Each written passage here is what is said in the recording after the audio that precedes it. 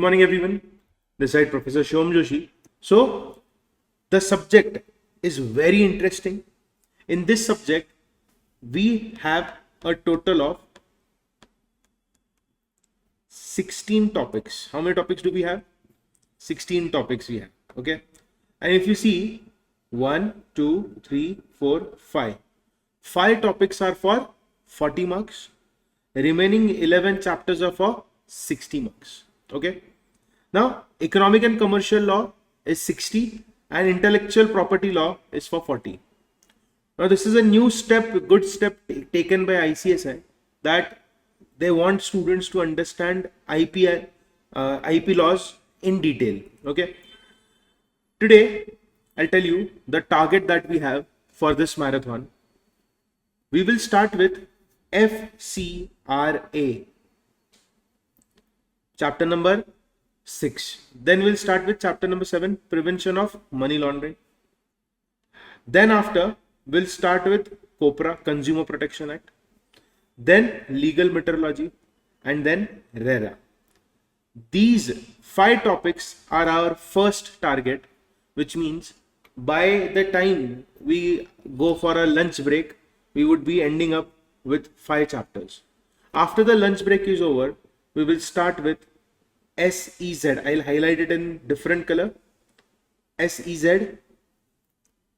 Then we'll start off with law relating to patents. So today we are about to complete approximately 7 to 8 chapters. These are the 7 chapters that I want to complete first. Then if time permits, we'll start off with another topic. I hope this is clear.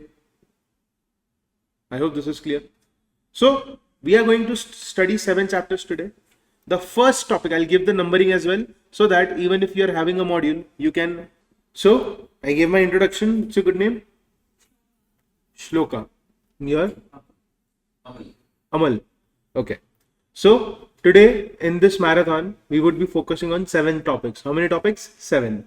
The first topic that we are going to see is FCRA. Then PMLA, Prevention of Money Laundering Act. Then after we'll go for COPRA, Consumer Protection Act. Then legal metrology. Then RERA. These are our 5 topics target till our lunch break. Okay. Then after we'll start with SEZ and then law relating to patents. Okay. These topics are our target for the day. At least 7 topics should be completed by the end of the day. So the lecture is going to continue till the evening. I hope you all know that. And I'll make sure that you guys don't feel or get bored, because I'll make it interesting for you all. And we'll also see how prepared you all are for your June exams. So you'll have to respond to the questions that I ask. Okay. So I hope the target is clear to you all. We are starting with chapter number 6, FCRA. First things first. How many of you have studied this chapter in detail, FCRA? Okay, so you have completed this topic in detail. You know all the provisions?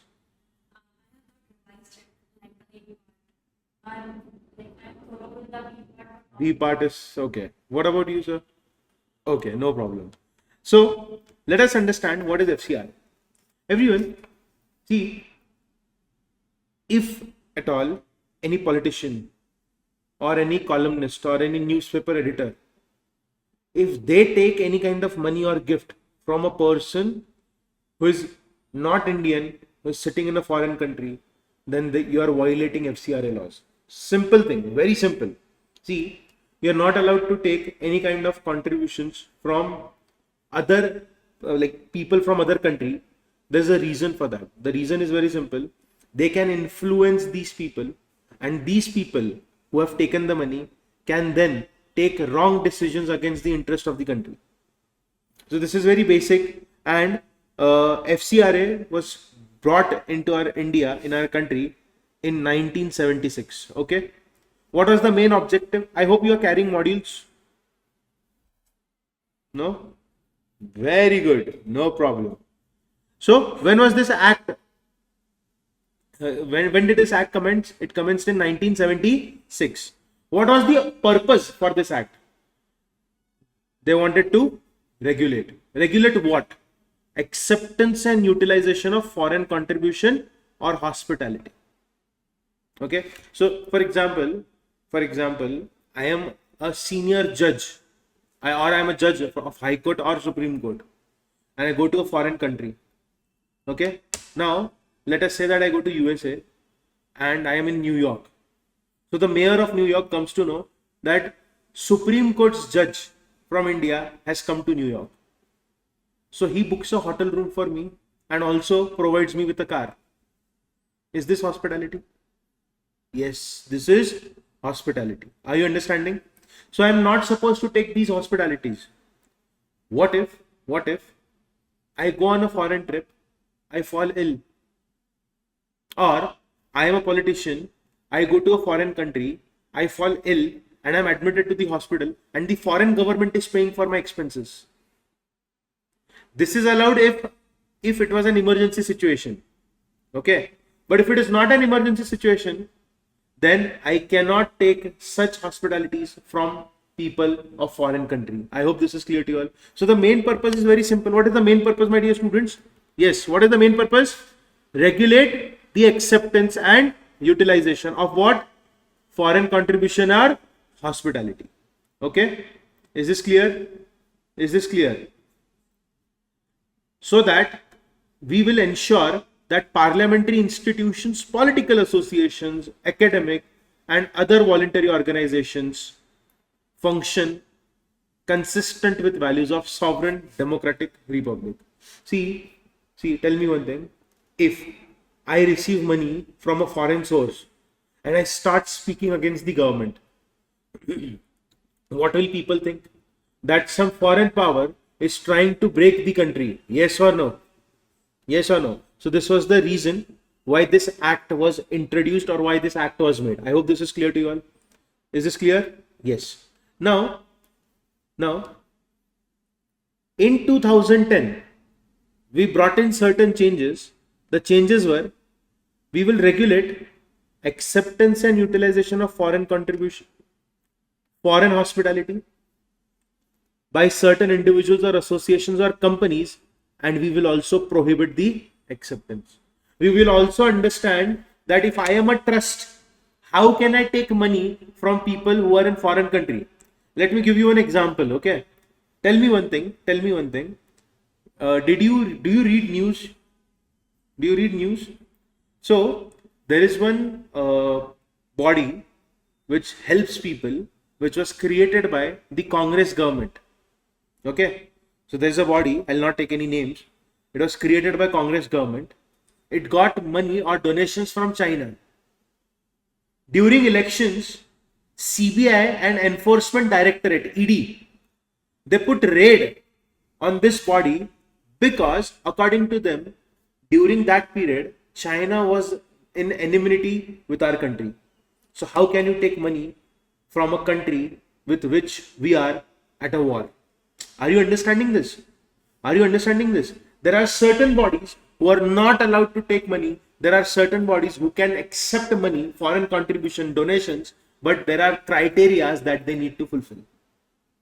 So this is the entire skeletal structure of this topic.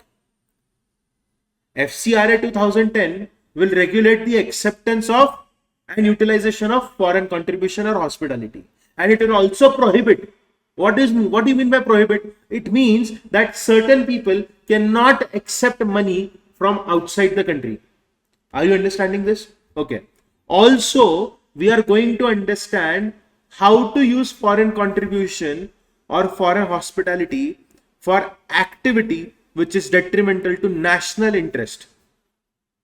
So we are going to see two things. Number one, what is allowed, what is not allowed. Who is allowed to accept the money, who is not allowed to accept the money, correct?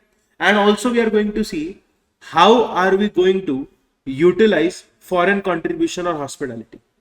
I hope this is clear to you. Okay. Now, there are certain amendments which came in the year 2020. Now you need to remember these amendments. There are a total of 6 amendments that you need to focus on. Okay. Now I want to know, how will you note all the things? Like, you don't have the module.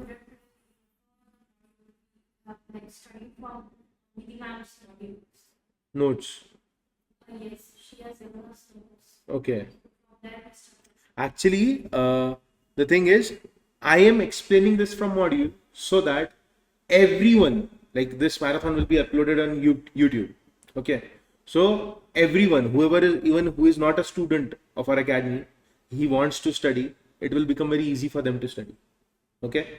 Along with this, you will also get certain revision notes which I have made, which will be attached and given to you in the application. Yes, please come in. Anyone else who is coming? Yes, please come in.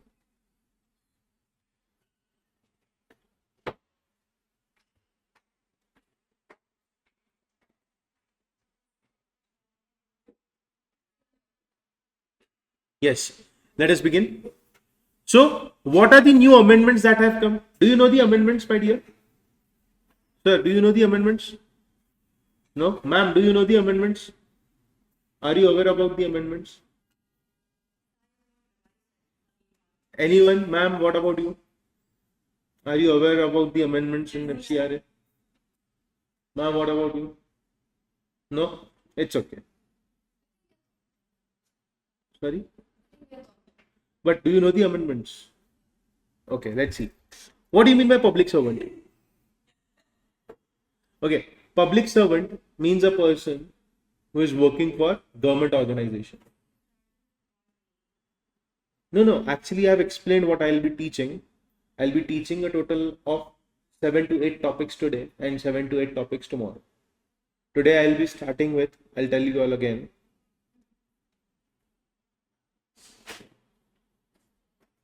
This is the target that we have today. FCRA, PAMLA, Consumer Protection, Legal Metrology, RERA. Then after the lunch break, we'll go for SEZ and patents. Okay. Intellectual property. IPR, there's one topic. Yeah.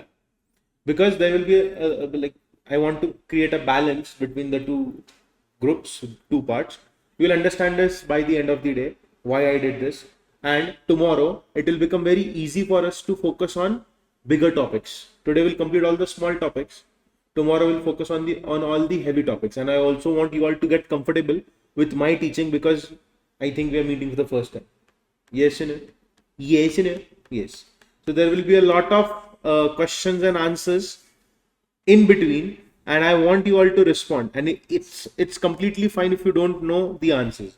So the amendments. Let us focus on the amendments. First amendment is public servant.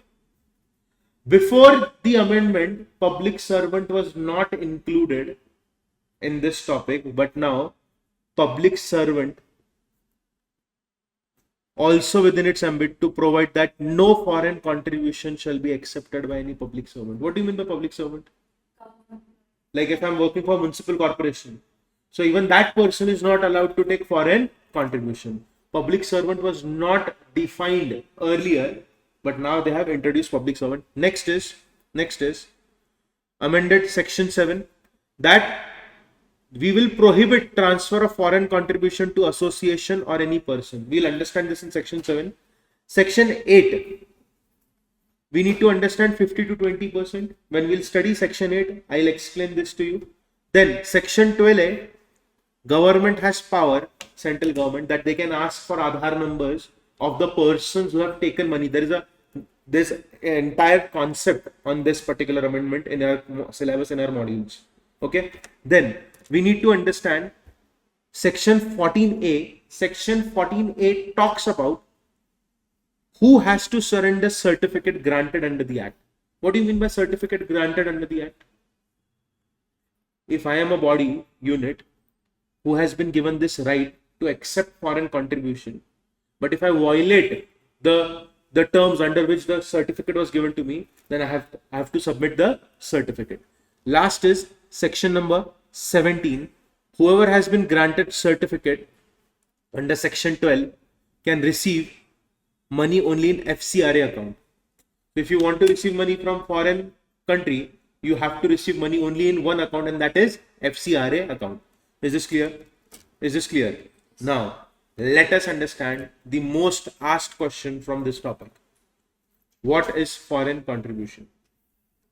What do you mean by foreign contribution? Can anyone explain me what is foreign contribution fast? Without reading, I mean, even I can explain by reading if I'm a student. Yes, tell me. FCRA. Very good. What about you, ma'am? No? Sir, what about you? No? Ma'am? Very good. So, let us focus. Everyone, what do you mean by the term foreign contribution? Everyone, eyes on the screen. Focus on screen. You will understand this concept and you will remember the definition if you listen to what I say very carefully.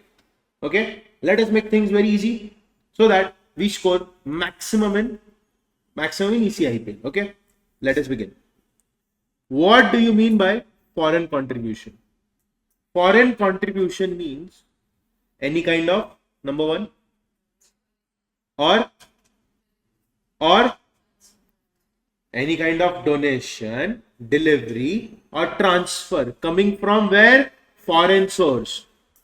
Sir, donation, delivery, transfer of what? Of any article, of any currency, or of any security. Let us make things very easy and very simple. Sir, what exactly is foreign contribution? Foreign contribution is nothing but, yes, three words. DDT. Donation, delivery. From where are we getting this? From foreign source. Correct? But what is being donated to us, what is being delivered to us, what is being transferred to us? Security, article, money. Simple. What is foreign contribution? It is DDT from a foreign source of any article, security or money, currency. Yes or no? Okay, tell me one thing. Which currency, Indian or foreign? Any. So, can you explain the meaning of this? See, I am sitting in China and I want to break India. What I will do is, instead of sending Chinese currency to India, I will find out some businessmen. I will tell them that I will invest in their companies, grow their business, but I want that company's owner to donate certain amount to a political party. Are you understanding? I can give security, which means shares. I can give currency. It could be Indian currency or foreign currency. Or I can give any article. I hope this is clear. Now, even if you have not studied this, I hope the definition is very clear. What is foreign contribution? DDT, donation, delivery, transfer from foreign source of article, money, securities. The currency or the money that we have received, it could be Indian currency or foreign currency. Is the definition clear to you all? CS Executive ECIPL exam paper 4-mark question. What is foreign contribution? You can check any paper you want. You will find this question in your examination. I hope this is clear. Yeah, because only 2 days is what we have. Okay, but I will try to, if you have any doubts, what we can do is, after the lecture is over, like, see, this is your first day. So tomorrow, if you want, you can sit after the lecture and I can solve all the doubts if you want. Okay, of all the topics. So once you go home today, write down all the points that you don't know, and then I'll solve those doubts for you. Also, I'll share my number with you all. So if you at all you come across any doubt, feel free to ask. Okay. Okay, is this clear? Yes. So I hope foreign contribution definition is clear to you. There is no doubt. Okay. Now, they have given 3 explanations. Okay. 3 explanation of what? See, donation, delivery, transfer of any article, currency, foreign security, if you receive it by a person, if you are a person and you're receiving it from a foreign source, either directly or through one or more persons. What do you mean by directly or through one or more persons? I did give you one example, right? I am a Chinese person, I want to break this country. I will not directly invest money in India. I will invest the money in political party through people. Okay? And for your kind information, you can also search, I mean, after your executive exam, because this is a marathon, government bonds were there. Do you know about government bonds? Do you know what happened with government bond, political party bonds? Do you have any idea? Have you studied company law? In company law, did you study about political contribution? Part B of company law, we study about political contribution. Government of India brought in certain amendments in the law. So, any company can donate any amount of money in a political party, and the company need not disclose in their balance sheet to which company they have donated the money. Okay. Now, what if I create shell companies in India? I am a Chinese businessman, and through shell companies, I am transferring the money to a political party. So this is the reason why we are studying this. Is this clear? Clear? Yes. Number 2, interest accrued on foreign contribution deposited in any bank. Now everyone, even if I make interest income from foreign contribution, okay, then that will also be deemed as foreign contribution. Sir, can you give an example? See, look at the screen. This is, let us say, Pakistan. Okay, Pakistan has donated money to an Indian company. Yes, what happened? Pakistan has donated money to an Indian company. Pakistan has donated money to an Indian company. Now, this Indian company is giving money to Mr. X. Mr. X is giving this money to Mr. Z. Mr. Z is depositing this money in SBI, and he has made an FD. Now, SBI is giving him interest income. This interest income will also be deemed as foreign contribution. I hope this is clear. I hope this is clear to you all. Now, what will Mr. Z do with this interest income? He's using this interest income and he's giving this money to any news paper, political party, etc. So the money has not come directly from China, but it has come indirectly from China. And even if it is an interest income, it will be deemed as foreign contribution. Is this clear? Is this clear? Now, amount received by any person from foreign source in India by way of fee or towards cost in lieu of goods or service rendered by such person in ordinary course of business, then it will be excluded. Now, I'll put a star mark over here. And see, you have to be very honest with me. Tell me, do you know all of these points or not?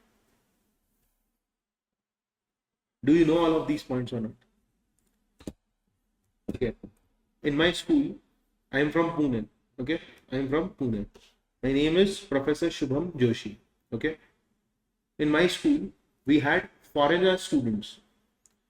South Korean students were there in my class. Lisa Kim, Lucy Kim. These two sisters were there in my class. We also had students from Iran. So if you have seen Splitsvilla, there was this guy called as Kevin Al-Masifa. He is my batchmate. Okay. And if you go on his Instagram following, he follows me, I follow him. He joined our school in 7th standard, 8th standard, and he was there with us till 12th standard. Okay. So these guys, they came from a foreign country to India. They are paying fees to the school. Now, will you call this school fees as foreign contribution? The answer is no. So if someone has come to India for education purpose, they are paying money to the school. You cannot say that the school has received foreign contribution. This is not a foreign contribution. This is excluded. Is this clear to you? Is this clear to you?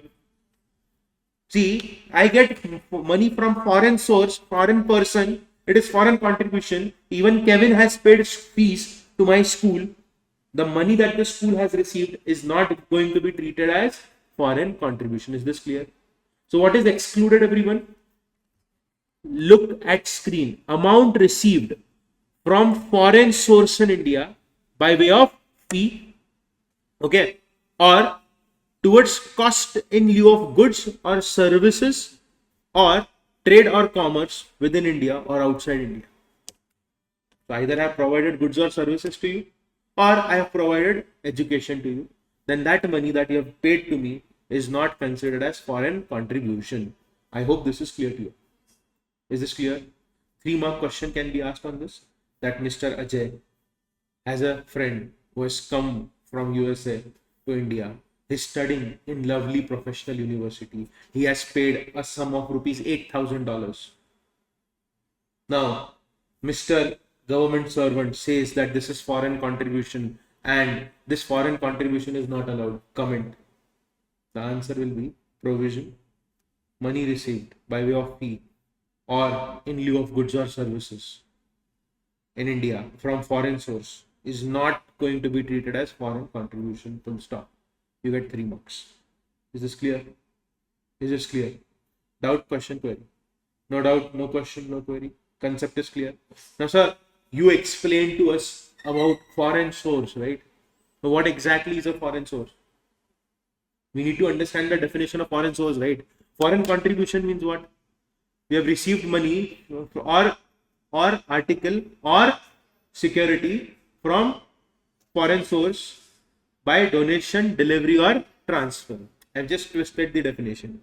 Okay, what is not included in foreign contribution?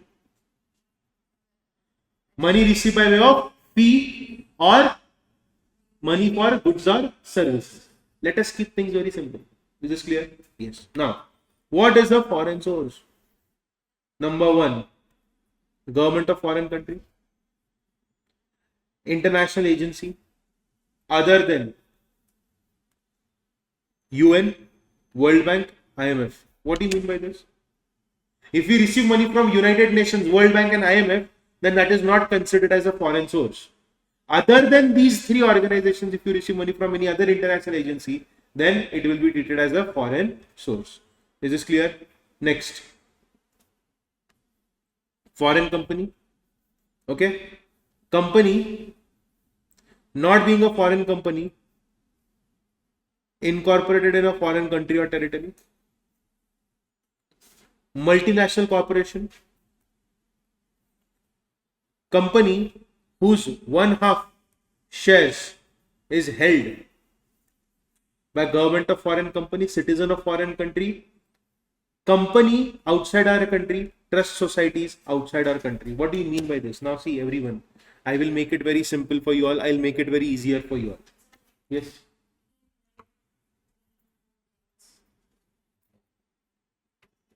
You have to explain. See, they can ask this question for 6 months. And if you see a paper pattern in new curriculum, almost all the questions are asked for 5 marks. Almost all the questions are asked for 5 marks. So at least 5 to 6 points you need to write. And trust me, I hope you have understood 2 definitions that we studied above. You will also understand this, I promise you. But you need to focus. What is foreign source? Foreign government is a foreign source. Correct? Foreign government is a foreign source. Any international agency is a foreign source other than World Bank, IMF. You can remember 2 points. Next, foreign company. Next, multinational corporation. What do you mean by multinational corporation? Yeah, MNCs. But what do you mean by that? Means a company which is there not only in India and USA, but it is also there in Japan, Singapore, Hong Kong. Okay. Then a company which is there in India. Do you know Flipkart? Flipkart is an Indian company, right?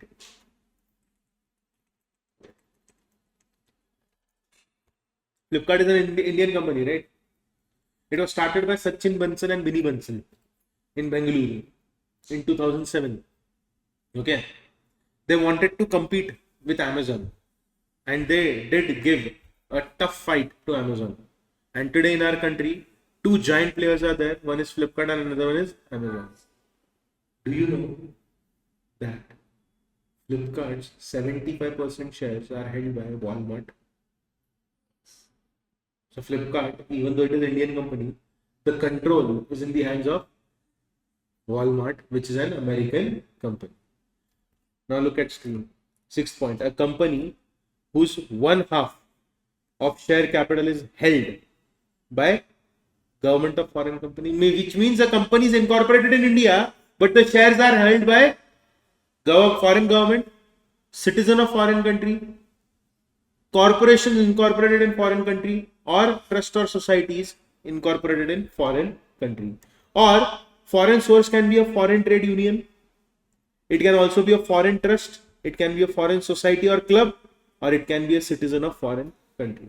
These all are foreign sources. At least try to remember 5 points. Number 1, foreign government. Number 2, foreign company, international agency and MNCs, and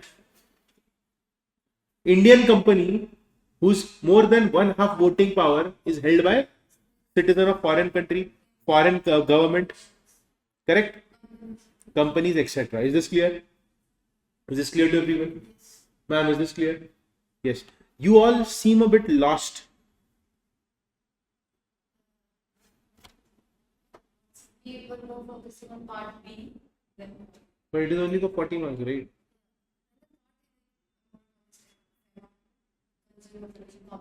Okay, I'll tell you one thing. This is my personal experience. I've been teaching from past 10 years. Every topic is important. If I tell you that study only 7 topics that I tell you, and the institute does not ask question from the 7 topics, then what will you do? Then what will you do?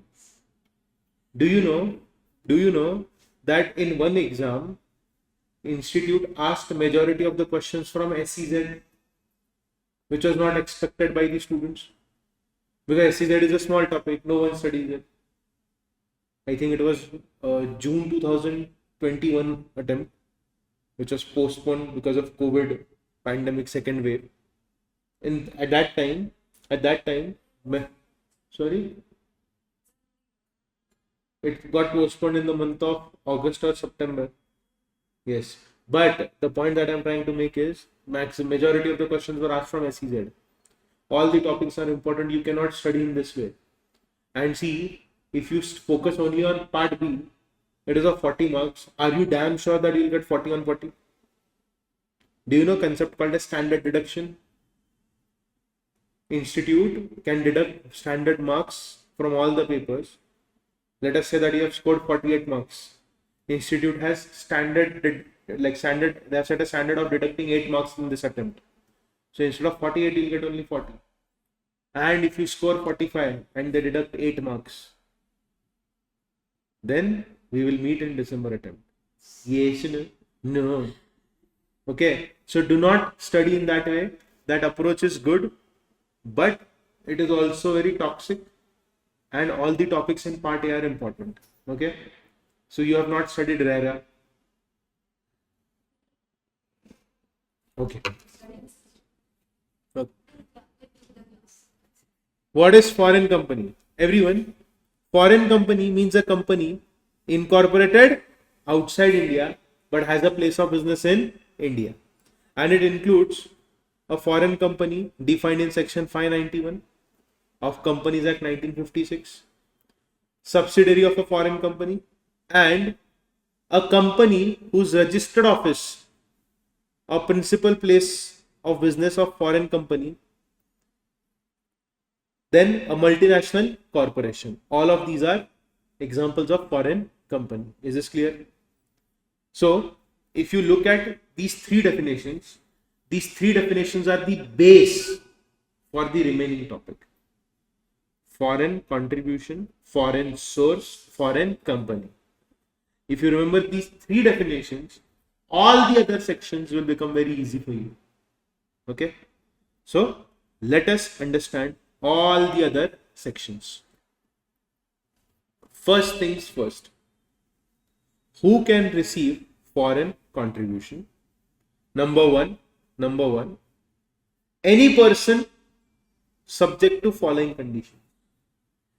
Anyone can receive foreign contribution, but there are certain conditions. Condition number 1, if I am taking money from a foreign source, I am taking it for cultural, economical, educational, religious or social program. Number 2, I need to have FCRA registration. Number 3, I should not be prohibited under section 3 of FCRA 2010. So everyone, tell me one thing. Who can receive foreign contribution? Anyone can receive foreign contribution, but there are 3 conditions. What are those 3 conditions? Number 1, I have to receive money for cultural, economic, social or religious purpose. Number 2, before receiving the money, I need to register myself with FCRA. Number 3, I should not be prohibited under section 3. Sir, who is prohibited under section 3? There's a list of people or persons who are prohibited under section 3. We'll understand that list. That is the next topic that we need to study. Okay. I hope this is clear. Now, person includes whom? Individual, HUF, association and company. Is this clear? Is this clear?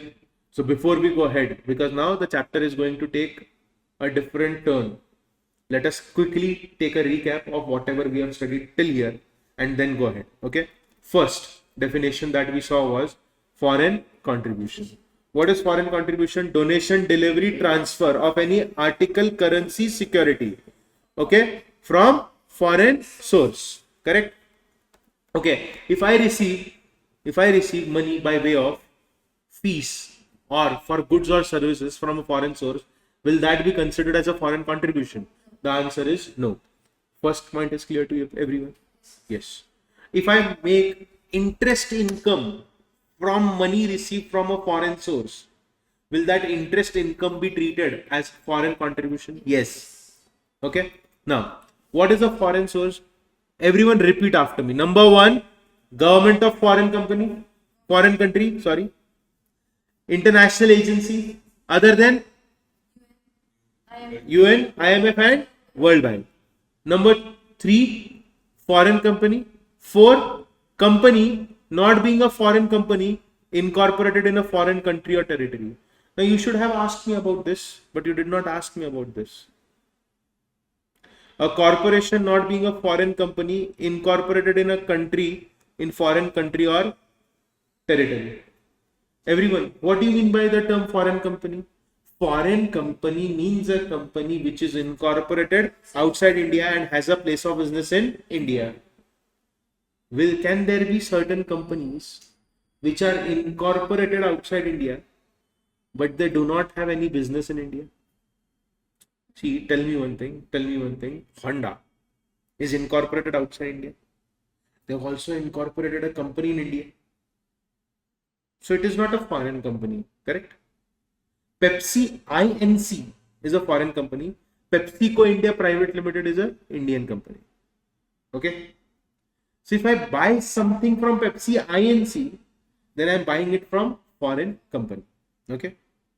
Now let us assume, but I'll add one page. I should explain this to you. Let us assume that this is USA. There is a company in USA which is selling goods and services to people in US. This is India. Okay. Now, is this company incorporated in foreign country? Does it have any business in India? No. But still it is giving money in India. This is called as foreign source. Another example that I will give you is, this is, let us say, UK. There is a company called as Cadbury. They are also selling goods in India. Now Cadbury will be called as foreign company. I hope this is clear to you all. Okay, this is company incorporated in foreign country which is making donation. Another example is that there is a company incorporated outside India, but they are selling goods or doing business in India. Is this clear? They are foreign companies, but from the point of view of definition, ma'am. What is the definition of a foreign company? Company incorporated outside India and has a place of business in India. It is a foreign company. But if a company is incorporated outside India, has no business in India, then we will call it a corporation. It is not a foreign company, but it is incorporated in a foreign country or territory. Did you understand this? Yes. Multinational corporation. Then a company whose one half of nominal value of share capital, which means more than 50% shares. But over here, yeah, more than 50% shares are held by government of foreign country, citizens of foreign country, corporations incorporated in foreign country, trust societies registered in foreign country. Okay? Trade union, foreign trust, society club, a citizen of foreign country. All of these are called as foreign source. All of these are called as foreign source. I hope this is clear to everyone. Now, what is the foreign company? Foreign company means a company incorporated outside India and includes a foreign company as per section 591 of Companies Act 1956. A company which is subsidiary of foreign company. The registered office or principal place of business of foreign company referred in subclause 1 or subclause 2. Then last is multinational corporation. Now, who can receive foreign contribution? Any person can receive foreign contribution. There are 3 conditions for receiving foreign contribution. What are those 3 conditions, my dear students? Number 1, you are taking it for cultural, economical, social purpose. Number 2, FCRA registration is mandatory. Number 3, you should not be prohibited from accepting the foreign contribution as per section 3. Very good. Is this clear? Who is a person? Person can be an individual, HUF, association or company. Easy. Online students, is this easy? Very good. Now let us go ahead and let us understand the next concept. Okay. Section 3, prohibition. Section 3, prohibition. Section 3 is prohibition. Who all are prohibited? Everyone. If I stand for election, I am prohibited. Yes. Ma'am, if I take money from a foreign source and I am standing for election, what will everyone think of me? That I sold myself out to a foreign person. So, who is prohibited from accepting foreign contribution? A candidate for election is prohibited. Number 2, correspondent, columnist, cartoonist, editor, owner, printer or publisher of newspaper. Which means, if you are associated with newspaper, you cannot accept foreign contribution. Why? Because we can manipulate people by news, fake news. Yes or no? And our country, we all know that we are suffering from this problem of fake news, WhatsApp forwards. Do you know that Facebook has been the main culprit in spreading false news in third world countries? I'll give you one task. Okay. Go on, if you find any video on Facebook or Instagram which is having hate speech in it, you report it. You will get a message that according to our terms of service, we did not find it offensive. Yes, I'm not kidding. I have done this multiple times and mostly I've got the same response from Instagram. Instagram is also owned by Facebook. WhatsApp is also owned by Facebook. Okay, which is Meta. Number 3, if you are a public servant, judge, government servant, or employee of any company owned or controlled by government, you are not allowed to take foreign contribution. What do you mean by member of legislature? Like, I don't know about politicians of Karnataka, but in Karnataka Legislative Assembly, if there is any politician, then that politician will also not be allowed to take any foreign contribution. No political party or office bearer can take foreign contribution. What do you mean by office bearer of political party? Do you know what is the meaning of office bearer of political party? No? Office bearer means, see, JP Nadda is the president of BJP. Okay, there will be a treasurer of BJP. In the similar way, I think Mallikarjun Kharge is the president of Congress party. So even these people who are office bearers are not allowed to take foreign contribution. Then, if any organization is of political nature, then also they cannot take money. Sir, can you give example of organization of political nature? Do you know that Vijay Talapati in Tamil Nadu, he has become the chief minister and he has changed the face of Indian politics, at least in Tamil Nadu, that a celebrity, an actor has become state's chief minister. Yes or no? But do you know that it is not a 2 years work, it is a work done by him for last 15 years. He had created an organization in rural parts of Tamil Nadu where the organizations and the volunteers used to help people in rural area. Yeah, and if you don't know, you can search it. He had, who is from Tamil Nadu? Anyone? We are from Tamil Nadu. So Vijay Talapati had purchased all the fan clubs that were made for him 15 years ago, 20 years, 18 years ago. And then he started doing the work through those fan pages.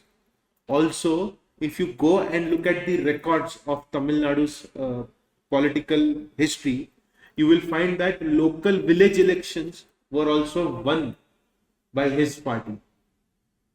So, there is an organization called as ABVP, Akhil Bharatiya Vidyarthi Parishad. There is an organization called as RSS. So, these organizations are of political nature, right? So, even they cannot receive foreign contribution. Then, if you are an association or company and your work is to broadcast or produce audio news or audio visual news or current affair program through electronic mode or any other mass communication, then also you are not allowed to take foreign contribution. Is this clear? Is this clear? Yes. What do you mean by this point G? Point G talks about news channels, radio channels. Okay. Then comes correspondent, columnist, cartoonist, editor, owner of the association or company explained in clause G. So if you are working as an editor, Arnab Goswami, do you know Arnab Goswami? Who is he? Republic TV, Republic Bharat. The guy who screams and yells. I don't know about Karnataka news anchors, but in North India, if you see all the news channels, all the anchors will always scream and yell at each other. Okay. So Arnab Goswami will always abuse, he will, use bad language. Okay. Now this guy is an editor of Republic Bharat. Okay. So even he is not allowed to take foreign contribution. I hope this is clear to you all. No doubt, no question, no query. Now, I am giving you all 2 minutes time to explain these 3 points to me. Let's see what interpretation do you all have. Anyone wants to try? Yes, ma'am.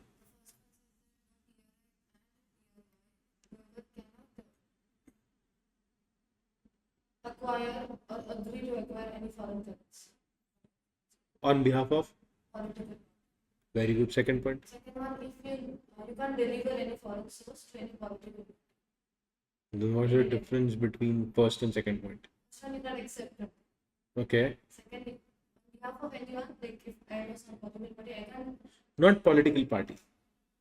It is not political party. It is, I know a person who might have been asked to receive money from a foreign source. I have been asked by Mr. James that please take this $1 million and give it to Mr. Rakesh, who is in India. Now, when I come to India and I meet Mr. Rakesh, I get to know that he's somehow affiliated to a political party. So I am not even allowed to give that money to Mr. Rakesh because I think that he has a connection with a political party. First example is that I cannot directly give any money from foreign source to political party. Next is I cannot take money on behalf of someone, give it to someone so that that other person will give the money to political party. Yes, office bearer also, yes. Now look at the example that I'll give you. Okay, this is Mr. Steve. Mr. Steve. He is staying in USA. Rakesh is PROI, person resident outside India. Shubham Joshi is person resident in India. Okay. Now, Mr. Steve, who is from USA, is giving money either to him or him. It can be Indian currency or foreign currency, anything. So I can write here rupees, I can write here dollar. I hope this is clear to you. Is this clear to everyone? Yes. Now, look at the first point. No person resident in India, Shubham Joshi, and no citizen of India resident outside India shall accept any foreign contribution from a foreign source on behalf of a political party. Now, did you understand why the definitions are important? Why did they give us the definitions first? You cannot take money from foreign source on behalf of any political party. Is this clear? Clear? Yes. Next is, now this point which ma'am had explained. Have you understood the second point, everyone, or no? Sir, what about you? No? Okay. No person resident in India shall deliver any currency. The currency can be Indian or foreign, which you have accepted from a foreign source, to any person if you know or have reasonable cause to believe that the other person is likely to deliver such currency to political party. So what does this mean? I am not supposed to take money from a foreign source and give it to a person who is likely to give that money, supposed to give that money to a political party. Is this clear? Now, at least help me with the third point.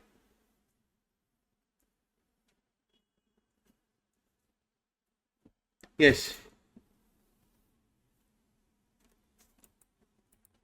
Help me with the third point.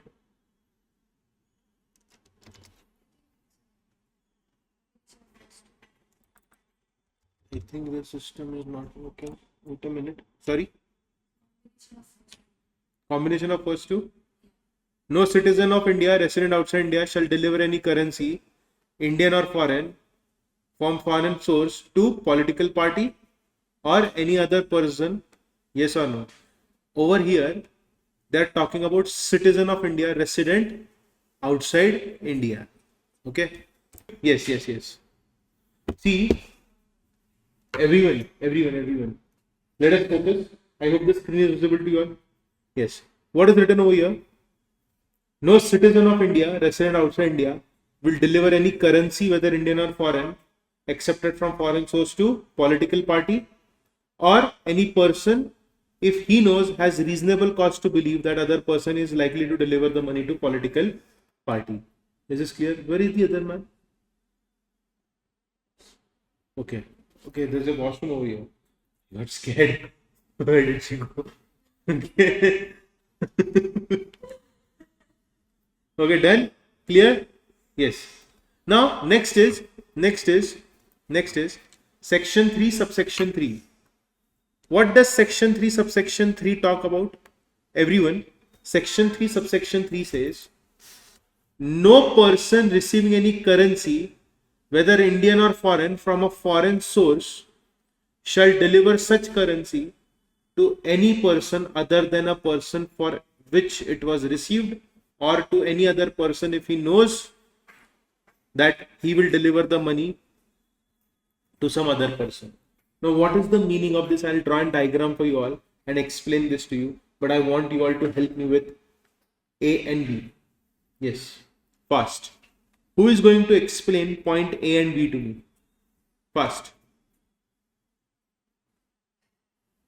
Yes. I will give you a hint.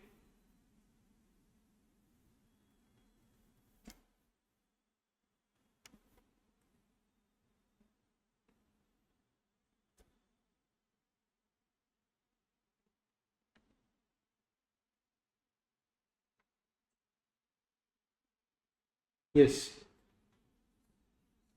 My sister went to Switzerland. My brother stays in Swiss. My sister went to Switzerland. My brother also stays in Switzerland. Ma'am, please. Thank you, ma'am. Thank you. I repeat again. My sister went to Switzerland. My brother also stays there. So my brother gave my sister 1000 francs. Okay. And he told her that give it to Shubham.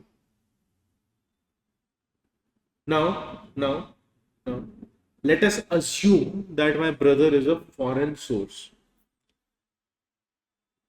My sister is a person who is receiving currency from a foreign source, okay, on behalf of any person. She received the money on behalf of me. She cannot deliver the currency to any other person than for whom it was received. For whom was it received? For me, Shubham Joshi. Can she deliver the money to someone else? The answer is no. Second point, to any other person, if my sister knows or has reasonable cause to believe that the other person intends to deliver such currency to person other than the person for which such currency was received. What is the meaning of this? They have not mentioned political party over here. First point is clear. Rakesh gave money to Shruti. Shruti will give money only to Shubham, not to anyone else. First point is clear to you all. Second point says that Rakesh gave money to Shruti, told Shruti that give this money to Shubham. Shubham is going to give this money to my friend who is there in India. Now, if my sister feels that I will not be giving the money to Rakesh's friend, she will not deliver the money to me. Are you understanding?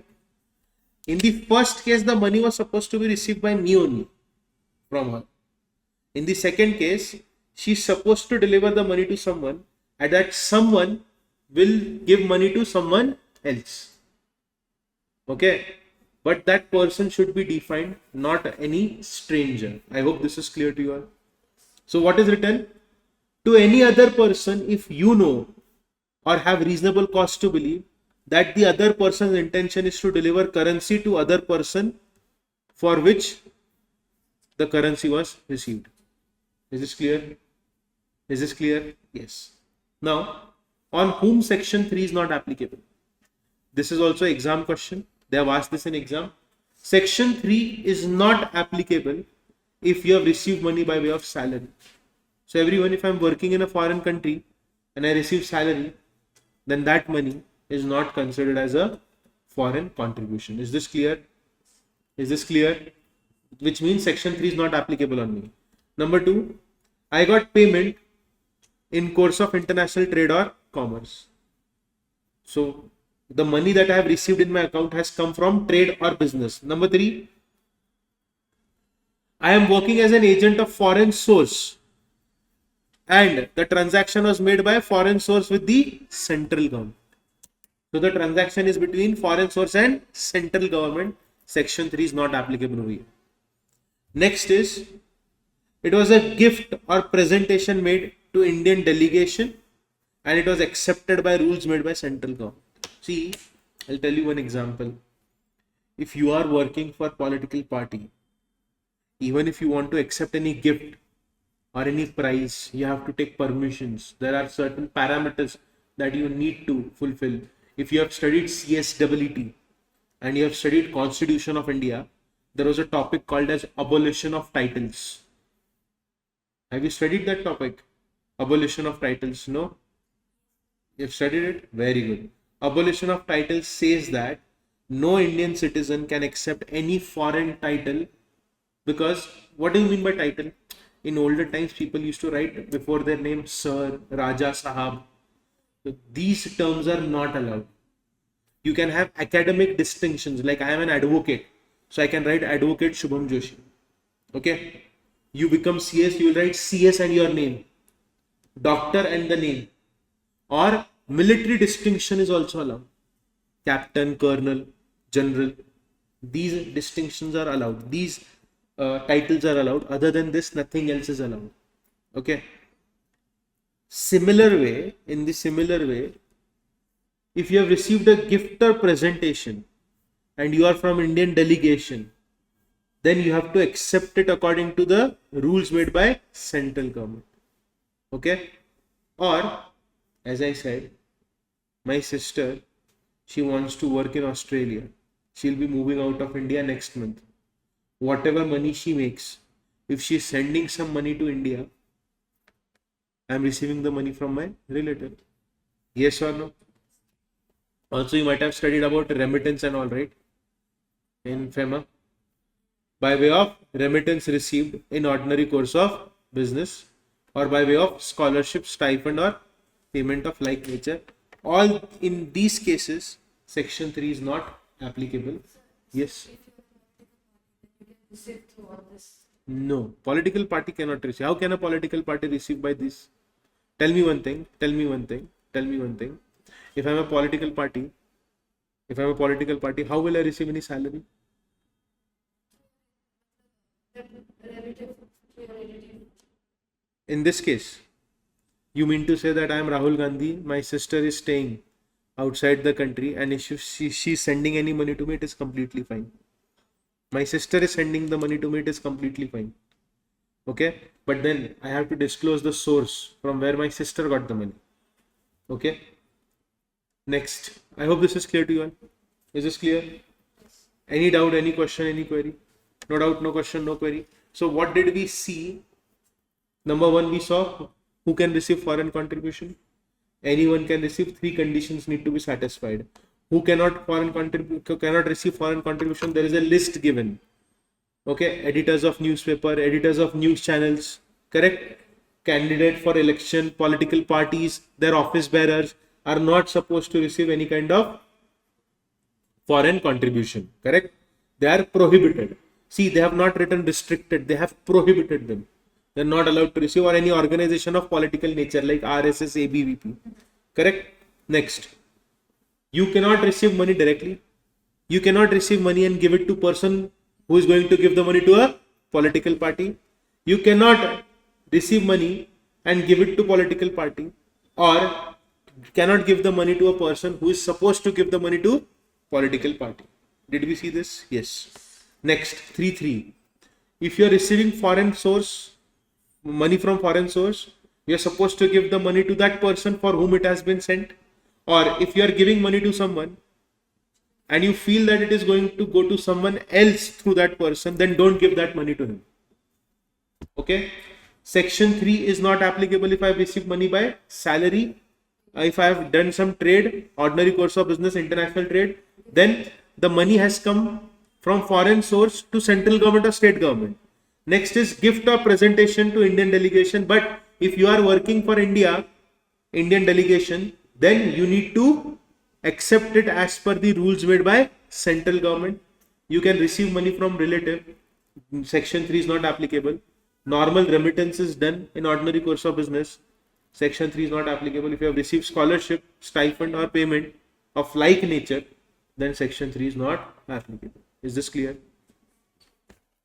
Whatever we saw till here is 80% of this chapter from POV of examination. If you think that I am lying, bluffing, you all have the book called as Scanner or Cracker. Have you purchased it? Has anyone purchased Scanners or Cracker? You have purchased Scanner or Cracker? What? Suchitra publication. This Cracker. Taxman Cracker, right? Yes. If you see Cracker, you will find these questions that we have seen from this chapter are asked most in the exam. Also, I'll give you a tip of how to study this topic. Okay. Any topic that you study, you will read, make quick notes, then solve the question and answers from Cracker. And trust me when I say this, you can score good marks in your examination. Okay, if you think that I'm bluffing, you can go and check my Instagram handle. You'll find out that almost all the students who have studied from me have passed in the examination of my subject. Okay, the only reason for that, not that I'm a good teacher, but because the student has worked in a smart way, read the topic, make notes, solve the question answers of that topic, lock it, then go to the next topic. What you all do is you'll read half of the chapter, then you will close it, then you'll start off with another subject, then you will close it, then when you will come to this subject again, you will say, okay, I know till here, rest all is easy, no need to study this, I'll go to the next topic. This is not how you clear CS examination. The papers are very tough. Last attempt of CA foundation, the paper was made by AI. So the paper was very tough. Okay. The Institute of Chartered Accountants of India, a lot of people are saying that they used AI to make a very strong paper. Okay. So for you all also, there can be a case where they can make a similar type of paper, and there's no need to get scared. If you know the concepts, you can write the answers. Do you know the answer writing format? What is the format? Provision, facts, and conclusion. Provision means what the law says. Facts means whatever is given in the question. Conclusion means application of provision in the given facts. That's it. It is very simple and very easy. Okay. Now, from here, the topic will take a different turn. Now, almost all the political parties, okay, they create or have some or the other type of bodies, like Amnesty International. As I said, it is made by Congress government. Okay, BJP might also have their own body through which they take donations from people. Okay, you all have heard about PM Care Fund. Have you heard about PM Care Fund? Yes, but the problem is that when someone went to file RTI, what happened with the money in PM Care Fund? They got a reply that PM Care Fund is private. You cannot inquire about the fund and the money where it is being utilized. So it is a bit tricky, but yes, this is very interesting. Yes. See, I'll tell you one thing. To be very honest, section numbers are not mandatory. I can show you papers of students who have got 60, 70 marks and they have not written any section number. Because see, if you get obsessed with section numbers, if you end up writing the wrong section number, it will give a bad impression. While practicing, if you remember the section, it is perfectly fine. But you don't have to worry about writing the section numbers. Rest, just stick to the answers, provision, conclusion and facts. Okay. Now, what do you mean by organization of political nature and the procedure to notify it? Okay. Now, if you see subsection 4, till subsection 4, they have given points of section number 5. Okay. I will make it so easy for you to understand that you'll remember it for the rest of your life. I mean, I'm exaggerating a bit, but yes, you will remember this for a very long period of time. Subsection 5, subsection 1, 2, 3, 4. Sir, what does the subsection 1 talk about? Look at the screen. Number 1. Central government may.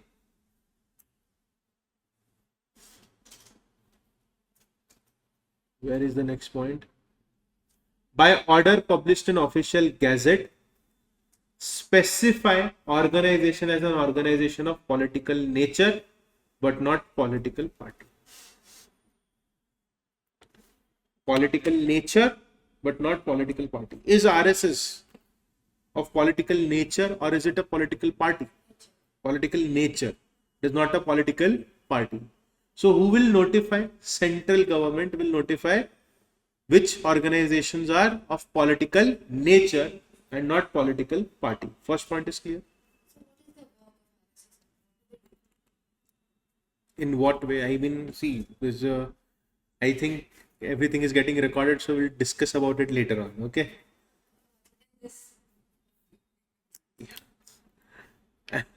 Okay, let's not go into all of those things. But yeah, I can tell you one thing. See, they say that they work for social cause. When they're working for social cause, they train youngsters. They train them for martial arts as well. I think they use the stick and all. And whenever there is drought, calamity, natural disaster, they will send their volunteers over there. Okay. Also, they help political parties to win election, not directly but indirectly. Rallies and all. Yes, correct. Now, everyone, central government will make rules and specify and make guidelines which will specify which organization will be deemed as organization of political nature. So if you see subsection 1 says that who will notify which organization is of political nature? Central government. It is not a political party but of political nature. Next is before making order, central government will give the organization a notice in writing informing the grounds or ground on which we are considering it as a organization of political nature. What is the meaning of this? They are trying to say, see, I am an organization, I am working for benefit of society, but now the government feels that I am of a political nature. They will send a notice to me that we feel that these are the grounds on which we are considering you a organization which is of political nature. Okay, then the organization to whom notice has been served within a period of 30 days from the date of notice will make a representation to central government giving reasons for not specifying such organization as political nature. Then central government will entertain representation after expiry of 30 days if they had sufficient cause. Now let me break it for you. Everyone here. 1, 2, 3. Central government will specify who is of political nature. Number 1. Number 2. Central government will send a notice to that organization that we feel that these are the grounds on which we think that you are a organization of political nature. Third subsection says that if the organization feels that we are not of political nature, they have to respond in 30 days. That sorry, central government, you think that we are of political nature, but we are not.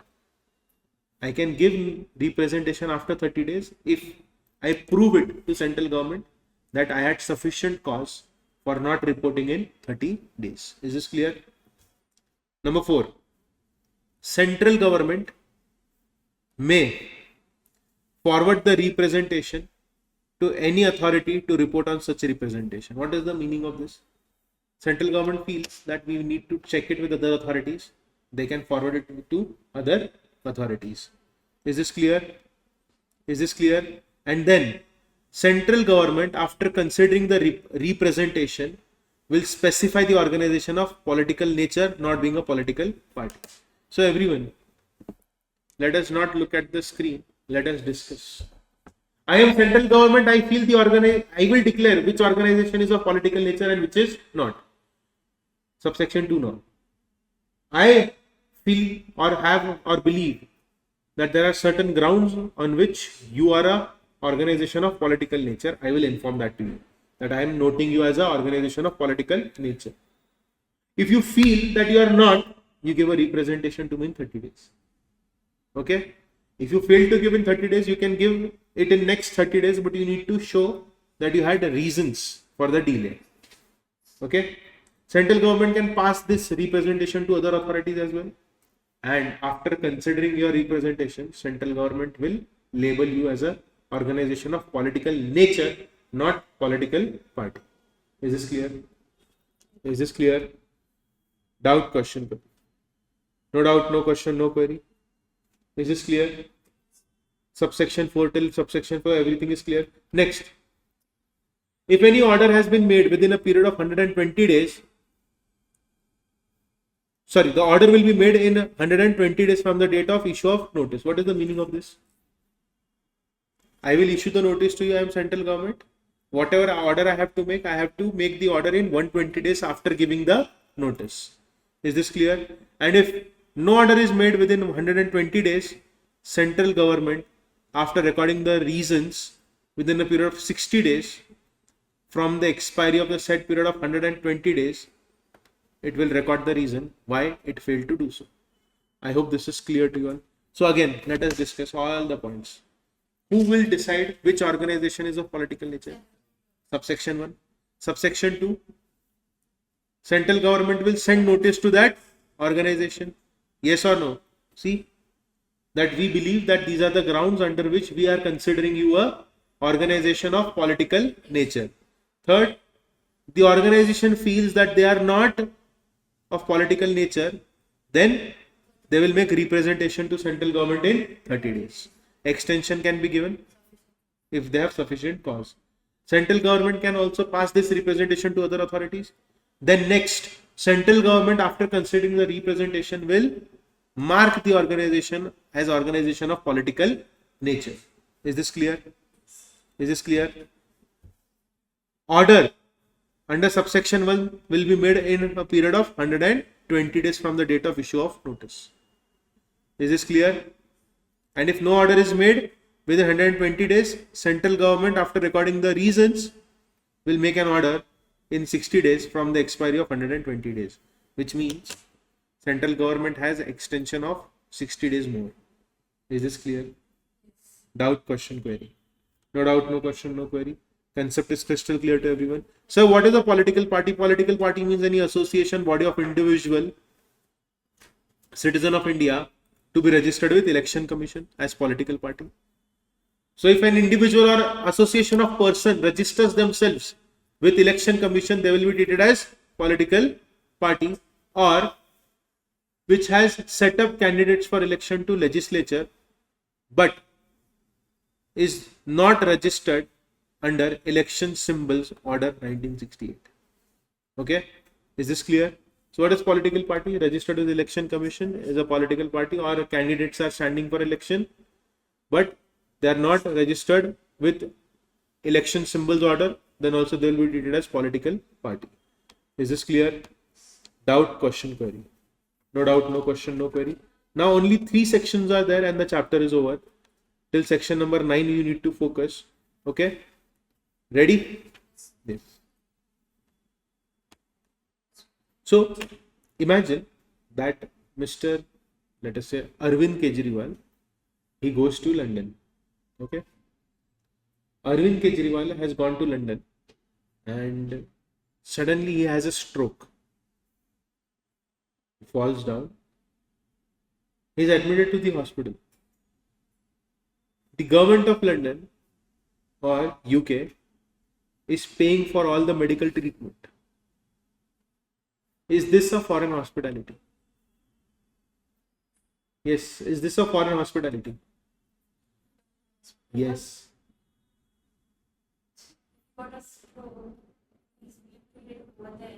Why is their family member not paying any money, and why is the government paying the money? Foreign government.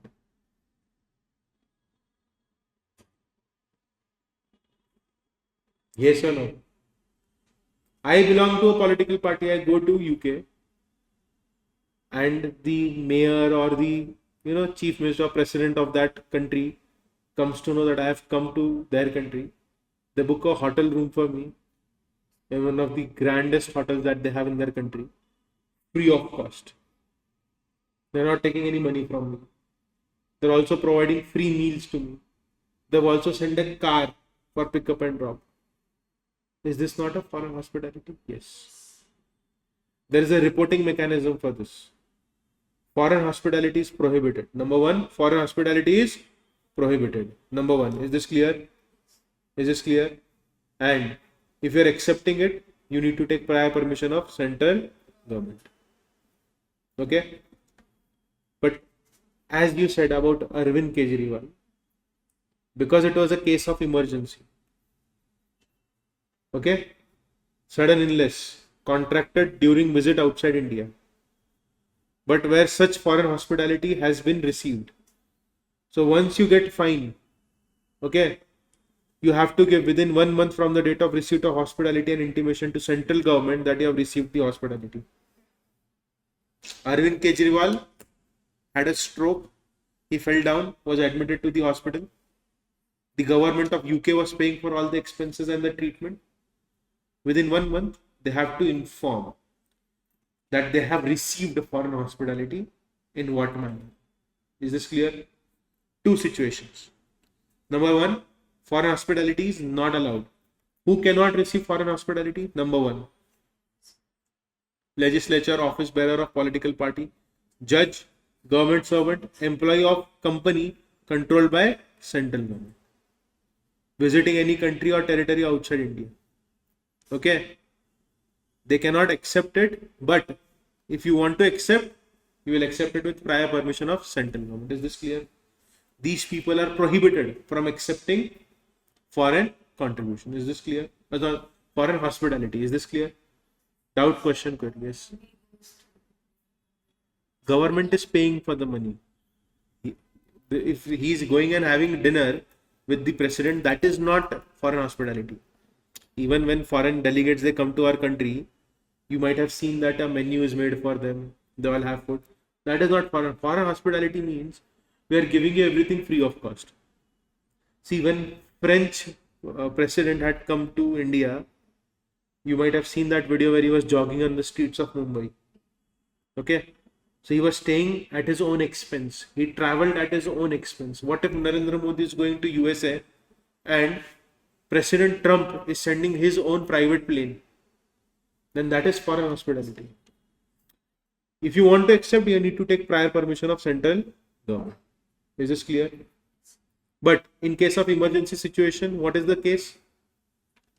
You take the foreign hospitality, but inform in 1 month. Is this clear? Doubt, question, query. No doubt, no question, no query. Sir, what is foreign hospitality? Any offer made in cash or kind by foreign source for providing a person with cost of travel to foreign country with free board, lodging, transport or medical treatment. Is this clear? This is called as foreign hospitality. Write there 3 marks. This question is asked, what is the meaning of foreign hospitality, for 3 marks in your examination. Okay? Is this clear? Doubt, question, query? No? Now, you need to take approval from Ministry of Home Affairs. Do you know who is the head of Home Affairs? Yeah, who is he? It is Amit Shah. Okay? Is this clear? Now, the following categories of person need to take permission. This is not. From Ministry of Home Affairs, member of legislature means what? Political party. Office bearers of political party. Judge, government servant, public servant. Is this clear? And employee of government company. Any doubt, any question, any query? Whatever we have studied here, they have explained the same thing over here. What will happen in case of emergency situation if you receive foreign hospitality in case of emergency situation? Within 1 month, you need to intimate to the central government. Is this clear? Yes. I have already explained section 7 to you. What is the meaning of this? Everyone, do you remember who can receive foreign contribution? Any person can receive foreign contribution. But there were 3 conditions. 3 conditions were there. Number 1, social work. Number 2, you should have registration. Number 3, yes, number 3, prohibited persons cannot accept foreign contribution. Person prohibited under section 3. Is this clear? Now, if I have been granted a certificate, okay, or I have received any foreign contribution, I will not transfer such foreign contribution to any other person. What is the meaning of this?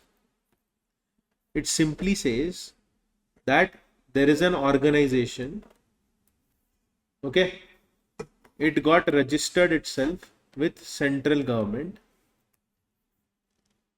Central government gave them approval. Approval for what?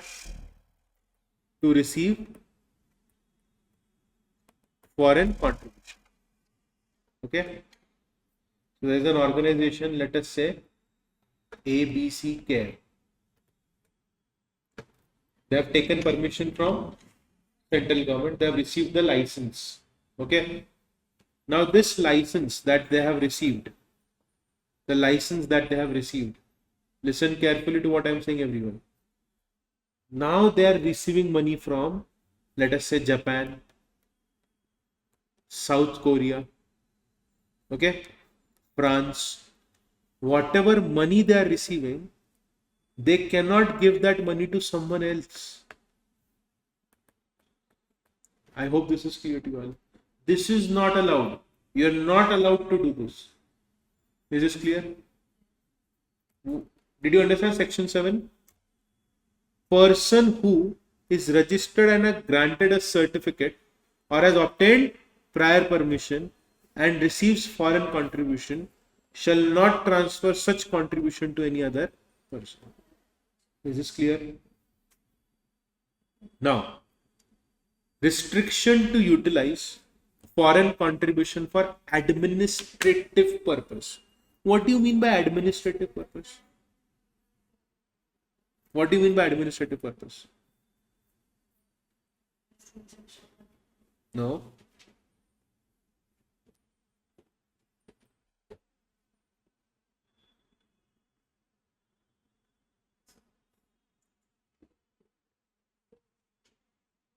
Can I check? Yes, sure. Not even break.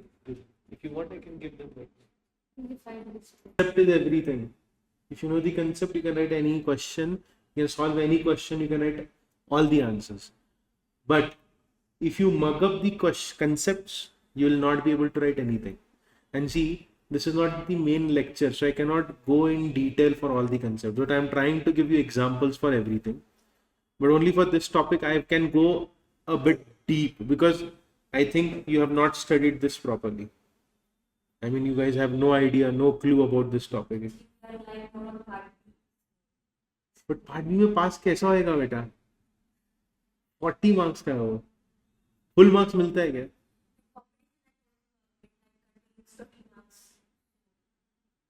हाँ, but then 15 marks किसने बोला है?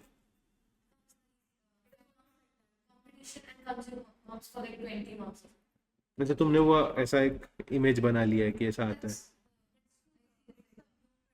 हाँ नहीं, तुम लोगों ने दिमाग में वैसा वो स्ट्रक्चर बना लिया कि ये 3 टॉपिक और पार्ट बी एंड हम लोग पास हो जाएंगे, है ना? But then see, think practically. Do you think it is possible? But tell me one thing, you are preparing for CS course. Can you keep anything at option? If you have heard about Pune, right? In Pune.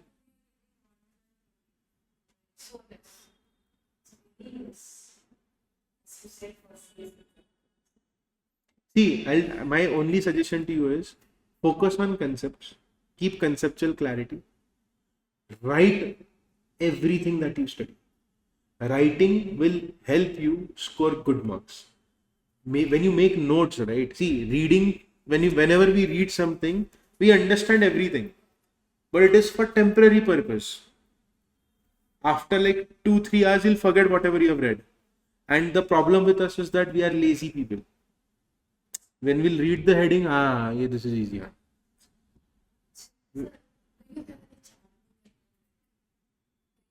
Yeah, I will share that with you all by 16th. Okay. Okay. So you'll get the revision book. I have a book which is full of memes. I'll show it to you. Yeah, memes. Yeah, sure. Why not? Wait.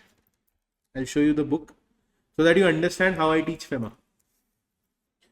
Okay. So I've added a lot of questions and so that you understand all the concepts of FEMA.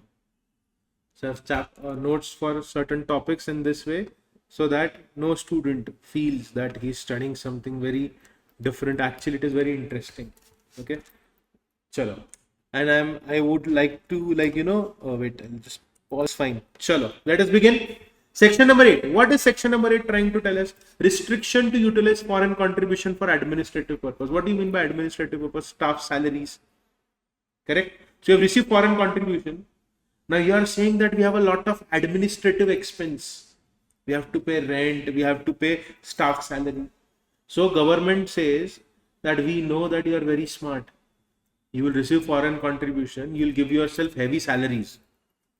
So you'll put a cap on administrative expense. See, number one, any person registered and who has been granted certificate and who receives foreign contribution will utilize contribution for the purpose for which it was received. Number one, you will use the money for the purpose for which you received the money. Number two, if you have any foreign contribution or income out of it, you should not use it for speculative business. What is the meaning of speculative business? Share market. Okay. So what is the meaning of income arising out of it? I receive foreign contribution of $2 million or I receive foreign contribution of 30 crore rupees. Will I spend the entire money for the purpose for which I received the money? No. I will spend the money gradually, right? For any project that I have. In the meantime, I'll keep that money in bank. The bank is paying interest to me. I cannot use that interest money for speculative business. Is this clear? Sorry? Company, HUF, association of person, trust. If I have a company, why do I need foreign schools? No.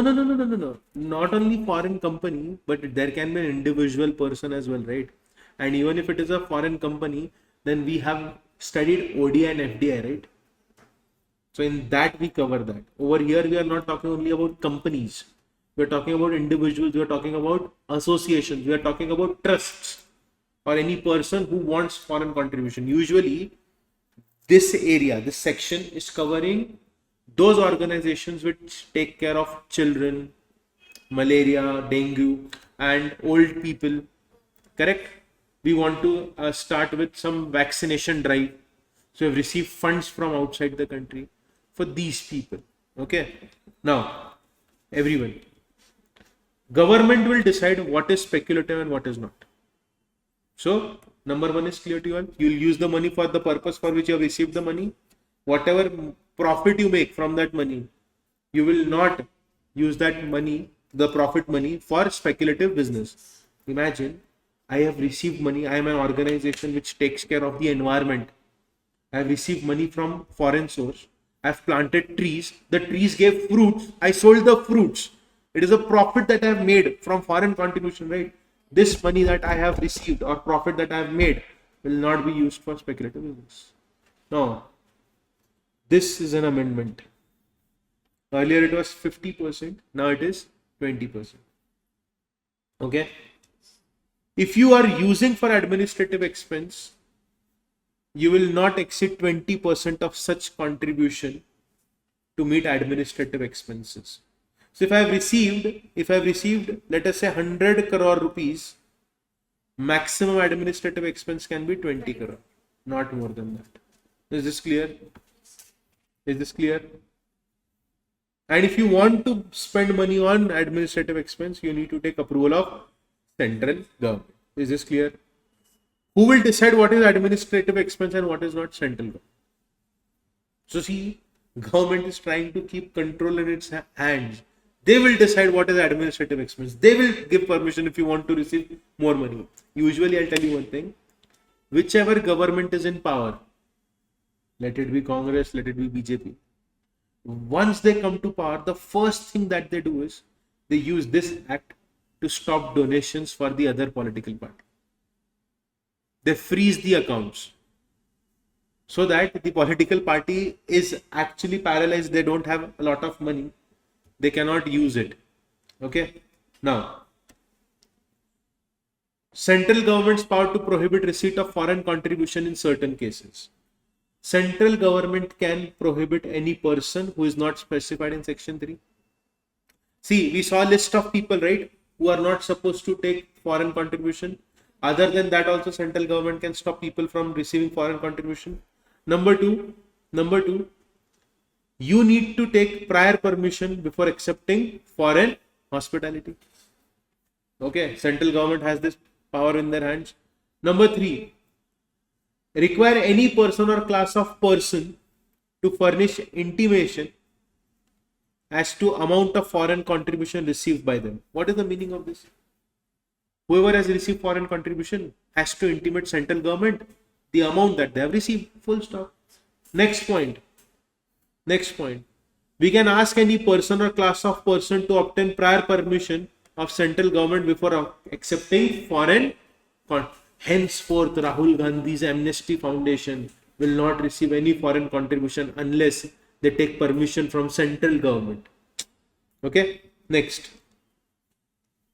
We can also require any person or class of person to furnish information of what foreign hospitality and the source and the manner in which they received the foreign hospitality. So this is nothing but whatever we have studied till now. Whatever you receive, you have to inform it to central. What is section 9 trying to tell us? Whatever benefits you receive, whatever money you receive, you have to tell it to central government. Do you want to take money? Ask permission from central government. Is this clear? Yes. Next point is, no prohibition or requirement will be made unless central government is satisfied that acceptance is going to affect sovereignty and integrity of India, public interest, freedom of fairness. Now, wait, before I explain this, I will write here important 3 to 4 marks. This particular area is for 3 to 4 marks. Do you know what is written over here? No such prohibition or requirement shall be made unless central government is satisfied that acceptance of foreign contribution by such person is likely to affect sovereignty and integrity of India. You don't have to take permission from central government, but you need to take permission if government feels that it is going to affect the sovereignty and integrity of India, public interest, fairness of election, friendly relation with foreign state, or harmony between religious, racial, social, linguistic or regional groups, caste or communities. Do you know what is linguistic? Linguistic means difference on language. Like you go to any state in this country, nowadays everyone will force you to speak the language of their state. Have you seen such incidents on TV, Instagram, Facebook, YouTube? Yes or no? Yes. So what if it is politically motivated? See, a lot of people and political parties, they do this purposefully so that they become viral, their name becomes a buzzword in the country, and people will recognize the party, and next election people might vote for such political party. Okay? Yes. Is this clear? Doubt, question, query? No doubt, no question, no query? Any doubt, any question, any query? No doubt, no question, no query. Now see what is remaining in this chapter. I'll tell you. Offenses and penalties. I don't think so we will waste time in offenses and penalties. Okay? So I would recommend that from here onwards, in all the topics, not only this, I want you all to read offenses and penalties at home. Very rare chances of them asking offenses and penalties, but high chances of institute asking questions from these topics. Okay? Now, in next 15 to 20 minutes, we are completing this. I'll start with PMLA, then I'll give you breakfast break. Okay? Is that okay, or you want break early? 10 o'clock? Breakfast break at 10 o'clock, 10 to 10:30. Then from 10:30 to 1:30 will continue. 1:30 to 2 o'clock you get lunch break. From 2 to 4:30 we continue again. Fair enough? We'll go in a very structured and calculated way so that your time is not wasted. You get all the maximum benefit of all the topics. Okay? Clear? Chal. Now, what is I'll tell you one important thing. Whoever has studied JIGL, you might have studied a topic called as administrative law. Administrative law. Administrative law. In administrative law, very important thing that you need to remember is there's a topic called as interpretation of statutes. How to read law. If you are a new person, you don't know how to read law. Interpretation of statute helps you in reading and understanding law. Trust me when I say this. If you want to understand what is written over here, read the heading first. Power to prohibit payment of currency received in contravention of act. If you have received money by contravening the act, this act, then you are prohibited in making payments. Let us understand. Look at the screen. Number one. See, I'll highlight the keyword. Central government is satisfied. Person has in his custody article or currency or security accepted by such person in contravention of any provisions of this act. Then red color, it may by order in writing prohibit such person from paying, delivering, transferring or dealing with such article, currency or security. What is the meaning of this? Did we not see that a list of persons are there who cannot accept foreign contribution? Did we not see that if you want to receive foreign contribution, you need to get registered with central government first? You are not registered. You are a member of political party or you have an organization of political nature. You have received money. You have received currency. You have received security. You have received article. Central government will stop you from transferring it to some other person. Have you heard the term called as freezing of assets? They will freeze it. This is what you are supposed to read, nothing else. Is this clear? See, look at the yellow color part and red color part. Central government is satisfied person has in his custody article or currency or security accepted by such person in contravention of provision of this act. It may, who central government may, by order in writing, prohibit such person from paying, delivering, transferring, dealing with such article, currency or security. Easy. Clear? Tomorrow please carry modules, okay? Whoever is not carrying modules. Kindly highlight this. Done? Perfect. Now, registration. We saw that if you want to receive foreign contribution, you need to register yourself with central government. So you need to have FCRA registration, okay? And I'll tell you one important thing, okay? If you do thorough research, you will find that whoever is in power, if they try to make changes in FCRA, the opposition parties will favor them. Because FCRA is such a law where a lot of political parties are benefited by donation money. Correct? Not directly but indirectly. Correct? So all the political parties are very smart. They will fight with each other like this, but whenever it comes to FCRA, they all will become one. Okay, so and since 2019, a lot of changes have been made in this topic, okay, by central government, which means a lot of leniency has come in and a lot of power has become centralized. Okay, now everyone. Two modes of obtaining permission. If I want to accept foreign contribution, what will I do? I will either register myself or I will take prior permission. Now, who is eligible for grant of registration and grant of prior permission? Now, please listen to what I say very carefully. Let us create an organization and start accepting foreign contribution. So much fun, right? We'll have so much money with us. The problem with this is that if your organization is freshly made, is a new organization, you're not allowed to take certificate. You need to have your organization to be in existence for 3 years. Okay? Your organization should be in existence for at least 3 years. A lot of political parties, what they do is, right after the elections are over, they will create a body. They will run that body for 3 years so that they're eligible to get the registration. Now, you can register yourself as society, cooperative society, trust or company. Section 8 company, correct? Section 8 company for charitable purpose, correct?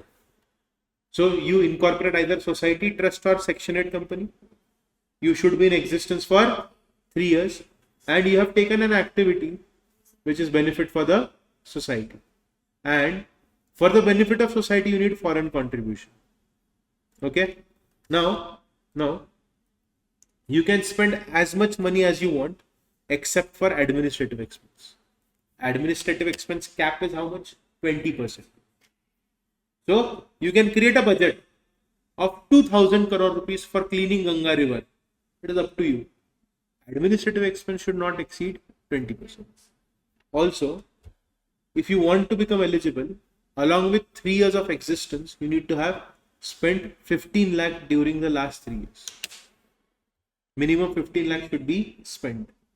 See, just because I want to receive foreign contribution, I will create an organization for 3 years, do nothing with that organization, and after 3 years I'll go to government and tell them I want to receive money. Government will say, no, you're not supposed to receive foreign contribution. Why? Because you have not spent anything in the last 3 years. At least 15 lakh should be spent, bare minimum. Is this clear? So, if I want to get myself registered, I need to fulfill certain conditions. I can register myself as what? 3 things. Society, trust, section 8 company. I need to be in existence for dash years. 3 years. Correct? Yes. Yes. And how much money do I need to spend? 15 lakhs in last 3 years. Is this clear? Doubt, question, query. No doubt, no question, no query. No doubt, no question, no query. Yes. Only eligibility criteria. That is why I'm explaining this. Okay. Next. Everyone, your organization is in formative stage, not eligible for certificate of registration. What is the meaning of this? We have just created an organization. We have just created an organization, but we need money from outside. So we will apply for prior permission under FCRA. Okay. Okay. Now, permission is granted for receipt of specific amount from specific donor for specific activities. Okay. But there also is one criteria. Criteria number 1 is the same. It either you have a society or a trust or a section 8 company. Then you need to submit a specific commitment letter from the donor indicating the amount of foreign contribution. Commitment letter. What is the meaning of commitment letter? The person is sitting outside is promising, got promise, will donate 2 crore rupees for a particular purpose. Okay. So that letter. And for Indian recipient organization and foreign donor organization should have common members. Is this clear? Is this clear? 3 points are clear. Number 1, society, trust, section 8 company. You have to submit a specific commitment letter from donor indicating the amount of foreign contribution and the purpose for which it is proposed to be given. And for Indian recipient organizations and foreign donor organizations having common members. Next, FCRA prior permission will be granted if you satisfy the following. 75% of office bearers, members of governing body of Indian recipient organization shall not be members of foreign donor organization. Imagine this. Indian organization is receiving money from foreign organization. Okay.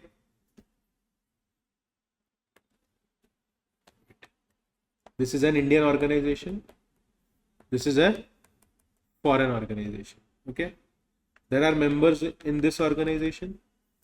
There are members in this organization. We will call him donor. He's donating, right?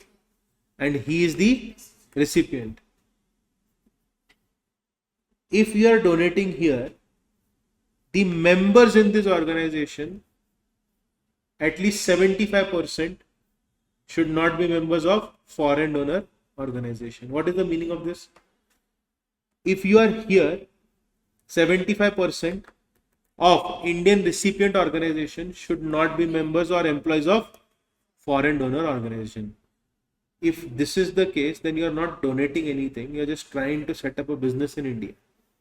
Yes or no?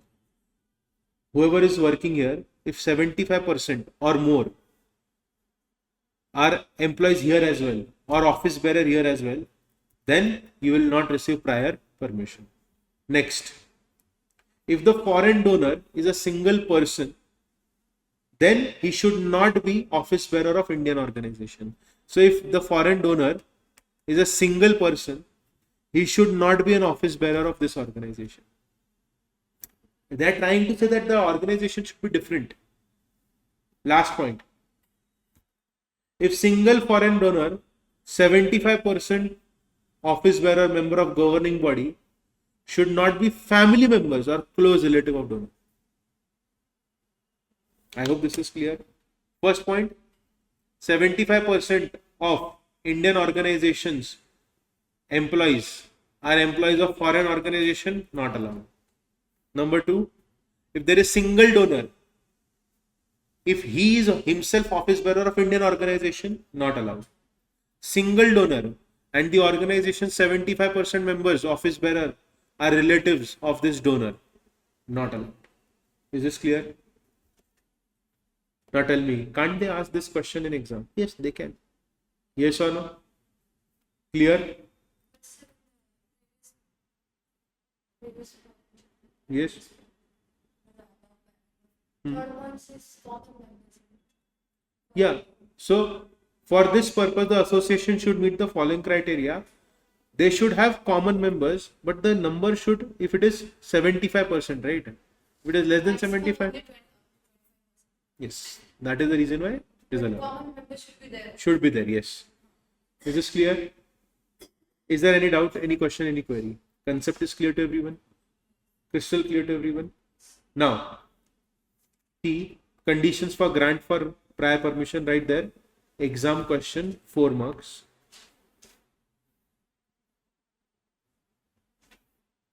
Okay. Person who is applying for permission should not be a fictitious or benami person. Okay. Number 2, you should not have been prosecuted or convicted in activities aimed at conversion through inducement or force from one religious faith to another. What is the meaning of this? This is very serious. See, are you understanding the gravity of this topic? You're receiving money. You should not be running a religion conversion racket. If you had been prosecuted or convicted before, you cannot accept foreign contribution. Next, you were prosecuted or convicted for creating communal tension or disharmony. What is the meaning of communal tension? Hindu-Muslim. Correct? Next. Previously were found guilty of misutilizing the funds. Next. You are engaged in propagation of sedition or advocate violent methods to achieve its ends. What do you mean by sedition? Sedition means what? Constitution of India. What is the meaning of sedition? We have studied this in Constitution of India. No? Sedition means going against the government, going against the country. Okay? So if we are raising slogans against our own country, then act of sedition is applied to us. Okay? Next, you are not likely to use foreign contribution for personal gains or undesirable purpose. If you're doing that, then you're not allowed to receive money. Okay? You should not be prohibited. You have not contravened provision of this act, etc. Is this clear? Is this clear? They have given 2 more points. Individual should not be convicted under any law and there should not be any offense pending against him. Next is, if you are other than individual, which means a company, any of its director or office bearer should not be convicted. Full stop. Is this clear? Doubt, question, query? No doubt, no question, no query. Crystal clear? And I have already explained this to you. Your accepting the money should not affect the sovereignty, integrity of India, security, strategic, scientific or economic interest, public interest, freedom of election, friendly relation with foreign state, and harmony between religion, racial, linguistic groups. Is this clear? Is this clear? And your acceptance should not lead to incitement of an offense or endanger life or physical safety of any person. See, like in Punjab, we have had Khalistani movement. Do you know that?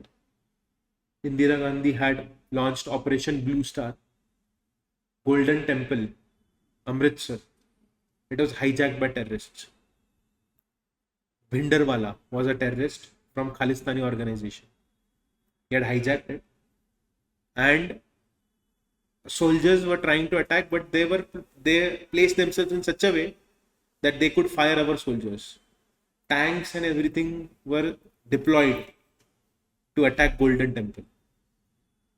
Khalistani movement is like the way Muslim League wanted a country for Pakistanis. Khalistani movement was for Sikh community, that there should be another country called as Khalistan for Sardars. Okay, it is a separatist movement, and our country has faced a long, even today in Canada, pro-Khalistani slogans are raised. Okay, so they wanted a different country for themselves, but it is not practically possible, right? Correct. So when Indira Gandhi attacked Golden Temple and Operation Blue Star, they killed Bhinderwala. But Indira Gandhi's bodyguards were Sardars. Indira Gandhi was shot dead by her own bodyguards. Do you know this? Rahul Gandhi's grandmother was shot dead in her own compound by her security guards. And the security guards were pressurized by the community members. And then after that, there were Sikh riots in our country. People started killing Sardars in this country. So a lot of Sardars, they ran from North India to South India to save their lives. Our country has had and has a very dark history as well. So if you get time, read it. Because see, I'll tell you one thing. Why do we make laws? Laws are made to solve certain problems. Correct? If there is no problem, why would we make law? And in order to make people follow law, we put punishments. Because if there is law but there is no punishment, why would someone follow the laws that are made? Is this clear? Any doubt, any question, any query? This is very easy. This was an amendment. Section 12A. It says that central government can ask any person who wants prior permission or approval under Section 11 that he wants a certificate or he wants to renew the certificate. We will ask their Aadhaar number of all the office bearers and directors. That's it. Is this clear? Doubt, question, query. No doubt, no question, no query. Please. Suspension and cancellation. Do you know the difference between suspension and cancellation? Suspension means temporary. Cancellation is permanent. Okay. So we will suspend if we have doubt, and will cancel if you have contravened the provisions. Okay. Is this clear? So will you read all of this theory part at home, or you want me to explain? Fast. You want me to explain? Sure. Are you sure? There is one point that you need to study at home. Renewal of certificate is important. Okay. Renewal of certificate is important. Yeah, I'll do that. Okay, I'll do that. Got it. Yes. Suspension of, I highlight the keywords like I highlighted in the above point. Number 1. Central government has reasons that we want to cancel the certificate on the grounds mentioned in section 14.1. Now let us go to section 14.1. Section 14, yeah, this. See, why are we suspending it? Because you violated terms and conditions of certificate, or you did not renew it. Correct? Public interest, or the holder has broken the law, or the holder has engaged in unreasonable activity. Correct? So, and it is necessary to do so, we can suspend the certificate for a period of 180 days. And if we want to suspend it more than 180 days, not exceeding 180 days, as may be specified in the order. Matlab kya? What do you mean by this? It means we'll suspend your certificate for 180 days or such further period. That further period will not be more than next 180 days. Is this clear? Thumb rule, suspension is for 180 days. want to extend it more, maximum more 180 days. Is this clear? And whenever your certificate is suspended, no foreign contribution in that period. Is this clear? Is this clear? So what does the government do? Whoever is in power, I told you all right, they will suspend the certificate right before the elections. And once the elections are over, they'll remove the suspension. Now you will receive any money that you have.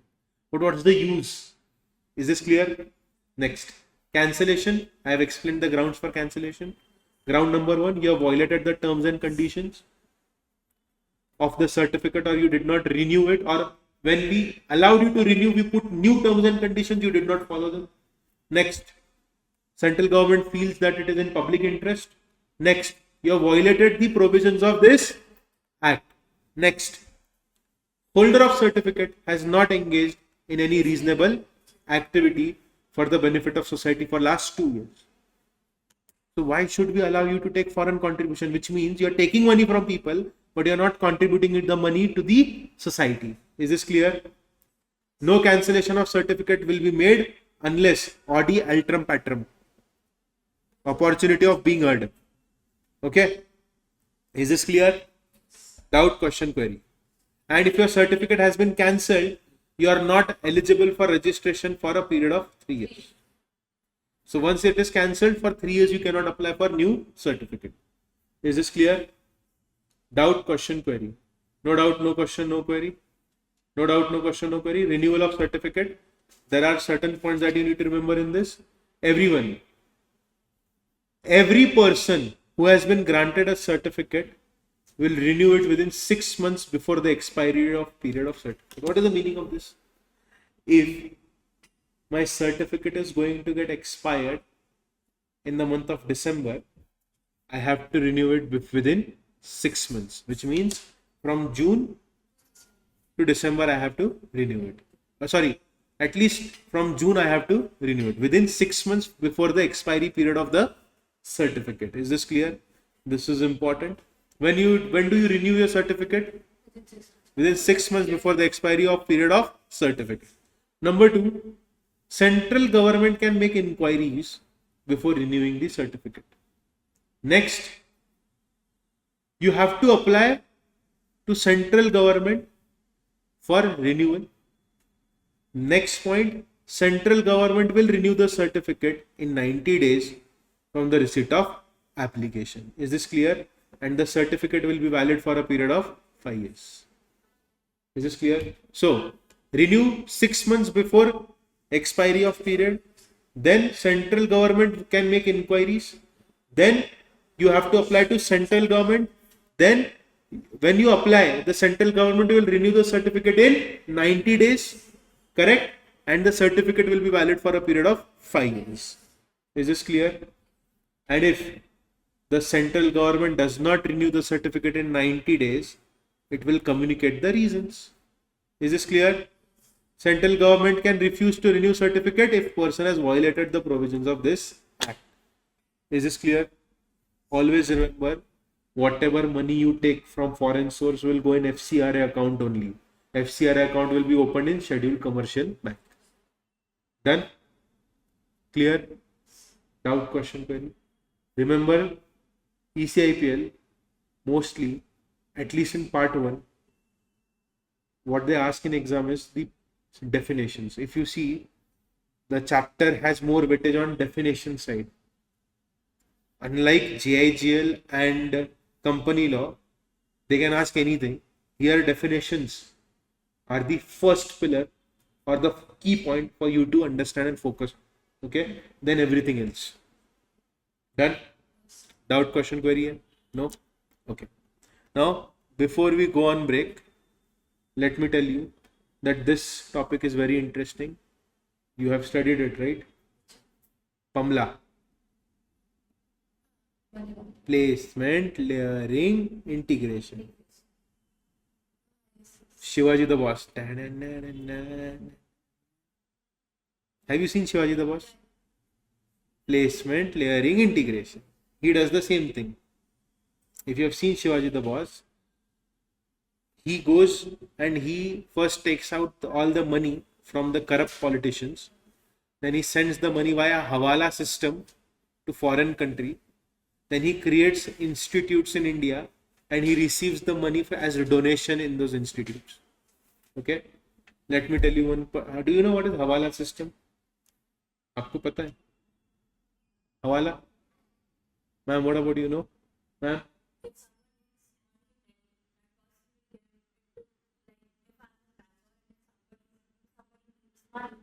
So that was, I asked that person to give the money to my relative to Delhi, and I pay him back. That is the thing. See how it works, I tell you. It is, you're right, but it works in a very simple way. Like, let us take an example. If I have cash with me, yeah, I have cash. This is a 200 rupee note, okay? The note number is, serial number is OEW 317178. OEW 317178 is the note number, okay? I am in Bangalore. My mother is in Jaipur. She wants 10 lakh rupees cash. First, I'll call my mom. I'll tell her, Mama, OEW 317178. She will note it down. Then I'll find a Hawala guy in Bengaluru. I'll go to him. I'll give him 10 lakh rupees. There are people, you can find them out. It is very easy. Everywhere. Yeah, that is what I'm explaining, right? I'll go to the Hawala guy and I'll give him cash of 10 lakh rupees because I have cash. If I put it in bank, then I have to explain from where I got the money, right? I'll give him cash. He will take 1% as his commission, 1 or 2% as his commission, standard rate. Then he will tell me where to go in Jaipur. There will be some shop, clothes shop.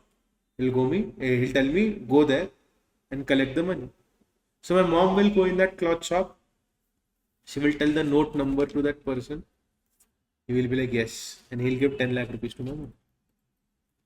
The money was transferred not through a systematic channel, but from against the channel, which means it cannot be traced. Can you trace the source of the money? It is impossible to trace the source. When I go to Bangalore Hawala guy, I will also tell him the note number. He will also inform the same note number to the shopkeeper who is sitting in Jaipur. So in this entire world, only 4 people know this number. And whoever will tell the number to that Hawala guy, he will give the cash to him. And it is very openly done in our country, even today. At least in North India, it is very common even today. I don't know about South India, but in North, it is very common. What is black money and what is the meaning of money laundering? Do you have any idea? You all have studied about black money, right? What is black money? Does money laundering deal with black money? Now, what is black money?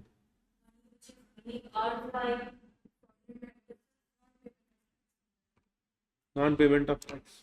Black money. What is the meaning of money laundering? Doing it in our bigger city. No, converting the black to white. No. Converting red money, washing it, converting blood money, putting it in washing machine, and then using the money, white money. I'll show you how it works, and then you go for your break. Okay, one small example. Okay, so that you are excited after the break also. At least that is what I'll assume. Okay, see, everyone, this is Shubham Joshi. Okay, and he's a goon, right?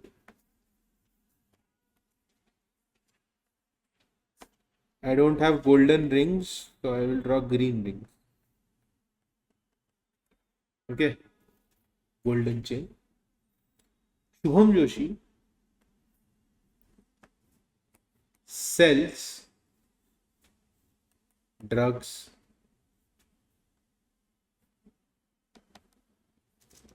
illegal weapons to people of Maharashtra, Karnataka, small business, Uttar Pradesh, Madhya Pradesh. Okay. No Chhattisgarh and Goa. Okay.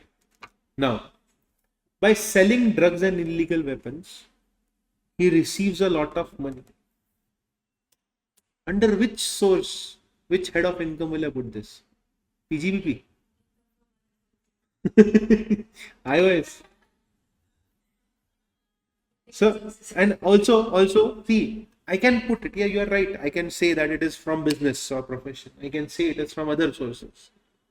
But when the government will ask me, what business do you? What will I tell them? This is a big problem for me, right? Let us assume that I have made 100 crore rupees by selling drugs and illegal weapons.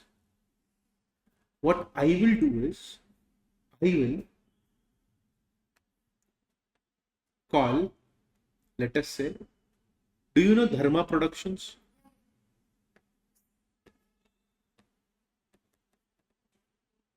And I'll tell them that let us make a film. I will give 100 crore to you. You keep 20% of it. I will tell you which actor should work in your film, which actress should work in the film. Let us make a movie. Because I am into some illegal business, I will threaten actors and actresses that if you don't work in the film, I will kill you. Gulshan Kumar T series was shot dead outside temple. Hanuman Chalisa YouTube video.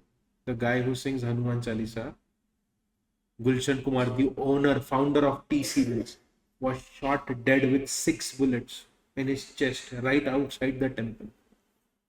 Okay.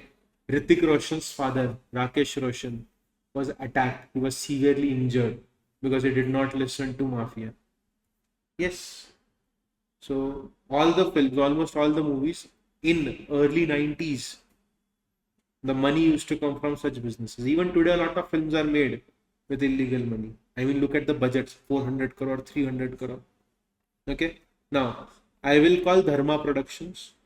I will invest 100 crore in Dharma Productions. They will make a film with 100 crore budget. The movie will make 400 crore rupees. Did I just make 300 crore rupees more profit with my not black money, with my red money? Yes. Is this a clean money? Yes. Then also good for me. And what I will do, I will use this money in my business. Now I will add Chhattisgarh and Goa.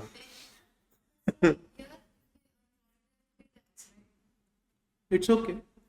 I'll show expenses as well, right? If there's a loss, then Even if there is loss, it's okay with me because I'm still making money, right? Yes, you know. And I will not invest only in one film, right? I can even produce a series, web series. Then I'll make more money and then I'll go to Gujarat. Then I'll make more money and then I'll go to Tamil Nadu. Wow, Vijay. I hope this is clear to you all. This is how money laundering works. Okay. So you make dirty source of funds. You use that dirty money, clean it and put it in good source. This is called as money laundering. Is this clear? See you all after the break. Bye-bye.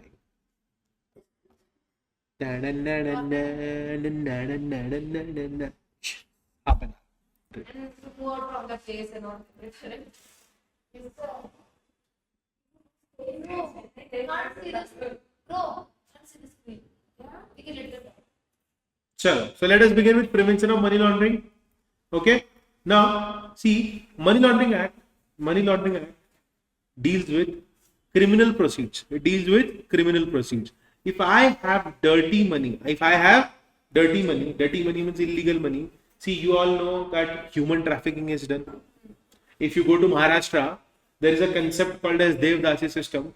It is a very, very, very pathetic system where girls are sold in brothels so that because you know that women are treated as this thingy, they are burden on families who will marry them. So there was a system called as Devdasi system in olden times, but now it has completely turned into brothel system and all. So daughters are sold off there. Now tell me one thing, when such things happen, if a person is making money, is it a good money or dirty money? It is dirty money. If I'm selling weapons, if I'm selling drugs, the money is good money or dirty money? Dirty money, right? So this dirty money has illegal origin, and terrorism, illegal arms sales, financial crimes, smuggling, and organized crime, drug trafficking, prostitution rings, etc. generate huge sums of money. Yes or no? You do any of these things, you will get huge sum of money, right? Then also embezzlement, insider trading, bribery. Recently a case had come up where few collectors purchased a piece of land for 1 crore rupees, 500 acres of land. Then in Madhya Pradesh, Bhopal, then government passed an order where highway was going to be constructed. They purchased the land right next to the highway. The price shot up, I think 300 times or something. Now all the collectors are filthy rich. This came to light. Now tell me one thing, the collectors were sitting there, they did a fraud of 65 crore rupees. Okay. They knew that the government is going to bring this order, right? That is the reason why they purchased the plot in advance. It is called as insider trading. You know something good or bad is going to happen. If you have studied security law, capital market, you have studied insider trading, right? Yes. Okay. Computer fraud also produce large profits and create incentive to legitimize the ill-gotten gains through money laundering. I will show you my phone screen. I got around 35 calls day before yesterday from a lady and a guy. They were threatening me, abusing me, that and telling me that I have to pay loan money to them. I told them, please send me the statement where I have taken the loan. Give me my account number in which you have deposited the loan.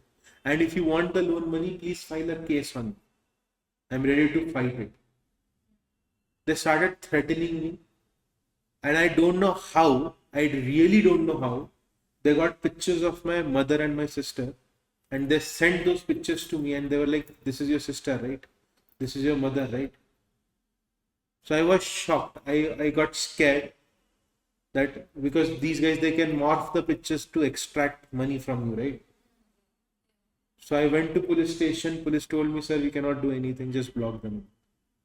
If we'll speak to them, they will abuse us. So what I did was, whenever they used to call me, I used to start laughing. On fourth or fifth call, I said, India is my country. All Indians are my brothers and sisters. Phone hung up. And then I was acting like a mentally retarded person so that they get irritated. Then they sent threatening messages to me and they called my relatives. If I would have paid money to them, is it from computer fraud? Yes. Okay. Now, what is the process of money laundering? Can anyone tell me the process of money laundering? Process of money laundering, CS Executive exam question, 5-mark question, process of money laundering, 3 stages are there. Yes. Placement, layering, integration. In placement, what we do is, whenever I have this huge sum of black money, not black money, dirty money, I will invest it somewhere. Now, if I invest it in one place, it will come in eyes of everyone. So what I will do is I'll start layering it. What do you mean by layering? I will do multiple transactions. I'll buy shares through shell companies. I'll buy gold, physical gold. Correct? So what is placement, everyone? Placement is moving the funds from direct association with crime. Layering means what? Disguising the trail to foil pursuit. What is the meaning of this? See, I have so much of dirty money. I will put it in a bank. Then I will buy cars. I'll buy jewelry. I'll buy shares of companies, not directly. I will create shell companies in India. I'll buy shares. So I'm layering. No one will be able to trace from where the money is coming. Okay. And last is integration. What is the meaning of integration? Now, since layering is completed, the money is now integrated in the financial system. Now it is very difficult to trace it back. Is this clear? How many stages of money laundering are there? 3. Placement, layering, integration. Placement means moving the funds from direct association with crime. Layering means what? Disguising the trail. Integration means what? Making money available to criminal from what seem to be legitimate sources. So I have put 100 crore in movie. The movie made 400 crore. Now it has been integrated. No one will ever come to know what is my primary business. Yes or no? Yes. So see, collection of money, you will place it. Direct money integrates into financial system. You will layer it. You know what we can do? We can do hawala from India. We will send the money to USA. I will ask my people in USA that you keep 5% of the money and donate the rest to India. I will create a trust. I will create a charitable purpose object. I will create a school, college, or I will start my own temple. Are you understanding? So people, you know that you don't have to pay taxes when you are a Section 8 registered company, right? If you have a charitable purpose, you don't have to pay any tax. So whatever money you receive, then make fake invoices that we are spending so much, but in reality you are not spending anything. Okay. Integration means what? Purchase of luxury assets, financial investment, commercial, industrial investments. One thing, one example, and then we'll go ahead. Jacqueline Fernandez. Do you know Jacqueline Fernandez? She's a Bollywood actress. She had a boyfriend called as Sukesh Chandrasekhar. Sukesh Chandrasekhar is currently in Tihar jail. He gifted Jacqueline Fernandez a private jet, a very expensive cat, rare breed, expensive cars, gold ornaments. You know what Jacqueline said in court? I was not knowing that he's a criminal. Jacqueline Fernandez, I mean, she did not say it. Her advocate told in court that our client is innocent. She was not knowing about his past. Do you know what this guy did? He used to sit in jail and he used to fool people, scam people, extort money from people, and then whatever bad money he has, he gifted it to Jacqueline Fernandez. Now, is it not going to be very difficult for the enforcement directorate to trace from where Jacqueline has got the goods and items? I'll explain. See, I am Jacqueline Fernandez. ED will come to my house. They'll put a raid. They'll tell me you have purchased these expensive things. Show us the bill. She will show the bill. What about the car? What about the jet? What about the apartment? It was a gift. From whom? Sukesh Chandrasekhar. Okay. Sukesh Chandrasekhar purchased 300 crore worth goods for Jacqueline Fernandez. Trail got. From where did he get 300 crore? Investigate. This is how you trace. Are you understanding? See, if I purchase something, I might have invoice or I might have some proof. Correct? If I'm paying cash, I have proof that I paid cash. You give me a bill, right? If I pay online, banking transaction is seen. Correct? But in my account, other than my salary, if some other money is coming, from where is it coming? What is the source? Now, CS Executive exam question. See, money laundering development, impact of money laundering on development and connection of money laundering with society at large. Your institute has asked this question multiple times. See, whenever the economies are growing or developing financial centers, but inadequate controls are there, they are particularly vulnerable to money laundering. What is the meaning of this? What is the meaning of this? Whenever any economy is growing or developing financial centers, but when the controls are weak, there will be money laundering. Yes or no? Yes or no? What is the meaning of this? The economy is growing, development is happening, but control is not strong. There will be money laundering. Okay. Now, the gaps in national anti-money laundering protecting system are exploited by launderers who tend to move the network to countries and financial system with weak or ineffective counter measures. Okay. Now, because of this, what happens is your country will not have foreign direct investment when a country's commercial and financial sector are perceived to be subject to control and influence organized crime. What is the meaning of all of these things? Let us keep it very simple. Any country, for any nation to grow, you need FDI. You need foreign investments in your country. No one will invest in your country if the economy is run by organized crime mafias. Yes or no? Yes or no? No one would invest in such a business. So, sir, what connection does money laundering have with society at large? Let us break it down step by step. See, social and political cost of money laundering, if checked, unchecked, or dealt ineffectively, are serious. Society is also hampered, politics is also hampered. Yes or no? If in our country the money laundering measures are weak, all the politicians will do money laundering, all the criminals will become politicians, and by becoming politicians, they can run their criminal activity business as well as they will be controlling people as well. Correct? So, organized crime can infiltrate financial institutions, acquire control of large sectors of economy through investment, and they can offer bribe to public officials and indeed governments. If organized crime increases, if money laundering increases, the launderers, they have black money with them, dirty money with them, they will bribe the officials, they will bribe the government, and then government will make laws in favor of them. Because of this, social fabric will be weak, collective ethical standards will be weak, and ultimately the democratic institution of society will become weak, which means there will not be any democracy left in the country. Yes or no? Next is, if the country is transitioning into democratic system, criminal influence can undermine the transition. What is the meaning of this? Earlier the country was ruled by dictators. Now it is transitioning to democracy. But if there is organized crime, it will never become completely democratic. Is this clear? Is this clear? So, money laundering is always linked to underlying criminal activity that generated it, and laundering enables criminal activity to continue. So, if we want to stop criminal activity, we need to stop money laundering. Because see, I got 100 crore by selling drugs, I invested in a movie. The movie made 400 crore. Now, next time I will put more money in drugs. I'll make 1,000 crore rupees out of that 400 crore. I'll invest more into hotels and businesses. Do you know Dawood Ibrahim also has a hotel in Mumbai? Dawood Ibrahim also has a property in Mumbai. These guys, they have a lot of properties in Mumbai. They will do illegal activities, illegal business with which they'll buy properties. These properties will mint money for them. They'll keep on making passive income from these properties. And when you sell these properties, you get more money. So it is a vicious circle, it never stops. And the more money I make, the more easy it becomes for me to bribe everyone, control everyone.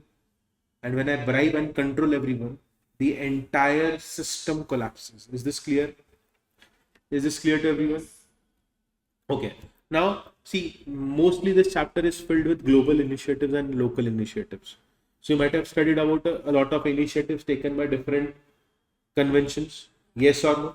See, whatever is written over here, like Vienna Convention, then Basel's Committee, then FATF, we have to study about these organizations in detail. Okay. Now, first things first, Vienna Convention. Okay. Now, Vienna Convention was focusing on narcotics, drugs, and psychotropic substances. See, in India, drugs, cannabis, weed was allowed. Okay. Until 1985 or 84 something, there was a heavy pressure on government. Even today, if you go to Madhya Pradesh, you go to Rajasthan, you will see licensed bhang shops where you can consume all of these things, and it is very openly consumed. It is just that in our country we have NDPS Act. NDPS Act. NDPS, Narcotic Drug and Psychotropic Substances Act. It says that you will not be punished if the quantity is less. If you are first time offender, usually you have to pay the fine and it is a bailable offense, you will get a bail. But if the quantity is 20 kgs or more, then the offense becomes serious. Okay. Now, Vienna Convention said that we will work to combat money laundering, to criminalize laundering of money from drug trafficking and confiscation of proceeds derived from such offense. So what is the main focus of Vienna Convention? Whatever money people make by drugs, we will stop all that. Is this clear? Is this clear to everyone? And it promotes international cooperation in investigation and makes extradition between member states applicable to money laundering very easy. What is the meaning of this? If we are part of Vienna Convention, India is part of Vienna Convention with, let us say, Brazil, USA, UK, some person from India is in Brazil, we can extradite that person on the grounds of Vienna Convention. Vijay Mallya is there sitting in London. Are we able to bring him back? No. Raj Shamani did a 4-hour podcast with him. So we know where he stays. But can we bring him back? No. So if there are certain conventions, then we can extradite such people. Is this clear? Is this clear? Also, the main focus is it establishes the principle that domestic bank secrecy provision should not interfere with international criminal investigation. Done? Vienna Convention is easy. Okay. The conversion on or transfer of property, knowing that such property is derived from any offense for the purpose of concealing or disguising the illicit origin of the property or assisting a person who is involved in such offense to evade legal consequences of his action. What is the meaning of this? See, Vienna Convention's Article 3.1 describes money laundering as, even if I transfer property, even if I buy property from selling drugs, all of this is money laundering. So for example, I sold drugs, I bought a BMW car. This BMW car is nothing but, yes, what is it? It is derived from offense, property derived from any offense. What is the offense? Selling of drugs. What did I buy? BMW car. So even this will be treated as money laundering. Is this clear? What if I use the same car for some business? What if I rent it to some hotel? So whatever money that I am making by that BMW car is also going to be treated as money laundering. Is this clear? Clear? Now, Europe Convention. What is Europe Convention? Council of Europe Convention on Laundering, Search, Seizure and Confiscation of Proceeds of Crime. Now everyone, we are going to see this term a lot of time, proceeds of crime. Let us understand what is proceeds of crime. They have defined proceeds of crime over here. Yeah, over here. Everyone, come on to page number 247, proceeds of crime. If you want to understand the meaning of proceeds of crime, please focus on screen. Okay. You buy any property. Okay. From that illegal money, it will be treated as proceeds of crime. You buy that property in India or outside India, it is treated as proceeds of crime. I am explaining this to you in a very simple way. See, any property derived or obtained directly or indirectly by any person as a result of criminal activity. I sold guns and I brought a gold chain. Proceeds of crime. I sold the gold chain because gold price increased.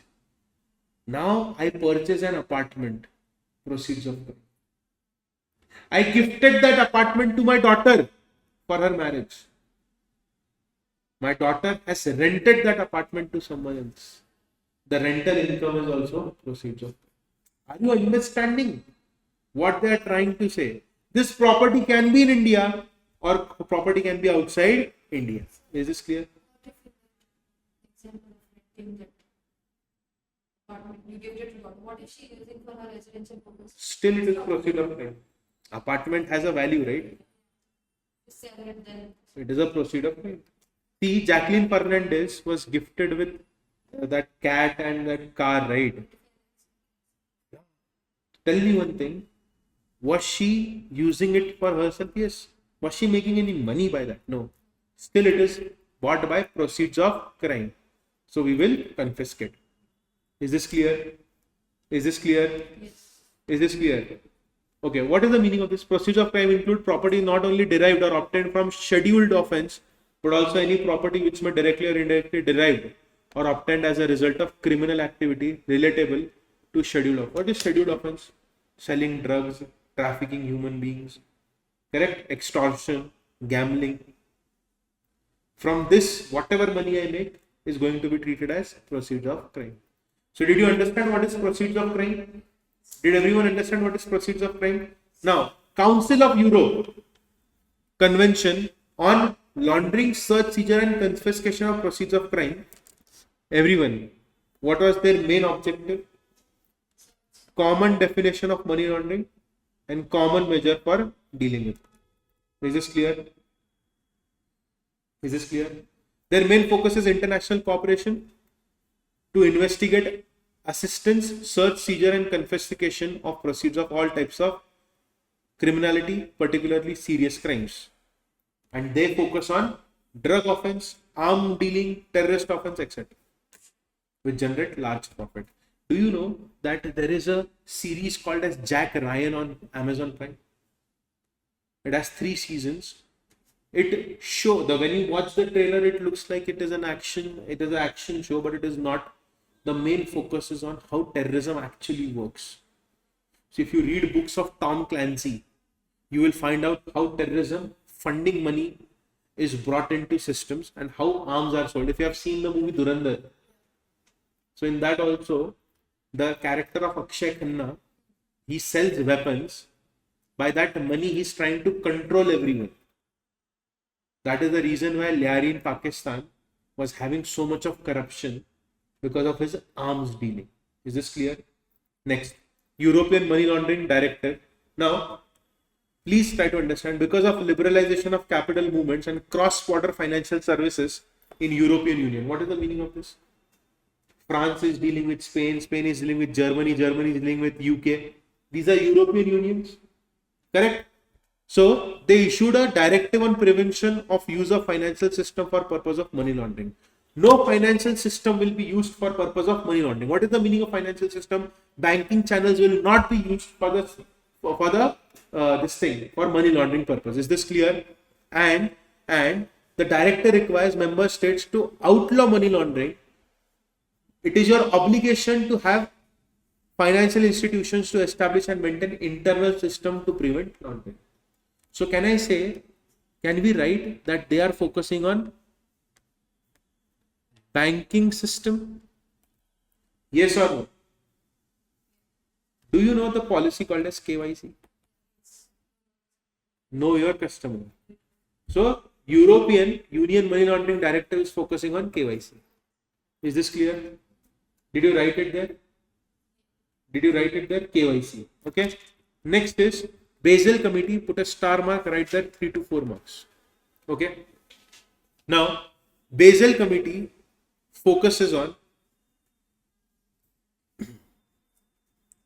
identifying customer, avoiding suspicious transactions, and cooperative with law enforcement agencies. Can I say Basel Committee is focused on banking regulation? Okay, right there, banking regulation. Their main focus is to identify customer, avoid suspicious transactions, and cooperative with law enforcement agencies. So bank will cooperate with law enforcement agencies. Is this clear? So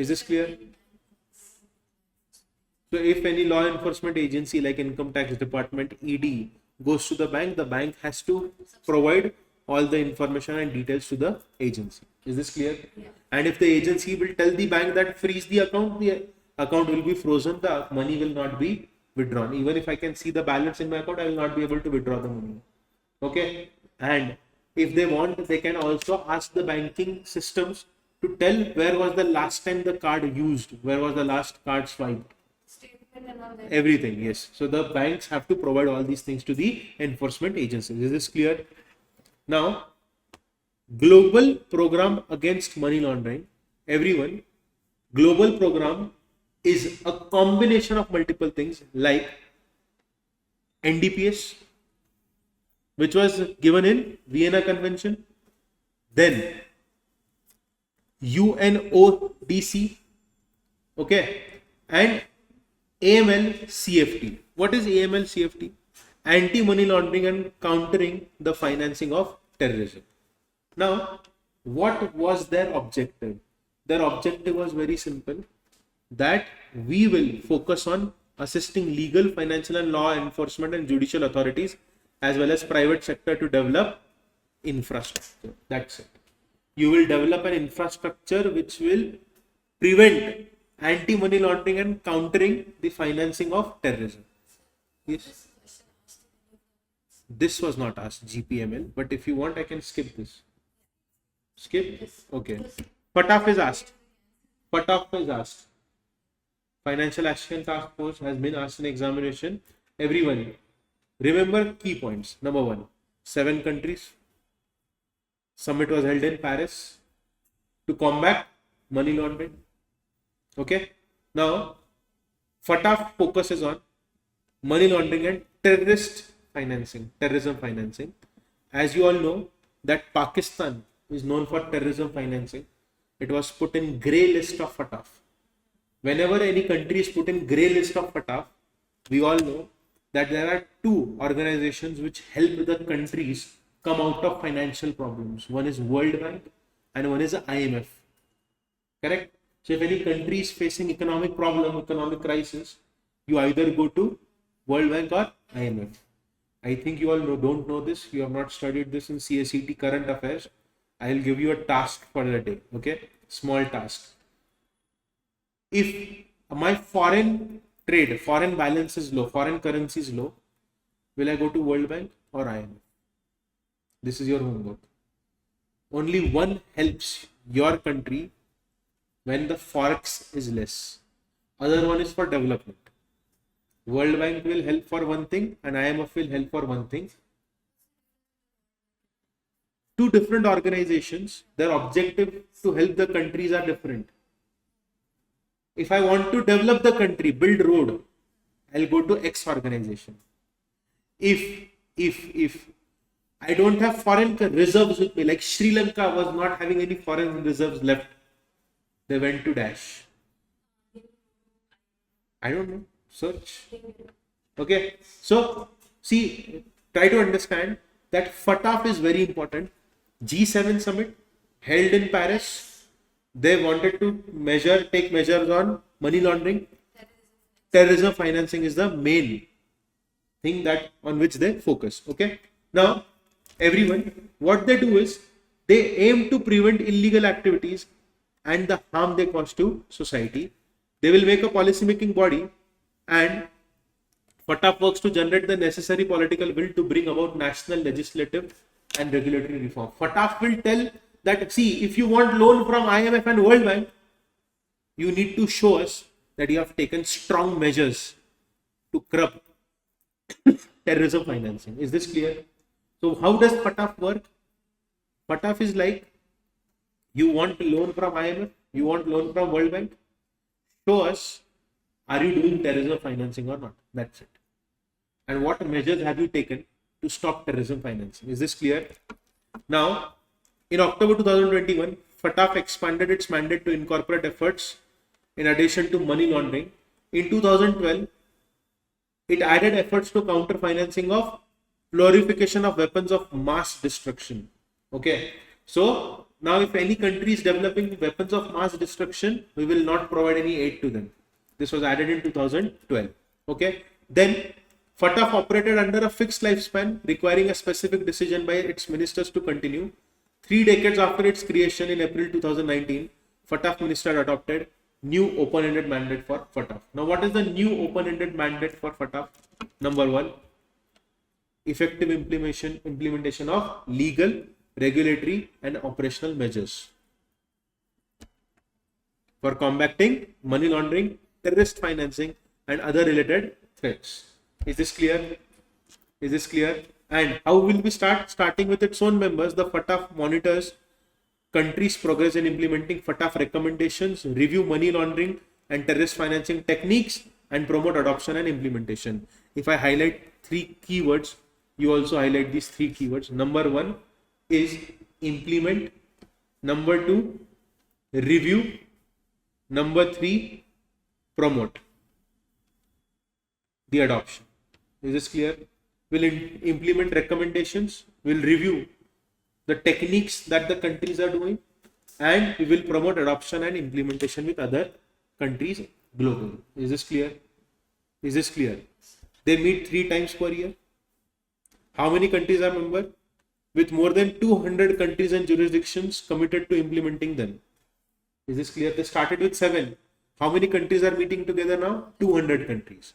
The main objective is global terrorism financing should be stopped. Is this clear? And how many times do they meet? 3 times a year. What are their main functions? What are their main functions? Number 1, yes, implement recommendation, review money laundering measures and promote and adopt across the world. Is this clear? This question will be asked for 4 marks. There is an answer given in scanner cracker. Refer that answer only. They have just removed unnecessary points and they have given these points in a very systematic manner. Okay, let us go ahead. Okay, Egmont group, do not read. Okay, Asia Pacific group, again the same thing has been given over here. Should I explain only the definitions to you all?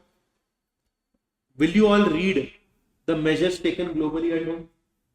Because it will unnecessarily waste our time. Okay, now put a star mark over here and write exam question. You will find this exam question. Influence money laundering have on economic development. Everyone tell me one thing. Every time we watch anything, like we see something on TV or read any article, we come to know that people have different ways of scamming each other, right? Now, tell me one thing. In Gujarat, alcohol is banned, right? But if I sell illegally alcohol in black, I make more money. Pan masala is banned in Maharashtra. Okay, Pan masala like Rajnigandha, Vimal. Vimal is allowed. Rajnigandha and all is not allowed to be sold in Maharashtra. But if you go to any pan shop, you will find that they are selling it openly. And if the price is 10 rupees, they will sell it for 40. Now all of this money is going somewhere. Yes or no? Someone is eating this money and someone is putting that money in the right system, right channel. A lot of times, if you see, whenever a movie starts, a lot of people and brand names come in. You will find certain brands which name you have not heard, but they are still producers. Yes or no? So, see, if I am a money launderer, I will always find new routes for laundering my fund. If economy is growing or developing, but the controls are weak, vulnerable, okay, then money laundering, like we need to establish what? Anti-money laundering or implement comprehensive anti-money laundering regimes. All the developing countries which are vulnerable, they need to have this. Okay, next. National anti-money laundering system will be exploited by launderers who tend to move their network to countries and financial system with weak or ineffective countermeasures. So, if I want to do money laundering, the best place for me is countries like India, Sri Lanka, Nepal, Pakistan, Afghanistan. Why? Because they are very vulnerable. Is this clear? Okay. And some might argue that developing economies cannot afford to be too selective about the source of capital they attract, but postponing action is dangerous. The more it is deferred, the more entrenched organized crime can become. What is the meaning of this? Can anyone explain the meaning of this? This line. If you are a developing country, you should not be selective about the sources of capital that you attract. Money is coming in your country, right? Even if it is illegally. But it is not the right way. And because of this, foreign investment will never come to your country. And if foreign investment is not coming to your country, the country will never be developed. Is this clear? Why do all the states, all the politicians run behind developing the country? The only reason for that is they need foreign investments, because see, look at Bangalore. Foreign investments came in. The city developed like anything. The city grew like anything. Yes or no? Look at Pune. Look at Mumbai. Look at Noida, Gurgaon. ITs came. The cities developed like anything. They expanded rapidly. Yes or no? It has its pros and cons. But we got the money through the right system, right? Is this clear?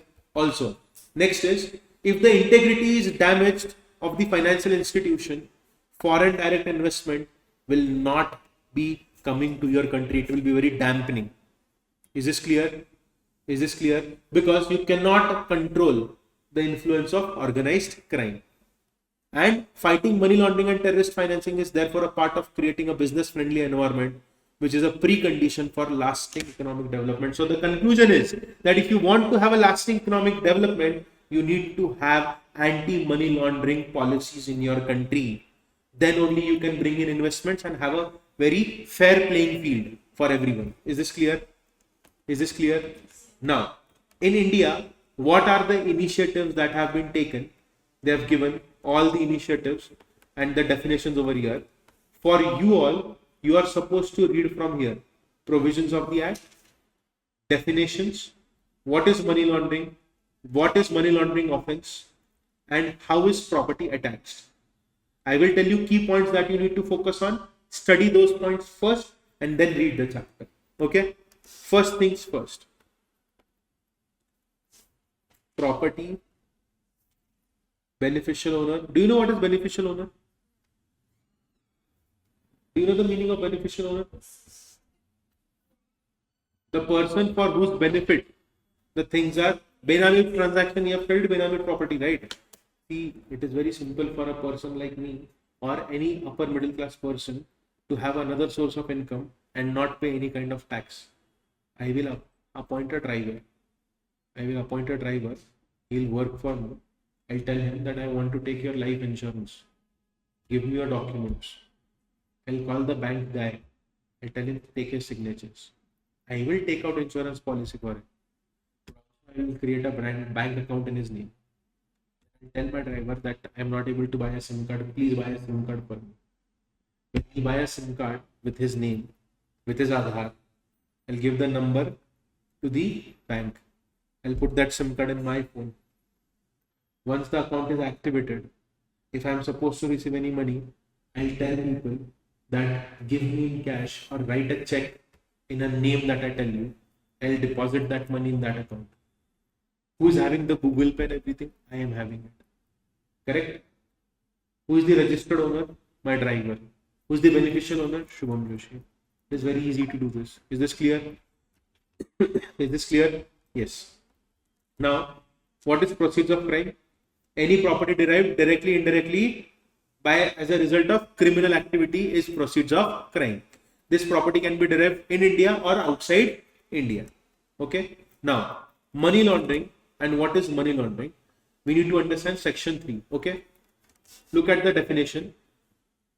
Directly, indirectly attempts to indulge or assists or is the party or is involved in process connected with proceeds of crime, including its concealment, possession, acquisition or use, or claiming it as untainted property shall be guilty of offense. If you have not understood this, please raise your hand. I'll explain it in 2 minutes. No? So did you understand? Did you understand the definition? No? You have studied this? Yes. Everyone. If I am directly or indirectly attempting to indulge with proceeds of crime, or knowingly assisting, or knowingly is a party, or actually involved in any process connected with proceeds of crime. So, I am connected with proceeds of crime in some or the other way. And even if I am trying to hide, possess or acquire or use such property, then I will be guilty of offense under money laundering. And if I am claiming it as an untainted property, what is the meaning of untainted property? I purchased this cap with my own money. The money that I got by working for government. But when we found out, I was actually smuggling drugs. With that drugs money, I have purchased this property. Did I claim it as untainted? Yes. But it is actually tainted. What do you mean by tainted? Blood money is tainted. Untainted means clean money. Whatever money your parents and I am making is clean money. It is untainted money. So if I buy this phone with my salary, this phone is untainted property. But if I'm selling drugs and buying this property, then it will be called as tainted property. Is this clear? Even if I'm trying to hide it, I'm trying to save someone else, even I will be committing the offense of money laundering. Is this clear? Is this clear? And what is the punishment for money laundering? Minimum 3 years, maximum 7 years of jail. Also fine. Doubt, question, query? And if it is the money is coming from drugs, then the imprisonment may extend to 10 years. Is this clear? Whatever we saw above has been given again over here. Clear? Now, what is the meaning of attachment of property involved in money laundering? What do you mean by attachment?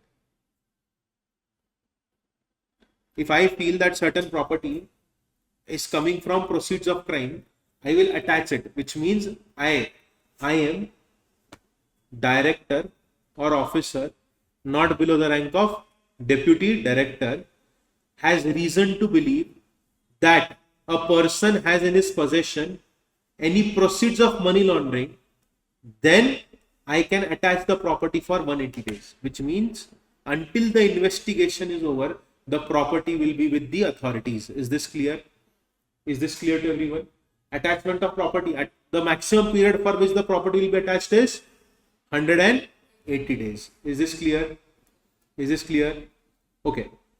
The provisional attachment does not debar the person who has possession of the property from enjoying the same, but you cannot create interest in the favor of third party. What is the meaning of this? My daughter is staying in that house. My daughter is, there is no house, there is no daughter. I'm just giving an example. Okay. My daughter is staying in that house. I purchased that house according to you by selling weapons and drugs. So you have attached the property, you have put up a notice. Investigation is going on. Can my daughter stay in that house? Yes. Can I sell it to someone? No. Can I take a loan on that property? No. This is not allowed. Creating interest in third party. Is this clear? Did you understand? See, if I purchase this property without any loan EMI, I am the owner of the property. I can do whatever I want to do with the property, right? But there is one important point that you need to remember. If the property is tainted and it is attached for 180 days, till that period, 180 days is not over, I cannot take a loan on this property. Is this clear? People do take loan on the property, right? It is not allowed. Is this clear? If the loan is already taken, then the bank will sit in the corner and cry. Because it will be frozen, then it is also bank's mistake that you did not do thorough check and KYC on your part. Yes or no? Is this clear? Is this clear? Doubt, question, query. Now, if you have provisionally attached anyone's property, then what will you do? Yes, if you have provisionally attached any property, you are required to forward the copy of order along with material in your possession to adjudicating authority. Is this clear? Adjudicating authority means what? Central government will appoint a person who will be not below the rank of prescribed experience. They have not given anything in detail, but they have just given something. So just understand that attachment of property will be done by director. Okay. And this director will inform the adjudicating authority that he has attached the property, and the property will be attached for a period of 180 days. Can the person whose property is attached can use the property? Yes. Is this clear? Now let us understand adjudication. See, in adjudication nothing is given. You need to understand only highlighted points. I'll highlight the point to you. Focus on the highlighted points. On receipt of complaint, adjudicating authority has reason to believe that any person has committed an offense. It may serve a notice of 30 days to indicate the sources of income, earning, assets by means which acquired the property attached. Full stop. This is adjudication. If you read yellow color line, it will make all the sense to you. What is written? On receipt of complaint, adjudicating authority has reason to believe that person has committed an offense. It may serve a notice of not less than 30 days to indicate what is the source of income, earning, how did you purchase the asset, yes or no? Is this clear? Is this clear? Yeah. Did you understand adjudication? Now, round 2. I have asked you all of these things. Now, what will you do? Focus. The evidence on which he relies and other relevant information, and to show cause why all or any of the property should not be declared properties involved in money laundering. What will you do? You will tell me why this is not a money laundering property. Jacqueline Fernandez worked in 3 movies, went for IFA award. She danced at IFA award. She got 2 crore rupees for dancing at IFA award. No one dances like this, but it's okay. Okay. So I am Jacqueline Fernandez and I'm dancing at IFA Award. I got 2 crore rupees. With this 2 crore, I purchased an apartment in Mumbai. Because my boyfriend was Sukesh Chandrasekhar. Enforcement Directorate or adjudicating authority said, Jacqueline, we saw a new property registered in your name. You bought it for 2 crore rupees. Is that a property coming from proceeds of crime?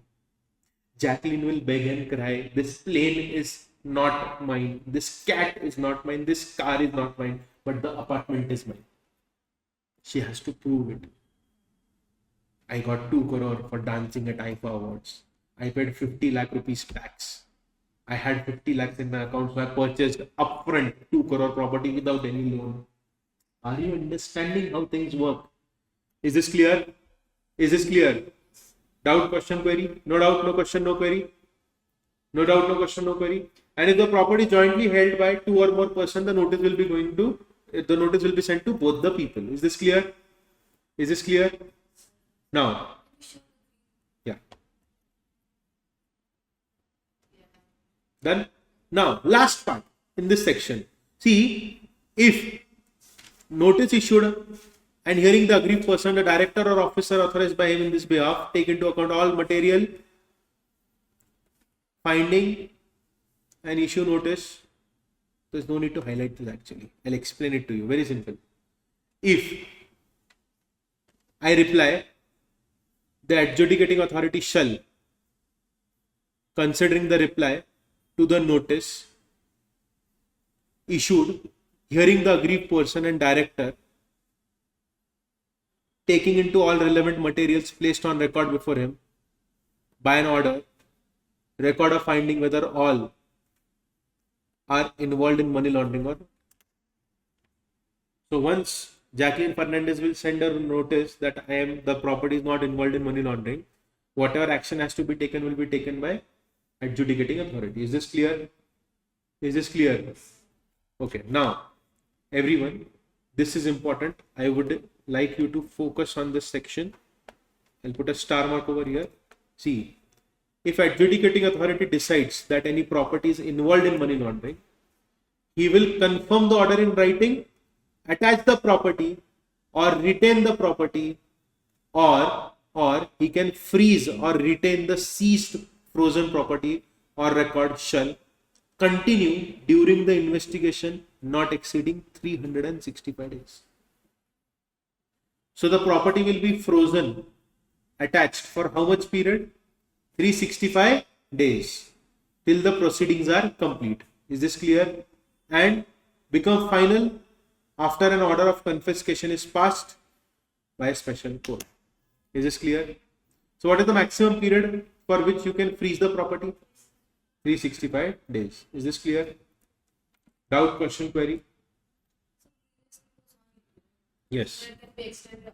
That is different. This is different. See, I'll explain. That is temporary. Temporary. This is permanent. See, adjudicating authority decides that any property is involved in money laundering. He shall confirm the attachment of property or retention of property or record seized or frozen and record finding to that effect, whereupon such attachment or retention or freezing of the seized or frozen property or record shall continue during investigation for a period not exceeding 365 days or pendency of proceedings. So what is the meaning of pendency of proceedings? Until the case proceedings are not over, the property will be frozen. Is this clear? Is this clear? Yes. Now last point is vesting of property in central government. Again put a star mark over here. See where an order of confiscation has been made in respect of any property of a person. Order of confiscation has been made in respect of property of any person. All the rights and title in property shall vest absolutely in central government, free from all encumbrances. What is the meaning of this? A question has been asked in CS Executive exam for 3 marks on this. A practical question was asked. Let me explain this to you. There is a bank. You said, right, sir, what if the property is taken on loan? See, I am a smart person. I don't want to get caught. I have black money, illegal money with me. But if I pay upfront 10 crore rupees, I will be, in the eyes of a lot of people that he has not taken a loan. He has purchased upfront 10 crore rupees property. He has a lot of money. Let us find out the source. Correct? So what I'll do, I'll keep 10 crore cash in my house. I'll buy the property by paying 3 crore as down payment, and I'll take a 7 crore rupee loan. Do I have to worry about paying the EMIs? No. Because I know that I'm capable of paying the EMIs. Let us assume that I purchased that office for 10 crore rupees. I paid 3 crore cash and 7 crore of loan. She is an officer. You. Okay. Now she's an officer. She wants to start the investigation. She will start the investigation and she'll come to know that the property is actually money laundering property.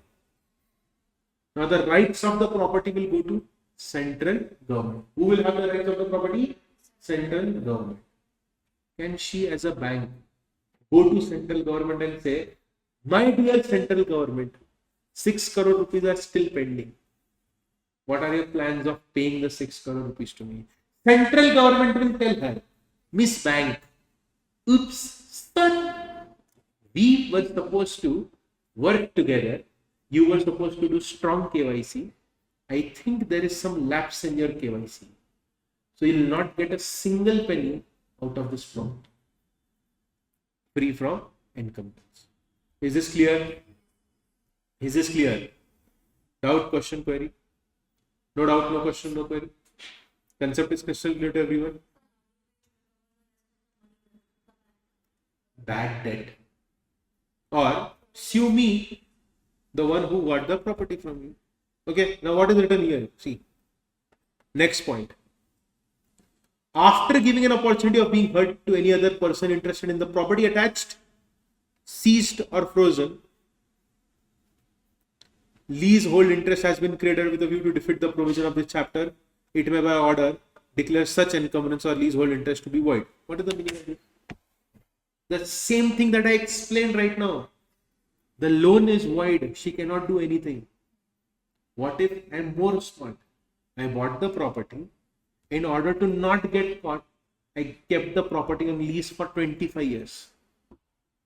So the leaseholder will come and say to the court that, my lord, the property is used for our business, will face heavy losses. My lord will say, your paperwork was very weak. You took a property from a money launderer. Sorry, the property will not be given to you. It belongs to us. Is this clear? Is this clear?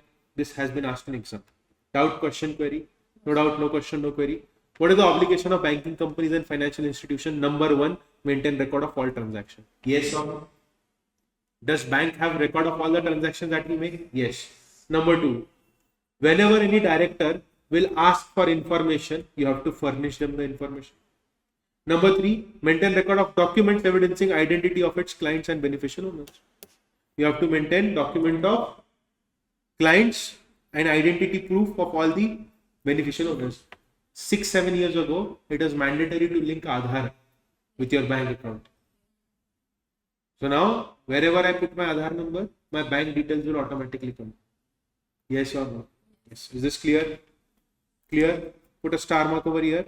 Right there, old syllabus exam question. This used to be asked in old syllabus. What is the obligation of banking company? Maintain record of transaction. Give information to director whenever asked. Maintain record and documents of identity of clients and beneficial owners. Is this clear? Okay. Now, keep all the information confidential. Number 2, records should be maintained for a period of 5 years from the date of transaction between client and reporting entity. Okay. Next, the records shall be maintained for a period of 5 years after the business relationship between a client and reporting entity has ended or the account has been closed, whichever is later. So, even if the account is closed, after that also you have to maintain the records for 5 years. Is this clear? I am central government. I can give orders that you don't have to follow, you have to follow, you don't have to follow, you have to follow. The power is in the hands of central government to exempt reporting entity. Is this clear? Doubt, question, query. No doubt, no question, no query. Now this is all pure theory.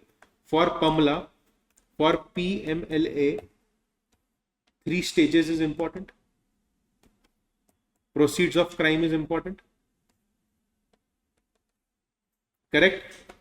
Vienna Convention is important. Basel Committee is important. Cutoff is important.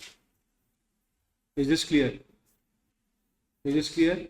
And the last area that we saw, they might ask certain questions from them as well. Rest all, you read only when you have time. You write these points first, study these points first in this chapter, then only you will study the other topics. Is this clear? Is this clear to everyone? Yes. Now,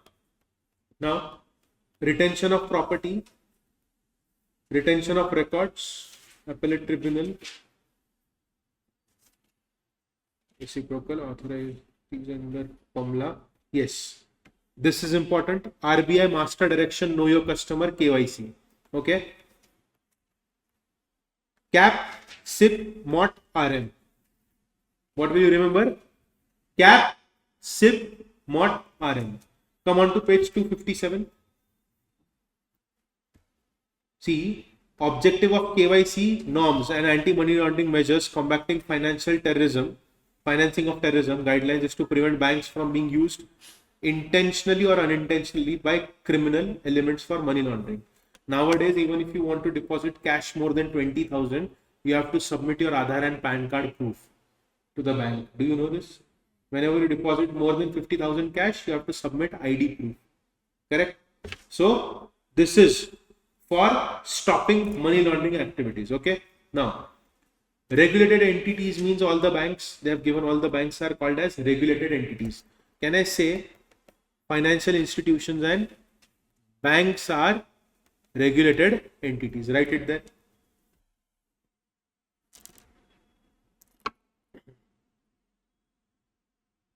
Okay. Sir, what should the KYC policy include? Old syllabus favorite question of ICSI. CAP, customer acceptance policy. SIP, customer identification procedure. MOT, monitoring of transaction. RM, risk management. Is this clear?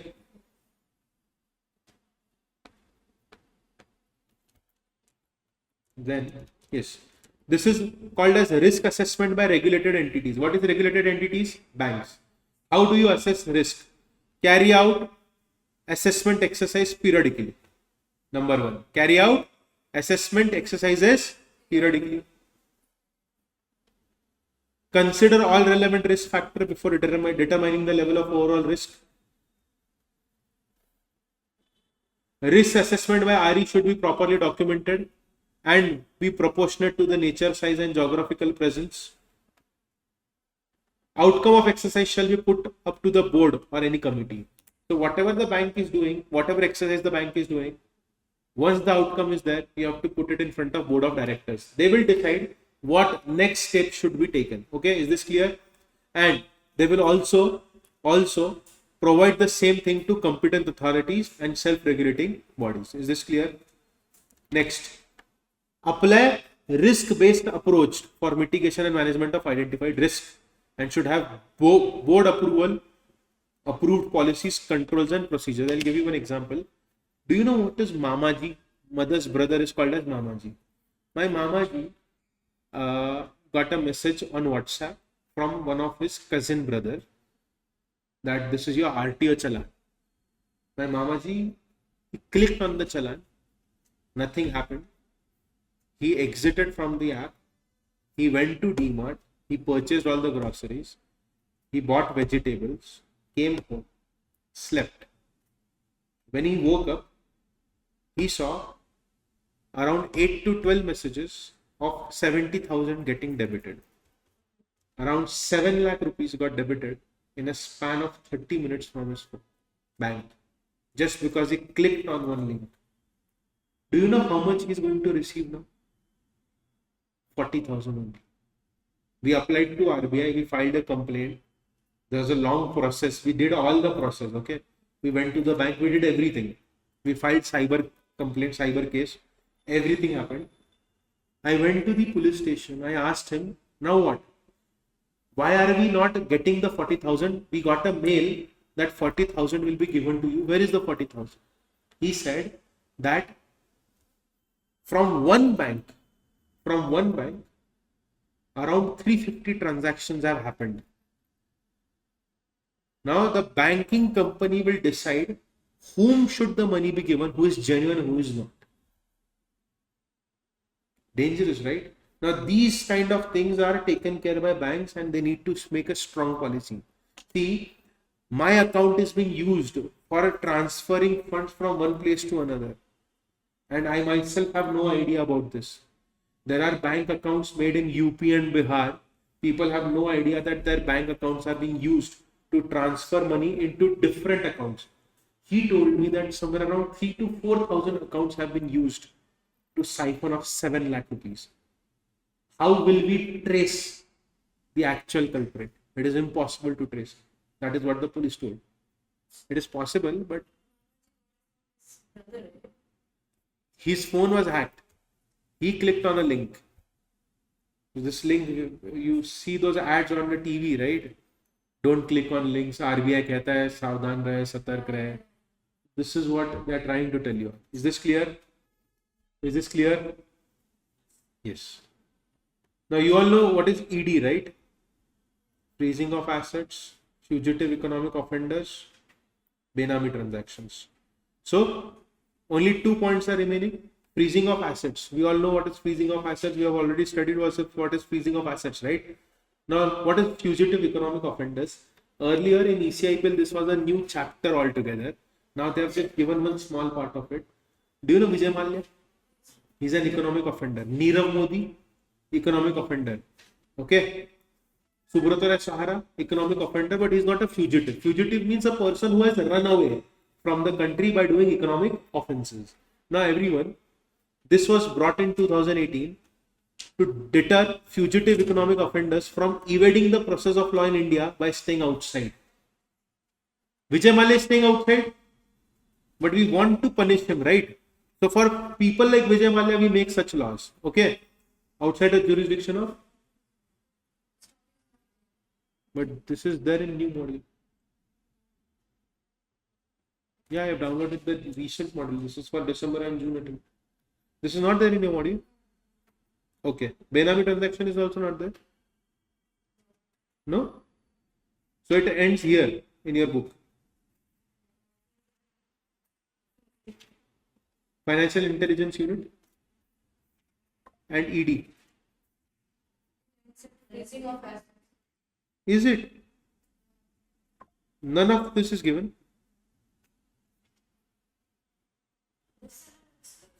This and all is there. So only, okay, got it. Till here they have given you new book. Okay, done. So what will you study in Pamela? 3 stages. Define them. Proceeds of crime. And section 3. Definition of prevention of money laundering. Okay. Section 3. Vienna Convention, Basel Committee, FATA. Financial Action Task Force. Done. Sorry? And so this financial intelligence unit was not. Okay, I'll explain this. If you want, I can explain this. I'll explain it to you. Okay. Financial Intelligence Unit India, PU-IND. Okay. Now, it is a central national agency. It is responsible for number 1, receiving.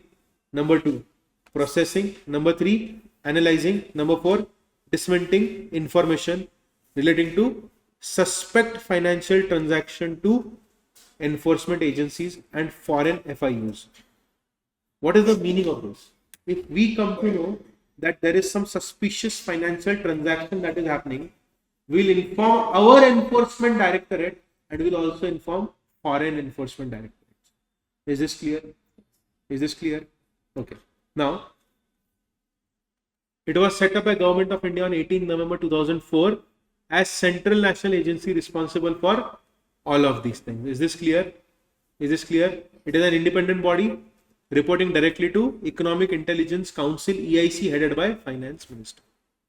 See, this red color part is again the repetition of what is written above. It is a central agency. To whom does it report? Economic Intelligence Council. Who is the head of Economic Intelligence Council? Finance Minister. So, can I say FIUIND reports to Nirmala Sitharaman directly?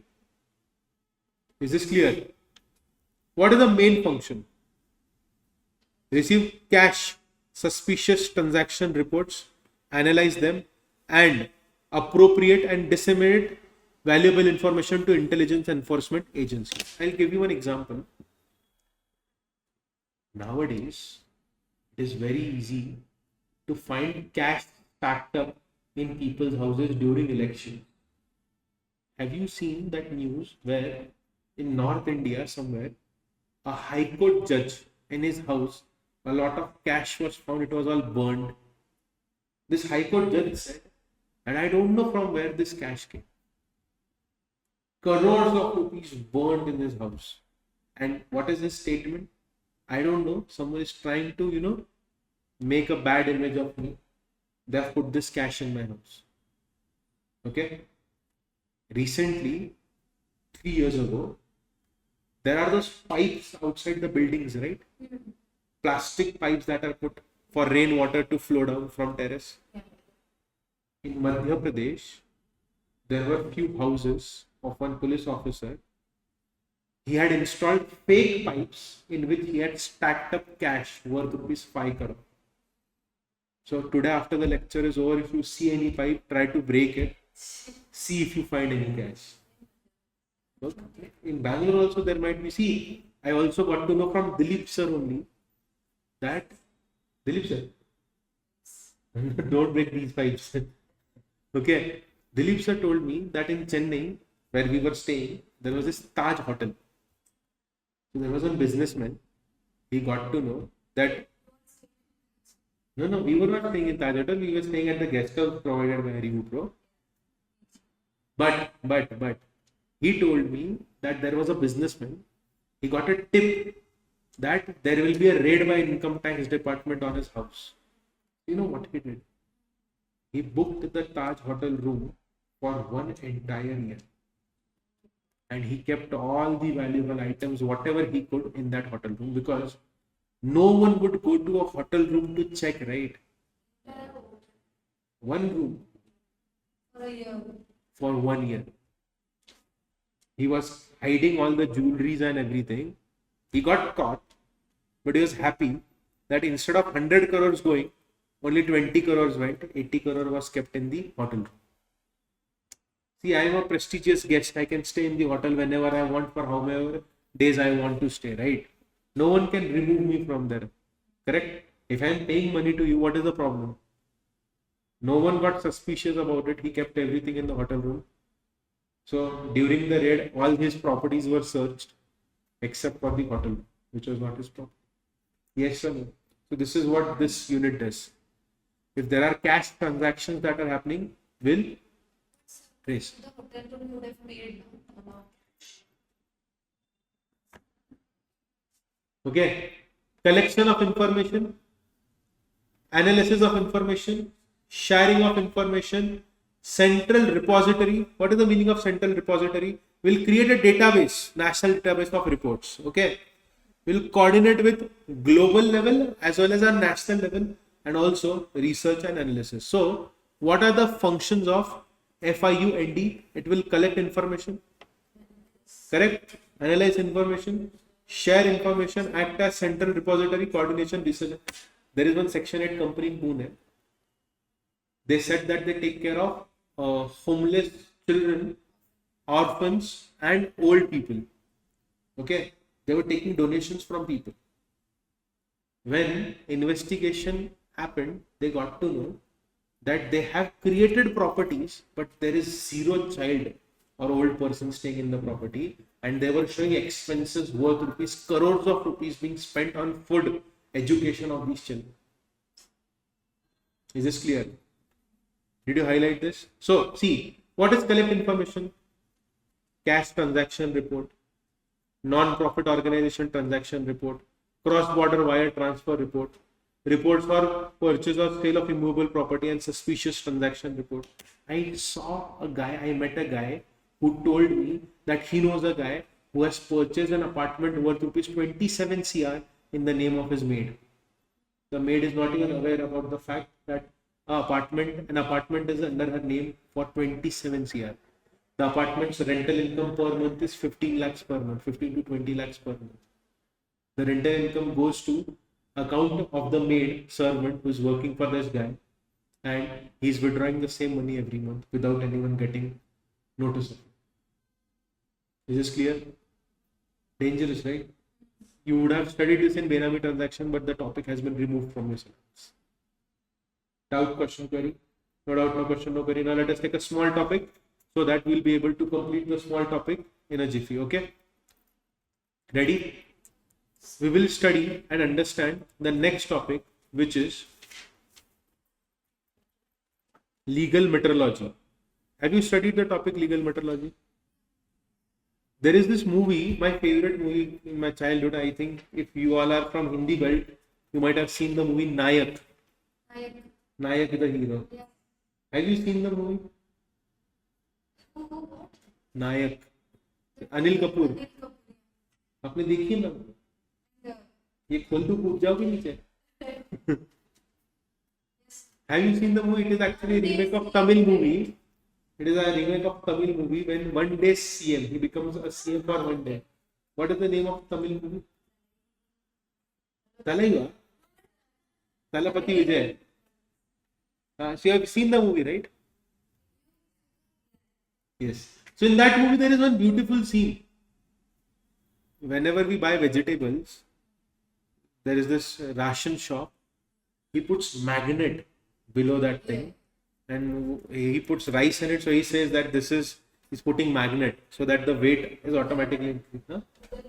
Muddalvani. Yes. I don't know, but I have heard that it is a remake of a Tamil film. Muddal film. Yes. But you have not seen it, so make sure that. She watches only Hollywood. Oh, fancy. Focus करो अभी यहाँ पे. ध्यान दो. Legal metrology. Everyone in Pune, whenever we go, see there is this market on every Thursday near our society. We call it as Athavdi Bazaar. Athavdi means weekly. Athavdi Bazaar means weekly market. Every Thursday, there is a huge ground. All the farmers will come there. They'll set up their stalls, and they'll sell fruits and vegetables and other things at very cheap rate. It is coming directly from the farmer to that place. And my area is like Koramangala only.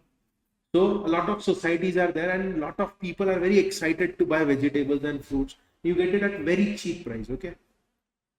There are some old farmers who are sitting on a corner who are selling some tomatoes or potatoes, right? They will sit on the floor. The big farmers, they will set up their table, they'll bring in their vehicles. It is beautiful, okay? Every Thursday, this market will be set up. By the end of the day, they will wrap up everything and the ground will be again empty. Okay? I saw this lady who was selling tomatoes. On the weighing scale, she put that weight. And then on top of it, she put a stone. And she told me it is 1.5 kg. Yes. How can you put a stone for measuring? And in Pune, if you go to Mandai, there is this place called as Mandai in city. If you have heard about Dagdu Shed Ganpati. So, right? No, this is not illegal. Magnet is illegal. According to them, according to these people, the stone's weight is equivalent to 500 grams. They don't buy those weights. Okay. Now see, legal metrology talks about standardization of weights and measures across the globe. Because if we want to deal international level, on international level, we need to have a standard. See, My brother, he stays in USA. Whenever he says that, whenever we talk about the speed, he talks in miles per hour.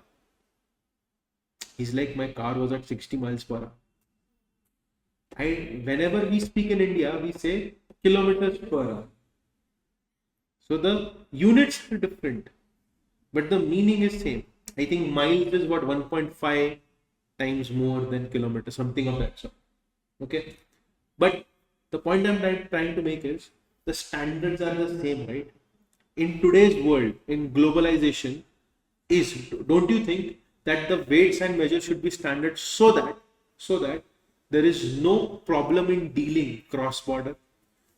You will highlight this line no matter what.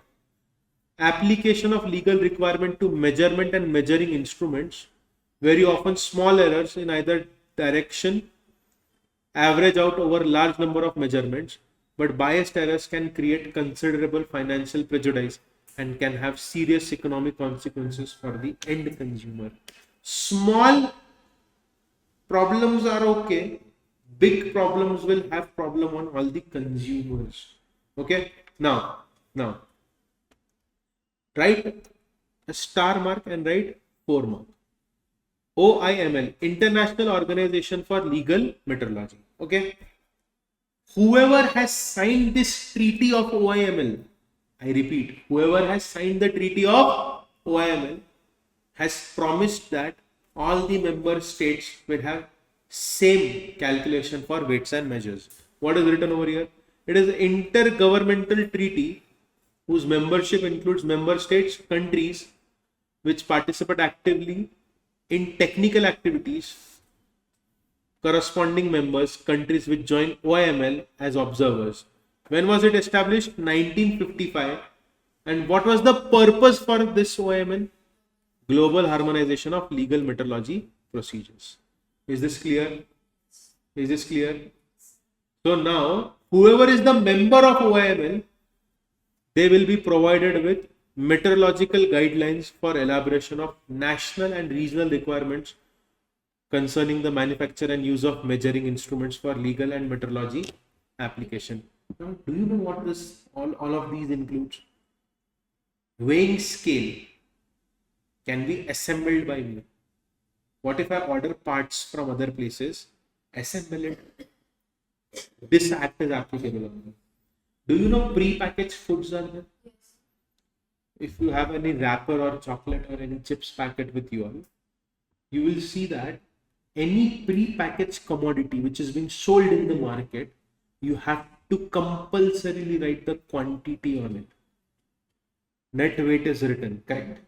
And if you are offering extra, how much extra you are offering, you should write that as well. Next time when you buy a product, don't think that unnecessarily why are they writing the quantity. It is nearly 38 grams. It is mandatory for them because law has mandated them to do so. Is this clear to you? Is this clear to you? Okay. See, if you pack it in front of me, you don't have to write anything. See, whenever you are, I go to a sweet shop, I like Kaju Katli. So, you know Kaju Katli, right? I like Kaju Katli. If I go to sweet shop, if the box is already packed, I would ask him, sir, how much kg is this? If it is not written, I will cancel the order. Why? Because you can put 900 grams and tell me it is 1 kg. Correct? But normally what happens is, if I want 1 kg of Kaju Katli, the rate is 850 in Pune. 850 to 900 rupees per kg. He will put that box on the weighing scale. He will put those Kaju Katlis in the box. Will show me the weighing scale. Once it is 1 kg or more than point something, 1 kg, will pack it and give it to me. Yes or no? So there are certain standards that we need to understand. Okay. Now, sir, what is OIML and what is legal metrology according to OIML? It is legal metrology is the entirety of legislative, administrative, technical procedures established by and implemented on behalf of whom? Public authorities, to specify and to ensure regulatory and contractual manner the appropriate quality, credibility of measurement related to official control, trade, health, safety, and environment. Is this clear? Is this clear? Now, what is OIML? It is Intergovernmental Treaty Organization which develops model regulation standards. Number 2, mutual recognition systems. Number 3, represents interest of legal metrology community within international organizations, promotes and facilitates exchange of knowledge, cooperates with other metrology bodies to raise awareness of the contribution. Is this clear? Now, this certification system is important. Manufacture, pre-packaged commodity, and everything else is important. They have given definitions over here to you all, okay? And then once definitions are over, the chapter is also over. Again, they have written about offenses over here, penalties and offenses. This is a very small topic. Please focus on screen, everyone. Please focus on screen. I'll make it very simple for you, and I'll tell you what all things you need to focus on, okay? Now, unless and until I am not certified by OIML, I cannot use weights and measurements. Even if I want to use weights and measurements, the weights and measurements should be certified by OIML. Like when we buy gold, there is hallmark on gold, right? Without hallmark, the gold might not be pure. In the same way, it is like acting like a hallmark for weights and measures. So it was established in the year 1991. Okay, it was established in the year 1991. Whatever certificate is issued by OIML is accepted by National Metrology Services on voluntary basis, and as the climate for mutual confidence and recognition of test results developed between OIML members. The system serves to simplify the type approval process for manufacturers and metrology authorities by eliminating costly duplication of application and test procedures. Simple logic is that if we have set a standard as OIML, all the countries need to follow the same standard for making machines for measuring goods. Is this clear? Very good. Okay, done. Did you understand what is the system? What is the meaning of this? So, if you are a manufacturer, you need to obtain OIML certificate and a test report indicating that instrument type complies with the requirements of relevant international recommendation. See, tell me one thing. Gold has hallmark on it. If you want to start a business of manufacturing weights and measures, you need to have OIML certification for yourself. That's it. You need to have OIML certification for yourself. Is this clear? Is this clear? So what is the objective of OIML certification? Global harmonization, uniform interpretation and implementation of legal metrological requirements. Number 2, no need to unnecessarily retest when obtaining national type evaluations. Because the standard is set, whenever you make weights and measures, you don't have to unnecessarily retest it. Is this clear? Next is establish rules and procedures for fostering mutual confidence among participating OIML member states and corresponding members. Kindly highlight this. Did you highlight this? Yes. Now, they have given certain definitions. Definition like dealer. Who is a dealer? Dealer in relation to weight measure means a person who carries on the business of buying, selling, supplying or distributing weight or measure, whether for cash or deferred payment or for commission. Who is a dealer? Who buys, sells, distributes what? Weights and measures for cash, deferred payment or for commission. Is this clear? Is this clear? And it includes commission agent, importer, manufacturer who sells, supplies, distributes any weight or measure manufactured by him to any person other than dealer. Is this clear? Next is label. What is the meaning of label? Label means anything written, marked, stamped, printed or graphic matter affixed to or appearing upon pre-packaged commodity. How many of you have had Snickers? You have had Snickers? Tell me one thing. Did you read what is written behind Snickers? Okay. How many of you have had Red Bull? You have had Red Bull? Sting? Sting and Red Bull, right? Did you read what is written? Yeah, did you read what is written? No, what is written other than that? Only Sting. Energy drink. So many things. What it contains. No, they have written a warning. You've never read any warning?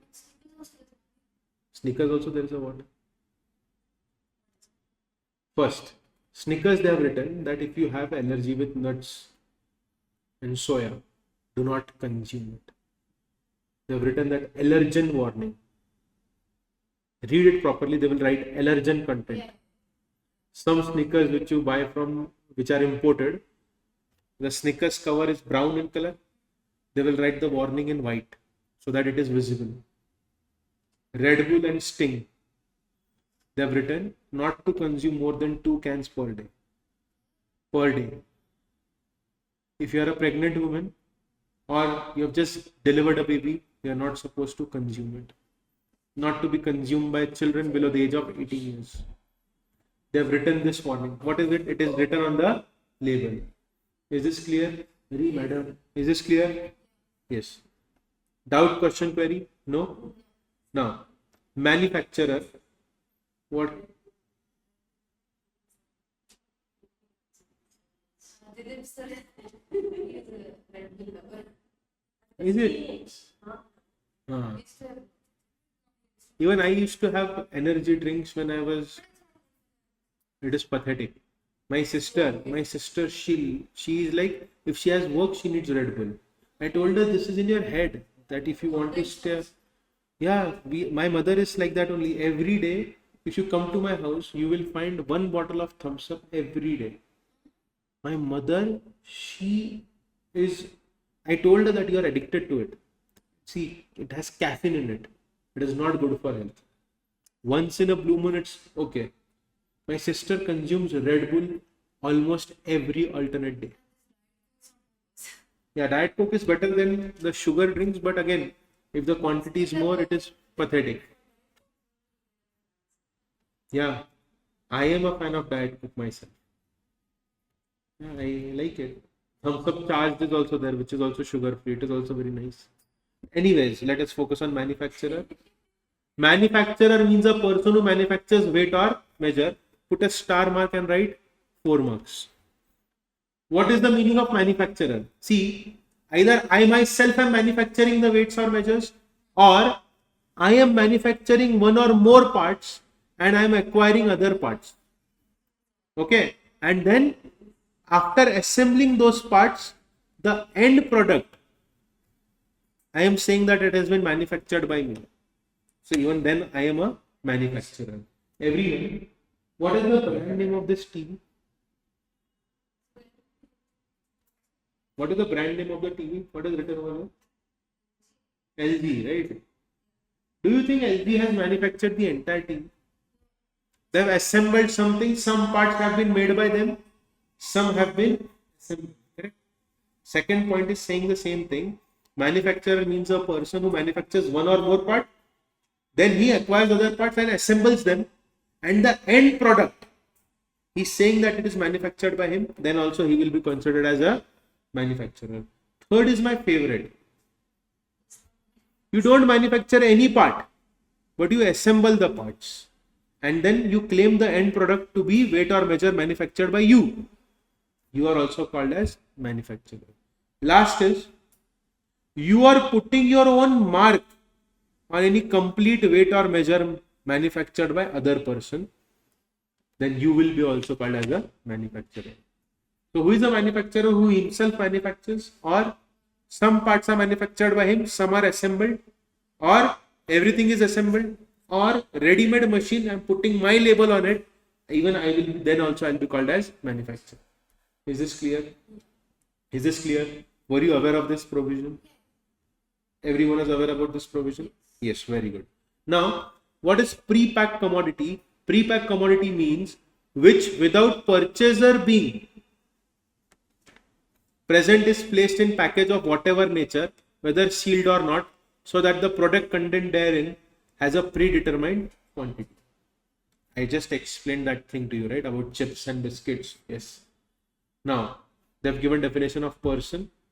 They have given definition of premises. These are very easy. See, premises means what? Place where any business, industry, production is carried by any person. Warehouse, godown is also premises. Wherever you keep books of account is also called as premises. If there is a dwelling house which is used for carrying on any business activity, it is also premises. Vehicle or vessel will also be considered as premises. Is this clear? Is this clear? Yes. Now, standard weights and measures. Okay. Now, section 4 to 12 deal with standard weight and measure. Section 4 provides unit of weights and measures based on metric system. Section 5, I will highlight it for you. Wait. See, let us keep it very simple. Section 4. What does it provide? Units of weights and measures. Color change. Section 5. Base unit of weights and measures. Color change. Section 6. Base unit of numeration. Section 7. Standard units of weight and measures. Yes or no? Now, underlining with black color pen. Section 8. Standard weight, measure or numeral. Underlining with red color pen. Section 9. Reference, secondary and working standard. Green color pen. Section 10 deals with use of weight or measure for particular purpose. Is this clear? Now, if you see, your institute has not taken a very strong effort for explaining everything.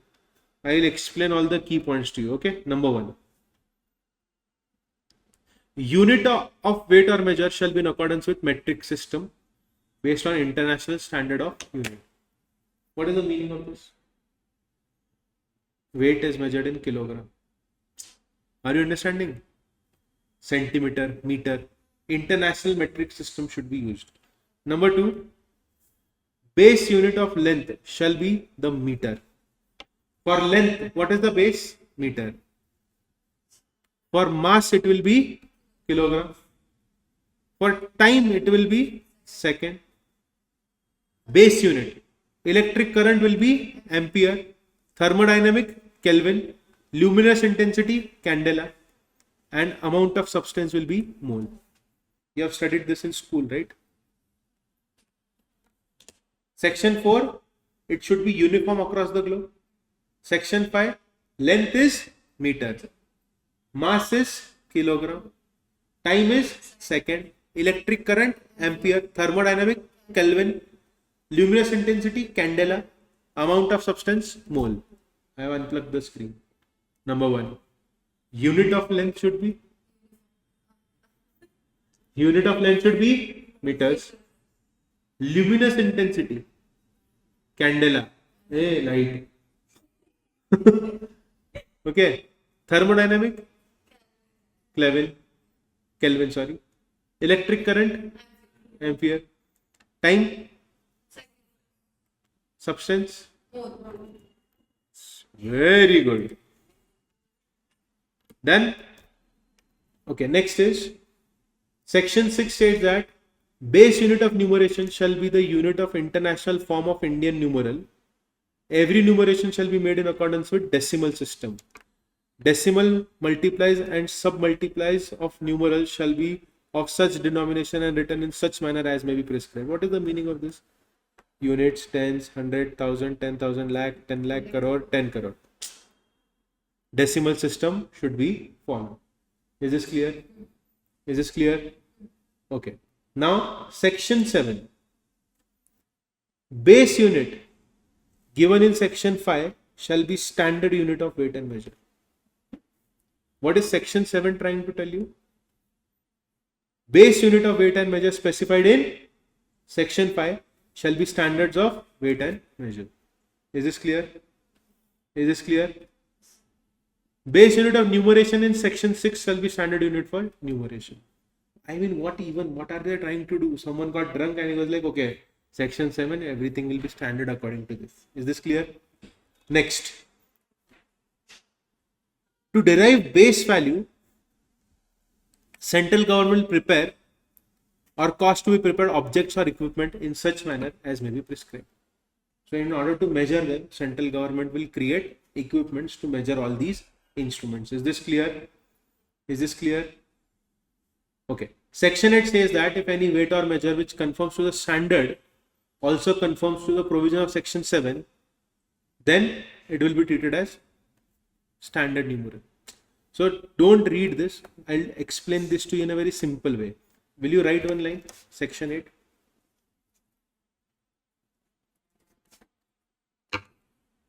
Right there. Any weight or measure which conforms to standard unit of weight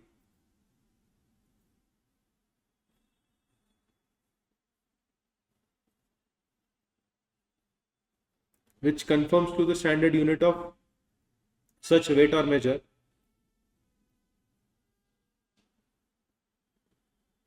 plus complying section 7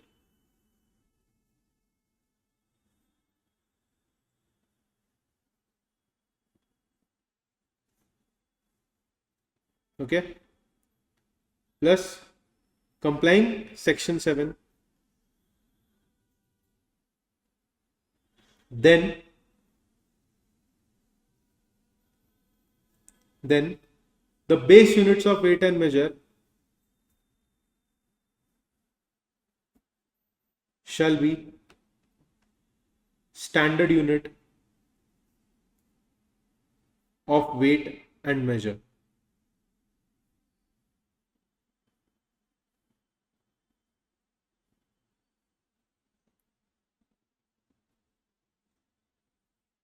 Done? Okay. Now try to understand. If the weight and measure is other than standard weight and measure, then you will not use it. Is this clear? If weight and measures are not according to the standard set, then you are not supposed to use those weights and measures. Is this clear? No weight or measure shall be manufactured or imported unless it conforms to the standards of weight and measure specified in section 8. Is this clear? Is this clear? But try to understand, if I am exporting or I am having some scientific investigation or research, then this is not applicable on me. Standard weight and measure will be used. But if I am doing some work of import or export, then this particular provision is not applicable on me. Is this clear? Is this clear to everyone? Okay. Now, section 11. No person shall make announcement of, by word of mouth, any price or issue any price list, invoice, cash memo, publish any advertisement, poster, other document, or indicate the net quantity of prepackaged commodity, or express in relation to any transaction or protection any quantity otherwise than in accordance with standard weight of measure or numeration. What is the meaning of this? Let me make it very simple for you. Do not highlight this. It is a one-line thing. If you are selling a prepackaged commodity on which you are writing weights and measures, okay, then you will measure everything according to the standard unit of weight, measure, or numeration. Full stop. If you are selling any prepackaged commodity, then you have to express. What will you express? The transaction, protection, quantity, dimension, accordance with what? Standard. So prepackaged commodity, if it is packed, all the units of measurement will be standard weights and measures. That's it. Is this clear? So if you buy any packet of biscuit, you will see they will measure it in grams. Okay. Buy any packet after in your lunch break or whenever you go out, you will see that they have written everything in numerals. Grams. Packet of Lay's, 38 grams. It is, the base is kilogram, right? So 38 grams is for 20 rupees. So 1 kg will be for how much? Like that you can calculate, right? Whenever we buy vegetables, the vegetables are bought by grams, right? 250 grams, 500 grams, 1 kg. Yes or no? I don't know about Karnataka, but in North India, we say, kitne ka hai? So he will be like, 20 rupees ka pav kilo. Now what is pav kilo? 250 grams. Correct? Adha kilo means half kg. So whenever he will tell me 20 rupees is for 250 grams, I have to assume what is the price of 1 kg. Is this clear? So write down section 11, one line. Write one line.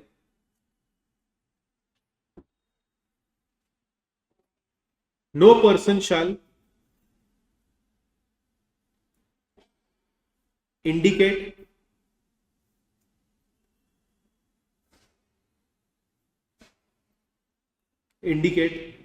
net quantity of prepackaged commodity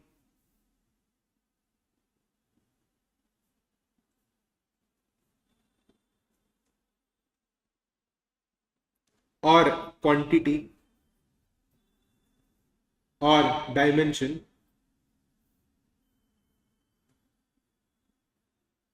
otherwise than standard unit of weight, measure or numeration. Standard unit of weight, measure or numeration. Is this clear? So what is the meaning of this, my dear students? If you are selling any prepackaged commodity, you cannot make any advertisement, anything, unless and until it is standardized. Is this clear?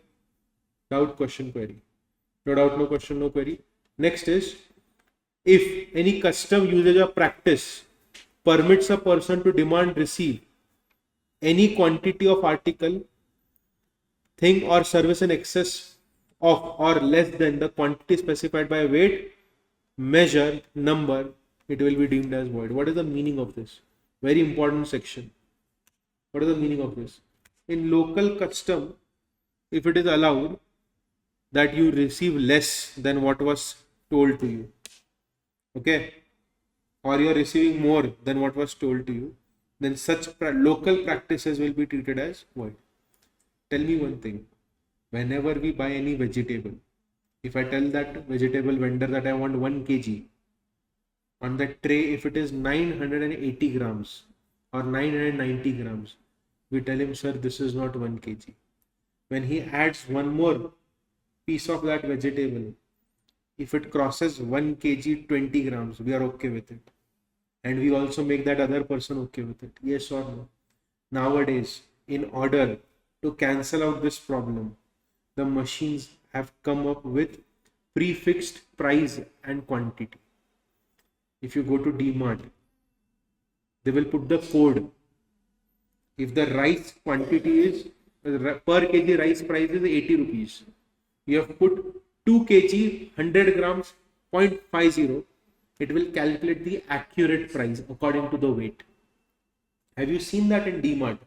Then that guy will put out that label and he will put that label on that packet of rice that you have purchased. Yes or no? So they are trying to be very accurate because we don't want the seller also to suffer, right? See, every day 10 grams every day, if I am giving extra, I am losing my money, right? Nowadays, the small machines, even the vegetable vendors have formulas in it. Whatever you put, accurate price will come. Is this clear? Is this clear to everyone? But if there is a local custom which permits you to demand or receive any quantity of article in excess or less than the quantity specified by weight or measure, then that agreement is void. Is this clear? Doubt, question, query. No doubt, no question, no query.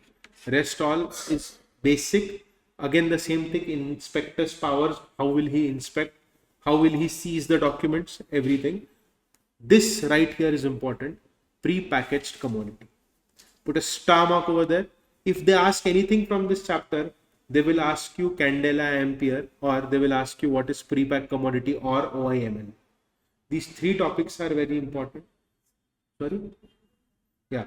They'll ask you about OIML. They'll ask you about section number 6, sorry, 5. The weights measures length, yeah, length in kilogram. Length in meters, weight in kilogram. Okay. What is pre-packaged commodity?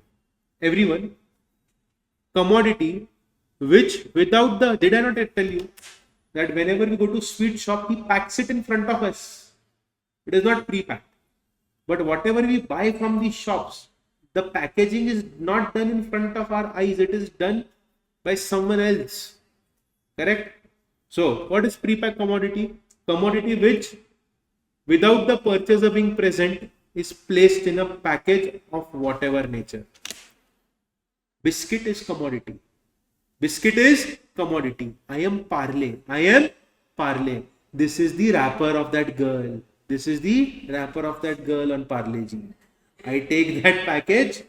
I put some biscuits in it. The biscuit is commodity. Package. Commodity. Package. Were you there in front of me when I... No. Then it is called... Hey. Now you are there, right? Do they put Parle-Ji biscuit like this in factory? 1, 2, 3. No. Machines are there, right? But was it packed in front of the purchaser? No. Then it is called as whether sealed or not, so that the product therein content has a predetermined quantity. It is called as pre-packaged commodity. Is this clear? What is pre-packaged commodity? It is packed without the purchaser being present in a package of whatever nature. It can be sealed, it can be opened, yes or no. And that product has a predetermined quantity. The quantity is predetermined. See, if I buy a packet of lace from this shop, you go and buy a lace packet from that shop. Will we get different quantities? The quantity will be same. Is this clear? So whenever you are selling any pre-packed commodity, you need to give certain declarations. So what are those declarations? You cannot manufacture, pack, sell, import, distribute, deliver, offer, expose, possess any pre-packed commodity unless the package is in such standard quantities or number and bears such declarations and particulars as may be prescribed. Which means you have to give certain declarations. Until unless those declarations are not there, you cannot sell or manufacture or pack or export or import or distribute any pre-packed commodity. My mother, during COVID, everyone's mom became a chef during COVID, right? They will cook an experiment, and the experiment was done on the children. So my mother used to cook everything and she used to experiment on us. So during COVID, my mother started making biscuits, cookies. She started baking them. So we used to eat those cookies and biscuits, right? It was very tasty. So one day our neighbor came to our house. Good smell is coming from your house. What are you making? So I got angry. Why is it coming? So my mom is like, I'm making cookies. She ate. She's like, so this is so tasty. How did you make it? Can you give me more? So my mother is like, okay, take it. So I don't know what happened. At night I was watching movie.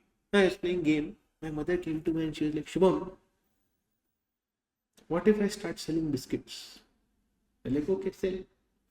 Let me play the game. I thought she's having a normal conversation with me. You know what she did? She had all the equipment, weighing machine and everything. She baked biscuits. She packed them and she put up a post on society's WhatsApp group. Cookies, almond cookies, cashew cookies, chocolate chip cookies, butterscotch cookies, tutti frutti cookies available. DM for order. The moment I saw the message, I told my mom to delete the message. I told her that you are selling a pre-packed commodity. You have a plastic film with you. You have weighed properly, no problem. But is it a pre-packed commodity? Yes. Look at the line. such package is in standard quantity or number and bears such declarations and particular as may be prescribed. Did my mother write allergen value?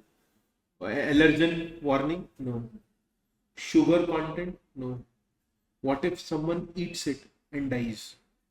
What if the sugar content is more than what a normal person is supposed to have, or diabetic person is supposed to have? What if he dies? Whenever I buy something, I read the package. See, I was a very workout freak from past 1 month because of health problems. I could not work out, and then my uncle's health and all of these things, they came together. Okay. Whatever I eat, I read what is written at the package, then only I consume. Okay. So it is mandatory. And next point, now color change. Any advertisement mentioning the retail sale price of pre-packaged commodity shall contain a declaration if what is written on any package, what is written? Price is written. If on any package price is written, it should have a declaration about net quantity or number of commodity content in the package. So if you are selling something which has a MRP written on it, you have to write the quantity or the number of units in it. That is the reason why whenever you buy Cadbury Celebrations, on the back of Celebrations, they write Perk 2 quantities, Dairy Milk Silk 1 quantity, Crackle 1 quantity. Yes or no? Gems 2 NOS. They write gems into 2 NOS. Yes or no? Is this clear? People who have their own business, making homemade pickles. If they are caught, there will be. Yes. It is not allowed because the population is so much and it is very difficult to trace these people. That is the reason why no one is caught. But if they are caught, they are gone. Is this clear? Is this clear? Sir, how to make that declaration? It should be legible and prominent. The retail sale price and quantity should be printed, painted, inscribed on the package in color that contrasts conspicuously with the background of the label. Look at the bottles of cold drink. They print it. The price is printed on the bottle itself. Yes or no? On the label also they will write the price. On the bottle also they will write the price. Yes or no? If any label or information is blown, if any label or information is blown, formed or molded on glass or plastic surface, such information need not be required to be presented in contrasting color. If the information is there on the bottle itself, no need to put it on contrasting color. Is this clear? And if any declaration package printed is in handwritten or handscape form, it should be clear, unambiguous and legible. So if my mother is putting some label on it, if it is handwritten, it should be legible to normal person. Is this clear? No declaration shall be made so as to require it to be read through any liquid commodity content in the package. What is the meaning of this? Buy a can of Coke. The declaration is inside the can of Coke. Can you do that? You will be able to read only when you drink it, right? You are not supposed to do that. Is this clear? And if package has outside container or wrapper, okay, so dairy milk or small chocolates, you see those chocolates are there, right? Or when you buy the family pack,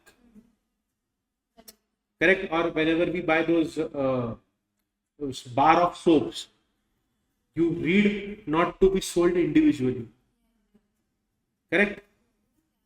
They give that warning, right? Yes. What is written over here? If a package is provided with an outside container or wrapper, such container or wrapper shall also contain all the declarations which are required to appear on the package, except where container or wrapper itself is transparent. Then the declaration on package itself are easily readable through such outside wrapper, provided no such declaration on inner package is required if inner package does not contain any declaration on its outer cover. So, do you read any declaration on the wrapper which is there on dairy milk? No. But do you read declaration on the main packet? Yes. Whenever we buy any box of chocolates, on the chocolate they will write not to be sold individually.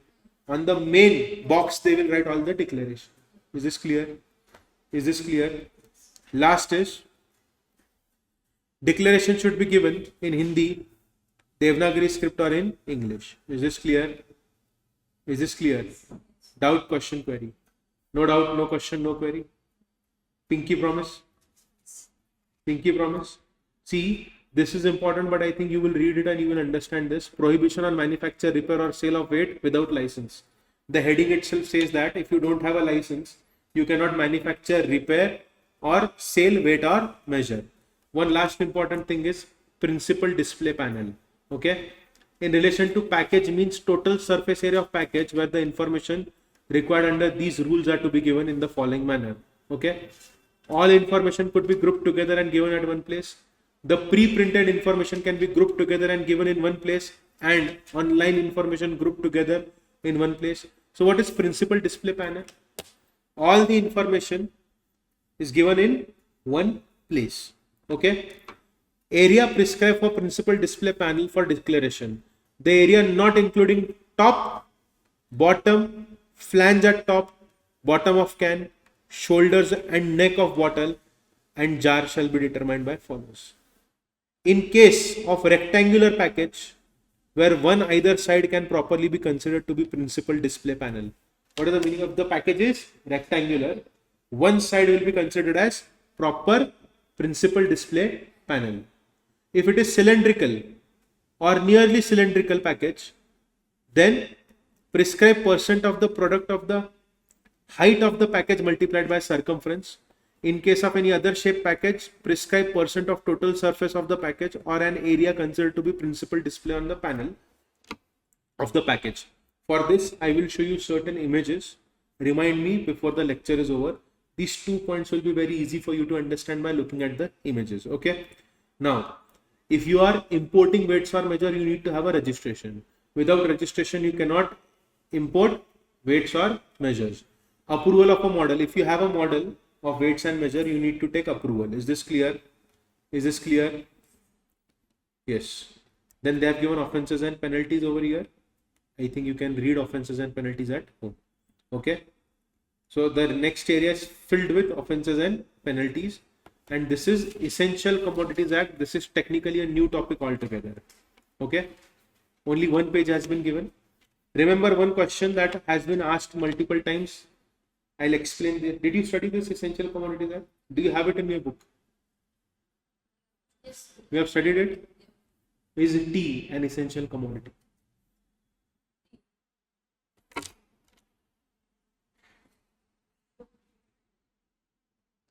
Is tea an essential commodity?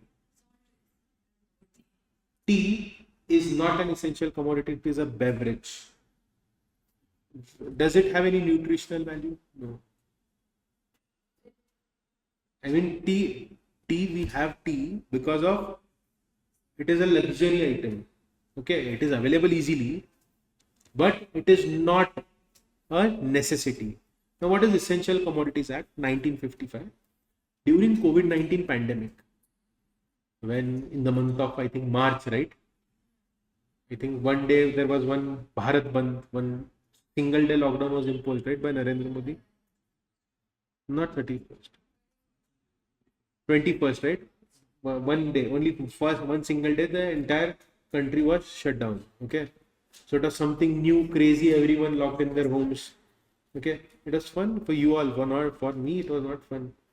Okay, long story, I'll tell you later. Okay, so what was it called as Bharat Bandh, right? No, whatever it is, one day ka Bharat Bandh tha. So that day, my mother got scared. She was like, "Shubham, we need to have masks. Bring some masks." I was like, "Okay." I went to almost every shop near my house. Not a single mask was available. Then I found one shop. He told me that he'll sell those masks to me for 30 rupees per piece. He gave me those surgical masks, which comes for 3 rupees. For 30 rupees. And you know that during COVID, people were doing panic purchase. Yes or no? Panic purchase was happening, right? Guess what happened? I was scared a bit. So I took around 20 masks from him at 30 rupees per piece. Okay. I got it home and I told my mom that it is very expensive. And she was like, it's okay. Now, in that situation, we don't care. You have studied utility, right?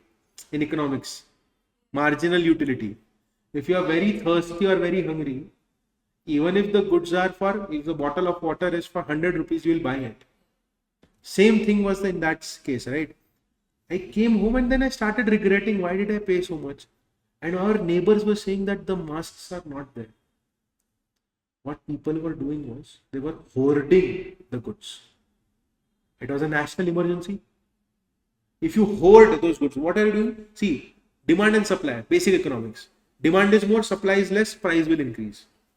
Supply is more, demand is less, price will decrease. Now they will unnecessarily make sure that the supply is seen very less in market, so that at whatever price we sell it, people should be ready to buy it.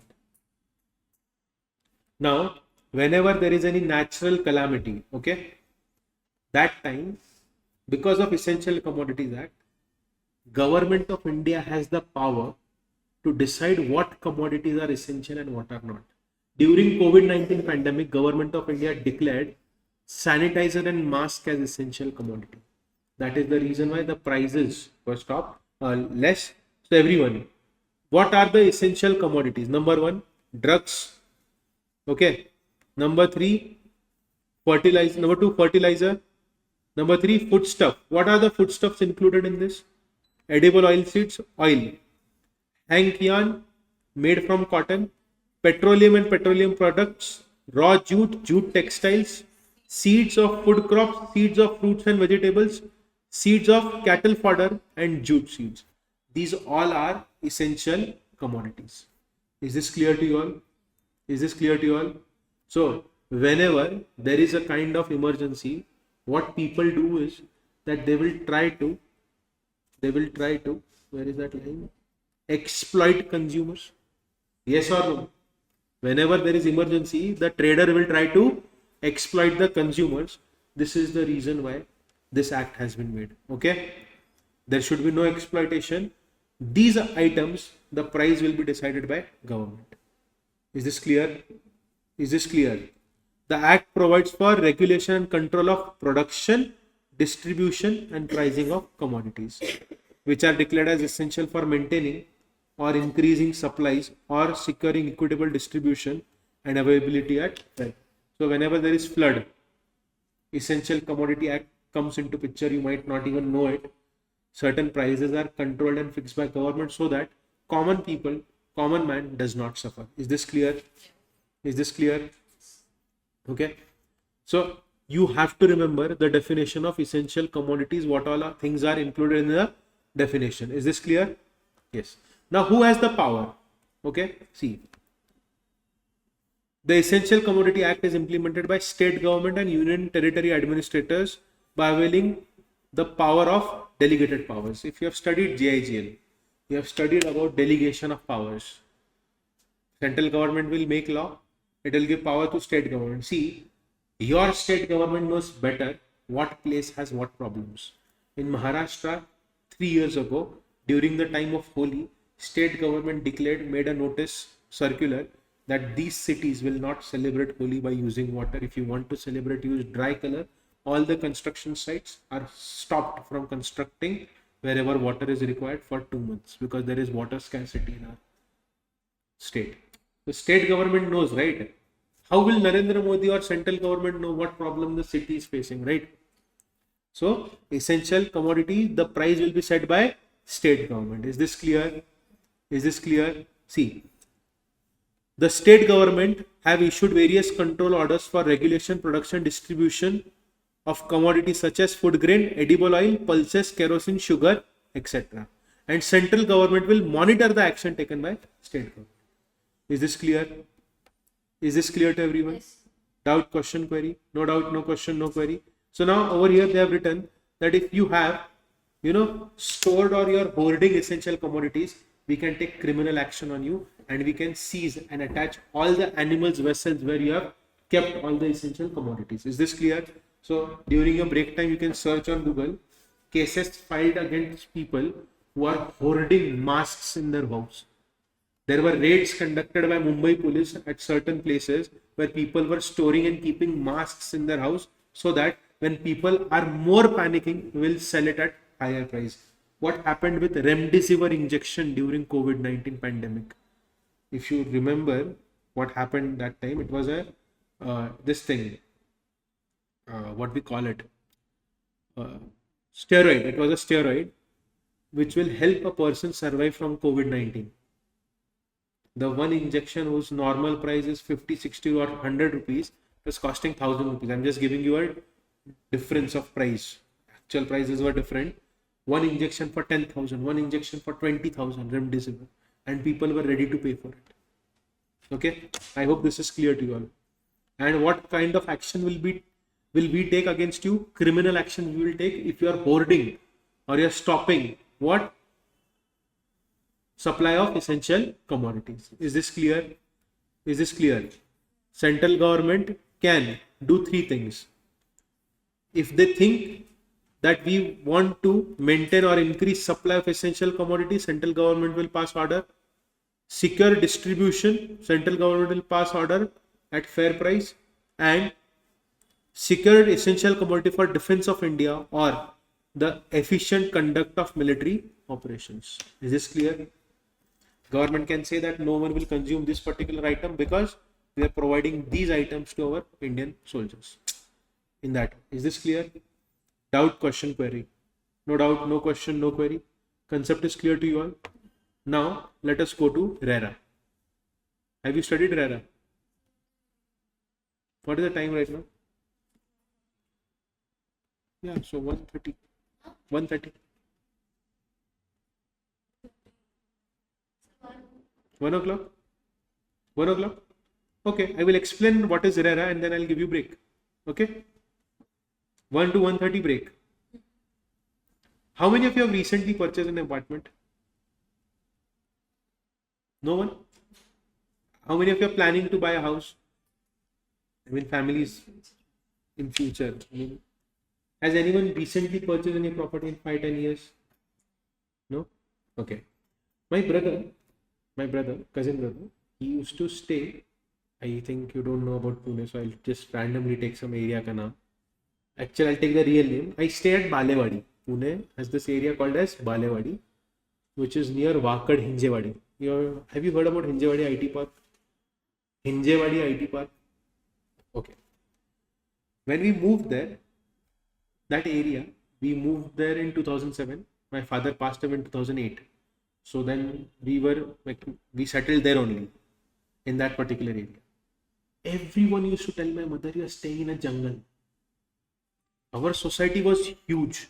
There were 600 apartments in our society, 600-700 apartments. Okay.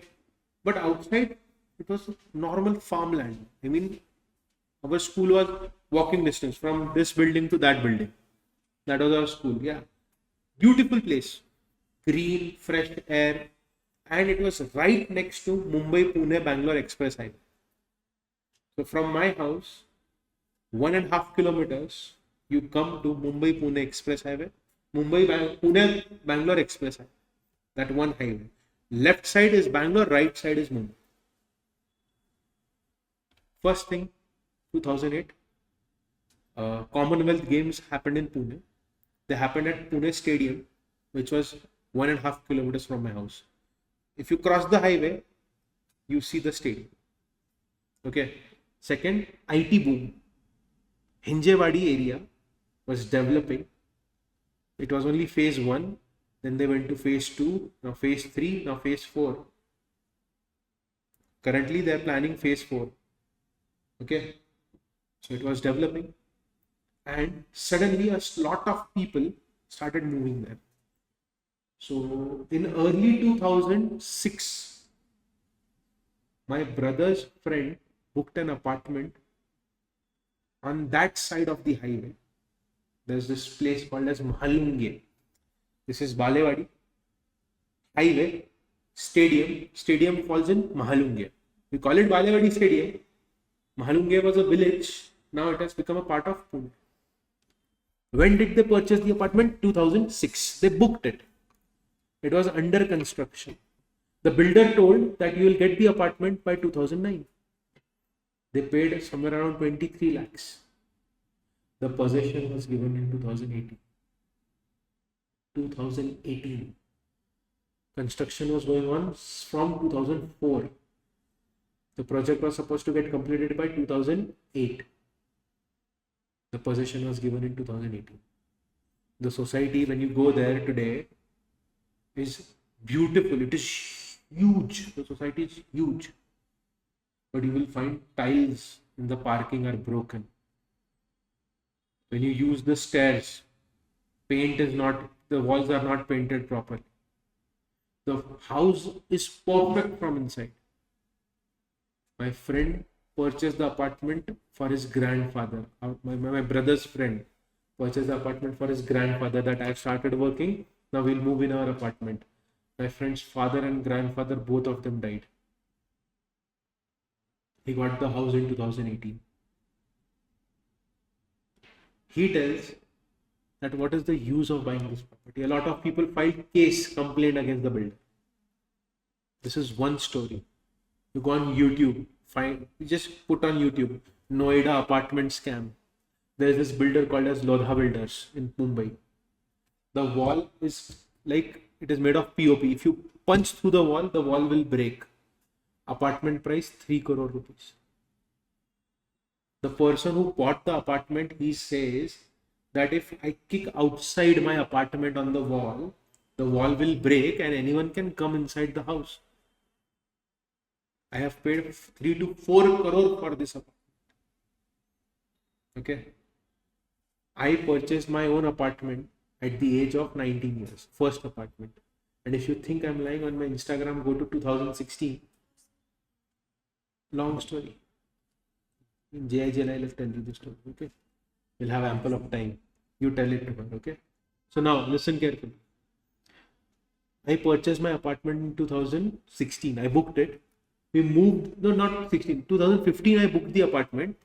The construction of my building was complete in 17. So we moved there immediately, okay. Our neighbor, she was sitting in her living room. In the balcony, we have sliding doors, right? When you open the sliding door, you can go outside in the balcony, right? The entire sliding door fell on her. Her leg was fractured, glass broke and it went inside her hands. She was taken to hospital. The flat was new. They had moved only 3 months in that house. It was only 3 months. 3 months had passed and they moved there and this happened. The point that I'm trying to make is, in our country, real estate has no regulation properly.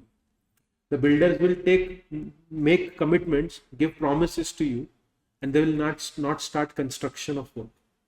What if I pay the token amount and the builder is dealing, I want my money back? There were no such provisions. Government of India decided to bring RERA. RERA is a central act. All the state governments have power to make RERA according to the requirements of the state. So in Maharashtra, we have Maharera. In Karnataka, you might have Karnataka RERA. Okay. So this is a central law which gives power to state government. There are 3 objectives of this act. Number 1, regulate and promote real estate sector. Sale of plot, apartment, building should be efficient and transparent, and consumer interest should be protected in real estate sector. Is this clear? Is this clear? CS Executive old syllabus, features of real estate act. Write only any 3 points. Number 1, regulation and promotion of real estate sector. Number 2, sale of plot, apartment in efficient and transparent manner. Number 3, protection of interest of consumers in real estate sector. Number 4, mechanism for speedy dispute redressal and to establish tribunal. So we have REAT over here, Real Estate Regulatory Authority Tribunal, REAT. Okay, done. Clear. Advantages of RERA: increased FDI, customer management, timely completion of project. Put their exam question old syllabus. Even this was asked in exam. You just have to write these points. Timely completion of project, project planning, transparency, reduced litigation, reduction in litigation, increased FDI. Sir, why reduction in litigation? Because RERA says that if the builder has promised that the construction will be completed in a particular period, the construction has to get completed in the particular period, or else he has to pay fine penalty to the consumer flat buyer. Is this clear? There are cases where the builder will be asked to pay interest as well. Is this clear? And if the real estate sector is regularized, standardized, foreign companies will also invest in real estate of our country. Is this clear? Is this clear?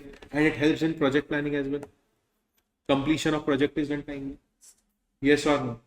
Now, first things first. Allotee. Allotee means the person to whom plot, apartment or building has been allotted, sold, whether as freehold or leasehold, by the promoter. Promoter means the builder. Allotee means the person who has received the property. Is this clear? And includes the person who subsequently acquires allotment through sale, transfer, but does not include the person to whom such plot apartment is given on rent. So everyone, if I'm staying on rent in your apartment, am I an allotee? No. But if I'm giving you the apartment, I'm transferring you the apartment, or I am leasing you the apartment, then you will be called as allotee and I will be called as promoter. So the builder will be called as promoter. The person who buys the apartment will be called as allotee.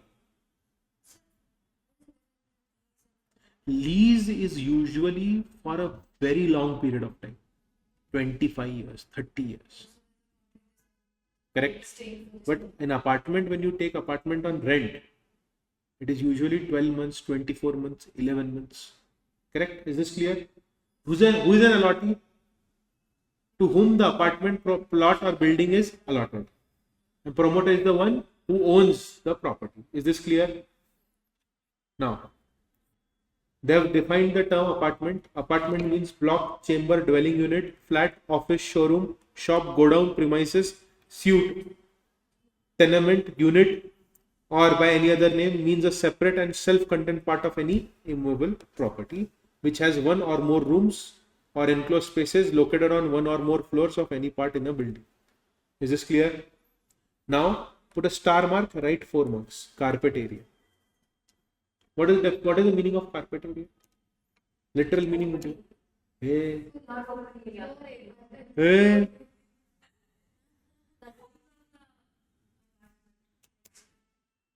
If Including the balcony and the excluding the balcony. Madam, carpet area means that area, literally, which means where you can put your carpet. Please try to understand. This area is carpet area. Now what builders do is, see, the price of the property is per square feet. Correct? Price of the property is per square feet. One is called as super built up area. One is called as carpet area. In Pune, where I stay, per square feet rate is 9,000 rupees. So if you want to buy an apartment of 1,000 square feet, you have to pay 9,000 rupees. So 9,000 into 1,000. That is the price of the apartment that you pay. This is the base price. But when I checked the apartment, I got to know that I would be getting only 800 square feet as carpet size.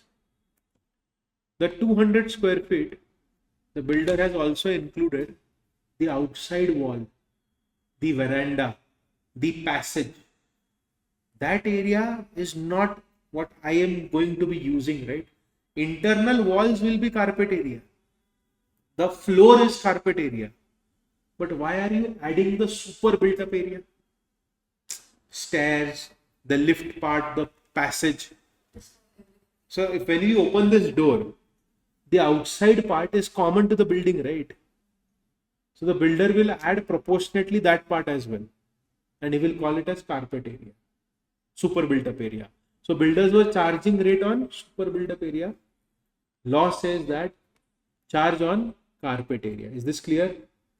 So what is written? Carpet area means net usable floor area of an apartment. First line is everything. Net usable floor area. What is excluded, beta? Area covered by external walls, area under service shaft, exclusive balcony or veranda area, and exclusive open terrace area. But it includes the area covered by internal partition walls of the apartment. Yellow color is your carpet area. Red color is not included in the carpet area. Is this mean? Is this mean? Is this clear? Is this clear? Yes. At times, you know what? My humor is very different. Okay. Do you know dark jokes? Dark jokes, pata hai? I am pro at that. Okay. So if you want to understand dark jokes, you have to come at this level. Okay. So is this clear to you too? Is this clear to you all? Pakka? Pinky promise? Pinky promise? Promise? Promise? Pinky? Pinky? Pinky promise.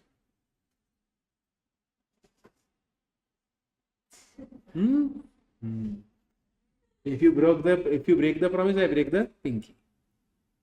That is why we make pinky promise, right? नहीं पता था क्या? छोड़ो.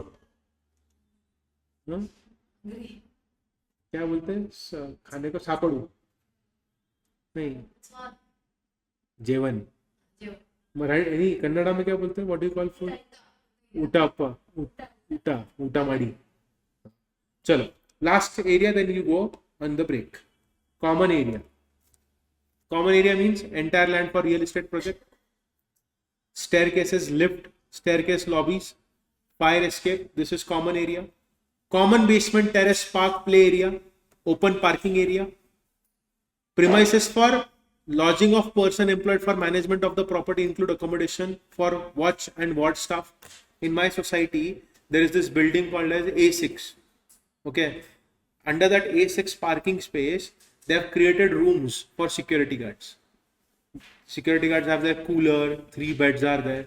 And all the buildings, alternate buildings have a washroom. So the ones that, like in our society, there will be a person who will come outside your door every morning. They'll ring the doorbell.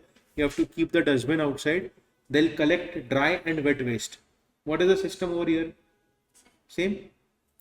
But in Pune, it is very strict. Dry and wet segregation is mandatory. If you mix it, they will not take it. I have not seen it being followed very strictly everywhere else. But in Pune, it is very strict. They will not touch the dustbin. You segregate it, you throw it out. It is there. I have not seen it over here. Neither did I see it in Chennai. It is very strict. Now tell me one thing. If we create washroom for these people, there is a maid who will broom the entire building. Then she will mop every day. So what they do is they fill a bucket of water. They go on the top floor. They'll broom. Another lady will start mopping. Then they'll go on another floor in the lift. They do this by 11 o'clock in the morning every single day. Then they will sit there, eat food. Then they'll clean the parking. So they stay there till 3 o'clock in the afternoon. If they want to go to the washroom, we'll build a washroom for them, right? So this is that place. Okay. Next, installation of central services such as electricity, gas, water, sanitation, air conditioner. Okay, renewable energy. All of this is common area. Next, water tank, sump, motor, fan, compressor, ducts. Do you know what are ducts?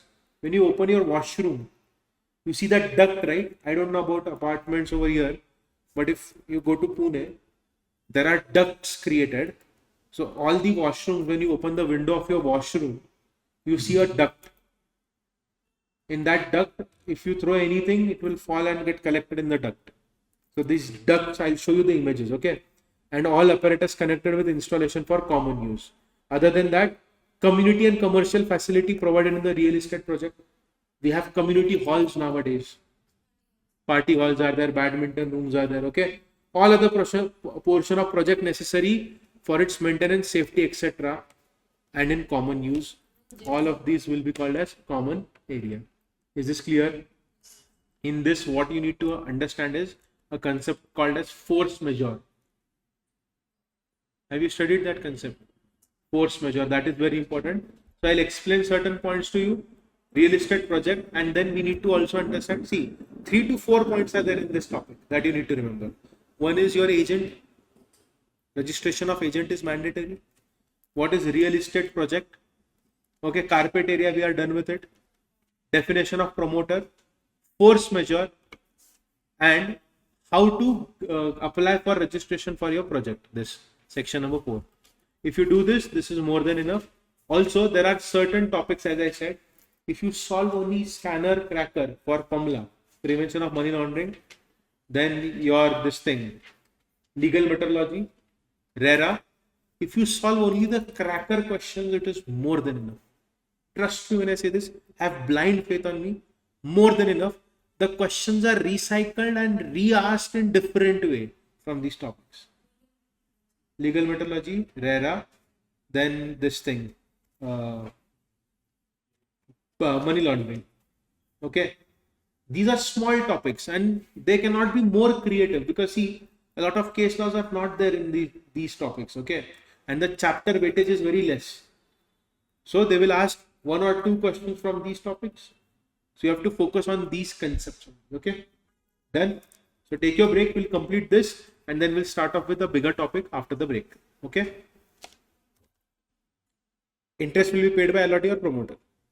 If allotee makes a default, allotee will pay. Promoter makes a default, promoter will pay. Full stop, end of the story. Clear? Clear? Okay, what is internal development work? Do you know footpath and roads are made in the society? Water supply, sewer, drain, park, tree planting, street lighting, community building. All these things are called as internal development work. Okay. Now, do you know what is occupancy certificate? Once the project is completed, if anyone is if you want to stay there, the project should have occupancy certificate. Without occupancy certificate, you should not stay there, because something which is required for your daily essential life is missing, like water, electricity. If water and electricity connection is not there, the builder or the promoter will not get an occupancy certificate. Is this clear? Is this clear? So what is the basic thing that he needs to provide? Water, sanitation and electricity. Until and unless this is not provided, the occupier, the promoter will not get any occupancy certificate. Is this clear? Is this clear? Yes. Now, registration of real estate project. Okay. Prior registration of real estate project with RERA. Okay. Now, number 1. Section 3. Simple. No advertisement of your project until you register your project. Clear? Clear? What is section 3 talking about? What is section 3 trying to tell you? That you cannot do marketing of your project unless and until you have registered your project with RERA. Is this clear? Is this clear? Next. What do you mean by the term promoter? Promoter means a person who construct or causes to be constructed an independent building or building consisting of apartments. Correct? Next. Any person who develops land into project, whether or not the person actually constructs structure on any of the plots. So when we buy plots, see, I don't know about Bangalore, but in North India, this is a very normal thing that people buy plots which are near highway, and these plots are developed by a developer. So if we'll have a gated community. So if, for example, I have 3 acres of land, what I will do is I will make a gate. I'll make an entrance and I'll tell that you can make row houses over here. So people start constructing row houses in 1000 square feet of plot. So developing a plot or constructing a building, if I am doing any of those things, I will be called as a promoter. Is this clear? Is this clear to everyone? Clear? Any development authority or any other public body in respect of allotee of building or apartment. What do you mean by this? See, in Mumbai, they are planning to break and dismantle the entire slum. What is the name of the slum? Dharavi. They are planning to break the entire Dharavi slum. Why are they trying to do that? Yes. What will happen when they do that? They will construct buildings over there. Is this clear? They will construct building over there. For whom? For these people. what the government is trying to tell them is that we'll break the slum, we'll offer you apartment either in this area or somewhere else. So who is constructing apartment for these people? Government. Is this clear? So government can construct apartment or own plot. Next is state level cooperative housing finance society. Last is any person who acts himself as builder, colonizer, contractor, developer will also be called as promoter. Is this clear? Last, who constructs any building, apartment for sale to general public is also called as promoter. But tell me one thing, if I construct a house for myself, will I be called as a promoter? No. If I renovate my house, do I have to register myself under RERA? No. Is this clear? Is this clear? Okay. Now, which projects are exempted from the ambit of the act? Now put a star mark over here. This is critically important. Projects that are exempted from the ambit of the act. What is the meaning of this? The meaning of this is very simple. Everyone, if land area proposed to be developed does not exceed 500 square meters or apartment do not exceed 8, inclusive of all phases. What is the meaning of this? See, there is a word written over here and that word is or. If they would have written and, then the situation would have been both the conditions need to be fulfilled. What is the meaning of or? What is the meaning of or? Yes, what happened? Yes, what happened? Everything is fine? Yes, thank you. क्या लिखा है ध्यान से देखो. What is written? Please focus on screen. Okay. If I am constructing a project which is not exceeding 500 square meter or not constructing more than 8 apartments, then I don't have to register myself under RERA. Is this clear? Is this clear? Yes. Okay. Appropriate government, if appropriate government considers it necessary, it can reduce the threshold below 500 square meters. Is this clear? Last point. Where the promoter has received completion certificate for a real estate project prior to commencement of this act. What is the meaning of this? I completed the project before RERA was introduced. I don't have to register myself under RERA. So if my construction was completed in 2010, you brought this act in 2018, I don't have to register my project under RERA. Is this clear? And as I said, if you renovate, repair, redevelop, where you are not marketing, advertising or selling or new allotting the apartment or property, you don't have to register. This question has been asked in exam for 4 marks. What projects are exempted from RERA registration? 500 square meters, less than 500 square meters, no need to register, or 8 apartments. Correct? Correct? If the government wants, they can reduce the number of 500 square meters. Correct? Second last point. If the construction of my project was completed before RERA, I don't have to register. Then the most important point, and that is this. If I am renovating, redeveloping my own apartment, not selling it to anyone, not advertising it for anyone, using it for my own purpose, right? Then I don't have to register my project under RERA. Is this clear? Okay, tell me one thing. What if I renovate my house in such a way, like for example, I have a house. Okay, I have a huge piece of land on which I have a small bungalow. I have ample of space in the garden. Okay, I have ample of space in the garden. Now tell me one thing, if I have ample of space in the garden, I decide to break my entire house, construct huge house, huge building, and give the rooms that I have constructed below the apartment as rent to students for PG. Do I need to register my project under RERA? No. I'm not selling it, right? It is for my own purpose. I'm a marketing, I'm doing nothing, right? Okay, is this clear? Is this clear to you all? Because if you remember, we saw that if you give it on rent, then that is not that is not taken, that's not considered over here as a RERA project. Is this clear? Yes. Now, how do you apply for registration of RERA? See, step number 1, you will go and file an application with RERA in prescribed form with prescribed documents. Wow. What do you need? Prescribed form, prescribed documents. Number 2, either your registration will be approved or rejected in 30 days.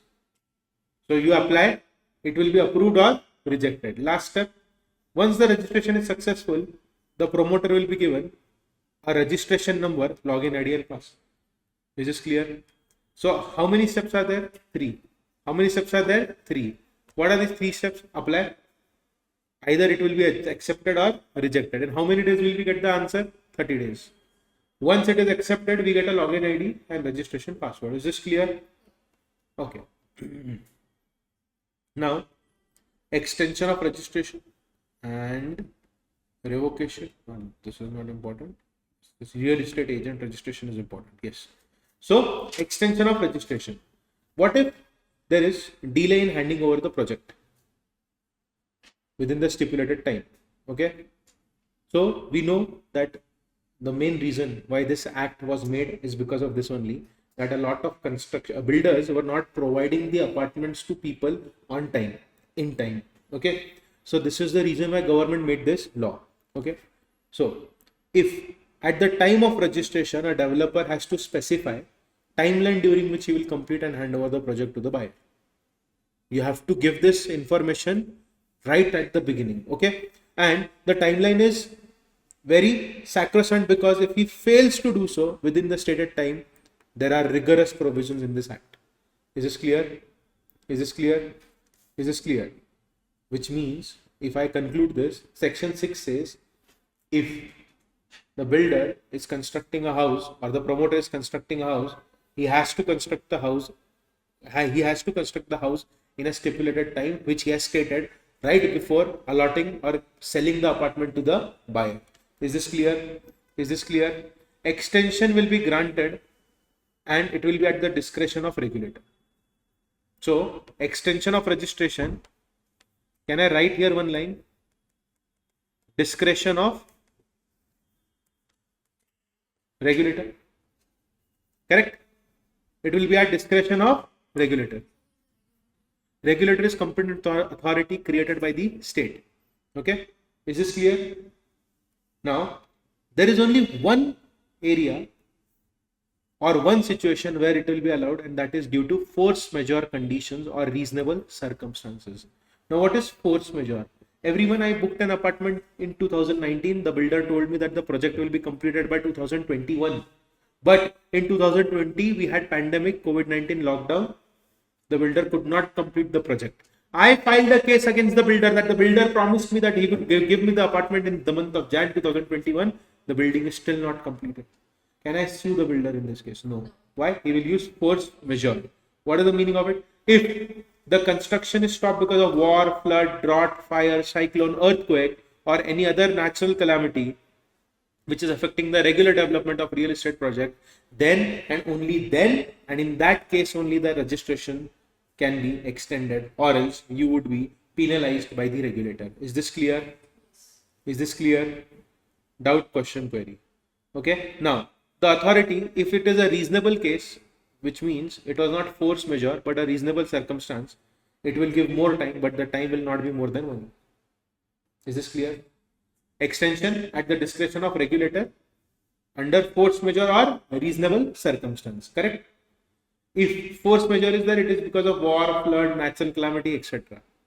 But if there is a reasonable situation, circumstance, then in that case, what will happen? Extended. The maximum extension allowed is 1 year. Is this clear? Is this clear? Yes. Doubt, question, query. No doubt, no question, no query.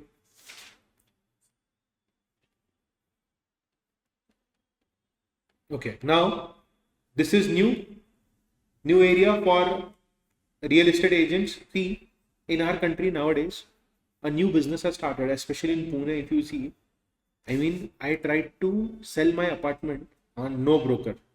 They say it is no broker, but the only persons who contacted me were brokers. Okay, and I had paid somewhere around 1900 rupees to no broker, that I want genuine buyers, I don't want brokers.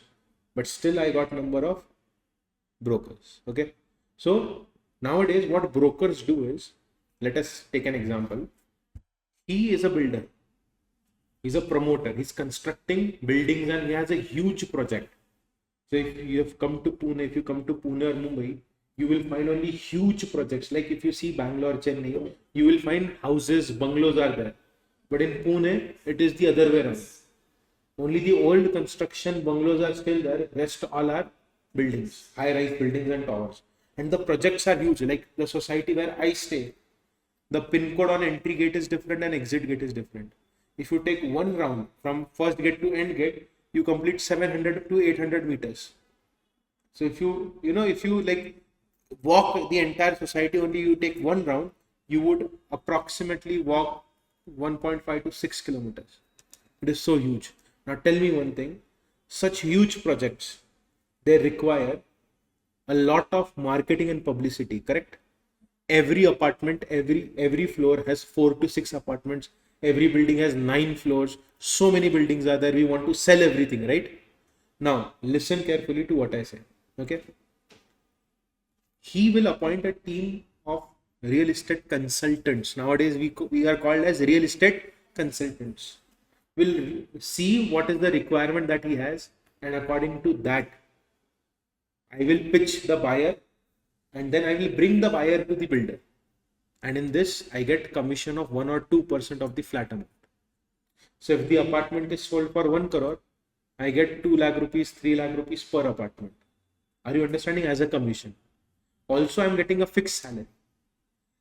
If you go 10 years, like if you go in 2015-16, you will see that there was no structure of brokers. Everyone will become a real estate agent.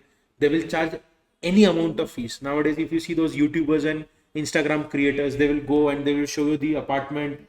They make those beautiful videos. Yes or no? Yes. So what is a real estate agent?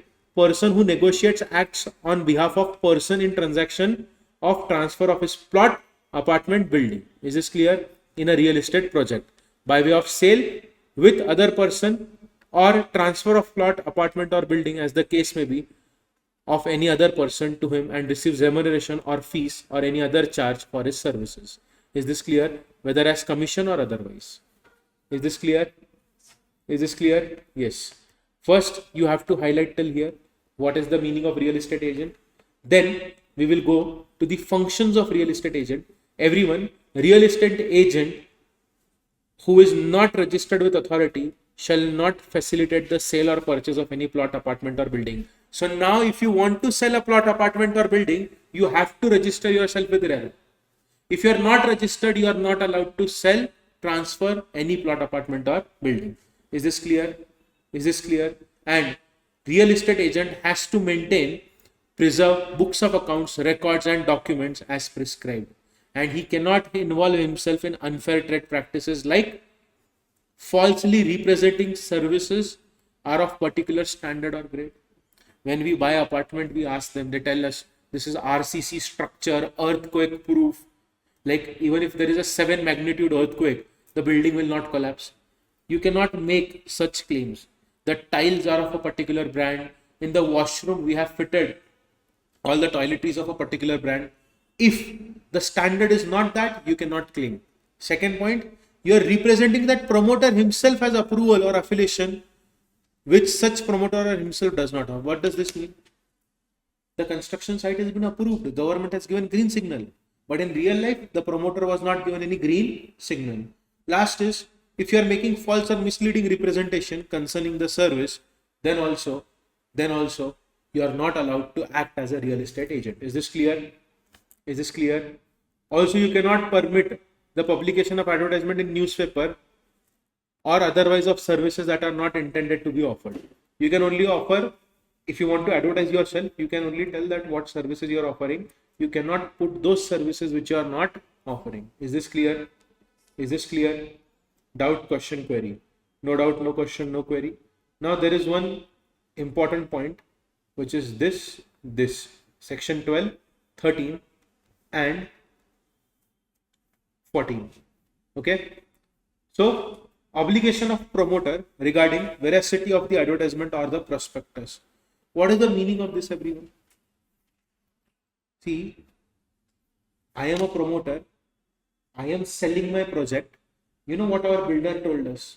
That the building in which we are buying the apartment, you will get a 9-floor building. He gave us 6-floor building.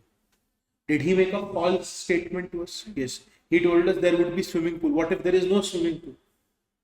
So this is false claim. Okay. So if any person is making an advance or deposit on the basis of information in advertisement, okay, then and if he sustains any loss or damage because of incorrect or false statement, he shall be compensated by promoter. I purchased this apartment because of the statement that was given by you. I purchased this apartment because of the statement that was given by you. I incurred loss. Now you have to pay for the loss. Is this clear? Is this clear? Yes. Everyone, put a star mark over here. No deposit or advance to be taken by promoter without first entering into agreement to sell. What does this mean? You cannot take any money more than 10% of the cost of apartment until and unless you make an agreement of sell. What is the meaning of this? See, in Pune, we have this scheme. Even if the project is big or huge, pay only 1 lakh and book your dream home. Very simple. The apartment price would be 1.3 CR, 1.4 CR, 2 CR, 3 CR. How much is he asking you to pay? Because he knows the law. What if the apartment is of 1 crore and he's telling me you have to pay 50 lakh to book your apartment? And then I will make an agreement to sell. Is that allowed? The answer is no, it is not. Is this clear? So if I am a promoter, I want to take money from you, what is the maximum amount that I can accept from you? 10% of the total cost of apartment, not more than that. And if I want to take more than 10%, I need to first enter into an agreement for sale. Is this clear? Is this clear to everyone? No doubt, no question, no query. Very simple, very easy. What point do you need to remember? Promoter cannot take advance money of more than 10% of the cost of apartment. And if he wants to take, he needs to enter into agreement for sale. Is this clear? Without this agreement, you are not supposed to take any money. Clear? Clear? Yes. Now. Structural defect. Do you remember I told you about the neighbor auntie who was sitting in her living room and the balcony, the sliding door fell on her? Correct? Was it a structural defect? Everyone, if after purchasing any property within 5 years, if you bring notice or bring to the attention of promoter the defects that are there in the property, the promoter has to fix it free of cost. Is this clear? Is this clear to you all? So I'll tell you one thing. When I purchased my apartment, in our bedroom, we had this small problem because of rain. One side of the wall, the color of it was coming out. Okay. So we told the builder that this is a new house. How is water coming from there? So the engineer who was working there, he told that you have to fix it by yourself. Now it is your house. So I told him, sir, I teach law and you might have read about RERA, right? So let us discuss on structural defect about it. It's been only 7 months since you have purchased the property. It is your duty that if within 5 years, if I bring attention of the promoter or if I bring promoter's notice to the particular problem that I have, the promoter has to solve the problem. But in how many years? Within 5 years. Is this clear? Is this clear? So, if there is any structural defect or any other defect in workmanship quality of promoter as per agreement of sale relating to such development is brought to the notice of promoter within a period of 5 years by the allottee from the date of handing over of possession, promoter has to rectify defect without further charge. And in how many days he will rectify? 30 days. Is this clear? And if the promoter does not rectify the defects, then agreed allottee are entitled to receive appropriate compensation in the manner provided by the Act. Is this clear? Is this clear to everyone? Doubt, question, query? No doubt, no question, no query. Is this crystal clear to everyone? Now, obligation of promoter regarding insurance of real estate project. Section 16 says that it is the obligation of promoter on that he must obtain all insurances notified by appropriate government, including but not limited to insurance in respect of title of land and building and construction of the real estate project. Is this clear?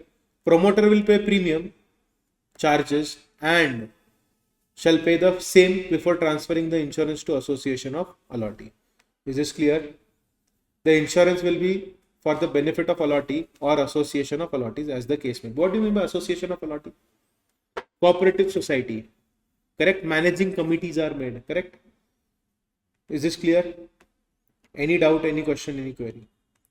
No doubt, no question, no query? No doubt, no question, no query? Is this crystal clear? Okay. Now, rights and duties of allottee, real estate regulatory authority. Everyone, this RERA authority, qualification of chairperson, term of office they will not ask, functions they will not ask, advocacy measures have been asked in exam, then rectification, recovery of interest, responsibility, central advisory council, and appellate tribunal. Three concepts are there. They have asked these concepts in exam. It is very small, very easy.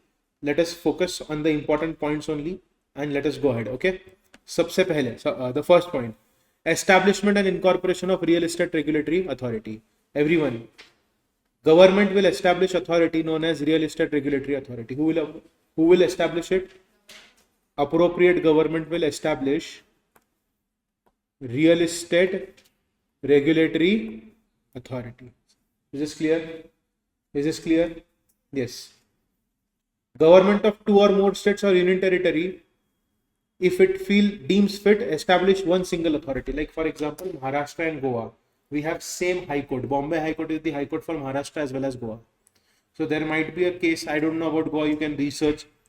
Maharashtra RERA can be applicable to Goa as well. Is this clear? There is a union territory in Tamil Nadu, Pondicherry. So either Pondicherry will have its own RERA or Tamil Nadu government's RERA will be applicable to Pondicherry. Is this clear? In Gujarat we have Daman and Diu.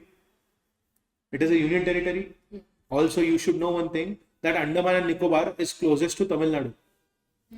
Correct? So for Andaman and Nicobar, it is also a union territory.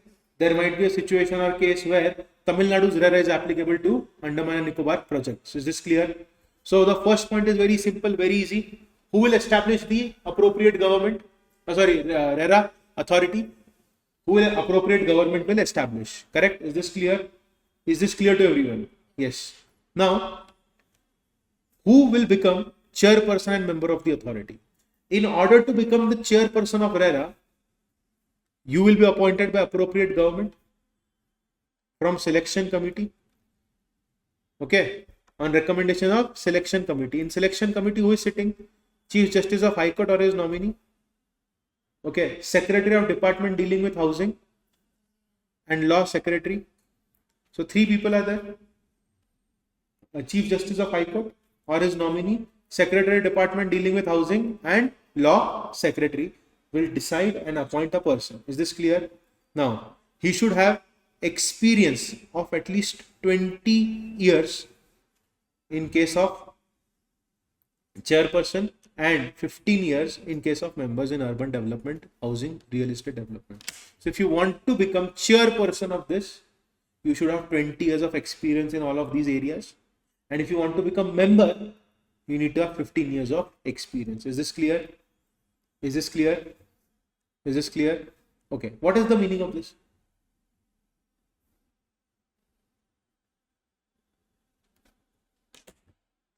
If you were in the service of state government, you cannot be appointed as chairperson because then you will be having biased opinion.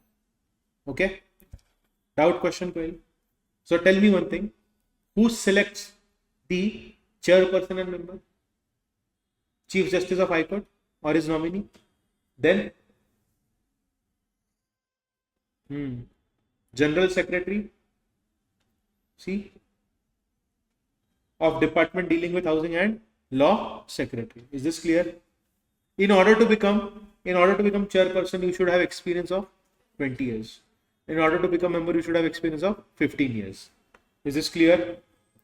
Now, what is the term of office of chairperson? Everyone, 5 years or 65 years, whichever is earlier. You are not eligible for reappointment. What is the meaning of reappointment? You are not eligible. What if my age is 55 years? I have completed 5 years. I want to get reappointed again. Can I be reappointed? No. What is the maximum age limit? 65 years or 5 years, whichever is earlier. Is this clear? Is this clear? And I should not be associated with state government. Now, advocacy and awareness measure. Everyone, whenever any government is formulating any policy for real estate and its regulation, they will see, look at the screen. While formulating a policy on real estate sector, while reviewing laws related to real estate sector or any other matter, make reference to authority for its opinion on possible effect of such policy. What is the meaning of this? If government is making any policy or changing any law in real estate sector, they must first refer the same thing to authority for its opinion. Is this clear? And authority will reply in period of 60 days. Okay. Now I have a question. Who decides the rate area wise per square feet? Like in my area, 9,000 per square feet is the rate. Mumbai Bandra, it is like, let us say 70,000 per square feet. 80,000 per square feet. Who decides it? Municipal corporation? What about you? Who decides it? What do you think? Ma'am, what do you think? Vijay Dalapati. Hey, ये तो रजनीकांत है, sorry. Yes, sir. Who decides it? Mohanlal. Everyone. The government does not decide the prices. The prices are decided by demand and supply. Are you understanding this? The prices of area is determined by demand and supply. If the demand is less, the price will be less. If the demand is high, the price will be high. Or if the location is very good, the price will be high. Is this clear? Municipal corporation cannot fix the prices. See, if law decides to fix the prices, ma'am, the prices will be very cheap and everyone could afford a house. Yes or no? Stamp duty is the percentage of the flat value, my dear. So for example, if I'm buying an apartment of 1 crore, the stamp duty will be 5%. Yeah, I gave it to government. Stamp duty is like another way of collecting money from people by the government. 1 crore का घर है बेटा, 5% उस पे मुझे भरना है stamp duty. So the total price of the house for me will become 1 crore 5 lakhs. But next we have studied that municipal corporation, they just tell you Property tax. They can collect property tax from you, but not municipal corporation will not decide the prices of the property. Tell me one thing. In my society, one apartment is for same area, okay? 1.2 crore, another one is for 1.7 crore. In the same society, same floor. I can sell it at price that I want, right? If I want liquidity of money, I need money urgently, I will sell at a lower price. So no one decides the price. It is all based on demand and supply. In my area where I stay now currently, earlier 3 BHK apartment rent was 18,000 rupees before COVID, 2018-17, okay? Today the rent for 3 BHK is 95,000 rupees, 1,30,000 rupees. Average rent 1,35,000. 95 to 1,35,000 is the average rent for 3 BHK semi-furnished or fully furnished apartment. And if it is not furnished, it will cost you 70-75,000 rupees per month. 3 BHK. And who has decided? If people have purchasing power, paying capacity, the rent will be high. If people are not ready to pay the rent, then the price will go down. Is this clear? Is this clear? Yes. Now, power to issue interim authority, recovery, enforcement order. Yeah. Everyone, what is the responsibility of regulatory authority? Number 1, we will register the real estate project and real estate agent. Number 2, we will extend the registration of real estate project. In which circumstance or situation the project will be extended? Registration will be extended. Force majeure or reasonable circumstance. Yes or no? Next, authority has the power to renew registration of real estate agent and its revocation. We can renew and we can revoke your registration. We'll maintain a website of public record for viewing over public. Then we can appoint adjudicating officer. We will notify regulations and we will recommend for the growth and promotion of a healthy, transparent real estate sector. Is this clear? These are the responsibility of regulatory authority. Is this clear? Is this clear? Yes. Now, one is that was at state level. This is Central Advisory Council. Central government can establish council which will be called as central government may establish a council to be known as Central Advisory Council. Look at the yellow color line, it will make a valid sentence. Central government may establish a council known as Central Advisory Council. Okay.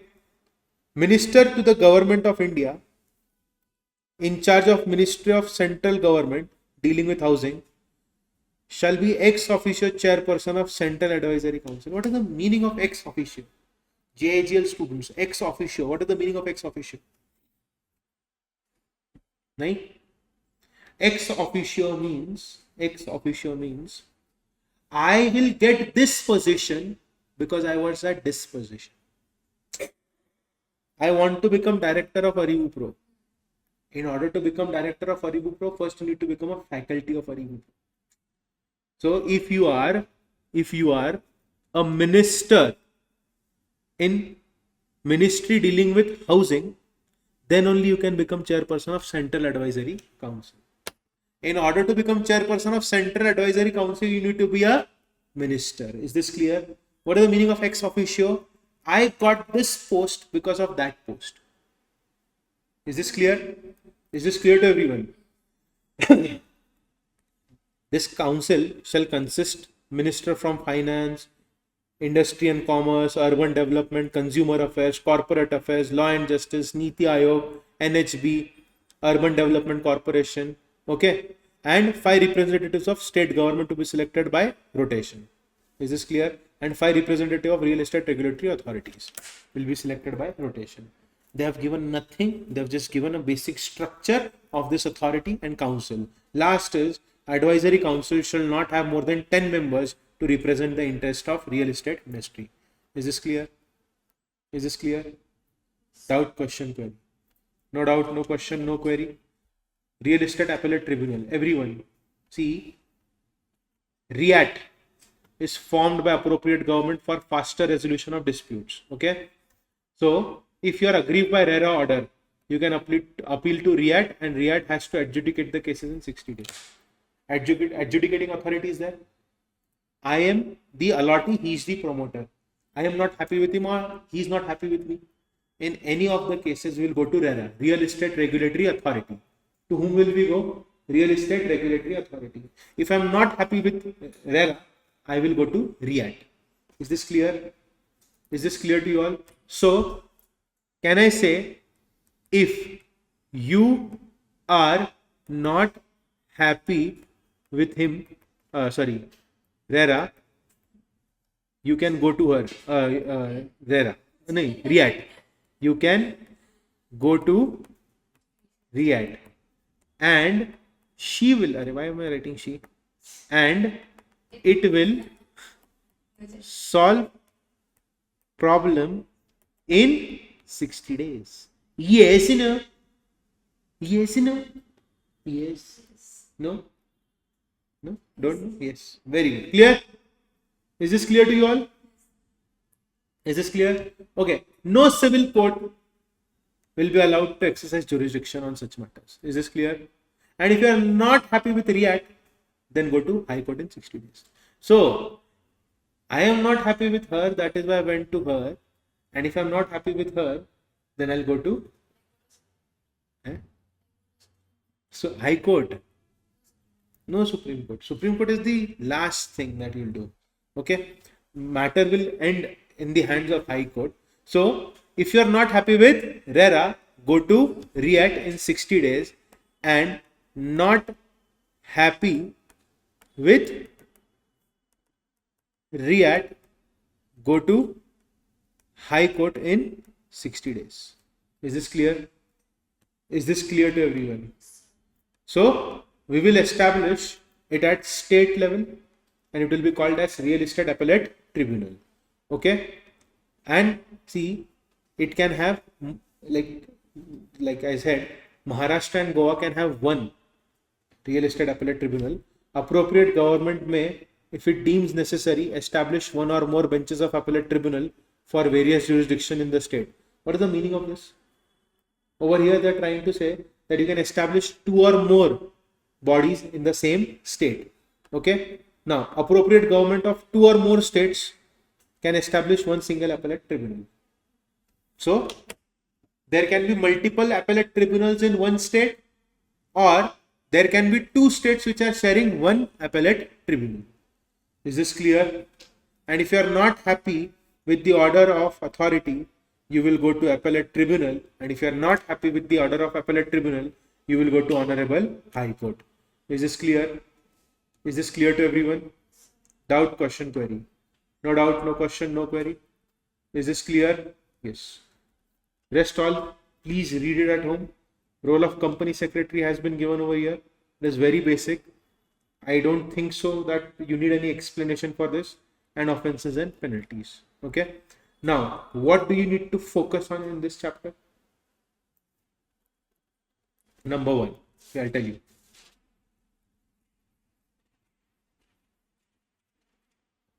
First is definition of carpet area. Second is advantages of RERA. Definition of carpet area. Advantages of RERA. Occupancy certificate. Section 3.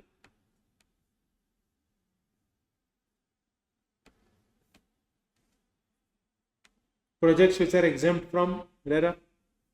500 square meters, 8 apartments. Correct? Extension of registration. Section 6. Force majeure. We all know, see, this is common sense section. Okay, I have not explained this to you, but I'll just give you a brief idea about this. Revocation of registration. What does this mean? My project will be cancelled. Why? Because promoter may default. Correct? In doing anything required by this act. Next is violates terms and conditions of approval. Unfair practice. Is this clear? What is unfair practice? Representing service of a particular standard or grade. Representing you have affiliation which you do not have. Next, false or misleading representation. Is this clear? Is this clear? Tell me one thing, can I make any advertisement in newspaper without getting registration first? No. Okay. Real estate agents and their functions, section 10. Functions of real estate agent. This is important. And Central Advisory Council. Okay. If you see previous paper, you will find that Central Advisory Council, they had asked a question, define Central Advisory Council as per RERA. Okay, so you have to write all these basic points. And REAT is established for grievances against RERA. If you are not happy with the decision of RERA, go to REAT. Not happy with REAT, go to High Court. Is this clear? In both the cases, maximum time that you have is 60 days. Clear? Clear? Doubt, question, query? No doubt, no question, no query? Concept is crystal clear? Yes. Now, let us go to COPRA. COPRA. Consumer Protection Act. I think you want to study that topic, right?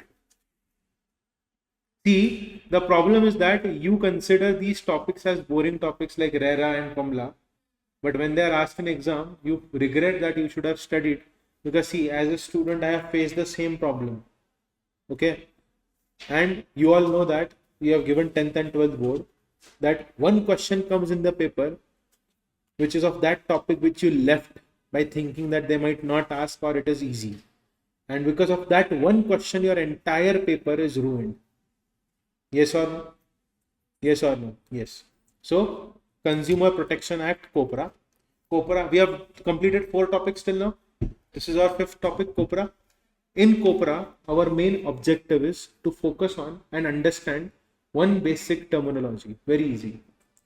Why consumers? Do you know that a movie of Shah Rukh Khan was released in the year 2016 with the name Fan? There was a movie called as Fan. It was released in the month of April. Shah Rukh Khan had starred in the movie. Okay, in the movie there is a song called as Jabra Fan. Have you seen the movie or heard the song now? जबरा fan हो गया शाहरुख खान हाय मैं तेरा fan हो गया सुना गाना style करूं पिक्चर में नहीं सर सर नो हॉलीवुड अंग्रेजी फिल्म है so now listen to the story carefully one family in Mumbai went to watch the movie when they went to watch the movie, you know what happened? The movie was promoted with this song. Okay, they used the song as promotion. They did not give any detail in the trailer about what the movie is going to show. The movie was one of the finest movies of Shah Rukh Khan, but there was no song in the movie. They used the song for promotional purpose. Family in Mumbai went to the movie theaters, they saw the movie, they came out and they got to know that there was no song. The lady who took her children to the movie, the children were very sad, they cried, they did not eat food and they had acidity problem. And this is not me, this is actual affidavit that has been filed. Okay, they slept without eating food, next morning they had acidity problems. Okay, the children cried. The mother filed a case in consumer court by saying that you have misled us by showing false advertisement. Guess what happened? Consumer court gave the judgment in favor of the lady with 20,000 rupees compensation, which Yashraj Films was supposed to pay. Yeah. It is not about 20,000. It is about who wins the case. It is about ego. Right now, you will not understand this, but Yashraj challenged this claim. What does Yashraj Films is one of the biggest production houses in this country. For them 20,000 is peanuts, but still they challenged it, right? They took the case to High Court and then went to Supreme Court. Supreme Court reversed the judgment and said no need to pay, it's okay. They never claimed in the trailer that this song will be there in the movie. It was for a promotional purpose. But there can be cases where you buy something and that whatever you buy causes harm to you. And if it causes harm to you, you have the right to sue the company. Yes or no? Yes or no? Because you are the consumer and you have the right. Full stop. Is this clear? Deficiency of service is a term that you might have studied in this topic. Did you study deficiency of service? Deficiency of service. When the service is not as good, what are we doing? No. Okay. Another example. Small example, then we'll enter into the module. Okay. I know one faculty. He was one of the greatest faculty this country has ever had. He was from West Bengal, Kolkata. This is during COVID 2022 or after COVID 22 something. Okay. This guy, he came to Pune for a marathon lecture. He was staying in a hotel room and the hotel had a swimming pool. He went there for swimming and he drowned in the swimming pool and he died. Yes, a faculty from Kolkata. Now, people have forgotten his name, but he was a legend for CMA students and CS students. Okay, he drowned in water and he died. Now, there was no security guard sitting over there. Are you understanding? There should be some guard who should be sitting there, right? I'll not take any name. I'll tell you the name after the lecture is over. Okay. So he drowned in the water, swimming pool, and he died. Okay. His family says that he died because of drowning in water and he got scared when he was drowning, and because of that fear he had a stroke in water and he died in the water itself. Okay. Is this deficiency of service? Yes. This is called as a deficiency of service. What if two train compartments are connected to one another? You have traveled in train, right? In normal trains, when you walk through one compartment to another, they're connected with one another, and it looks very scary when you stand there. What if it breaks and you fall down, you die? Deficiency of service. Are you understanding? Okay. Now, let us understand COPRA, Consumer Protection Act, with definitions. A lot of definitions are there. So let us begin. What do you mean by complainant? Complainant means a person who files complaint. Complainant over here can be a consumer, voluntary consumer association, central government, state government, central authority, one or more consumers having same interest, and if the consumer dies, his legal representative, and if the consumer is minor, his legal guardian. Do you know that in Mumbai, a brother and sister had ordered ice cream from Blinkit? When they started eating the ice cream, they found a severed human thumb in ice cream. Yes or no? Too much fun. Okay. Now tell me one thing. Is this normal? Is this okay? Sir, it was thumb. I have removed this part. Eat the remaining ice cream. No. FSSAI has cancelled the registration. Investigation happened because if you see a severed thumb, which means there could be a possibility that someone has died. Yes or no? It is real. Police started investigation. Then they got to know in that factory where the ice cream was made, there's a worker who was working and his thumb was cut in a machine. It fell in the ice cream tub. It got packed. So the fact. Now, you do one thing, you try to contact and communicate. Yeah, strawberry flavor. Now see, chill puke, okay? This is real, you can search, I am not lying. Tell me one thing, have you seen how people cook food? Have you seen people how they cook food? Do you see what's their hands? Do you see how they are cooking? Do you want me to tell you about pani puri, how it is made? Yes.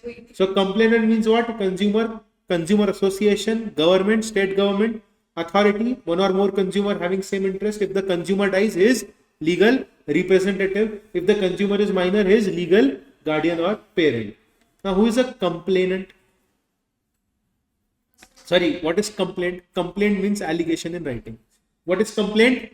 Allegation in writing. What is complaint? Allegation in writing. I am alleging that unfair contract or trade practice or restrictive trade practice has been adopted by the trader. Next, I can also allege that I bought goods from you, but they suffer one or more defective goods. Imagine your mother brings a mixer, she puts in some groundnut in it, she starts the mixer, but there is no blade in the mixer. Is it okay, normal? No. Imagine that you buy a knife to cut vegetables, but the knife is not even cutting an ant. Is that knife normal? No. Not hands, ant. Ant, yeah. It is so blunt that it is not even able to kill an ant. Is this a normal life? Imagine buying a watch. Imagine buying a watch where there are no hands in it. What is the time? I don't know. Are you understanding this? Will you buy such products? Next, you took services from someone and there was a deficiency of service. Is this clear? Is this clear to everyone? Next, a trader or service provider has charged for goods or services in excess price. There are so many videos. If you travel in train and if you pay extra for even a bottle of water, you are a fool. Do you know that the rail neer that is sold in railways, it costs only 10 to 14 rupees. We pay 20 rupees to them. Do you know the food that you order in train, it has a prefixed rate which is decided by IRCTC already, yet we end up paying more money.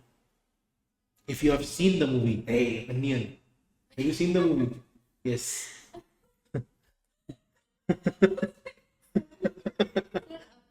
Aparichit the stranger, yes. He also complains in the train, right? Yes. So if you pay extra money anywhere, if you pay extra money anywhere, then you can file a complaint. Is this clear? Okay. Excess price fixed by law, displayed on goods, displayed on the price list. I will show you a message. A person has sent a huge message to me on WhatsApp. This huge message, apologizing me. And he told me that India needs people like you. You know what happened? Back in 2017, I went to this medical shop. It was a huge medical shop. It was like a general store, very fancy medical shop. Okay. So my mother told me that get cold drink while coming home. So I was like, okay. So I went there. I took a bottle of thumbs up and I asked how much, kitna hu? The price written on the bottle was 90 rupees. She told me pay 110 rupees. I told her, why? Why should I pay more? She told me, because we have to pay electricity bill for this fridge. I told her it is covered in this bottle's price only. Why should I pay more? She's like, if you want to buy, or else. And because she knew that there is no other shop nearby. So I bought the bottle. Then I got angry at night. I don't know why. Okay, after consuming the cold drink, I don't know, something happened to me. I became ambi. Okay, I got very agitated. I searched on Google, found that medical's contact number, texted them. I sent them a long message that I am an advocate. I teach students. According to Consumer Protection Act, you cannot do this. I am taking the matter in my hands and I'll make sure that your license is cancelled. I sent an English message and I slept. Next day it was Sunday. So I woke up late by 8 o'clock in the morning. That is late in our house. I woke up at 8. I saw my phone. There were 2 missed calls and 1 message on WhatsApp. Huge text. And he offered me 1 month free cold drink. I did not take that offer. But I'm telling you, if you know law, you can screw people in a right way. You don't have to get angry. I wrote a simple message that I want to cancel your license. This is not right. Is this clear? Did you understand what is complaint? I am alleging that unfair trade practice happened. I bought goods with defects. Services were having deficiency. The trader service provider charged extra money from me, which was fixed by law, displayed on the goods, price was fixed by the price list. Next, the goods are hazardous to life and safety when used, are being offered to sale to public in contravention of standards relating to safety. Everyone, Mohali, Punjab, Momo making factory, people, when they raided there, dog meat was used as chicken meat and was given to people in across the state of Punjab. The biggest momo making factory. Whenever you eat street food, the people who are sitting there, they don't make the momos. They buy per piece momo from a vendor. Do you know this? Dog meat was used, and if you think that I'm lying, you can watch the entire video which is there on YouTube. It happened 1.5 years ago.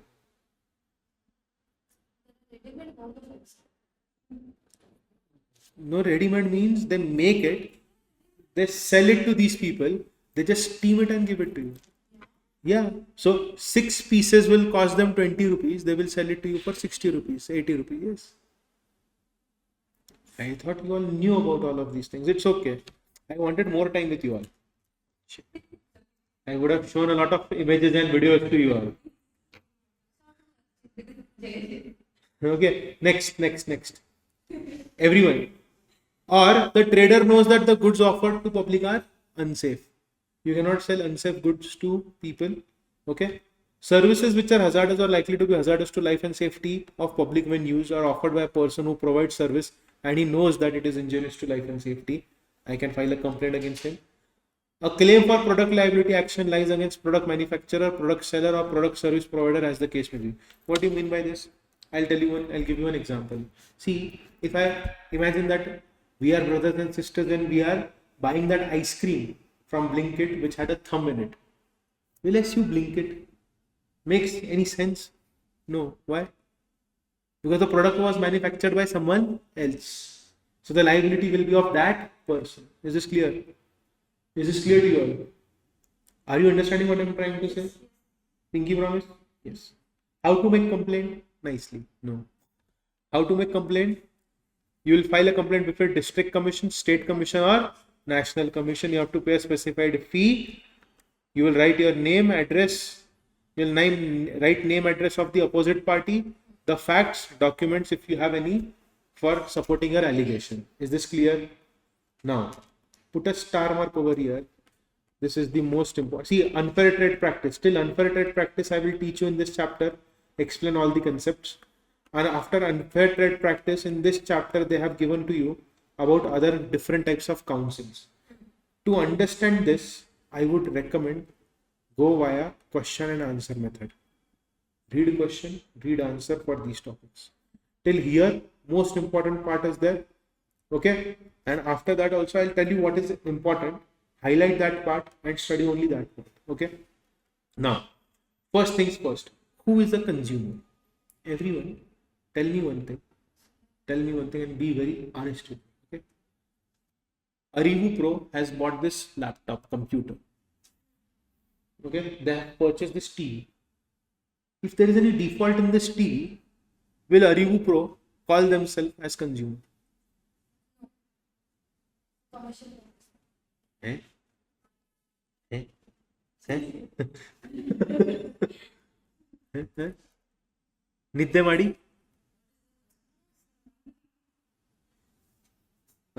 what is the question? Commercial. I thought commission purpose. I heard it wrong. Hello? Yes. Commercial purpose. This TV is purchased for commercial purpose. Yes or no? Then we are not consumers. Okay? We are not consumers. Okay? But if I purchase the TV, I have my own class. I am using the computer for my own personal use and I'm making the money. Then I would be considered as consumer. Okay? So there are certain things that you need to remember. Number one. Then it's commercial. What if Arjun himself is teaching? It is a company, private limited company, right? It is for commercial purpose only. They have purchased AC. So if Arjun sir will stand in front of AC, it is not for commercial purpose. If he runs away from here, it is not like that. Okay, I'll explain. Then it's consumer. Then it is consumer. Yes, smart, huh? Chalo. Consumer means any person who buys any goods for consideration. What do you mean by consideration? Something in return. Latin maxim, quid pro quo. Yes, no? Yes. So if you buy goods for consideration, for which you have paid, promise you will pay, you have partly paid, partly promised you will pay, okay, from other person for consideration, then you will be called as consumer. So if you want to understand the definition of consumer, let us make it very simple. Consumer means a person who buys goods for consideration which has been paid or promised. Okay. Includes any user of goods other than the person who buys such goods for consideration paid when such use is made with approval of such person but does not include a person who obtains goods for resale or for any commercial purpose. What is the meaning of this? If you buy the goods not for commercial purpose, you are a consumer. But if you buy the goods for commercial purpose, then you are not a consumer. What if I buy some goods at 70 rupees and I sell them for 100 rupees? Will I be a consumer? No need to go there. I bought the goods for 70, sold for 100. 70, 100. Am I a consumer? The answer is no. Ishta. Consumer? Yes. Is this clear? Pinky promise? No? Okay, ask. Sorry. It's not a consumer. Correct. There it's about if I am buying something, I'm not consuming, giving to you. You are the consumer. That's the thing. That's what she said. It was a dialogue from The Office. Yeah. Okay. Okay. Wait. Let me explain it again. I buy it for consideration. I buy it for consideration. I am the user of goods.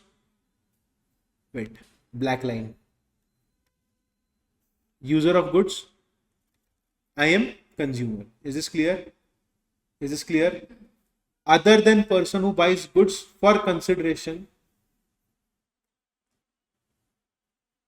but does not include a person who obtains goods for resale or any commercial purpose. Is this clear? Is this clear? If you are buying it for reselling, then you are not a consumer. See, Cars 24 is reselling the goods. Spinny is reselling the goods. Do you know Cars 24 and Spinny? No? Very good, fantastic. They buy and sell second-hand cars. I have a Harrier, Tata Harrier. I want to sell that Harrier. I will go to Cars 24. They will inspect and they'll make a report. They'll tell me, sir, you purchase it for 26 lakhs. We'll give you 18 lakh rupees for this. I'll be like, okay. Okay. Now they will repair it and they will sell it to someone else. So Cars 24 is not a consumer. Is this clear? Next. If I have hired or availed any service for consideration for which money has been paid, okay, then I am a consumer, but does not include a person who hires the service for any commercial purpose. Is this clear? Is this clear? Doubt, question, query? No doubt, no question, no query. But everyone, now there is a twist in this. Commercial purpose does not include if you are using the goods for purpose of earning your livelihood by means of self-employment. If I have purchased this iPad and I am giving it to my employee to make money, then this iPad I will not be considered as consumer. But if I am using this iPad to record my lectures on YouTube, sell it on YouTube, edit the lectures so that I can make or earn my livelihood, then I would be called as consumer. Even if it is commercial purpose, still I would be considered as consumer. Tell me one thing, if ArivuPro buys any car for students, pick up and drop, is that car for commercial purpose? Is that car for commercial purpose? Yes. Will ArivuPro be considered as consumer? No. Correct? But if I buy a car and I am having my own taxi service, which means I am myself driving the car and I am registered on Ola and Uber, even though it is a commercial activity, I will be treated as consumer. Why? Because I am earning my livelihood by means of self-employment. Is this clear? Is this clear? Expression buys any goods or hires any service means what? It includes offline, online transactions through electronic means or tele shopping. Is this clear? Direct selling or multi-level marketing. Do you know what is MLM? Do you know what is MLM? Oh wow, full form बताया. Wow. I didn't ask for full form. MLM means, do you know Amway, Tupperware? So Tupperware established its business through housewives. I will buy tiffins of Tupperware for 8,000. They will give me tiffins worth rupees 15,000 for 8,000. Either I will sell it to people I know or I will keep it to myself. Okay, when I sell it, I will sell it at higher price so that I can make profit. Then I will tell her that you also join and become a member. You pay 8,000. It is shut down now. Now what she will do is, she will become a member through me. She will pay 8,000, I will get 10% of her 8,000. This is called as multi-level marketing. If she hires someone, she will get 10% and I will also get 400 rupees, 50% of what she brings in. Because through me, this chain has started. This is called as multi-level marketing. Is this clear? Is this clear to everyone? Doubt, question, query. No doubt, no question, no query. Pinky promise? Okay. Everyone. Lakshmi Engineering Works versus PSG Industrial Institute case. Put a star mark. ICSI had asked in 2022 a direct question on this particular case law. Okay. Focus and look at the screen. Okay. If I buy something for commercial use, will I be called as consumer? No. Will I be called as consumer? No. But look at here what the judgment Supreme Court gave. Commercial use is by purchaser himself for the purpose of earning his livelihood by means of self-employment, then such purchaser of good will become a consumer. Write or highlight this particular point. This is the judgment given by Supreme Court in Lakshmi Engineering Works versus PSG Industrial Institute.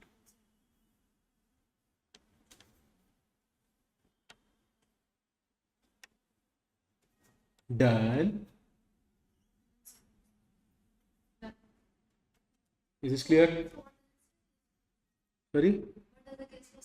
Very good. If I buy something for commercial purpose, then I am not a consumer.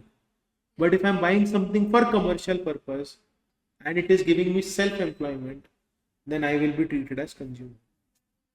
Same thing. Whatever we have studied above, same thing has been given over here. So look at the line that Supreme Court has said. Supreme Court said if a person purchases a machine to operate it himself for earning his livelihood, he would be a consumer. Is this clear? Everyone, this has been asked in exam as a direct question. I hope this is clear.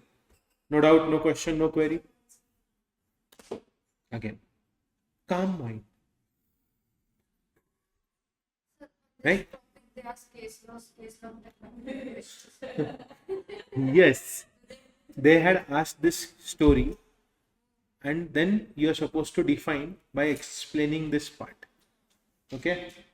Very rare. This part. Let me explain, Didi. I will explain, you will understand. Yes or no? Ready? Arambi Kalama. Tamil. Full Tamil. Sulpa Kannada gottilla. Yenda. Malayalam. Only one word. Okay, now listen carefully. I bought this mobile phone for my office. I am not a consumer. Because it is for commercial purpose. I bought this iPad for my office. See, this iPad is given by ArivuPro. ArivuPro has purchased this iPad. Correct? Is ArivuPro consumer? No. Why? Because it is for commercial purpose. Yes or no? Yes. But, hey, battery. JHLC क्या? Taught. Battery. CACT. Loss fuel rate. Taught. Battery. Focus. सब mix कर दिया, खिचड़ी बना दी. Listen carefully. But if I purchase this iPad, I'm not associated with any class. I start my own class, SJ classes. Okay. And I am making money by using this iPad. It is being used for commercial purpose. But is it helping me earn my livelihood? Yes. Then I am a consumer. Still, no. It has nothing to do with it. I have a tractor. I use it in my own field. It's Bhupendra Jang Bahadur Guna versus regional manager, the same doubt that you have. National Commission held that tractor purchased primarily to till the land of purchaser and he let out on hire during ideal time. Not amount to commercial use. Sorry? Yeah, this is over. Did you highlight this? What is the meaning of this? See, yellow color line. If a person... Case law questions provision. As per provisions of this act. If you don't remember the section, right? As per provisions of this act. This is the provision. Facts of the case. Conclusion. Always start the conclusion by writing this line. By applying the above provision in the given case.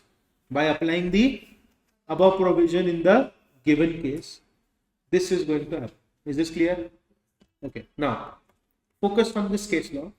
Everyone, I am a farmer, I purchased a tractor. Okay, the tractor was used for my farmland. But whenever there was ideal time, I used to rent out my tractor to other people. Is the tractor being used for commercial purpose? No. Are you understanding the case law's judgment? Listen, no, it is not commercial. Why? Because primary use is what? For my own land. Ideal time, if the tractor is lying around, I will give it to someone else for rent. This is not commercial use. Is this clear? This is what Supreme Court has said, National Commission has said in this particular case. That is completely different. That is pure commercial purpose. No. You're mixing two things. That is purely commercial. One person cannot buy 30 bikes, 40 bikes. Ola is a company. Ola buys cars in bulk or hires drivers in bulk. Rapido is not hiring anyone. Goa. In Goa. Yeah. Only you have that business. And how many bikes do you have? You have that business of yours and only you are running it. And is your house running on that particular business? Then it is not for commercial purpose. But if there are people involved in it and you're using it for your personal use as well as commercial use, then it is not. Is this clear? Now, everyone, one interesting case law. State Commission in Andhra Pradesh, A. Narsamma versus LIC of India. Okay, everyone. Consumer includes beneficiary of service other than the person who hires the service for consideration. So if a widow is beneficiary of service, she will also be termed as consumer. Is this clear? Husband died, widow will be treated as consumer. Now, please explain this case law to me. Lakshmi Ben Lakshmi Chand Shah versus Sakre Ben Kanji Chandan and others. And trust me when I say this, you go and open any previous year paper, one or the other, some or the other question will be with respect to this particular, these case laws. Directly or indirectly. Directly or indirectly. Okay. Please explain what is written over here.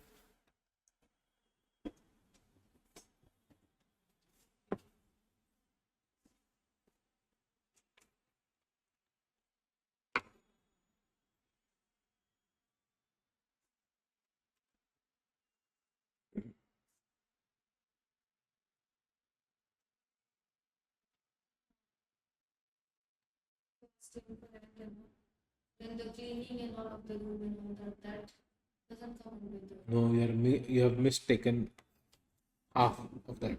Everyone, I am a tenant. I am staying in your house. I will not be considered as consumer because there was no provision in the lease agreement in respect of cleaning, repairing and maintaining the building. The rent paid by tenant is not consideration for availing these services. So let us assume, I bought an apartment, I took an apartment on rent in your society. I took your apartment on rent, okay? Now listen carefully. Everyone look here. The society is dirty. The society is shabby. The dustbins are not getting collected.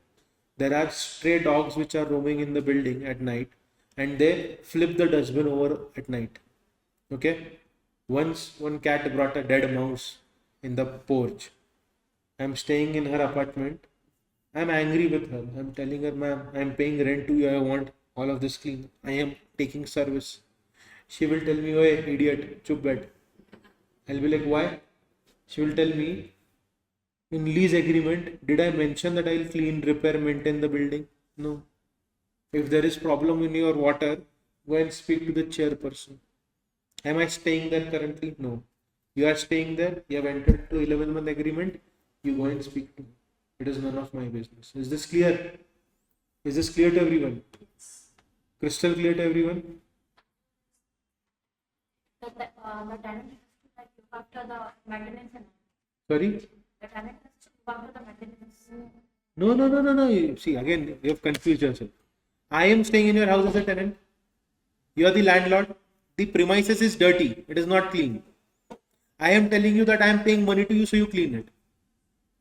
I'm not talking about inside the house. I'm talking about the building. See, if I'm staying in a house, I have to clean it. I can keep it dirty, but then what will you do? You will deduct from the deposit money. We are not talking about that. I am staying in your apartment and I am cribbing and crying that the apartment is very dirty and shabby. The society is very dirty. People are not clean. People are not hygiene. Are you understanding this? So you will tell me, Shubham Joshi, I am not providing any service to you. You are staying in a rented apartment. Staying in a rented apartment is not providing of any service. That's it. Is this clear? Is this clear? Doubt, question, query. No doubt, no question, no query.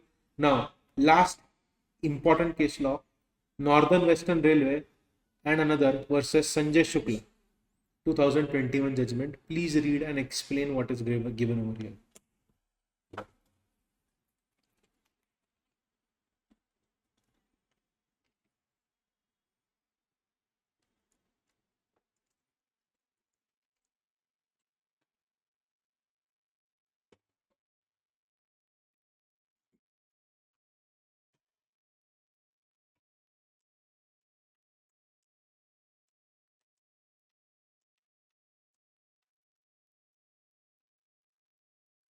Yes.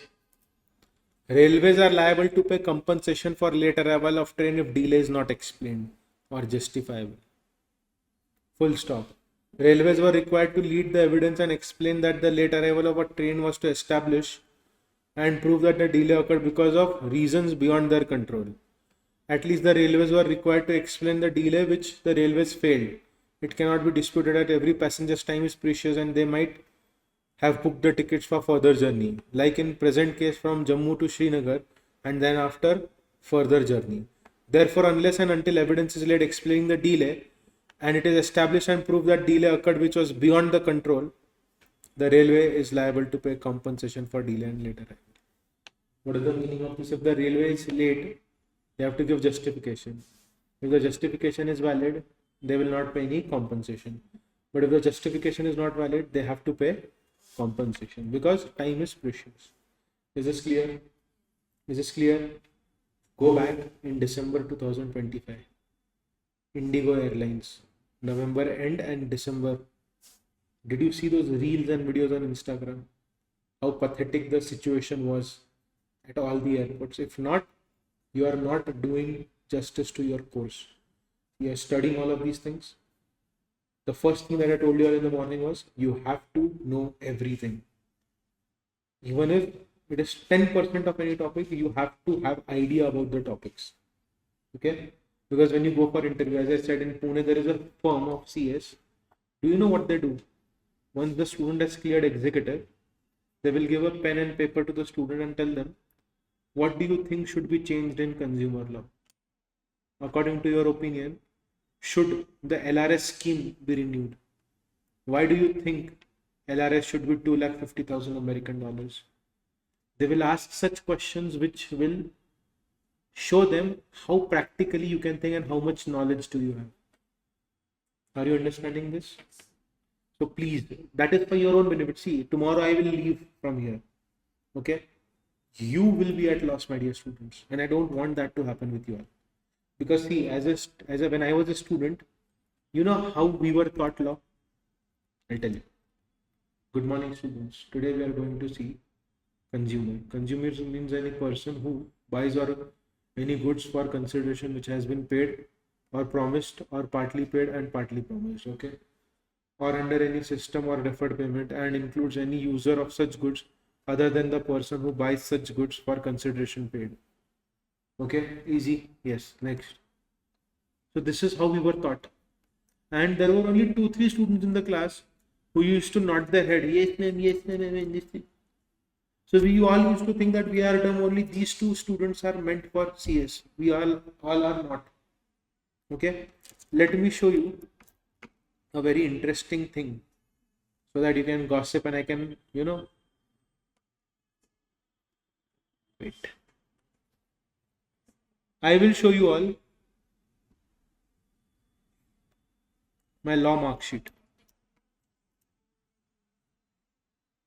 My law mark sheet. Civil procedure code, what was my score? 62 out of 100. I had dengue at that time. Interpretation of statutes, 93. Environmental law, 94. Forensic science, 85. Drafting, pleading and conveyance, 73. You study this in CS professional drafting. Criminal procedure code, 80. Administrative law, 89. Company law, 77. Criminal justice system, 97. Practical training, moot court exercise and internship, 85. How much did I score? Second rank in the college, got 700 marks. There was no one near me.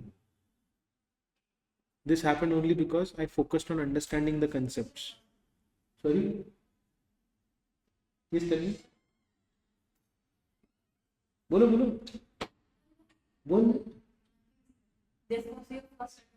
You were the first. Yeah. And I was 5th in the state. Maharashtra. Law college, yes, Maharashtra. Yes, is this clear? Have you heard about ILS? NLU? NLU. So because I did my BCom, I had given my science. I completed 11th, 12th in science. But then due to some reasons, I had to switch to commerce.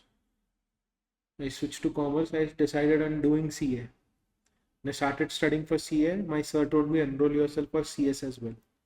So I enrolled for both the courses. I was preparing and my mother was diagnosed with some disease. So she was admitted in the hospital. So all the entire expenditure of the house came on me.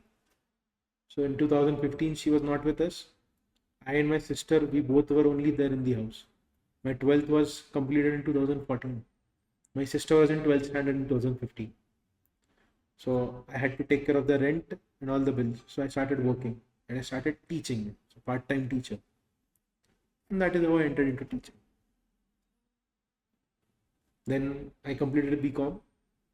Then I planned to give IS exam, UPSC and MPSC. But then I knew that I will not be able to dedicate myself because I have to take care of other things. It is not an excuse, but that is what my situation was, and I couldn't handle both the things. So maybe we can call it my failure. Then I thought of doing LLB because my interest was always there in law. And I was teaching law from a very long time. I have been teaching in Bangalore since 2019. When I was in my final year, I was teaching in Bangalore as well. Law final year, yes. Law, yes. Yes. But then I had to quit because I had no other option. So I feel that whenever a student studies with me, he should become that thing which I wanted to become. So when students pass, I feel very happy. See, student and teacher relationship is only for few months until the syllabus is over, until the examination is over. Once that is gone, the student ends up forgetting the teacher. But for a teacher, every batch is a different story, different experience altogether. So when if at all you become a teacher, you'll understand how it feels. So even today in my phone, if I put up a WhatsApp status, there are around 1200 people who watch my WhatsApp status. For me, 800 is a normal number. Okay. So my mother told me, how can there be so many people? My status is seen by 70 people. Because I saved everyone's number, whomever I met. I see everyone's stories on Instagram and on Facebook, on WhatsApp. Some of them, they will wish me on my birthday. Some will text me randomly. Now a lot of them, before COVID, the batch before COVID, to whom I have taught, they all need help with CVs, resume building. They need references in IT companies. They need references in CS firms. So they come and meet me. Okay. So you need to understand that this is a small phase of your life. You have come here to learn something. See, I have not traveled like a fool 800 kilometers from my house to Bangalore to see you all thinking that when will this get over. See, if you have come with that mindset, then you are not meant for this course. You need to learn to have patience. And see, all 5 fingers are not same. Some topics are monotonous. They drag you. They bore you to death. what if in your exam, first 3 questions come from that topic? Do you know how hard it will hit you? That shit, if I would have studied this, I would have not faced this problem. And because of these 3 questions, you will end up screwing up your entire paper. So even if it is boring, you have to study, because boring shit is good shit. That is what I feel. Okay. Now, yes. I don't need that because I have a practice. I focus on my family and I have made a lot of money. So why? Maybe just No, no, no. I will do something else. I would rather I still feel like giving a UPSC and MPSC exam. I have registered myself already. I want to become an IS officer. So I planned in giving examination. But then again, I studied for like 3 months. And then after 3 months, I had to cut it off because of some reason. So there is no continuity in it. But yeah, I like history. Yes, chal. So will you read all the case laws? I mean, I have explained all the case laws. What will you read now? What are goods? Tell me the definition of Sale of Goods Act. You have studied SOGA? Shit. SOGA? No. Goods means every kind of movable property. What is the meaning of goods? Any kind of movable property. Okay. Other than actionable claim and money. What is the meaning of goods? Any kind of movable property other than actionable claim and goods. What is the meaning of actionable claim? What is the meaning of actionable claim? Any claim on which you can bring action.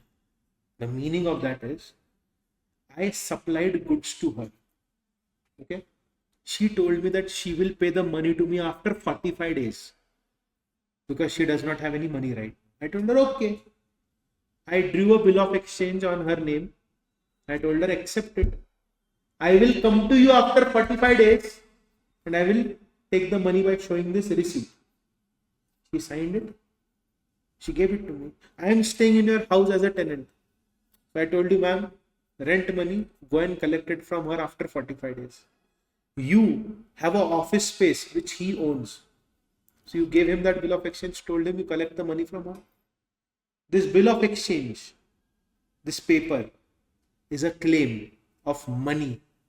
It is moving from one hand to another, but it is not a good. Is this clear? And if she doesn't pay money to him, he can bring action on all of us. Actionable claim. If you are staying in my house as a tenant, I don't pay rent to you, you will bring an action against me to claim the money. Actionable claim. Is this clear? If I have cash with me right now, cash is not money. Legal tender money is not money, goods. Okay. Legal tender money is not goods. But old coins and old notes will be considered as goods. If you go on OLX, you will find coin collections. People are selling their coin collections for thousands and lakhs of rupees. Old 500 and 1000 rupee notes are now rarity. So people buy and sell those old notes as well. Is this clear? What is included in the definition of goods? Green color underlining. Stock, shares, growing crops, grass, things attached to or forming part of land which are agreed to be severed before sale or under contract of sale.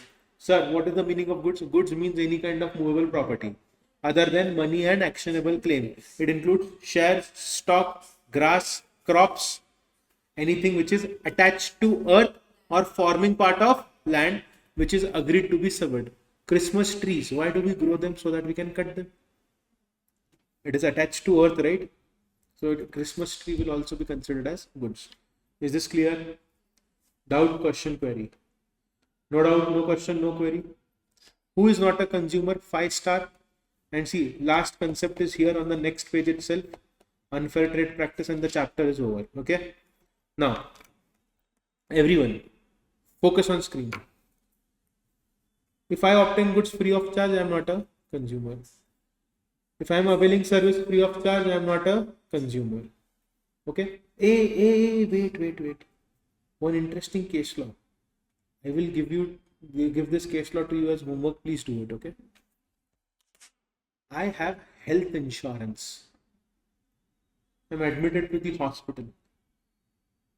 Doctor performs a surgery. He makes a mistake in performing the surgery. I survive, but I'm angry and agitated. Can I sue him? Can I sue the doctor? Yes, you will say yes, correct? But the doctor is saying that Shubham Joshi has availed the services free of cost. He has not paid any money to us. The money was paid to us by his insurance company. Then what is written over here? Avail service free of charge is not a consume. Will you find this out for me? In old syllabus, in old module of CS Executive, they had given this case law. Okay? And in Cracker, there is a question on the same topic. Okay? Next. If you obtain goods for resale or commercial purpose, you are not a consumer. If you avail services for commercial purpose, you are not a consumer. You avail services under contract of service, you are not a consumer. Is this clear? So they can ask you who is not a consumer as per Consumer Protection Act. They will ask this question. They might ask this question for 4 to 5 marks. Is this clear? Is this clear? Doubt, question, query. So what is the right of a consumer? Number 1, protected against marketing of goods or which are hazardous to life and property. Right to be informed about quality, quantity, potency, purity, standard and price of goods, products and services. Nowadays people, see, I saw this thing over here. I don't know who consumes this. Have you seen such ads on Instagram and Facebook? I have a friend of mine. He's also a teacher. He's in Pune. He was like, his family members were trying to find a girl for him so that he gets married and all. He's a bit healthy. He's fat. Okay. He's very chubby and he's very fat. Okay. So I started working out. I went to gym. I lost 45 kgs. Okay. So I became very fit. Currently my state is in between. But last month is very extremely fit. So he also wanted to join the gym, but he was not consistent with it. He's a bit lazy. So he saw this ad on Instagram that you take such pills and it will help you lose weight. You know what he started doing? He started skipping lunch. Started putting 2 tablets, and over here they have written not to consume more than 1 tablet in a day. He should consume 4 tablets in a day. 2 in the morning, 2 in the evening. And if per day 1 is there, he was using more than the required recommendation. You know what happened? He fainted in live lecture. And he should not eat the entire week. On Sunday, he will eat like an animal. What's the use of you fasting like this? Are you understanding this? He fainted. Tell me one thing. Do these companies, they write all the disclaimers everywhere? Yes. They have written, see, different color, yellow color, orange color, orange color, orange color, consumer care, complaint number. They've given all the information. How many tablets to be taken in one day? 1 tablet per day. Orange color. They've written it over here. 265. This is hydration. But they have different tablets. This is not for weight loss, but this company makes weight loss capsules as well. It is not possible. It is practically not possible. Did you use weight? No. Your friend. Water weight. Any one of you goes to gym? When you fast, you don't eat anything.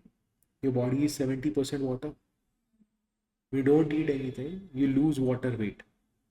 Okay. So if you don't eat stuff for 2 days, you will look a bit slim.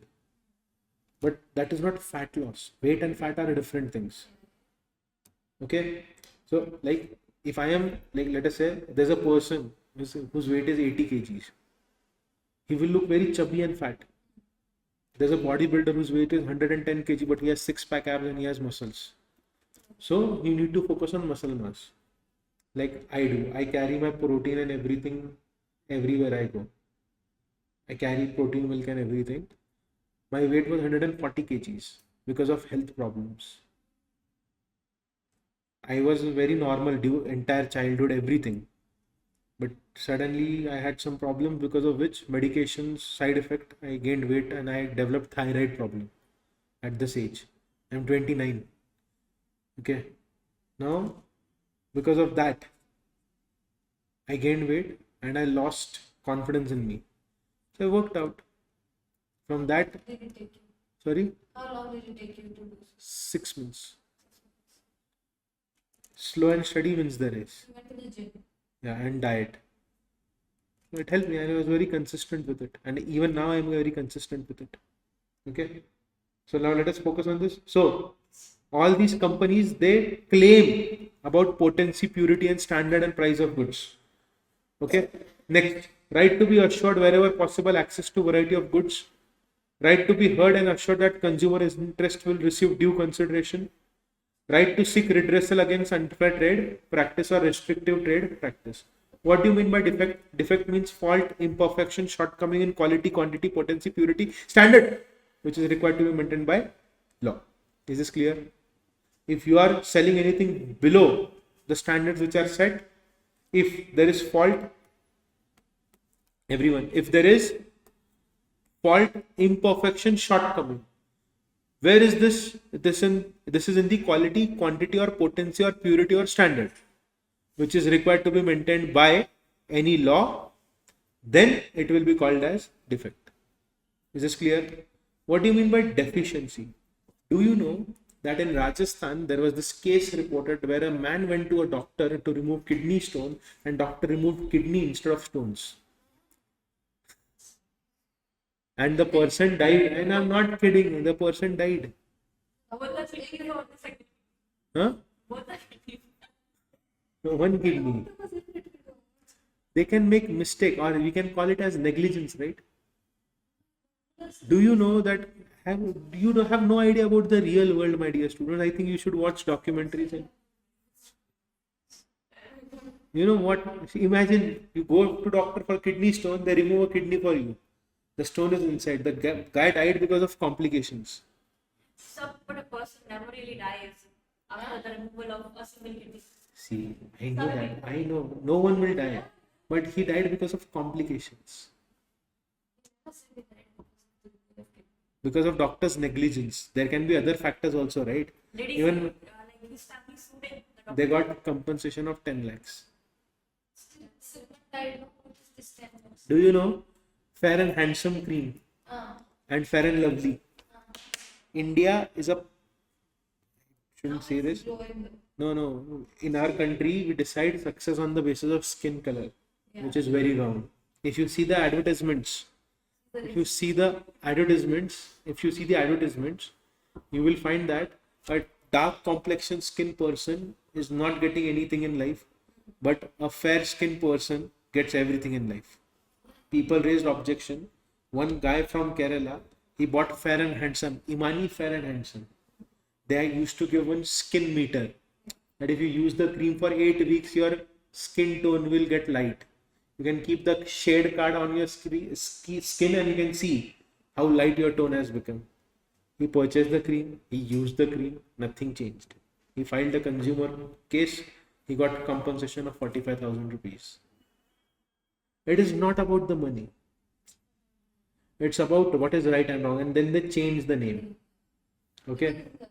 It's like different skin tones are there. Why do they have to promote the So that is the reason why now all the creams will protect you from sun, dust, pollution. They will not lighten your skin tone. Yes, they will never say that. It makes others feel that there's a flaw. Yeah, there is this problem in this country, and this is the reason why we study deficiency of service. Now tell me one thing: if there is any fault, imperfection, shortcoming, inadequacy in quality, nature, and manner of performance, which you are supposed to do, if there is some shortcoming, then you have deficiency of service. Okay. See, act of negligence, omission, commission, which is causing loss or injury to consumer, this is deficiency of service, right? Doctor removed kidney instead of stone, this is deficiency of service, right? Next is deliberate withholding of relevant information by such person to consumer. What is the meaning of this? Yes, what is the meaning of this? If I have some information which I should tell you and I hide it from you, then it is deliberate withholding relevant information. Is this clear? Is this clear? Doubt, question, query. No doubt, no question, no query. No doubt, no question, no query. Now, 2021, held medical professional cannot be held negligent merely because the treatment is not successful or patient die during surgery. No, no, no, no. Doctor will never say that he will save your life. He will try his level best. See, I have seen my father die in my front of my eyes when I was in 10 years of age. When that happened, I remember hitting the doctor in the hospital. He did not say a word, but I have seen that. Tell me one thing, doctors are not gods, right? There are successful operations, there are unsuccessful operations. We cannot expect doctor to be God. But if while performing a basic duty, the doctor is drunk and is performing surgery, this is negligence. Here you can punish the doctor. Is this clear? Is this clear?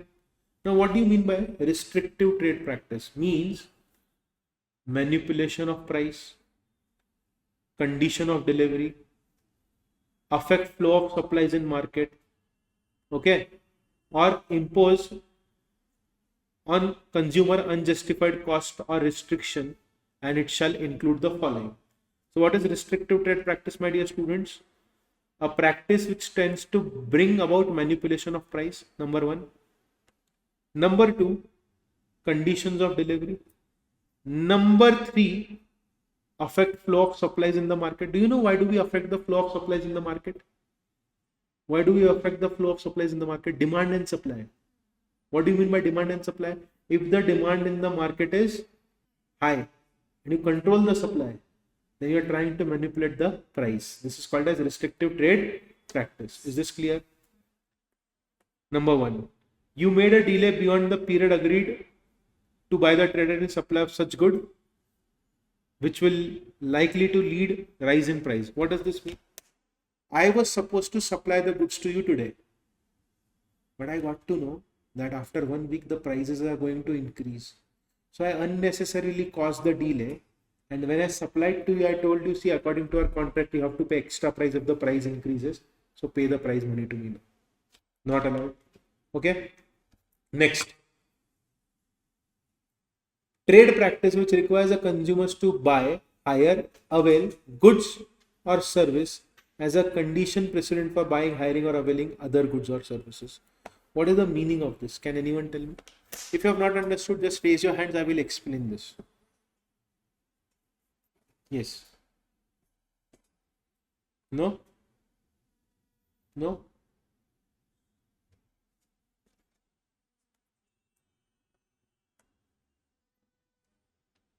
Everyone focus on screen. Okay. I had gone to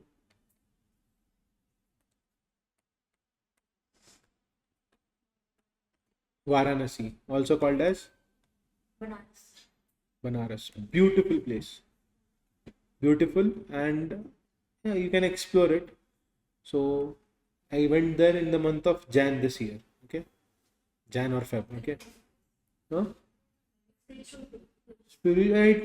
has a different vibe altogether. The entire city doesn't sleep the whole night.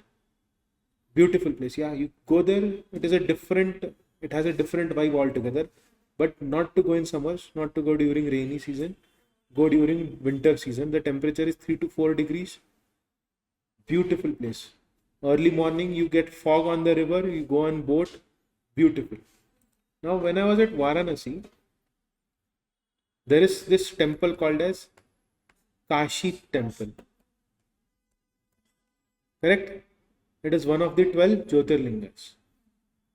So there is this morning darshan called as Sparsh darshan, where you get a chance to touch that Lord Shiva's idol, but that window is open for only 1 hour. It is, I thought there will not be any rush, but we went there at 3 o'clock something. We thought that we'll stand in the line. So when you go there, people will come to you. You want VIP darshan, you want VIP darshan. So I thought, okay, let's go and have a VIP darshan. Okay. So he told me that you don't have to pay extra. Pay the money to me after you come out. So there was a large line and everyone was standing outside the gates of the temple. Okay. They took us through one lane. And then there was a shop. He forced us inside the shop and he told us, stay here only. And there were 6-7 people more who were sitting in the shop. Okay. So I went there. And the moment it was 4 o'clock, he told us you have to come out and you're not allowed to carry mobile phones in the temple. So you go to Kashi, Banaras, all the flower shops will have lockers. The locker will cost 100 rupees per locker. The guy told me that if you want to use the locker, you have to buy the prasad. Prasad price 500 rupees. I told him this is not worth 500. He told me people will start running there. Okay, in 5 minutes. You are not allowed to carry mobile. I will not give you the locker. Read it again. You want to hire a service? Condition is that first you have to hire service of other goods. You hire this service, I'll give you that service. You cannot put these conditions on people. But at that particular moment and that situation, I had no other option. I had to unnecessarily pay 500-600 rupees. And for locker, I had to pay 200 extra. Why? Because according to him, one locker, you will keep only one phone, even if the locker is empty. I never got that Sparsh darshan, by the way. Because there was so much of rush and it was not legal. What he did was, see, this is the line where people are standing, okay?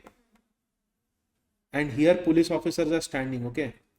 He took us here in the shop. The police officers will open the gate and everyone starts running in the temple. And it is a narrow lane. No one is wearing slippers or chappals. The moment police opens that gate, everyone starts running inside. So we were just given an opportunity to stand in front of everyone, but there are 4 more gates to the temple. So when we reach inside, the queue was already big.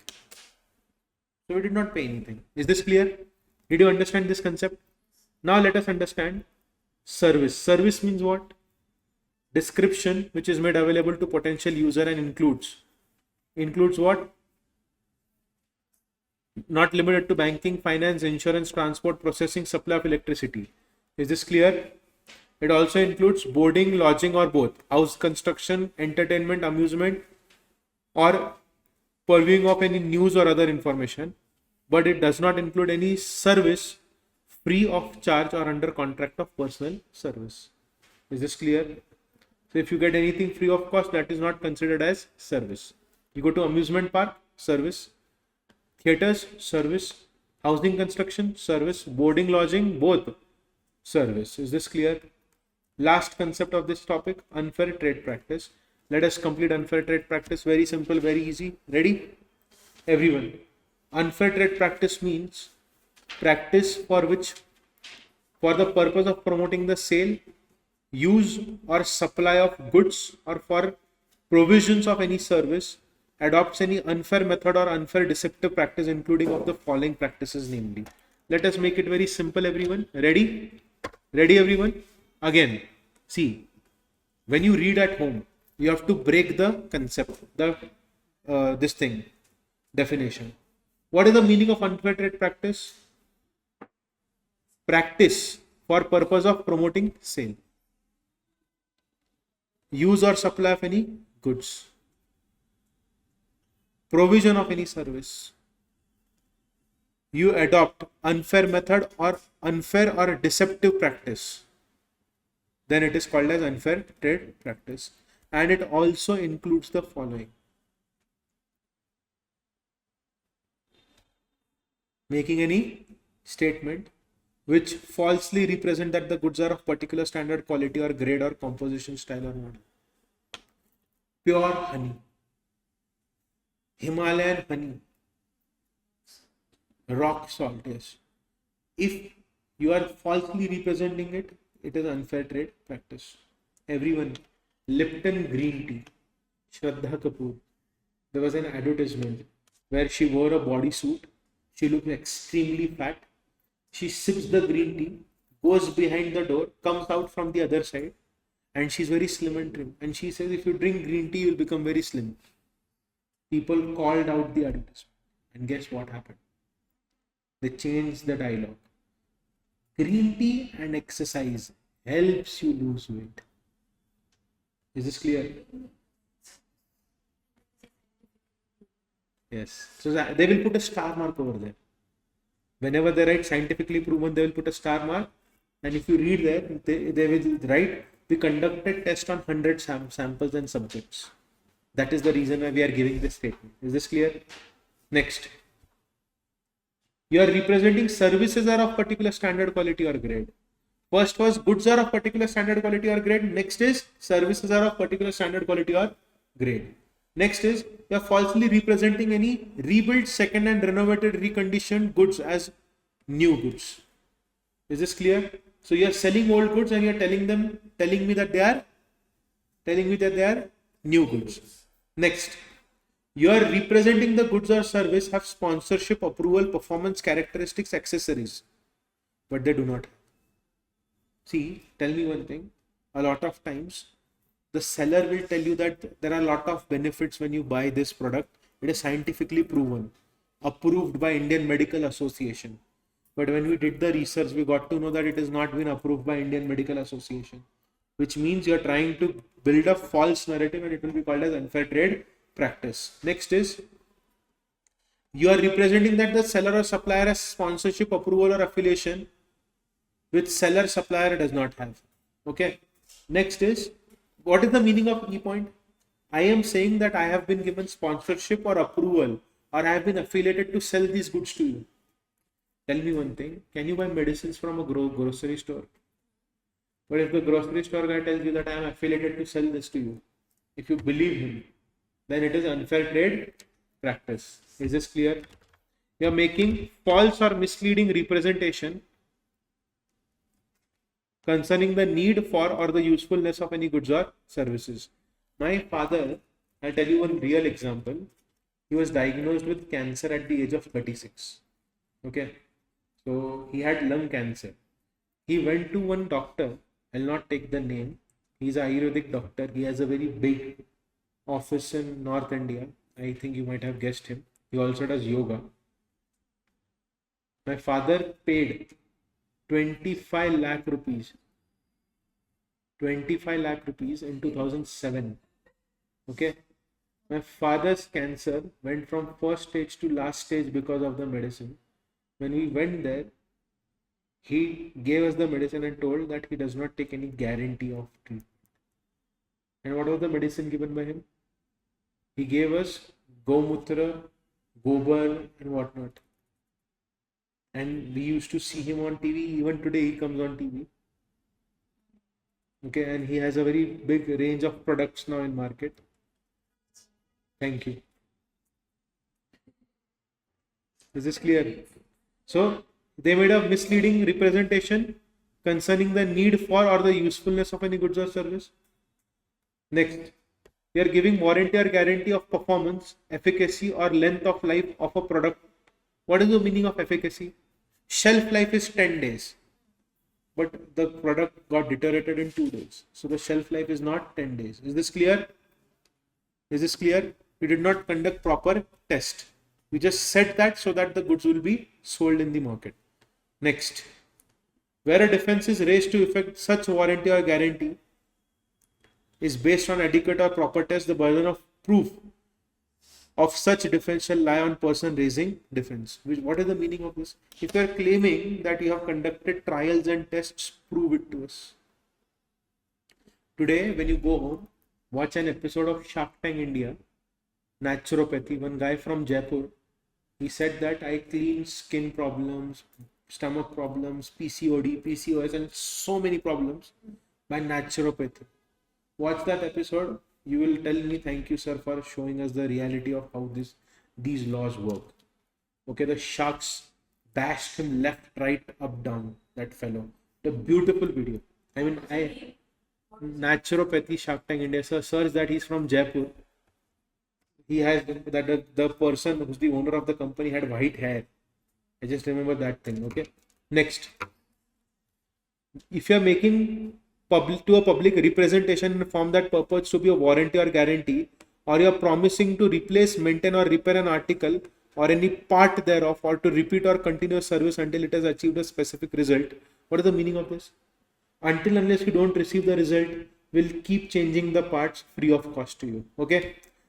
And the promise is materially misleading, or if there is no reasonable prospect that such warranty guarantee would be carried out, then you have made unfair trade practice. You are saying or claiming all of these things so that the product will be sold. Now imagine Complan has fooled so many people by saying that by drinking Complan your height will increase. Correct? They failed because of their own business strategy. They came with a good idea that Bonvita is telling that it helps build immunity. Horlicks is not saying anything. It is a malt-based drink. Complan is for height. And we all know that in India, average height rate is decreasing, not increasing, because of our diet preferences and pollution. Okay. Now, Complan, when it came, it was a game changer for insecure parents that their child is not growing. Let us give Complan. Horlicks came up with an idea that I will make taller, stronger, and sharper. Correct? Then they will write there in white line that we conducted trials on normal children and children who consume Complan, 100 children, and according to that test, we are claiming this. The test reports are available on the website. You can get the results also. So that is the reason why they can get away with all of these things. Is this clear? Next is, if it is materially misleading public concerning the price at which a particular product or like products or goods or services have been or are ordinarily sold. Okay. And for this purpose, a representation as to price shall be deemed to refer to the price at which product or goods or service have been or have been sold by seller provided by supplier generally in relevant market, unless it is clearly specified to be the price at which product has been sold or services have been provided. I am giving you 2 minutes to explain this to me. Yes. Point I. Materially misleads the public concerning the price at which the product or like products or goods or services have been sold by sellers or provided by suppliers generally in the relevant market, unless it is clearly specified to be the price at which the product has been sold. What is the meaning of this? Sir, generally it is being sold at 200 only in this market. When I found out that the price is not 200, you are trying to fool me. It is unfair trade practice. Is this clear? Is this clear? Last is giving false or misleading facts, disparaging the goods, services, or trade of another person. What is the meaning of this? Whatever he's selling is of inferior quality. Whatever I sell is of superior quality. Don't go and buy it from him. Is this clear? Next. You are publishing an advertisement in newspaper or in electronic form for the sale or supply at a bargain price of goods or services that are not intended to be offered for sale. So you are advertising that you are bringing a sale, but your intention is not to give that sale or at offer price. See, a lot of times my companies will say goods starting right from rupees 700. When you open Go ArivuPro, flight starting from 1700 rupees. Show me a flight starting at 1700 rupees. They put a star mark over there. Is this clear? Yes. Shopping apps starting from 999. 999, yes. But they never start from 999. Next is clickbait. Yes, it is a clickbait. But there is a loophole in law. That is the reason why they get away with it. Permitting the offering of gift, prize or other items with intention of not providing them as offered for creating impression. In our country, during Deepavali, you go to any shop, buy goods worth rupees 10,000, get a chance of winning a family trip to Hong Kong. Have you seen such ads? So, but you made an ad where your intention was not to give all of these things. Sorry? Uh, There is a you get a cashback. but they give cash back, right? Because their intention is to give it. But what if I'm just, yes, yeah, you get that money, yes. But no, over here they're trying to say that you said that you will give it, but your intention was not to give it, you just wanted to increase or boost the sales. Next is conduct of any contest, lottery, game of chance or skill for the purpose of promoting directly or indirectly the sale, use or supply of any product or any business interest, except such contest, lottery, game of chance or skill as may be prescribed. What is the meaning of this? We are conducting a contest, lottery, game of chance or skill for purpose of promoting directly or indirectly the sale, use or supply of any product or any business interest. I'll give you an example. You go to malls and you fill up that form. They will call you and tell you that you have won a prize. When you go there, they'll tell you that you have won a prize, but we will give you 60% discount on holiday packages. They force you to buy those packages. Okay. Next is, if you are withholding from participants any scheme offering prize, gifts or other items free of charge on its closure, the information about final results of the scheme. What is the meaning of this? You are withholding what? What are you withholding from participants of any scheme which is offering gift, prize or other items free of charge on its closure? The information about final results of the scheme. What is the meaning of this? If you read this, wait, withholding the information about final results of the scheme. Just read the blue color underlining. Wait, okay. You will thank me again. Wait. Withholding the information about the final result of the scheme. I made you invest, pay money, but I'm not showing the result of the scheme. Is this clear? Is this clear? Doubt, question, query. I am selling or supplying goods which I know do not comply with the standards prescribed by competent authority. Is this clear? It could be with respect to composition, performance, content, design, construction, finishing, packaging, etc. Next is, I am putting up a hoarding, permitting the hoarding or destruction of goods. What is the meaning of hoarding over here? Storing the goods with yourself, okay? Or refusal to sell the goods so that we will sell it at higher prices. We want to increase the price. This is also unfair trade practice. Next is deceptive practices in provision of services, not issuing bill or cash memo. You go to Subway, you go to Pizza Hut, you go to Domino's. On the billing counter, they will write no bill, no money. Consider the item free of cost. Next time when you go to any restaurant, you will find this written over there that if you don't get the bill, the food is free from us. And if you think I'm lying, you need to observe the environment. Everywhere, yeah, but they will never say note for a bill, right? They will always print a bill. And if they don't give you a bill, your food is free of cost. You can fight with them that you have written over here, I'll not pay a single penny to you. Is this clear? Is this clear? You go to any airport, you go to McDonald's, you go to Domino's, you go to this, what is this? Subway, Burger King. Yes, done. Refusing after selling goods to take back or withdraw defective goods or discontinue efficient services and to refund consideration if paid. What is the meaning of this? You provided defective goods to me or you provided service deficiency to me and now you are not ready to refund the money to me. I can sue you. Is this clear? But I have to do that in 30 days. So if the goods are problematic, I have to take action against you in 30 days. Next is disclosing to other person any personal information given in confidence by consumer. If you do this, this is also called as unfair trade practice. Is this clear? They will ask you for unfair trade practice a practical question, or they will take any one of those points and they will make a question out of it. That's it. Okay. Is this clear? Now, for these three topics, district, state and central, please read and solve question and answers which are given in Cracker and Scanner. No need to waste your time and energy in these topics. Do directly from question and answer. Is this clear? Is this clear to everyone? Pinky promise? Okay. Now, let us go to the next topic.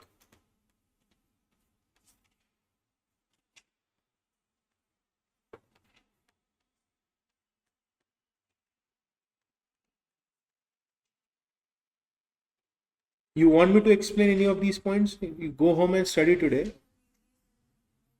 Sorry? Radiation. Yeah. Do one thing.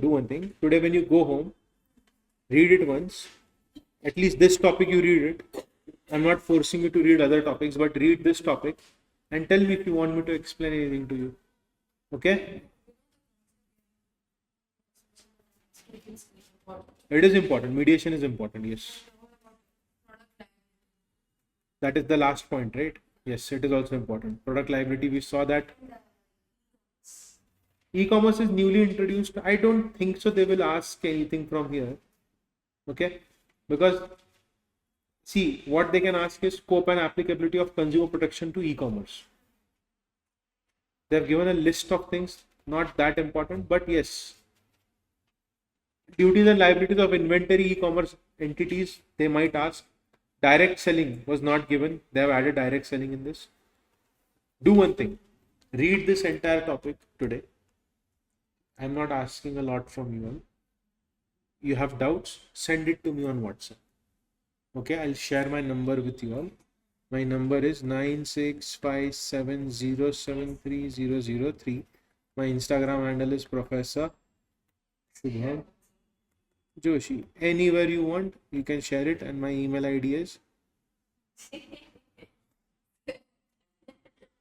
Okay. So if you come across any doubt, just click a picture of it, share it with me. Okay.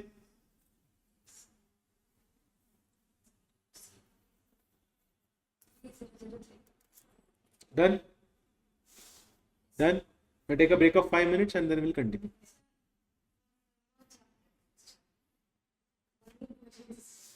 No. I mean, see, cat and cute. Cat and cute. Mostly they ask those questions. LRS is there. Yes. Scanner is in, okay, but read module because it will give you a better understanding of the concepts. Okay. Yes. Clear? Yes, yes. Focus. Yes, 5 minutes break. Yes. Take up your break. Next topic is sub. Now, we are going to start with SEZ, Special Economic Zone. Okay.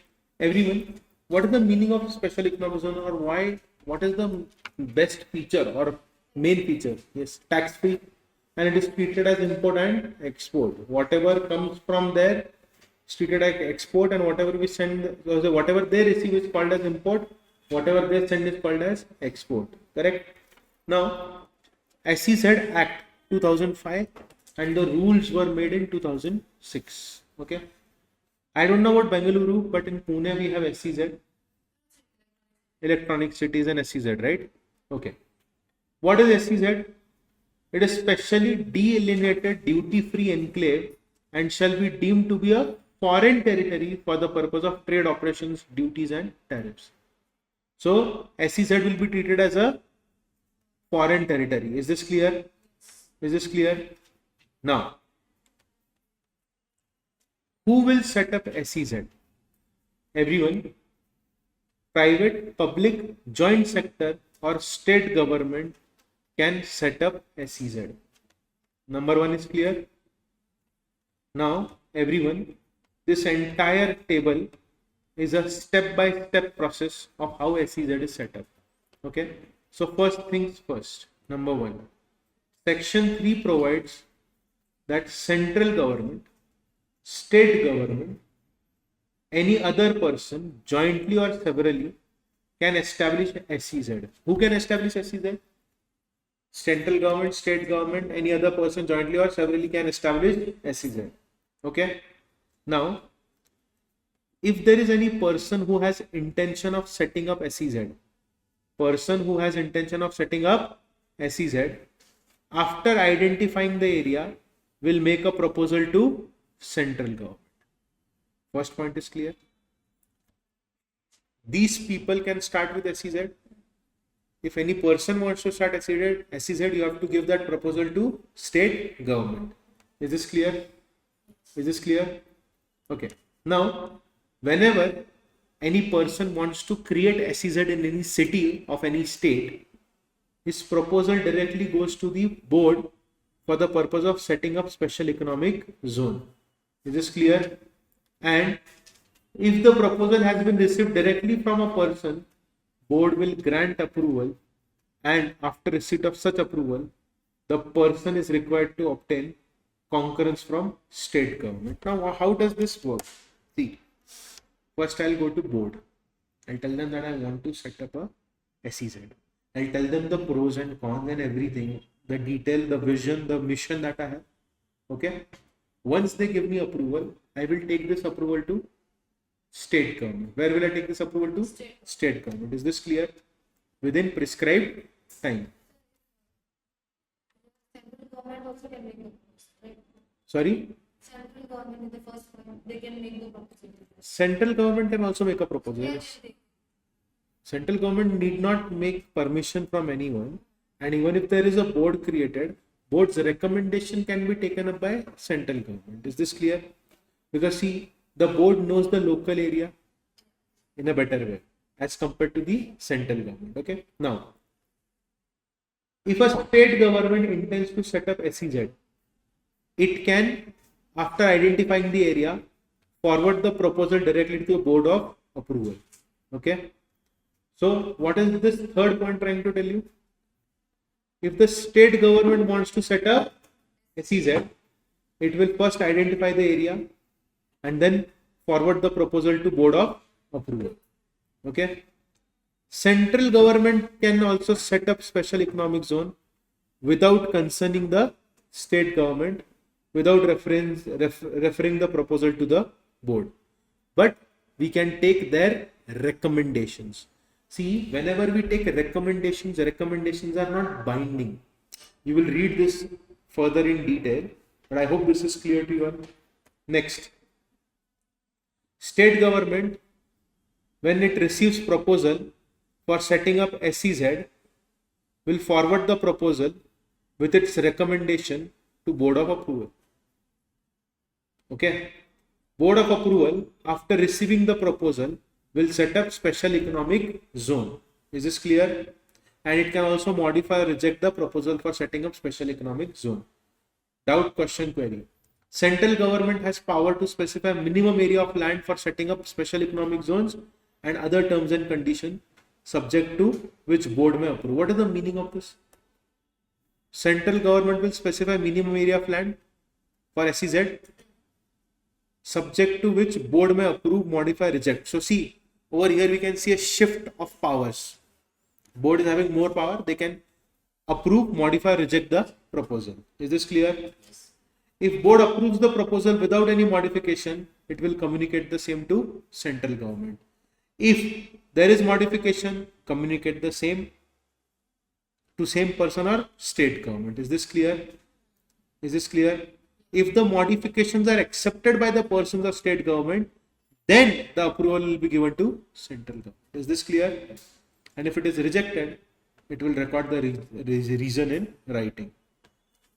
Doubt, question, query. So see, what they have done over here is they have given all the concepts together like a khichdi. I hope till here you have understood everything. It is actually very easy. It looks a bit complicated, but it is actually very easy. This is the most easiest topic in your syllabus. And this is the only topic which makes students cry at the time of writing paper. Why? Because it is so easy that we forget all the answers. Now, central government will grant receipt of communication from board of approval, a letter of approval on terms and conditions as approved by board of approval. Okay. Now, central government may, on the basis of this approval of board, approve more than one developer in special economic zone. What is the meaning of this? Central government can give powers to more than one developers in a particular special economic zone. Is this clear? Is this clear? Is this clear? Okay. Any person or state government who wants to provide infrastructure facilities, okay, can enter into agreement with the developer, make a proposal for the same to board of approval for its approval. Last but not the least, every person, state government whose proposal has been approved by board and who or which has been granted letter of approval by central government shall be considered as co-developer for special economic zone. Now, whatever we have seen above, we have to see that same thing in detail below. Number one, what is infrastructure facility? Industrial, commercial, social infrastructure which is necessary for development of SEZ. What is infrastructure facility? Industrial, commercial, social infrastructure necessary for development of special economic zone. Is this? Sorry? We will develop the area, we will create a mindset for the people. See, whenever we are developing an area, the first problem that we see is the localites that try to create problem, correct? So we will create a harmonious balance between everything. That is called as social infrastructure. Is this clear? Is this clear? Okay. Or other facilities necessary for the development. Now, first point, section number 4. This is very easy if you focus. Okay. So I want you all to focus. Number 1. You are a developer. Everyone, you are a developer. You will submit particulars of the identified area to central government. What is section 4 trying to tell you? Developer will submit particulars of identified area to central government. Is this clear? Is this clear? After satisfying the specified requirements are fulfilled, notify the specifically identified area in state as special economic zone. So the developer will tell central government that I have fulfilled all the requirements. This particular area will be considered as special economic zone. Is this clear? But central government has power. They'll add, omit, modify, delete anything according to their own will. Is this clear? Now, section 5 talks about broader guidelines to be considered by central government. I am a developer. I went to whom? As a developer, I went to whom? Central government. Now, central government's powers. What are the powers that central government has? Number 1, see, while notifying any area as SEZ or an area to be included in SEZ and in discharging its functions under the Act, these include generation of additional economic activity, promotion of exports of goods and services, investment from domestic and foreign sources, employment opportunities, infrastructure facilities, and maintaining sovereignty and integrity of India, along with the security of state and friendly relation with foreign state. What is the meaning of this? Whenever central government is notifying any area as SEZ, it will see what economic activity will be generated. It will promote goods, export of goods and services. It will promote investment from domestic and foreign countries. It will create employment opportunities. Imagine the architect who is designing the SEZ is Indian. The laborers who are working there are Indians. The cement that you are purchasing is from Indian companies.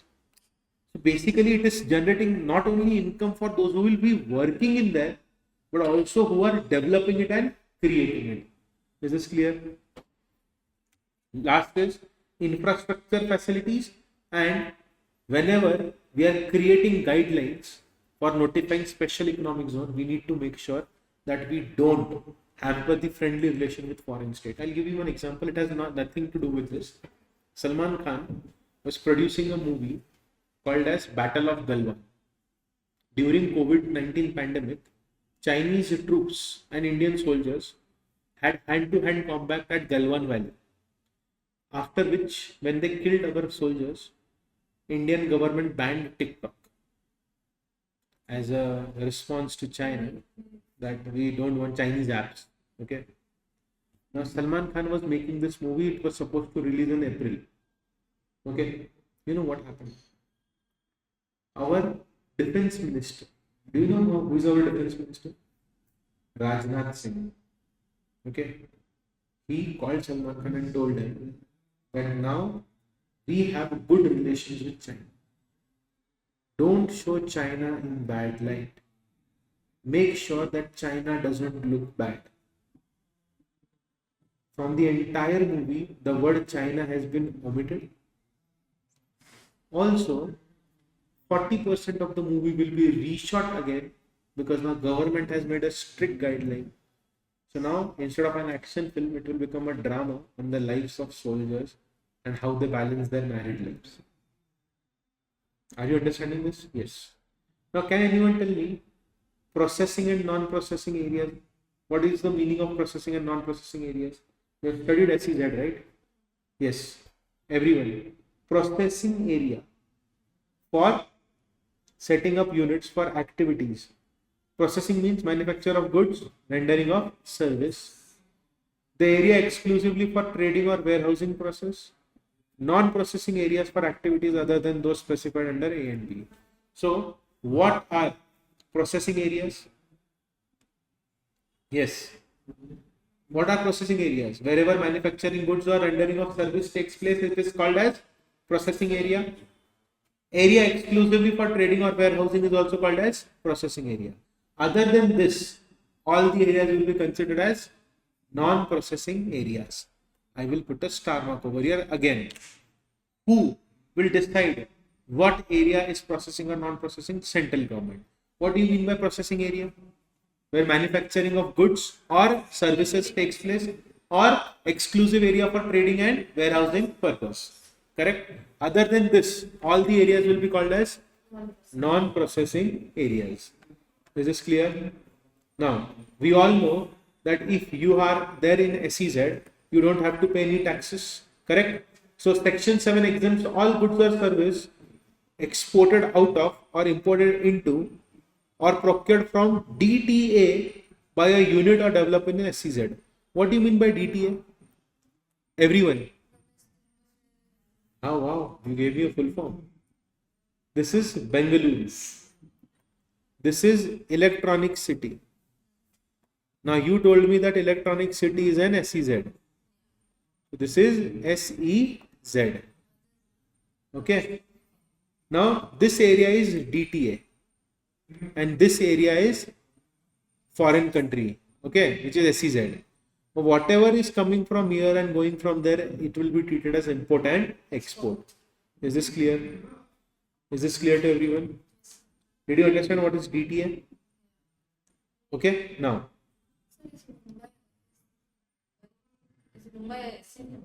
Mumbai is a city. There is SEZ in Mumbai also. There is SEZ in Pune. There is SEZ in Chennai. There is SEZ in Bangalore. I don't know about Mumbai ka SEZ kidhar hai. Mumbai is very vast. I went to Navi Mumbai and then people told me that this is not Mumbai, this is Navi Mumbai. Okay, so Mumbai is huge. Kalyan is not Mumbai. Thane is not Mumbai. No. Yeah, that is the heart of Mumbai. And you will find all the celebrities and rich people in that area. Okay.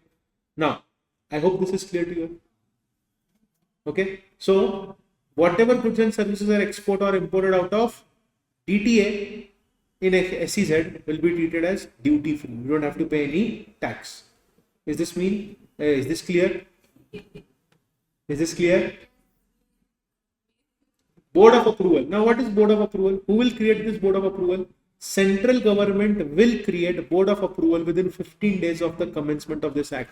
Now, this is irrelevant for you all. SEZ came in 2005-6. When SEZ was created, Act was created, the burden was there on central government to create board of approval in how many days? 15 days of commencement of Act. This is useless. No, it is not going to be asked in exam. Now, duties and powers and functions of board of approval, star mark. See, they have given certain points to you all. Section 9. The 9 talks about board, the duty to promote and ensure orderly development of SEZ. Okay, number 1. Who will give approval for projects? Board of approval. Granting of approval or rejecting of proposal or modifying. Then granting approval of operations to be carried out in SEZ. Who takes care of all of these things? Board of approval. Next, board of approval will grant approval to developers or units. Okay, and it will also talk about foreign collaborations and foreign direct investments in SEZ. So whose duty is it? Whose duty is it to bring in foreign investment? Board of approval. Is this clear? Is this clear? Next, board of approval can grant approval or rejection of proposal for providing infrastructure facilities in SEZ. It will give license to industrial undertaking.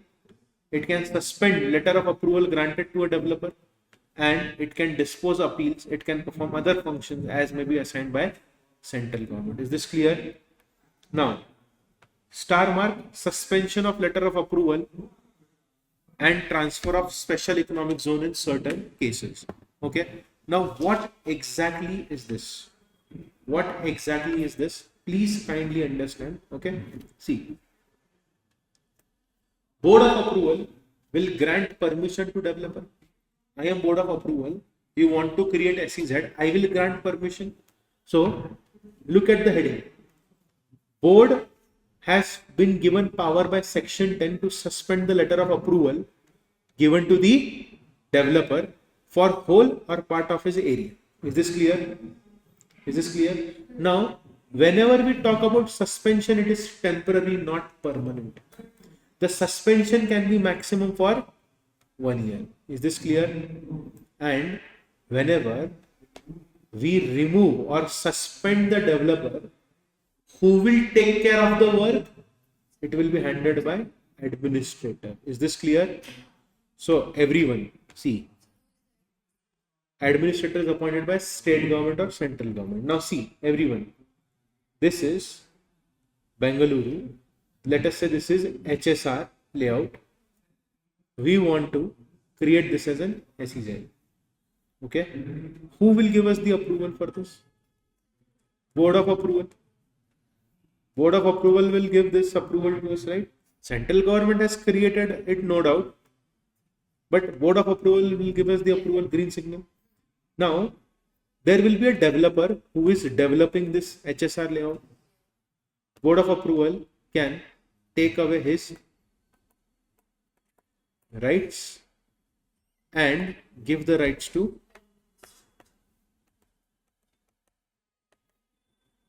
is this clear? 1 year, right? For that 1 year. Is this clear? Is this clear? So the administrator will discharge the function of developer. Okay. The suspension may be ordered by board. When will the suspension be ordered? Very simple. The developer is not able to discharge the functions. He has defaulted in complying with the directions of the board, or financial position of developer is such that he is unable to fully and efficiently discharge the duties and obligations. Is this clear? Everyone, why is the letter of approval suspended? Because he was failing to discharge his functions. Number 2, he is making default. Number 3, financial position of the developer is not good. Then only we can cancel this. Is this clear? Yes. Is this clear? Okay. Whenever we are doing this as a board of approval, we will not directly suspend. We will first give him 3 months notice in writing. We will tell him the grounds why we are suspending his letter of approval. And we will ask him to give us, what will he give us? He will give us the statement where he will say why we should not suspend the letter of approval. Is this clear? Is this clear? Yes. And board may, instead of suspending the letter of approval, permit to remain in force subject to further terms and conditions. What is the meaning of this? We will not suspend your registration. We will put certain more terms and conditions on you, and you have to function according to those terms and conditions. Is this clear? Yes. Is this clear? Clear? These terms and conditions have the force and effect as if they were contained in the letter of approval. What is the meaning of this? See, this is developer. This is board of approval. Board of approval gave them letter of approval. BOA gave LOA. Okay. BOA gave LOA. To whom? Developer. Now this developer got this letter of approval in 2016. Today,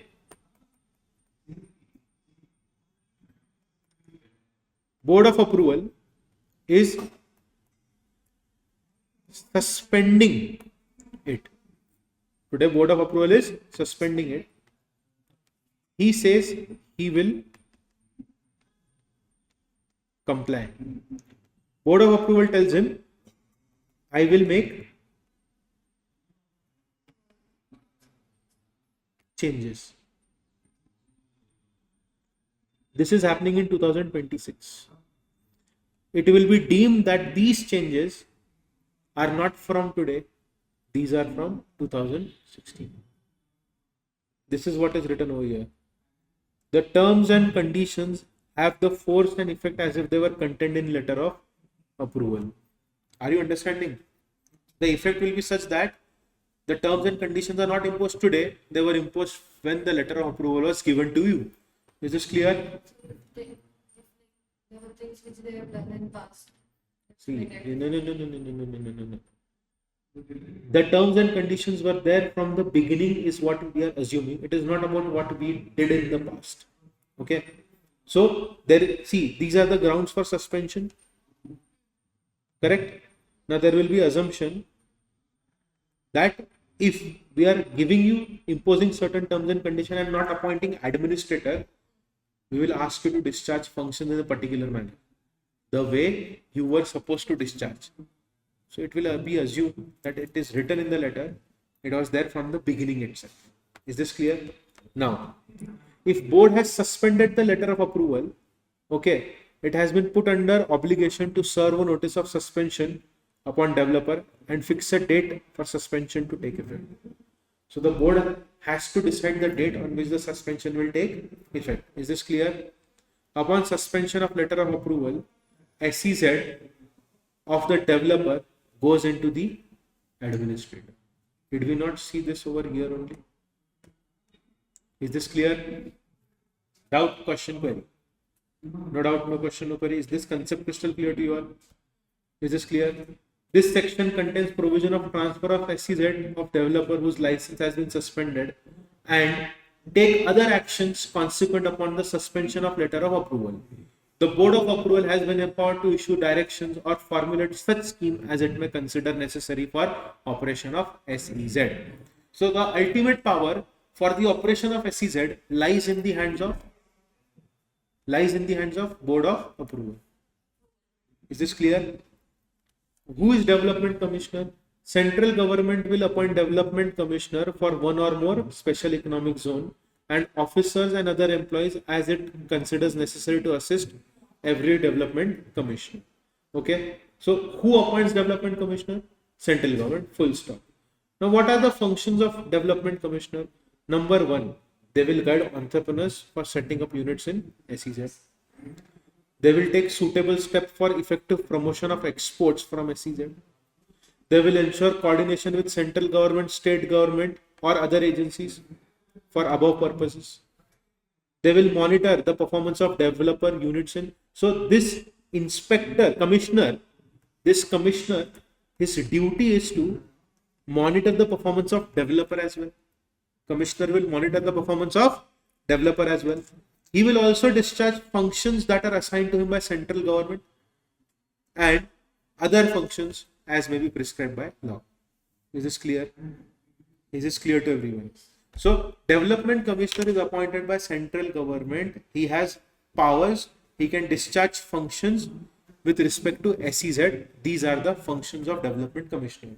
CS Executive, they have asked this question. Functions of development commissioner, 4 marks. Okay. So, you have to remember, guide entrepreneurs, take suitable steps for promotion, proper coordination. Okay. Monitor performance of developer, discharge any other function or power given to him by central government. Is this clear? Yes. Is this clear? Now, how many sections are remaining? Pages are remaining?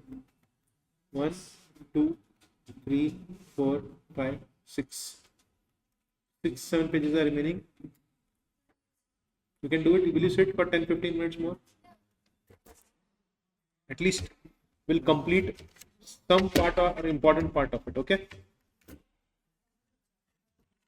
You can sit if I complete the chapter. Will you sit? Okay. Sir, what about you? Sir? Sure? Okay. Now, who is there in approval committee? Okay? See. Number 1. Central government will constitute a committee for SEZ.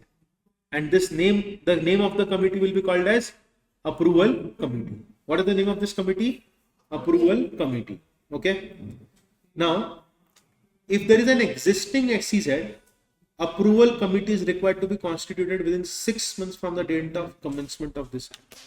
Now, the point in red is not of any use for you all today. Before SEZ Act, if there was any SEZ, but there was no approval committee, so if the act came in Jan 2005, within 6 months you should have an approval committee for those existing SEZs. Is this clear? Is this clear? Is this clear? Yes. In case of other SEZs, which are established after commencement of this act within 6 months from the date of establishment of such SEZ. So everyone, as a thumb rule, approval committee is constituted by central government. Approval committee will what will it do? It will focus and work for the betterment of SEZ. You have to create approval committee within 6 months from the establishment of such SEZ. Is this clear? Now, what does this approval committee do, sir? Number 1, approve import or procurement of goods from DTA.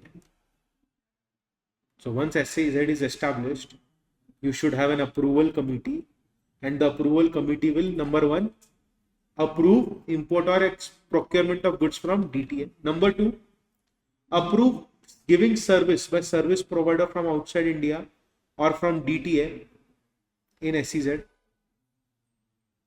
Are the first 2 points clear to you? Third point, it will monitor utilization of goods or services or warehousing and trading in SEZ. Next, it can approve, modify, reject proposals for setting up units for manufacturing or rendering of services in SEZ. Next, it can allow on receipt of foreign collaboration and FDI investments by person outside India for setting up a unit, which means if you want to set up a unit in SEZ, you need to take approval from approval committee. Next, it will monitor and supervise compliance of conditions, if any, granted to the developer or entrepreneur. Last but not the least, it will perform any other functions given to it by central government or state government. So basically, it is giving approval for all the transactions in SEZ, and you have to set it up within 6 months from establishing SEZ. Is this clear? Is this clear?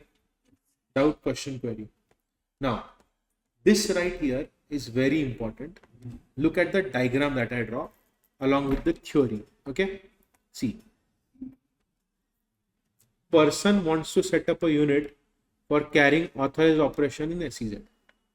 This is a person. He wants to set up unit in SEZ. Okay, to set up unit in SEZ, the first thing that he will do is submit proposal to Development Commissioner.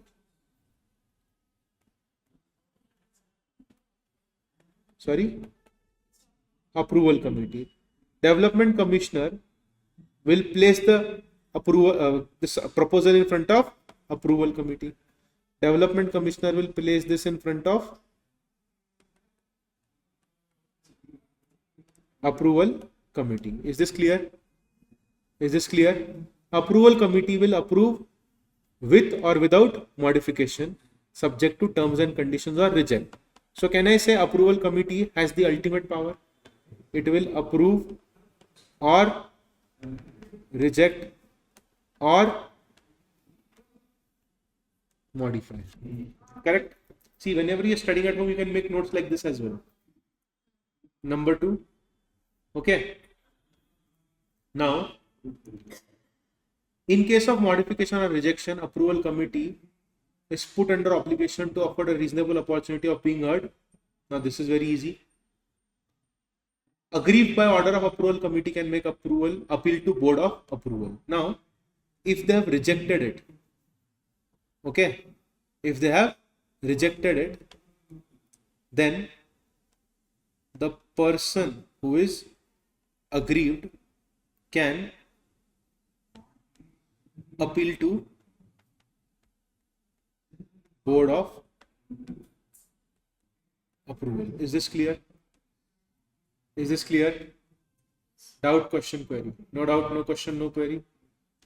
Clear? Okay. Now the development commissioner may, after approval of proposal, grant a letter of approval. So once it is approved, he will give a letter of approval. So 2, 3, 4. Is this clear? Is this clear? The entire paragraph in one diagram. Person wants to set up unit in SEZ. He will give the proposal to development commissioner. Development commissioner will give the proposal to approval committee. Approval committee will either approve, reject, or modify. If they reject, then person aggrieved can go to board of approval. If they approve, they will tell it to the development commissioner. Development commissioner will give a letter of approval. Is this clear? Easy. You want to click a picture of this, you want to draw this, you can draw this there in the module itself. Done? No? Okay. Can you show us?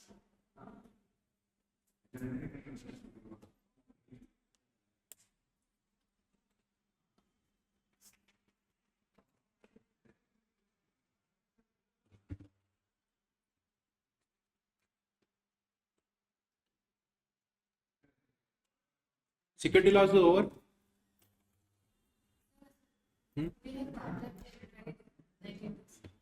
When? You're giving it. Question is over. Done?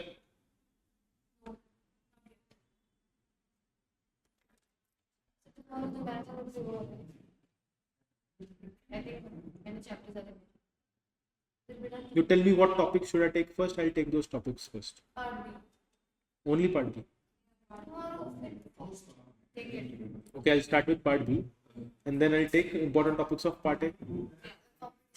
Competition, FEMA, and ODI.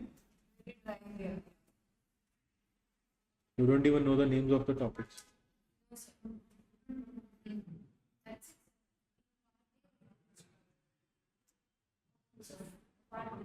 So you want me to start with part B tomorrow and then with FEMA and also Competition Act. Are you sure? Okay, let's see. Okay, first I'll start with part B.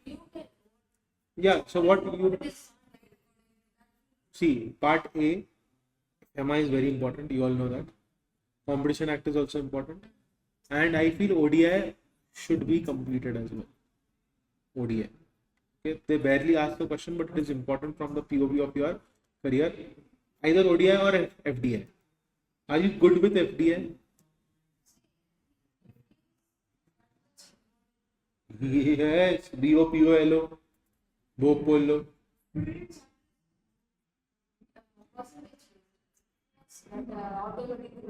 Automatic government rule. It's already at the end. We have 3 subjects. Technically, That's where they can get first. Okay. This is, but tell me one thing, this is helpful for you all, right? You are sleeping. Yes. I have this habit. I never say that any particular topic is important. I say everything is important. I have given you one guru, this thing, Dakshina, that write and solve the entire scanner, solve previous 5 papers, and you will be good to go. Trust me when I say this. Man, wake up at 4 o'clock. Now you have no lectures, right? See, I'll make a schedule for you. No, I'll make a schedule for you. How many subjects are there? 3. Okay. We have, let us say, 7 days in a week. In 7 days, if you complete entire part B and 4 topics of part A, and along with my schedule that I am making, then will you do it if I make a proper schedule for you? Yeah. Then will you do it? Yeah. But then you have to get up early in the morning. 4 a.m. club. I have my own 4 a.m. club. I wake up at 3:30 every morning. I plan my entire day, and I have habit of writing. I make journal and I read book, and then I go for my gym. I come back.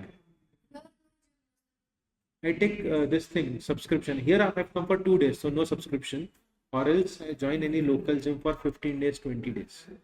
In Chennai, I had joined a local gym. Okay, the point is not that. The point is, if you get up early in the morning, from 4 to 9, 4 to 9, you get 5 hours. Correct?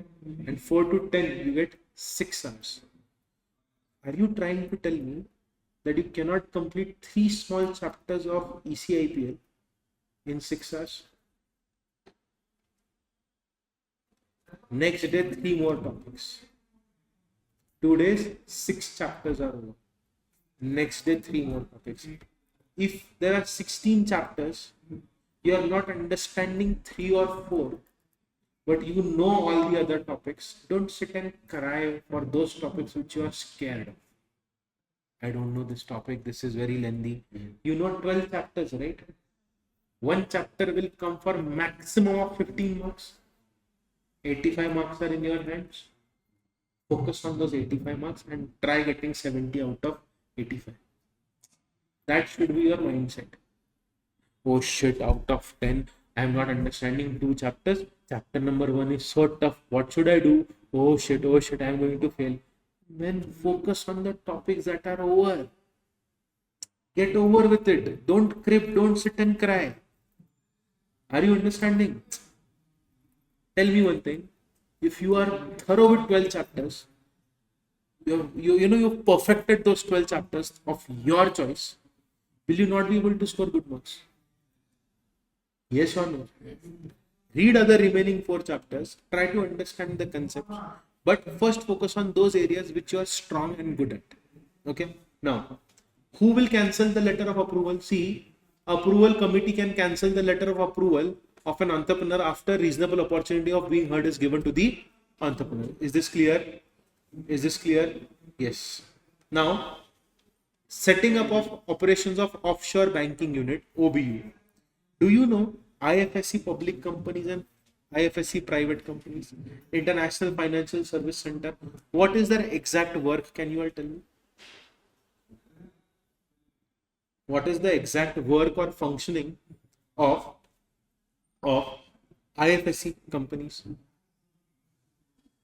What do they do? So you have not studied it properly. Yes. In your entire company law, part B, IFSC word, IFSC comes hundreds of times. If you think I'm lying, you can open the module. I can show you the module. Okay. It's okay. What is offshore banking unit? Branch of bank located in SEZ is offshore banking unit. Okay. So OBU OBU means what? We are setting up offshore banking unit. An application for setting up an offshore banking unit in SEZ may be made to Reserve Bank in prescribed manner, and RBI, once it is satisfied, it will grant permission. Is this clear? Is this clear? Now, what is IFSC private company, IFSC public company? International Financial Service Center. Everyone, do you know this thing called as Bajaj Finance? Yes. What do they do? They offer EMIs. They offer financial services. पक्का तुम मुझे धक्का दोगे ना सीढ़ियों से? While going home, will you push me from the stairs? What is the function of Bajaj Finance? They provide financial services, which means they provide loans to consumers. We pay EMI. They don't pay. EMI थोड़ी देता है ना, वो आपको loan देता है और आप EMI पे करते हो ना. Correct? So, everyone, IFSC company is like Bajaj Finance. It is sitting in India, but it is providing financial services to people outside India. Are you understanding? So, central government will approve setting up of IFSC in SEZ and will specify the requirements for setting up operation of such center. Okay, but central government may approve only one IFSC in one SEZ. So in one SEZ, how many IFSC companies will be there? One. Okay. Now, central government, subject to guidelines framed by RBI and SEBI and IRDA, prescribe the requirements for setting up and terms and conditions. Is this clear? So who will prescribe all of these terms and conditions? There are 3 to 4 bodies from whom we need to take approval. Number one is RBI, SEBI, IRDA, and such other authorities will prescribe the requirement for setting up terms and conditions of the operations of IFSC. Is this clear? Now, do you know what is this called as? Single window mechanism. What is the meaning of it? You have heard about it, yes. Instead of filing multiple forms, one form for everything. See, approval for this, fill this form. Approval for that, fill up this form. Approval for this, fill up this form. Instead of doing so much, give me one form, I'll fill all the details. I'll give you one example there, my dear students. When you register for CS, you pay differently for your registration. Then you pay differently for your exam. Why don't the institute take the registration fee in one single form itself? Are you understanding what I'm trying to say? Yeah. So in the same way, government has the power to prescribe single application form for obtaining any license, permission, registration, approval by developer or entrepreneur. Okay. So one form for all these things will be made. And who will prescribe this form? Central government. Is this clear? And central government has power to authorize board, development commissioner and approval committee to exercise its powers on matters relating to development of SEZ. Is this clear? Is this clear to everyone? Yes. Now,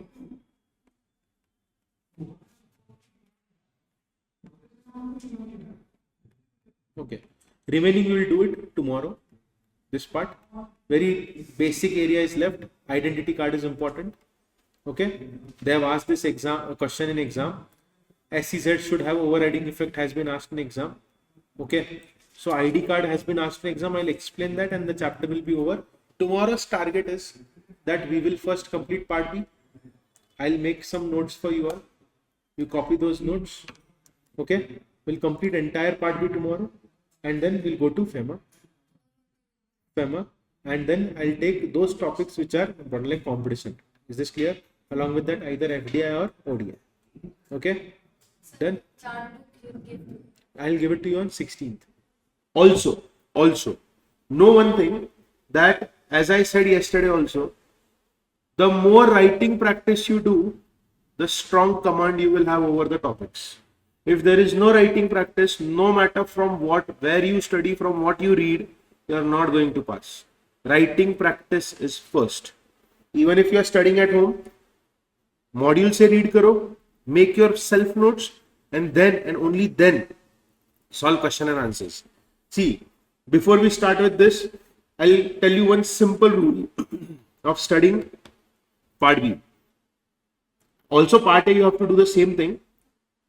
Number 1, you will read from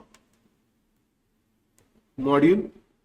Along with reading, you will write and make notes. Okay. Let us take an example that you have taken chapter number 1. Chapter number 1, theory plus writing, you will complete. Then you will complete its question and answers. Once you are done with this, then only you can say that you are done with chapter number 1. Until and unless you don't complete the entire thing together, you cannot say that you are done with chapter number 1. See, making notes, reading and writing is only one small part of it. Along with that, solve question and answers so that you understand what kind of questions can be asked in examination. And if a similar question is asked, we are already prepared for it. And see, whenever I say that you have to write question and answers, I mean to say that read the answer, look at the section, go to the module, read the section, look at the answer and just write the key points. You don't have to waste time in writing everything, copy pasting everything. And you will also not self-evaluate yourself. No student should self-evaluate themselves while studying at home. What you have to do is very simple and very easy. Read, write, and also whenever you are making notes whenever you are solving question and answers, read the answers properly. Two things will happen. First thing, you will remember the answer will be retained in your subconscious mind for a long time. Number 1. Number two, if at all similar type of thing is asked in exam, if you remember key points, you will be able to write your own answer. I have seen a lot of papers of CS executive students who have passed with good marks, like 70-80 marks in subjects like company law, securities law, JIGL, ECIPL, all these subjects. These students have written the answer in their own words. It is just that if you are writing answer in your own words, do not change the meaning of the concept. If you change the meaning of the concept, then you will not get any marks. Your focus should be on writing the answers in your own words without changing the meaning. And for that purpose, read, write, solve question and answers, look at the key point of the answer. Then whenever you are sitting in the examination center, if out of 8 points you are able to write 5 points, you will get marks. Is this clear? Yes, perfect. Now, the topic that we are going to start off today is intellectual property rights. The first topic that we are going to start off with is intellectual property rights. Now, see, chapter number 12, I don't know why they have given this chapter. Half of it is they are explaining the topics that we have to study. So, I will be skipping that part because we have to study those topics. But there are certain terminologies that have been given over here. I will be explaining those terminologies to you. Okay. First things first. What do you mean by intellectual property? What is the meaning of intellectual property? Yes. See, intellectual property means creation of human mind. What is the meaning of intellectual property? Creation of human mind. Human mind creates inventions, literary work, artistic work, correct? Symbols, designs, names used in business, correct?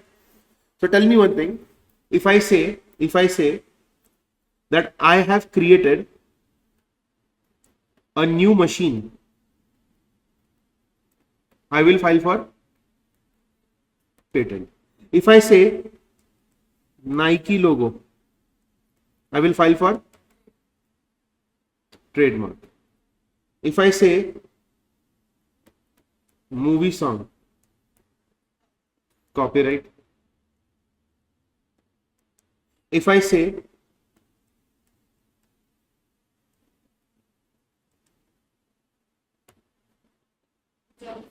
GI tag, correct? So can I say that all of these things are creations of human mind? All of these things are creations of human minds. Now, what is actually the regulatory framework of intellectual property rights? Now, see, I will write over here only, and if you are carrying your module, it is very good. Patent. What is the purpose of Patents Act? It protects invention. Correct? Trademark Act protects brand image, brand name, and symbols. Correct? Copyright Act, creative work, artistic work. Designs Act, industrial designs.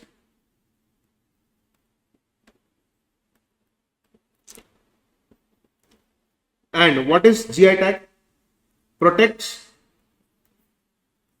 region based goods. Is this clear? Is this clear? I hope this is crystal clear to you. Easy. So, see, we have understood the basic regulatory framework. So, patent will protect a new machine. Trademark is like Apple's logo, Nike swoosh, Adidas ka logo. Correct?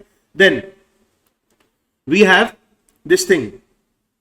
Copyright Act, song, books, films. Design Act, bottle of Coca-Cola. Different shape of bottle of Coca-Cola. Then, we have geographical indication, Alfonso mangoes from Ratnagiri, Konkan, Maharashtra. Yes or no? Then we have this thing.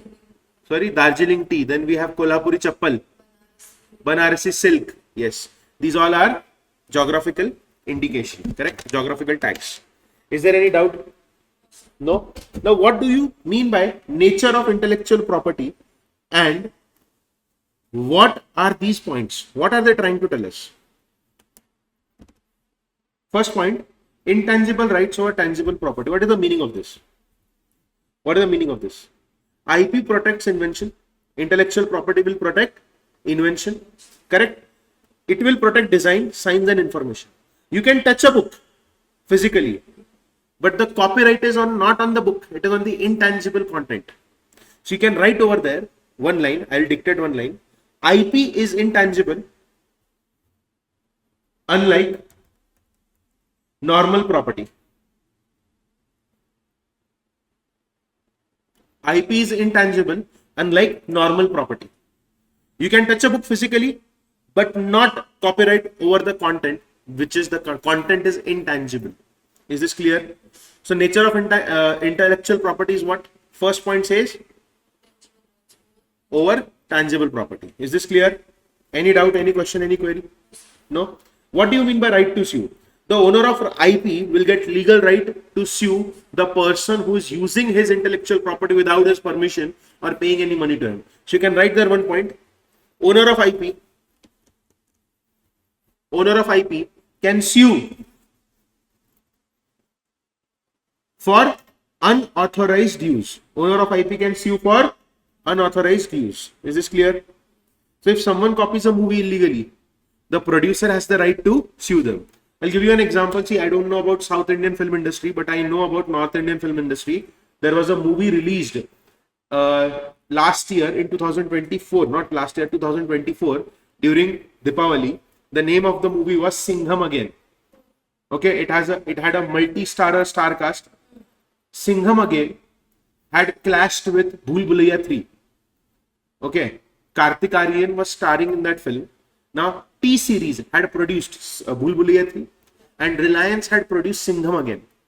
Now, what had happened was, first part of Bhool Bhulaiya, second part of Bhool Bhulaiya and third part of Bhool Bhulaiya, all the IPs are owned by T-Series. First part of Singham was owned by T-Series, but the remaining parts were produced by Reliance. Now, when the movies clashed, there was a song, title track of Singham Again. The moment Reliance uploaded title track of Singham Again, T-Series put a copyright strike that the rights belong to us. The producers of the film had to make a new song title track for that movie. Okay, so did you understand right to sue? Did you write there? Owner of IP gets legal rights and can sue others for unauthorized use. Next is rights and duties. Now tell me one thing, if I am the owner, will I get exclusive rights? Right to sell? Will I have the right to sell? Right to copy? Right to distribute? Only I can do that, correct? So rights and duties, the owner has all the rights. He can, see, create, copy, sell and otherwise exploit the work. Okay, is this clear? Patent owner has exclusive right to manufacture patented medicines. If I have patent for some medicine, I have the exclusive right to manufacture those medicines. No one else on this planet can manufacture those medicines. Next is coexistence of different rights. What is the meaning of coexistence of different right? Coexistence of different right means, see, patent is for technology, trademark is for brand name. I have designed a phone. So I have Apple. For that particular one product, I have patent rights, I have copyright rights, so not copyright, I have trademark rights, I have design rights, yes or no? One product, multiple rights can be availed on one particular product. So right there, one product may have multiple IPR protection simultaneously. Okay, patent for technology, trademark for brand name, copyright for the software, correct? Copyright for the software, design for the structure, outer body of the phone. Is this clear? Now, exhaustion of rights. What is the meaning of this? What do you mean by this? This means if I buy a book, novel, okay, I've purchased a novel from Crossword. I went to an airport. I purchased the book. Now, can I sell it to someone? Yes. I can sell it to someone, right? So, exhaustion of rights means once the original product is legally sold. I repeat, once the original product is legally sold, his rights expire and he is no longer permitted to halt the movement of goods moving forward. Is this clear? IP owner cannot further control the resale. Is this clear? Are you understanding? See, I purchased a book. I am done reading the book. I can sell it to anyone I want, right? IP owner cannot say that by reselling it, you should give me a percentage. He cannot say that. So write there one line. Once the original product is legally sold, once the original product is legally sold, once the original product is legally sold, the IP owner cannot control further resale. The IP owner cannot control further resale. It is called as doctrine of exhaustion. It is called as doctrine of exhaustion. See, I love reading books. I love reading books. That is the reason why I became a teacher at a very young age. I'll show you. I am currently reading these two books. This is Can't Hurt Me. Okay, my sister had ordered this from Amazon for me. I think she ordered 1.5 years ago. But at that time I was reading 3 different books. So I started reading this. I gave it to my brother. I told him to read it and tell me how it is. This book was with him for 6 months. Now she purchased this book for 600, 700 rupees. Tell me, if I'm done reading this book, can I resell it to you? Yes. I had ordered this book from Blinkit for 199 rupees, 149 rupees. Okay. I am done almost halfway there. See, I have reached till here. Now, can I resell it to you once I'm done reading? Yes. Can the original author stop me from doing this? No. This is called as exhaustion of rights. Did you understand this? Is this clear? Easy. Next, dynamism. What do you mean by dynamism of IPR? IP laws are not static. They evolve with time. Tell me one thing. If the technology is developing, Will the IP laws also develop? Yes. So write there one point. IP laws continuously evolve. IP laws continuously evolve with technological development. IP laws continuously evolve with technological development. Is this clear? See, now we have AI generated content. I can have IP rights over AI generated content. Then we have plant variety protection. If I am growing some kind of lab grown plant, I can have protection over those rights. Something new is coming in the world, right? So IPR also will, intellectual property rights will also evolve with time. So I hope I have made nature of intellectual property and all the points easy for you. The meaning is also clear. Sir, in the break, you can write all the key points that I have made her write. Okay. Now from here, you don't have to read all of these things. Okay. You don't have to read all of these things. First, what we will do is we will understand about WIPO, World Intellectual Property Organization. Okay. Now, what we will do is we will write key points for WIPO. They can ask a question on WIPO in exam, that what do you mean by the term WIPO, or elaborate WIPO. So first point about WIPO is United Nations, correct? Intellectual property at a global level.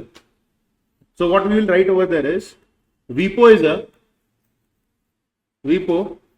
is a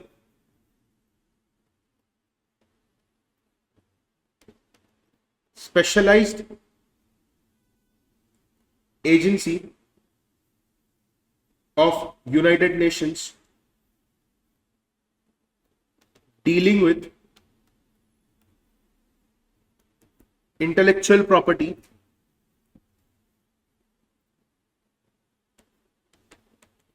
protection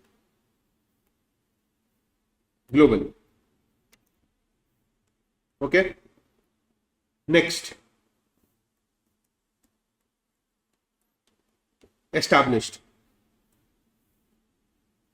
1, 2, 3. Okay. First point in established, WIPO convention was signed in 1967. It started function in 1970.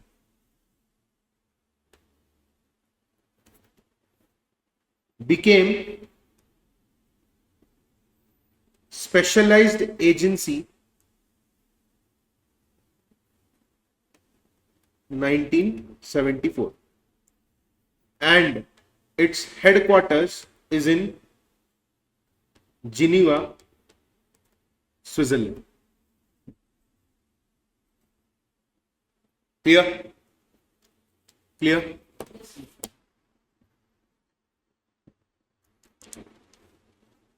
Now, what is the main objective of WIPO? We want to protect intellectual property globally. We want to promote innovation. See, if I invent something in India, because of WIPO, whatever invention I have done in India, no one can even copy paste that thing outside India. See, I am very sorry to say this, but the examples that I am going to give are the examples from Bollywood movies, because I know them. If you do thorough research, you will find all these information available online. Okay. So there was this movie called as R. Rajkumar, which had Shahid Kapoor in it, along with Sonakshi Sinha. Okay. Now, this movie was released, I don't remember the year, but somewhere around 2012, 13, 14. Okay. In that period, this movie had released. The name of the movie, original name, was Rambo Rajkumar. The original name of the movie was Rambo Rajkumar. Warner Brothers, not Warner Brothers, MGM Studios or Warner Brothers first filed an application against the movie's name. Rambo is a franchisee in Hollywood. So they said that you cannot use this name. Along with that, Rambo Circus, which is one of the biggest circus in our country, they filed a case that they have intellectual property rights over Rambo name. This is the reason why the name was cut from Rambo to R. Rajkumar. So this is the power of intellectual property rights. Are you understanding this? So what is the objective of WIPO? What is our fourth point? Objective. Objective number 1, promote innovation and creativity. Objective number 2, protect IP globally. Objective number 3, create efficient international IP system.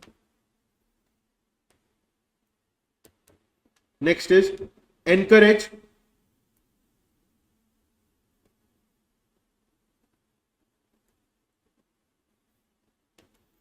and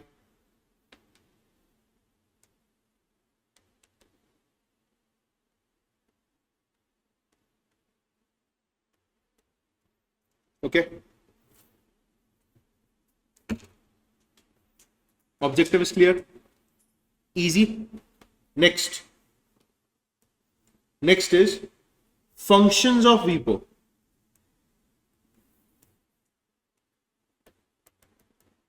What are the functions of WIPO? Number 1, services. What are the services it provides?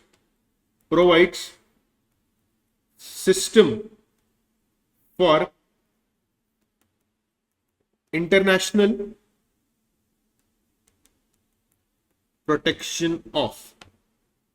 It will internationally protect what? Patent, trademark, industrial designs. Is this clear? Is this clear? Second is law development. What is the meaning of law development? International legal framework for IPL. Third is infrastructure.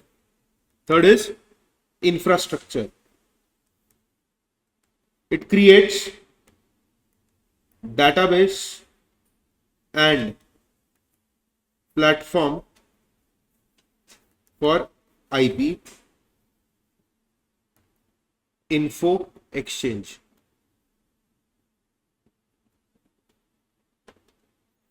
Last but not the least, development, train and tech support to countries. Is this clear?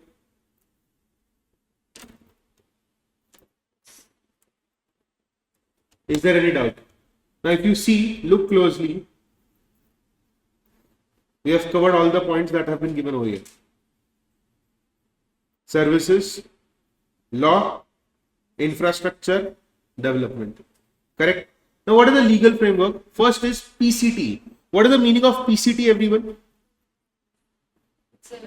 Treaty. Yeah, what happens in this treaty? I'll highlight one point for you. Applicants are able to concurrently apply for protection of innovation in large number of nations by submitting a single worldwide patent application. What is the meaning of this? I've invented something in India. I just have to file one application and my intellectual property will be protected not only in India but across the globe. No one can copy it, and if anyone on any corner of this planet copies the innovation, I can sue them under this WIPO. Is this clear? So write there one line.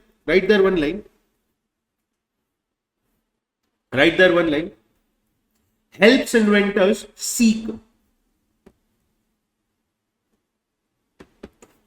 patent protection.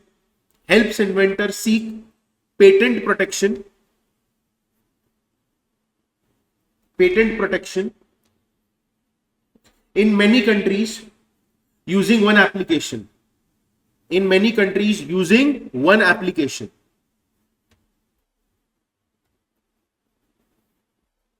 So Indian inventor can file one single application internationally through PCT treaty or application. Is this clear? Is this clear? Now what is Madrid Agreement? Madrid Agreement is for trademark. It is for trademark. It is for trademark. Provides international trademark registration. Is this clear? So you can write there one line. You can write there one line. Company registering its brand. Company registering its brand in multiple countries through one system. Through one system. Is this clear?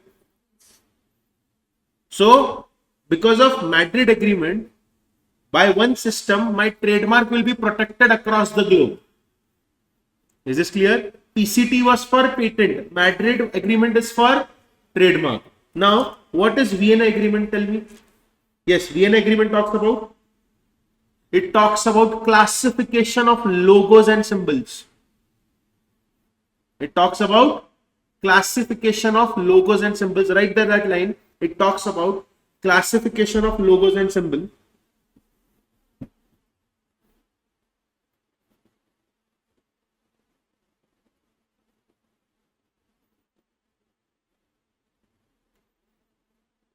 Okay. Done. Now, last but not the least, not last actually, nice agreement. What do you mean by nice agreement? Yes, what is the meaning of nice agreement?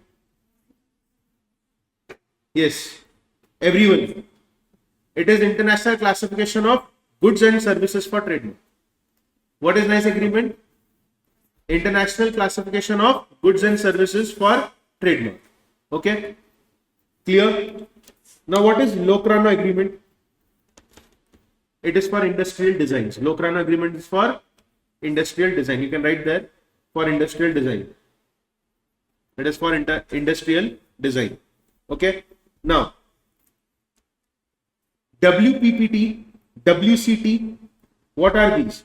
Can you tell me what is WPPT? Performances and Phonograms Treaty. Yes. It protects singers, musicians, correct?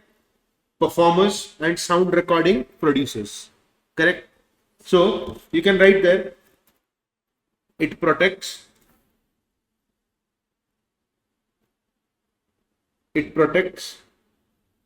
singers, musicians. Now we are not carrying module today also.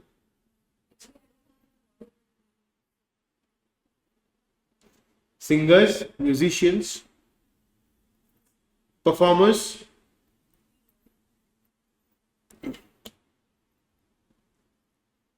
sound recording producers.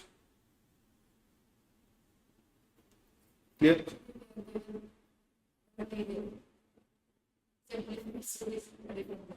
Sorry? Sorry, I didn't get it. Okay, that is why you're not carrying module.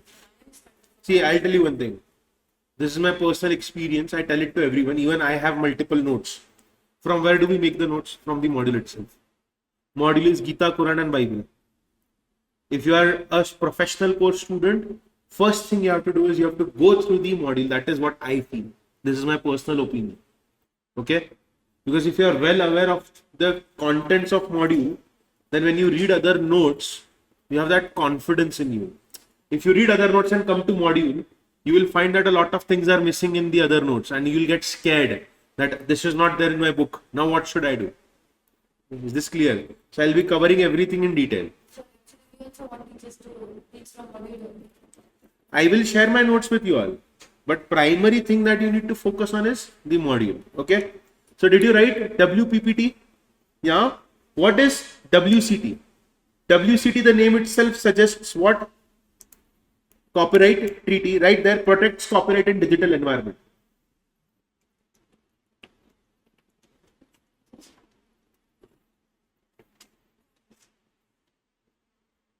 Protects copyright in digital environment. Protects copyright in digital environment. Protects copyright in digital environment. Okay. So see, software piracy protection is there because of WCT. Now, this is WIPO Intergovernmental Committee. It deals with traditional knowledge, folklore, genetic resources. So can I say Intergovernmental Committee focuses on Ayurveda? Did you understand what they are trying to say? It will protect Ayurvedic rights. So right there, example, protection of Ayurvedic knowledge.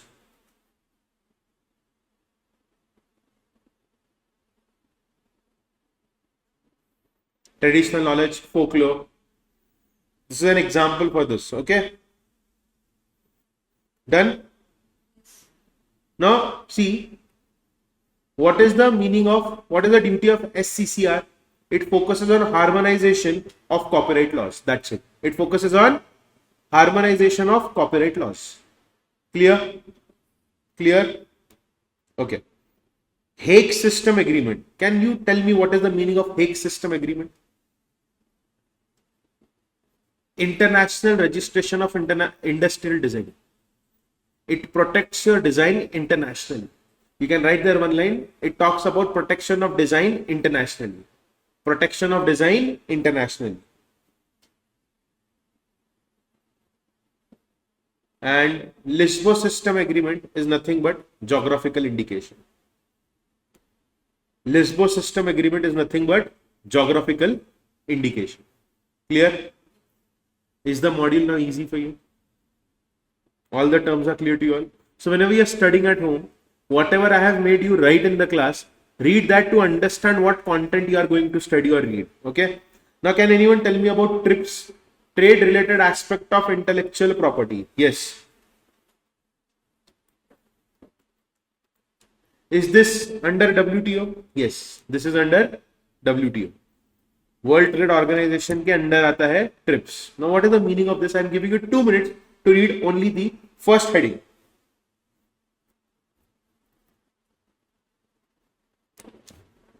Yes.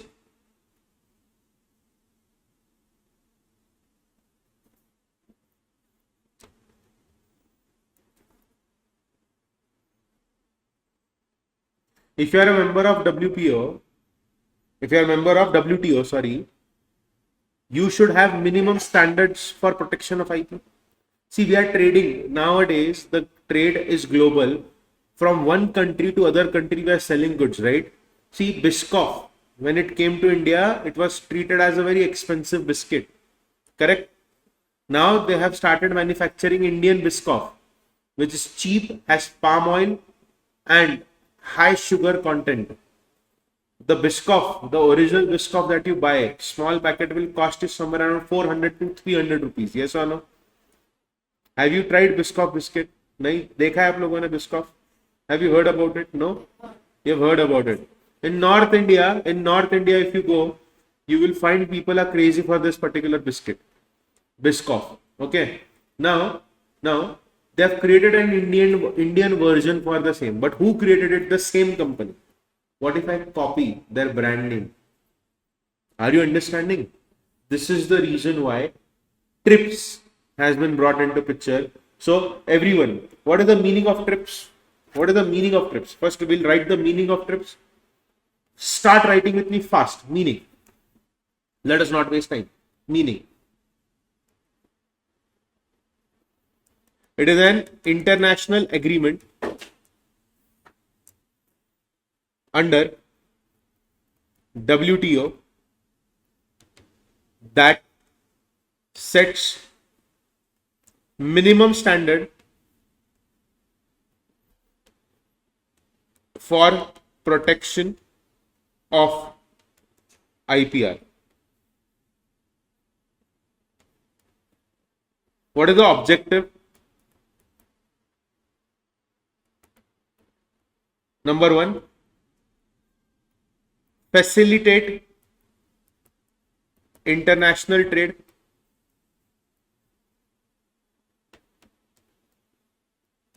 protect IP rights,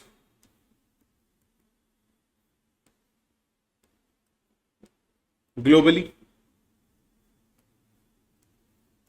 reduce disputes among countries. I'm writing very fast, okay? Balance innovation and public interest. Done? Did you understand the first half of this topic? Yes.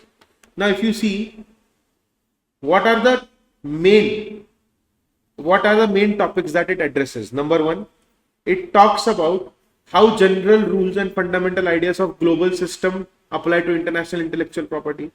What are the minimum protection criteria? What mechanism should members offer to defend these rights in their home countries?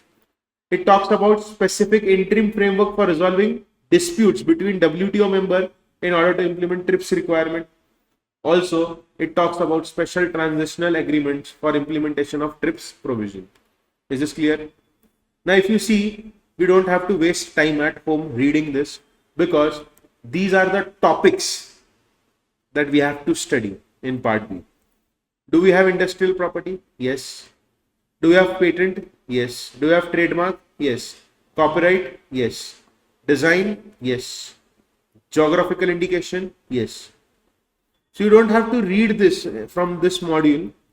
You can skip it easily because when you understand the topic, the chapters that we have to study further, writing these things will become very easy for you. Okay. Now, what is National Intellectual Property Rights Policy? Yes. This is something that Indian government has done. Write there one line. It was approved on 12th May 2016 to create a strong and innovative IPR ecosystem in India. To create strong and innovative IPR ecosystem in India. Okay. The main objective is to encourage innovation. The main objective is to encourage innovation, improve business climate,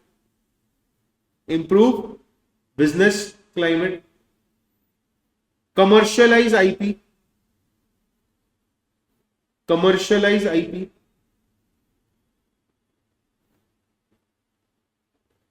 spread awareness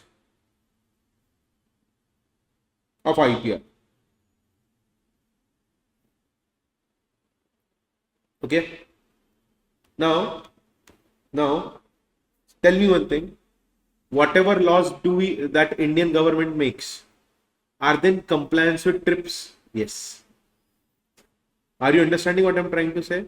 Whatever law Indian government makes, they are in compliance with TRIPS. Is this clear? Then, see, we have marketable financial assets. What is the meaning of this? What is the meaning of this? Marketable financial assets. Can you see commercialization?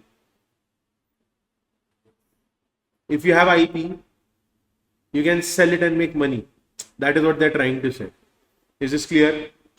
Human capital development means what? To strengthen and expand human resource institutions and capacities for teaching, training, and skill building in IPR. So basically, chapter number 1 is introduction to what is IPR, and it talks about certain bodies that are there. Okay.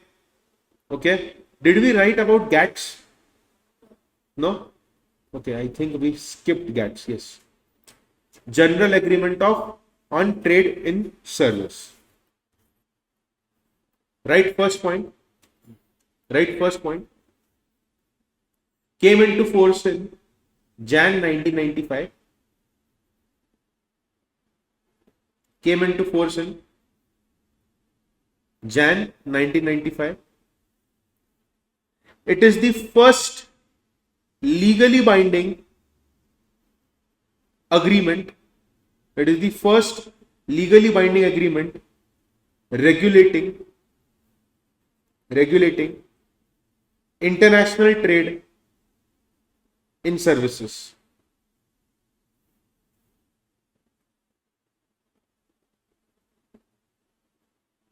Now, what do you mean by services? Banking services are there, telecom services are there, education services are there. So you can write there importance of service, and service includes, right there, service includes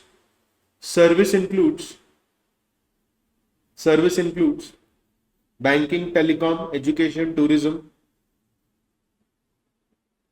banking, telecom, education, tourism, IT.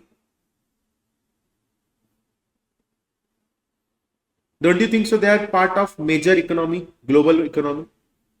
Tourism is part of global economy. Education is part of global economy. IT services are part of global economy. Yes. Right. Next point. Objective of GATS. Objective number 1. Promote fair trade in services. Promote fair trade in services. Number 2, increase transparency. Third, encourage liberalization.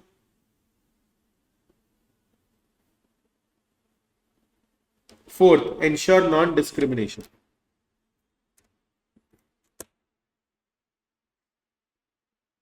Done. With this, we have completed this chapter. We have made all the notes. We have summarized all the points. So whenever you want to read everything in detail, first read the summary that I have given to you all and then go through the main points. Is this clear? Easy. Any doubt, any question, any query to any student who has studied this topic with me? No doubt, no question, no query. No doubt, no question, no query. Concept is crystal clear.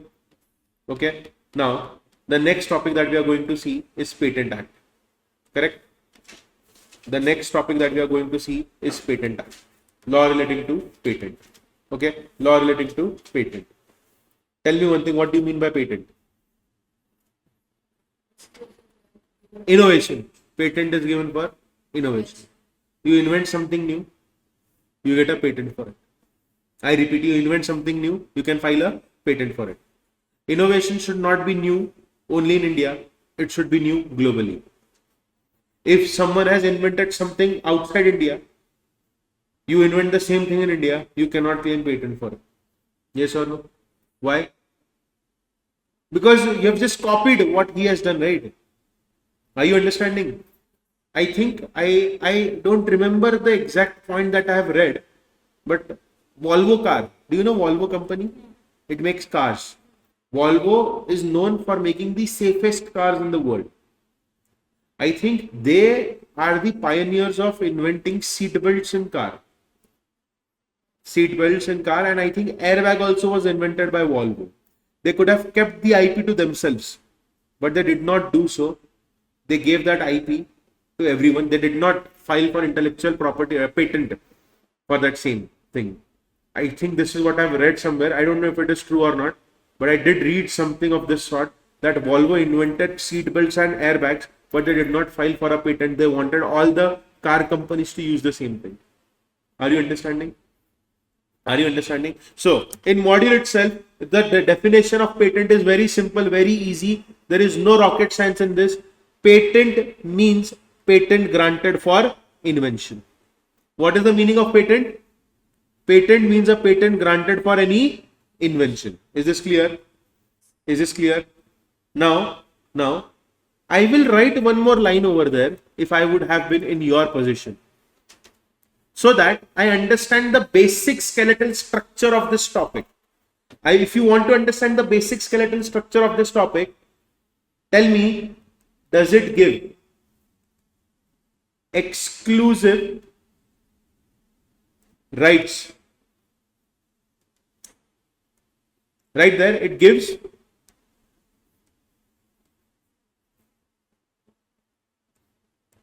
exclusive rights to inventor over his innovation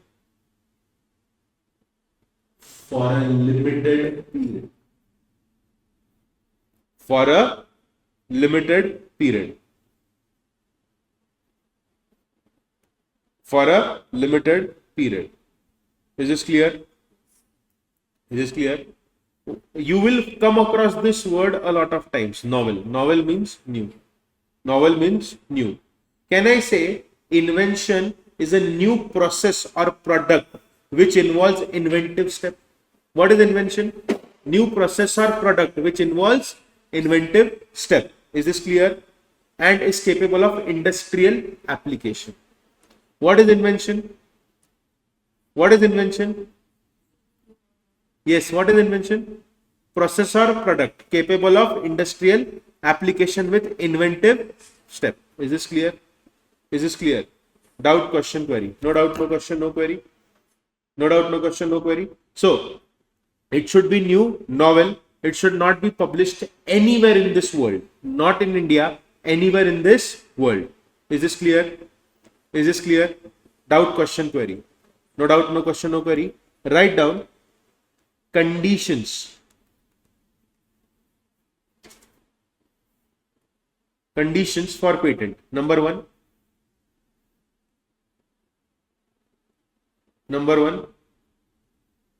it should be novel.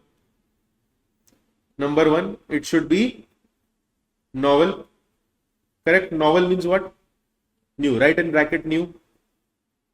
It should be novel. What did you write in bracket? New. Correct? Then write number two. Write number two. Inventive step. The invention should not be obvious. The invention should not be obvious to a skilled person in that field. Done. Third is industrial application.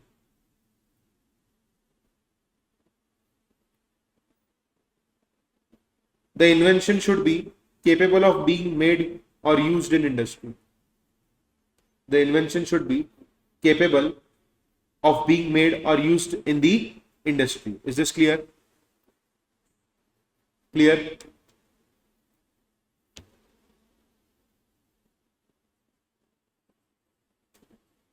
Okay. Now this is basic. We'll not write this, but I will explain this to you. Very simple, very easy. Advantages of patent.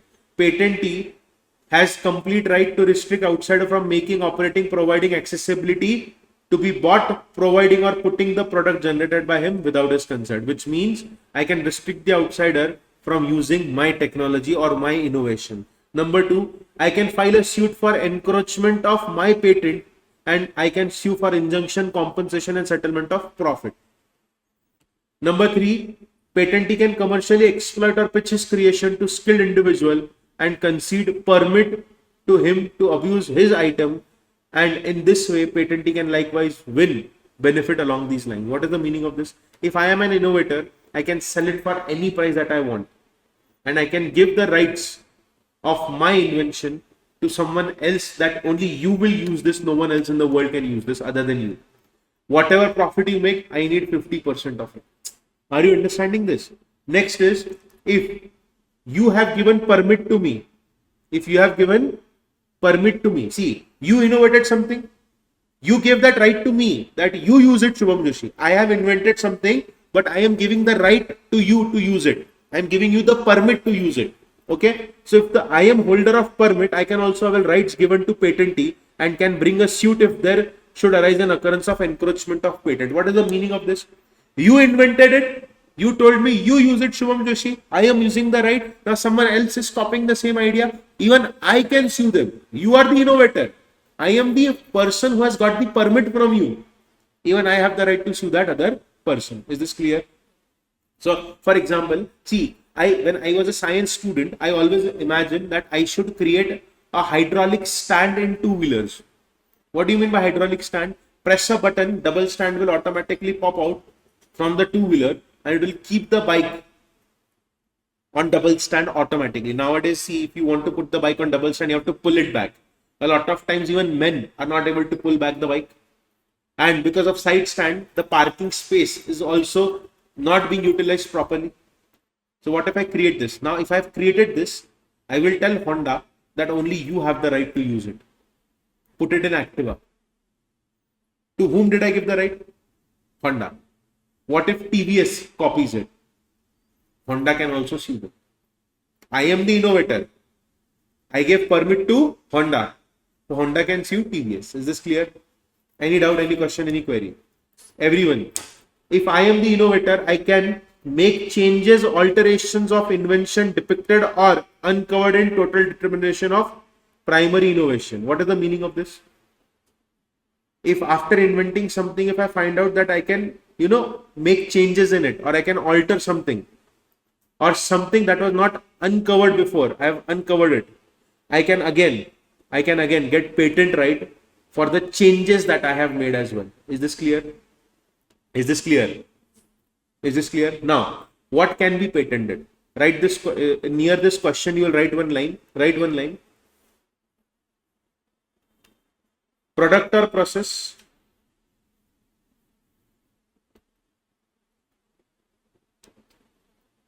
if it is product or process if it is new, inventive and industrially applicable.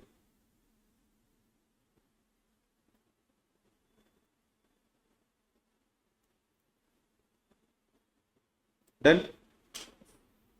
But it should not fall under section 3 and 4. But it should not fall under section 3 and 4. Done. Doubt, question, query? No doubt, no question, no query. What is the meaning of new invention? What is the meaning of new invention according to you all? Sorry? Never been published or anything else? Write down one question in your book. What is new invention?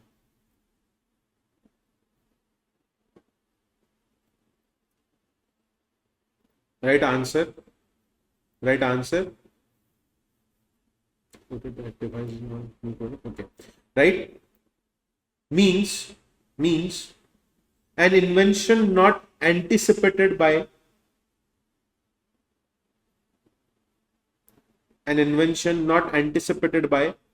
publication, comma, prior use,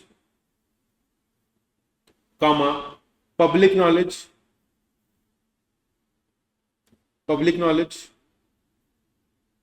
comma, existing technology.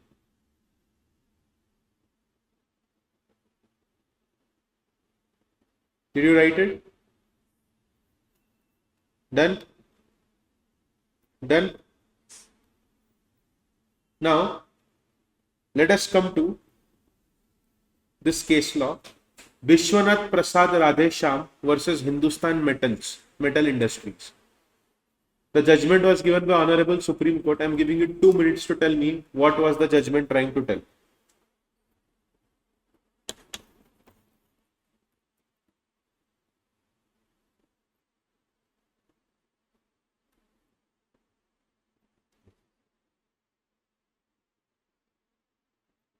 Whoever is the innovator will get exclusive right for a limited period. This is what Supreme Court said, because patent law, the main function is to encourage innovation, industrial design. So if I have invented something, I cannot keep it to myself forever. I will get limited period right. That is what they have given. So write there one line. Inventor gets exclusive rights for a limited period.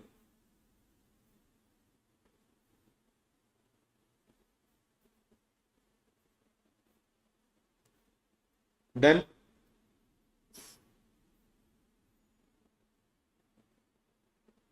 Now, please explain Raj Prakash versus Mangatram Chaudhary, 1978 to me.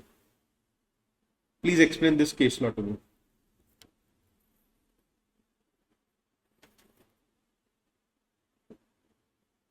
It was held that inventive creation is to discover something or find something not found or found by anybody previously. It isn't essential that the invention ought to be anything confounded. The fundamental thing is that the creator was first to embrace it. The main issue in this manner is that each basic creation is asserted as in the form of novelty or new character. It will be considered as an invention, and the cases and specification must be persuaded in that light. Right there, invention need not be extremely complicated.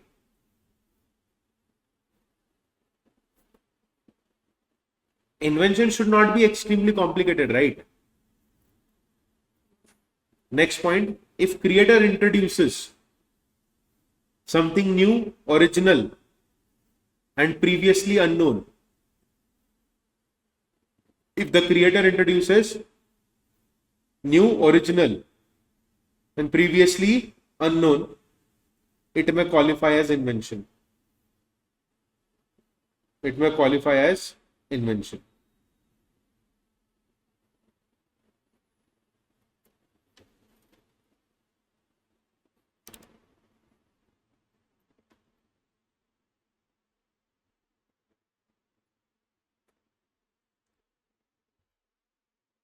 Yes.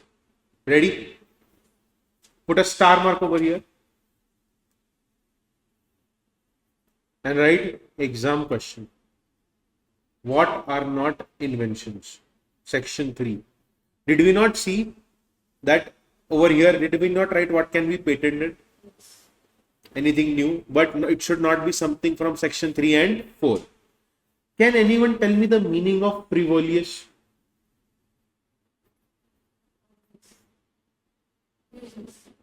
Useless. What is the meaning of this? Contrary to well-established natural law. Your innovation should not be against natural laws. Is this clear? It should not be against natural law. Number 2, against public order or morality. Against public order or morality, it is harmful to animals, humans, plant life, or health of the environment. If you have an innovative idea, but it is harming public order and morality, then it will not be considered as new invention. Did you highlight the key points? Please highlight the key points. Claims anything obviously contrary to well-established natural law. Number 2, contrary to public order or morality, causes serious prejudice to human, animal, or plant life or health or to the environment. So if I develop dangerous biological weapon, will I keep the patent rights to myself? No. I created a new virus. If that bottle falls in Bengaluru, the virus will spread within half an hour in half of the South Indian states. Can I use it? No. Have you read this book called as Inferno? Do you know Dan Brown? No? There's an author whose name is Dan Brown. He has written multiple books like Digital Fortress, The Da Vinci Code, The Lost Symbol. No? See, काम के नहीं हो तुम. If at all you get time, do watch this movie. The name of the movie is Inferno. Inferno. There's a book called as Dante's Inferno. It talks about hell. And see, you might have seen Thanos, right? You know who is Thanos? Avengers. The villain का नाम Thanos था ना? Very good. It's okay. Shit happens. Now, can anyone tell me, mere discovery of scientific principle is not innovation? Just because I found out about gravity, it is not an innovation. Is this clear? Right there, example, discovering gravity like natural phenomenon. Discovering gravity like natural phenomenon.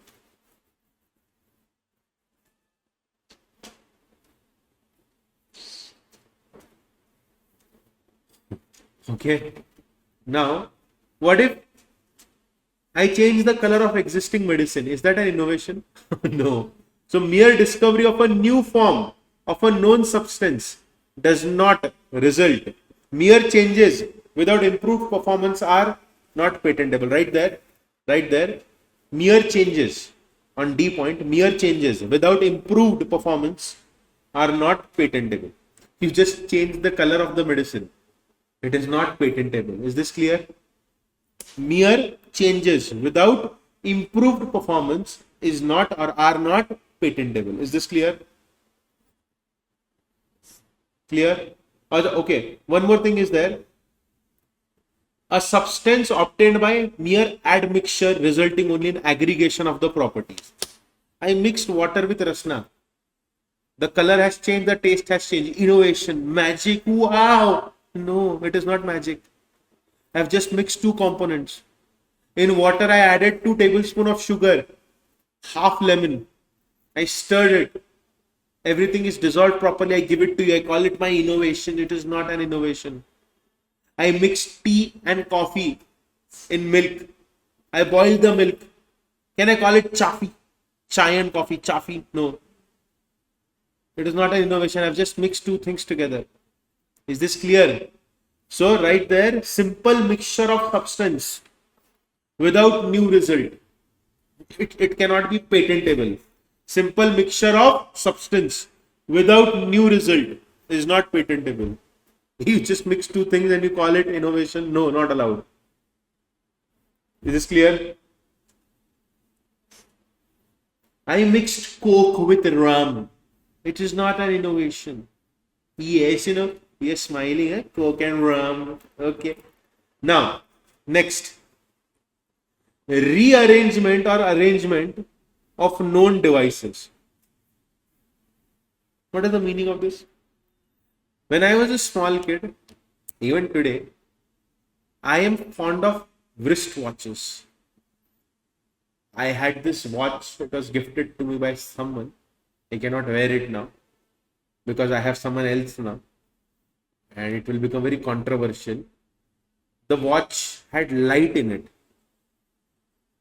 Tell me one thing, combining torch and clock together, am I inventing something new?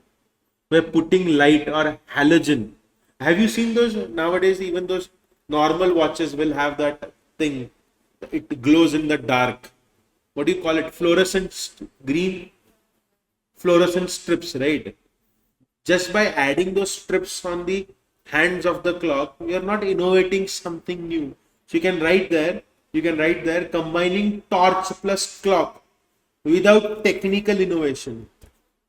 Combining clock plus torch without technical innovation.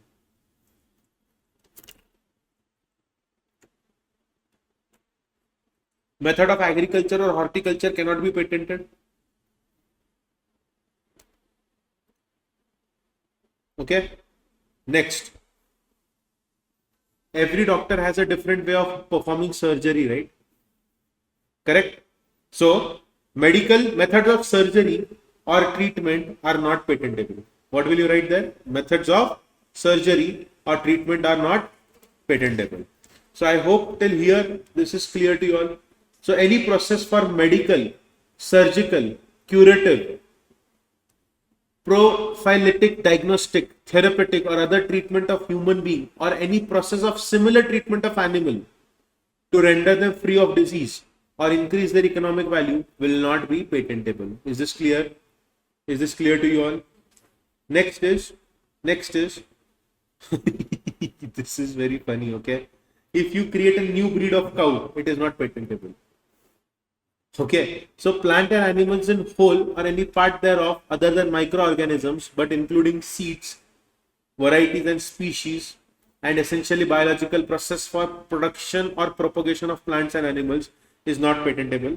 So right there, plants and animals except microorganisms are not patentable. Right there, broccoli is not patentable. I was going to say the same thing. There is also purple colored cabbage. It is not patentable. So right there, except microorganisms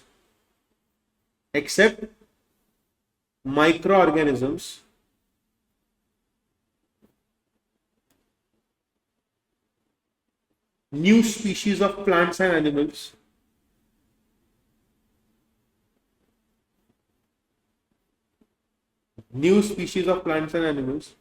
are not patentable.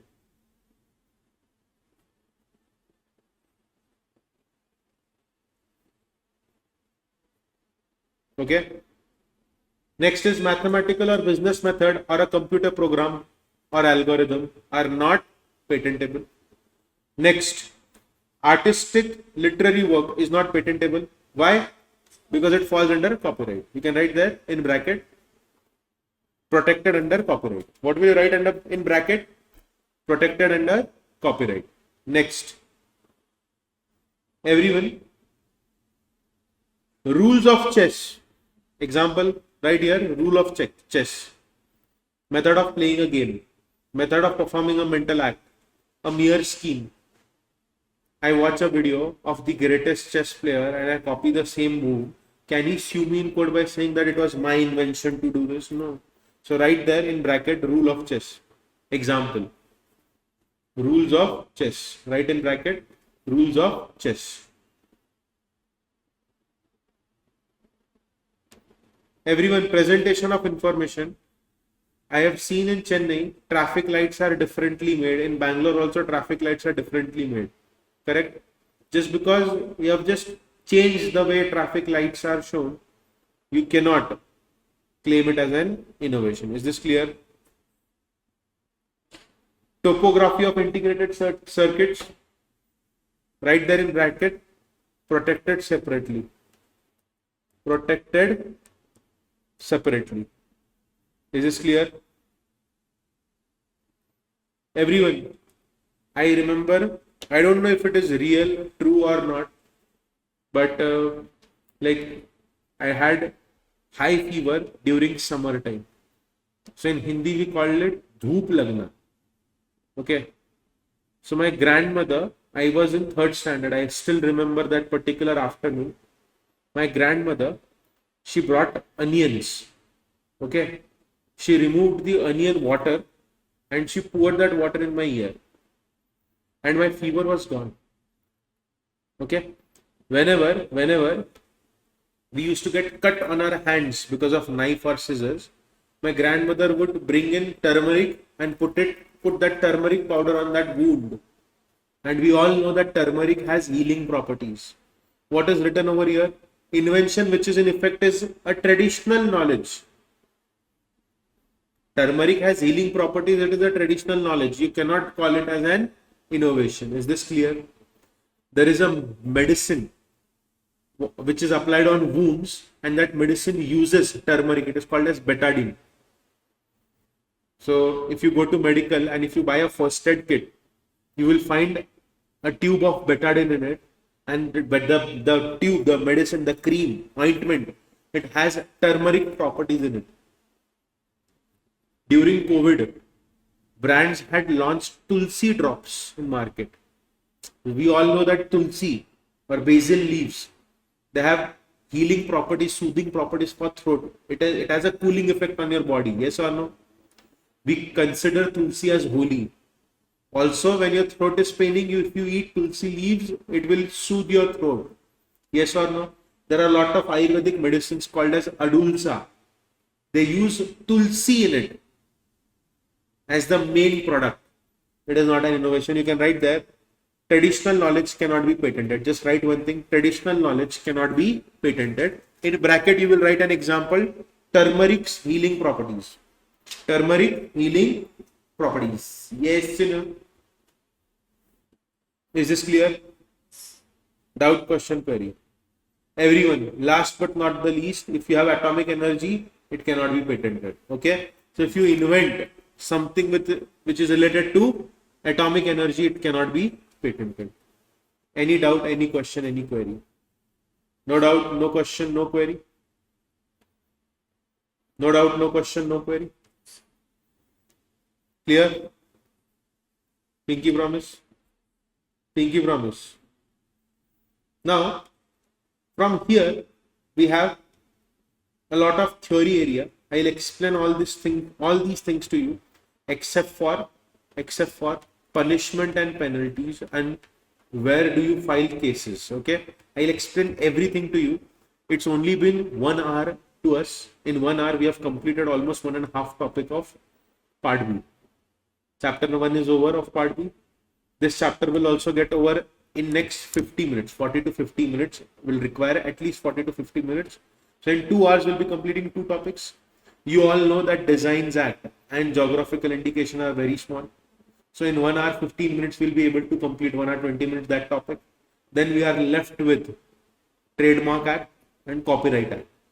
Okay, copyright is huge. So we'll first focus on Trademark Act. Then we'll go to the Copyright Act. What I thought was that I will start with copyright immediately. But then if it stretches for more than 1.5 hours, you'll start feeling that, sir, it is not getting over. There are 3 more acts pending. So I call this as psychological thing. Within 2 hours, 3 hours, we'll be completing 4 acts. Then 2 acts will require 2.5 hours. So by the time it is 11:30, 12 o'clock, we are completing entire part B. Okay, and I will complete everything line by line for you all. My only request is that please stay focused and write all the key points. Okay, so that after the break we can focus on competition law as well as we'll be focusing on this thing, FEMA. Is this clear? Okay, let us begin. Now,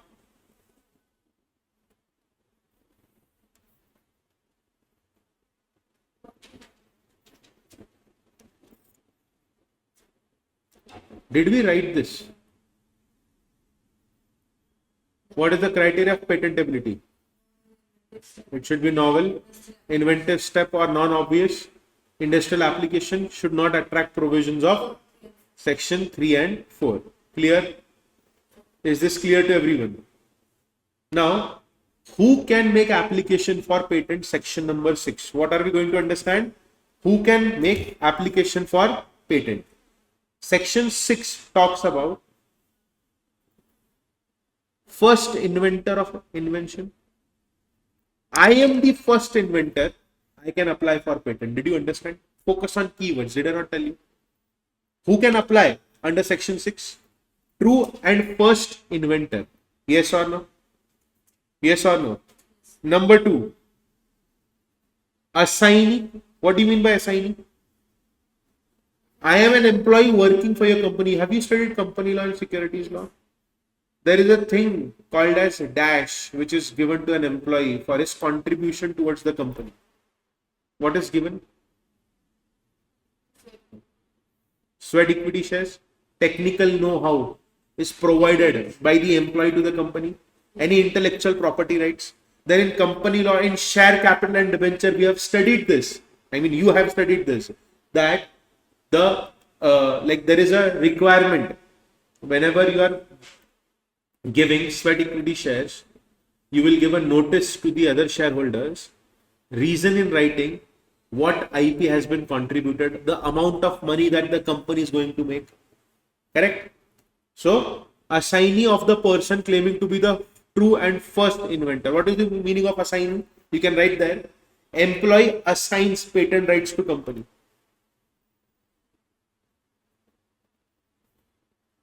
Employee assigns patent rights to company.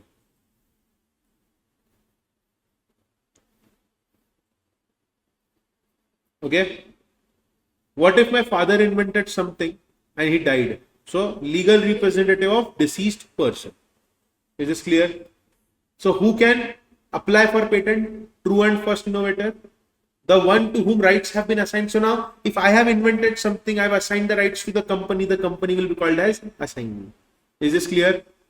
Is this clear? And last is representative of deceased person. Doubt, question, query. No doubt, no question, no query. Concept is crystal clear with everyone? Okay. Now, form of application and provisional and complete specifications. Okay. Now, what is PCT? Everyone, we are going to understand section number 7. What are we going to understand? Section 7 deals with form of application, requires every application for patent to be made for one invention only. I have invented 3 different things. Can I file one application for it? No. Are you understanding? Are you understanding? So section 7 dealing with form of application requires every application for a patent to be made for one invention only. So if I'm applying for registering my innovation, can I apply 10 inventions in one application? No. I have to file 10 different applications. Did you highlight this line in your module? Did you highlight this? You don't have module. Okay. Next. Every application, international application under PCT for patent may be filed designating India shall be deemed to be an application under that. What is the meaning of this? Yes. What is the meaning of this? Right there, PCT is an international treaty allowing patent filing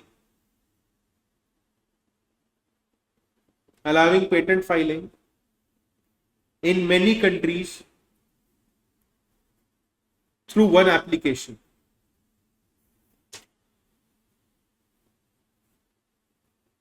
I hope PCT is clear to you or not. If I am an Indian inventor, I want protection in UK, US and Japan, South Korea, what will I do? File one application and I'll get protection in all these countries together. Is this clear? Yes. How many countries are member? More than 150 countries are member currently. Is this clear? Single international filing and my patent will be protected across the globe. Is this clear? Is this clear to everyone? Yes. Doubt, question, query? No doubt, no question, no query. And see, this is basic. You don't have to read this. If you are applying, okay, under PCT designated India, you should also accompany or attach provisional or complete specification. That's it. Okay. Is there any doubt, question, query? No doubt, no question, no query. Now, what is provisional and complete specification? What do you mean by provisional and complete specification? Yes, right there, provisional. If you have space there, you can write there. If not, write it in notebook. Provisional and complete specification.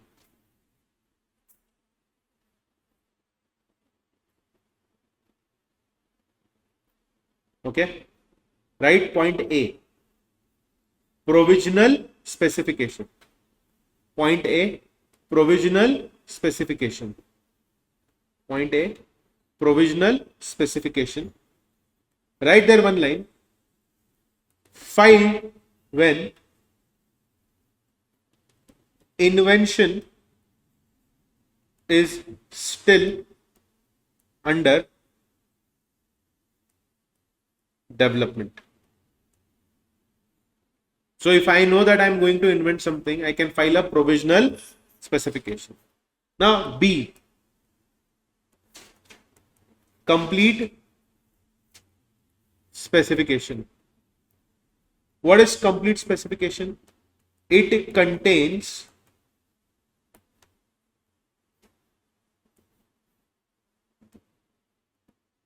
full invention details. Number 2, it contains all the claims. Number 3, it contains all the drawings. Number 4, best method and CS means complete specification must be filed within 12 months of provisional specification. And if it is not filed, application is treated abandoned. Okay. And if not filed, application is treated abandoned. Do you know all of these things, or like, is this clear? Doubt, question, query? No doubt. You know the basics, right? Okay. Clear? Now, when should an application for patent be filed? We will not write this, but it is easy. Number one, earliest date possible, should not be delayed. Application filed with provisional specification disclosing the essence of the nature of the invention helps to register the priority of invention. Now, what is risk of delay? What is the meaning of risk of delay? What is the meaning of risk of delay? Everyone, if I don't file for patent and someone else is also studying or doing research on the same topic, if he files for that invention first, he will get the patent rights. Are you understanding this? So right there, one point, risk of delay. Right there, risk of delay. Risk of delay. Okay. Number one, someone else may file first. Number two, accidental public disclosure may destroy novelty. Accidental public disclosure may destroy novelty. I hope this is clear to you all. So these 2 points are clear. Number one, what is the first point trying to tell you?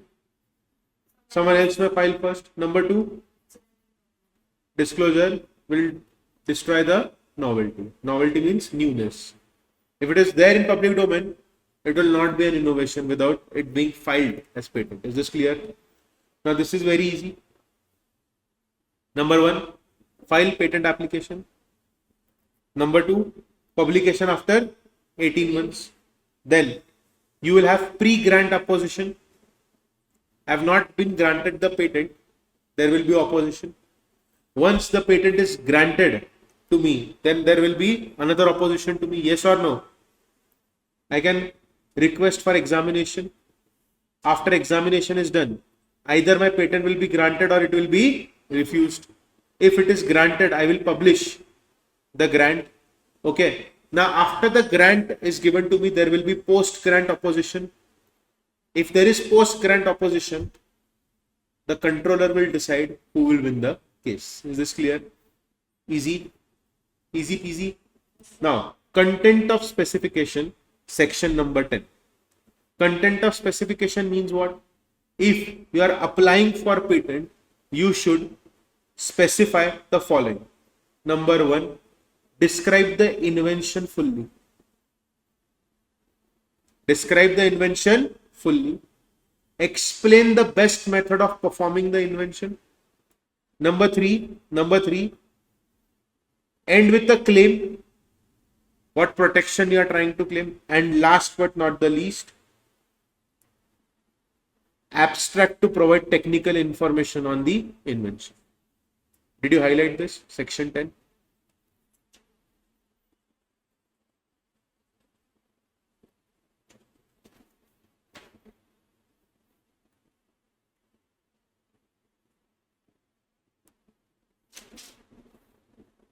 Done. Now write there, put a star mark and write there, if biological material cannot be properly described, then it must be deposited in International Depository Authority under Budapest Treaty. Under Budapest Treaty. Done? Done? Then write next point. Must disclose source and geographical origin. Clear? Clear? Yes. Now, How is patent specification prepared? Preparation of patent specification. Who will prepare it? Number one, prepared by applicant or registered patent agent. Who will prepare the specification? Applicant himself or authorized agent. It should contain the following things. Number one, title. Underline the keyword. See, I'll tell you how to underline this. Question number one. Who will file?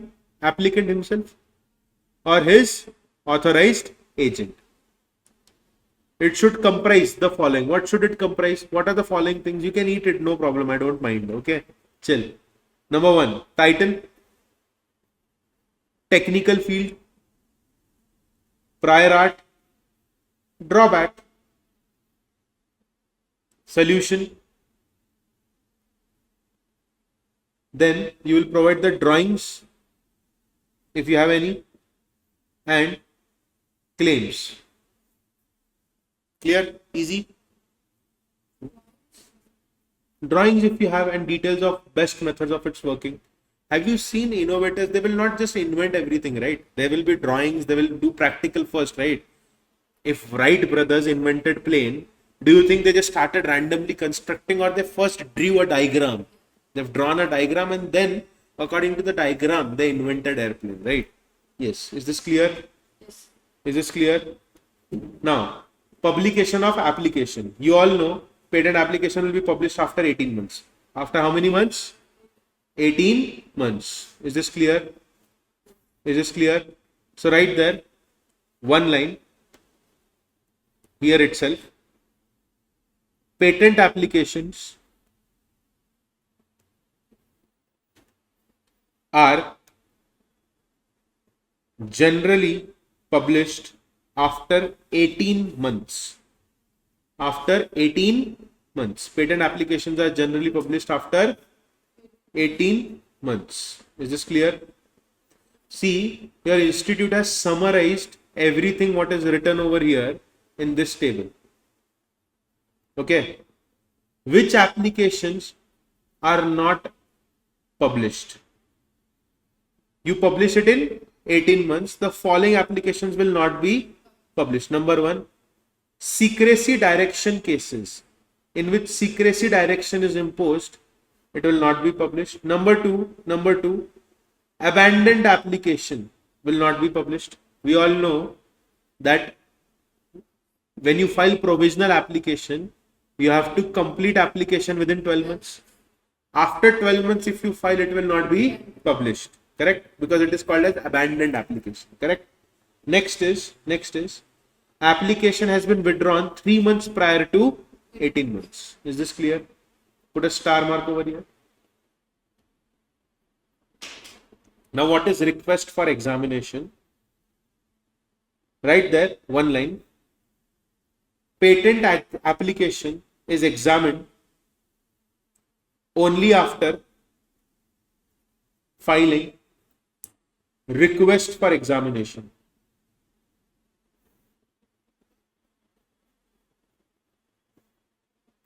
If request is not filed, examination is withdrawn. Clear? Clear? Now, what is the meaning of this? Examination of application. What do we check exactly? Number one, we will check the novelty. Number one, what will we check? We'll check the novelty. What is the meaning of novelty? Newness. Number two, what will we check? Inventive step. Correct? These are the things that we need to check. So right there, patent office checks. Number one, novelty. Number two, inventive step. Number three, industrial application. And last is it patentable?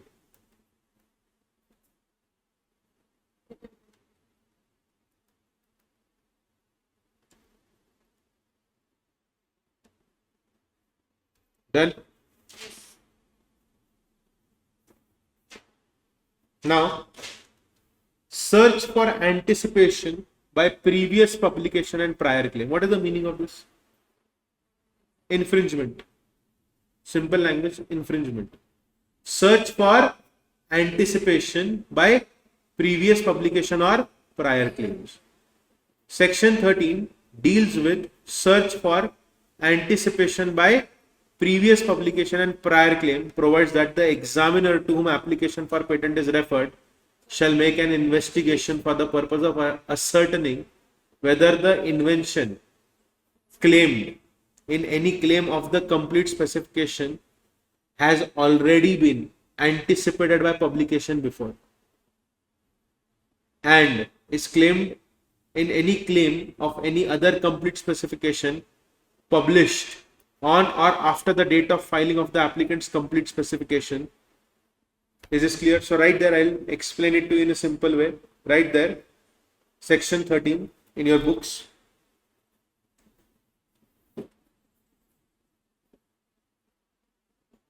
Section 13. Section 13. Okay. Then it deals with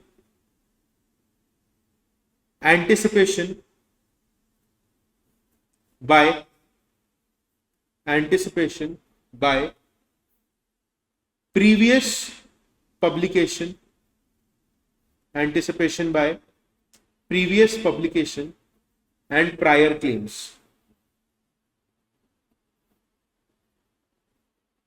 Prior claims. Then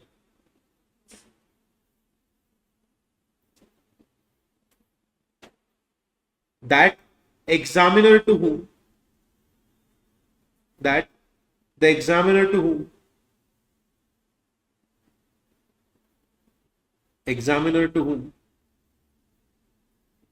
application for patent is referred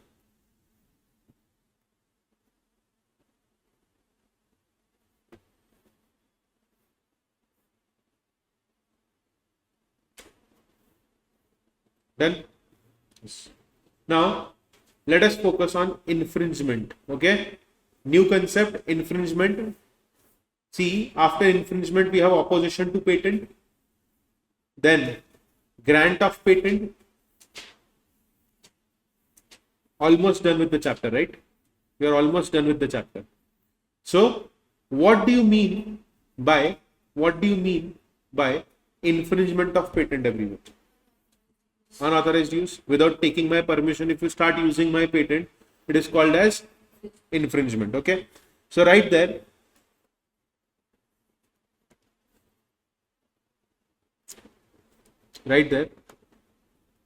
it means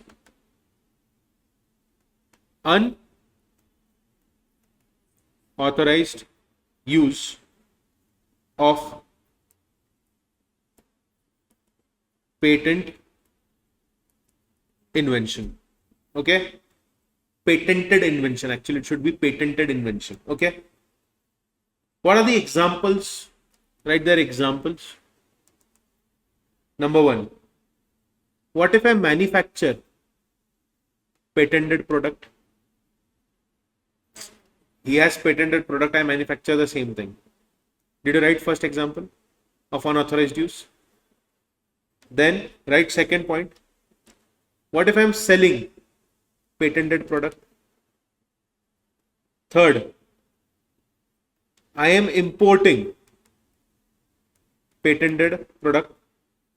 Last, I am using patented process. Okay.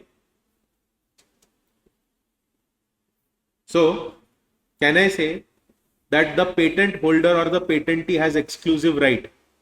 He will decide and exclude third party from making, using, offering, selling, manufacturing the patented invention, product or process during the valid term of patent. If you do that, I will sue you. Simple. Is this clear? It creates monopolistic rights over invention, product, or process. And any activity which violates such monopoly will be considered as patent infringement. So if you take away these rights from me, you have committed the act of patent infringement. Is this clear to you all? Is this clear? Doubt, question, query. No doubt, no question, no query. Now, if during the investigation it appears to the controller that an invention in respect of which an application has been made cannot be performed without substantial risk of infringement of a claim of other patent, he may direct that a reference to that other patent be inserted in applicant's complete specification. Everyone, what is the meaning of this fast? What is the meaning of this? Everyone, listen carefully to what I'm saying. Do you know this section 19? Do you know what is the meaning of it? Yes, tell me what is the meaning of it.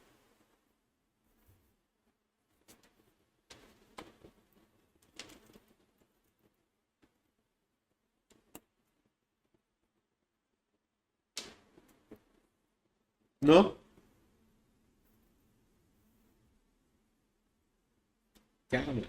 See, let us keep it very simple. हाँ क्यों बोला फिर बिना मतलब? हाँ क्यों बोला? मालूम है. Did you understand what is the meaning? No. Everyone, listen to what I'm saying very carefully. Okay. Sir has invented something. Sir has invented something already 3 years ago. I am also inventing something.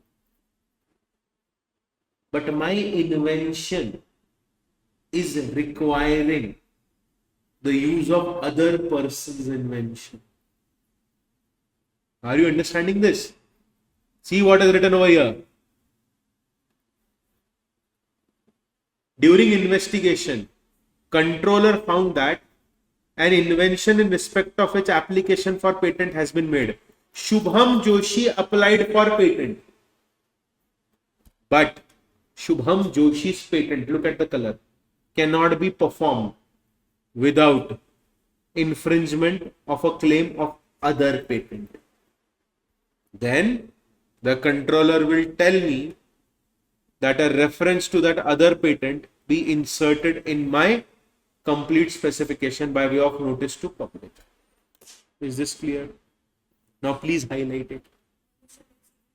Yes, and I have to give it in public discourse that my invention is using his invention. Is this clear? Then that is a different story altogether. We are looking at Taj Mahal. You are telling me how beautiful is Goa. Focus on Taj Mahal right now. Okay? Please highlight this in the similar way. Is this clear?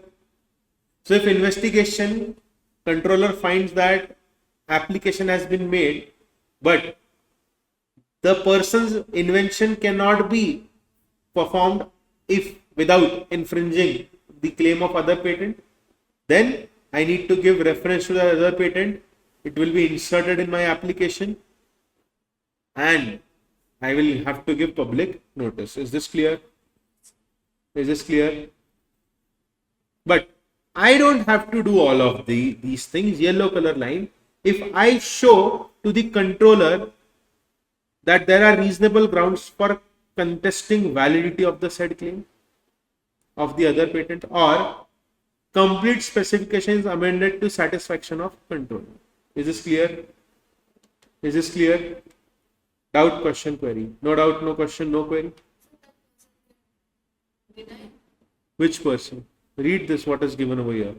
Reference has been directed of Patents Act to patent number dash dash, where after a reference to other patent has been inserted in complete specification, then that other patent is revoked or otherwise ceases to be enforced, or the specification of that other patent is amended by deletion or relevant claim, or if it is found in proceeding before the court or controller that relevant claim of that other patent is invalid or is not infringed by any working of the applicant's invention, the controller may, on application of applicant, delete the reference to that other patent.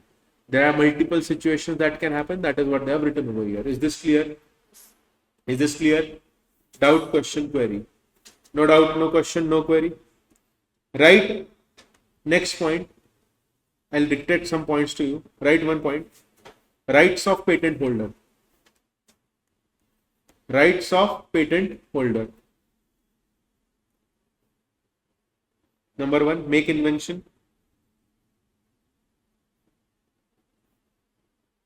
Make invention. Use invention. Sell invention.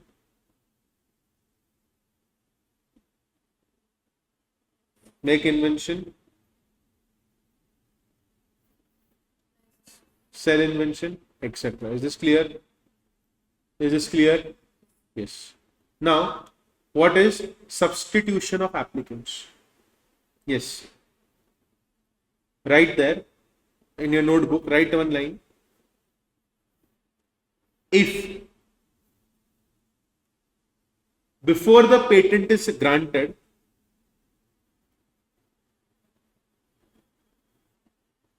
before the patent is granted, okay, before I make you write this, do you know the meaning of substitution of applicants? What is the meaning?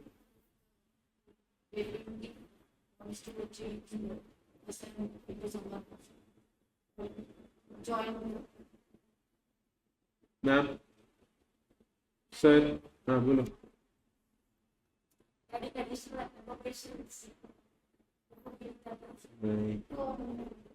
Right. Two or more क्या? पढ़ो चलो एक काम करो ना.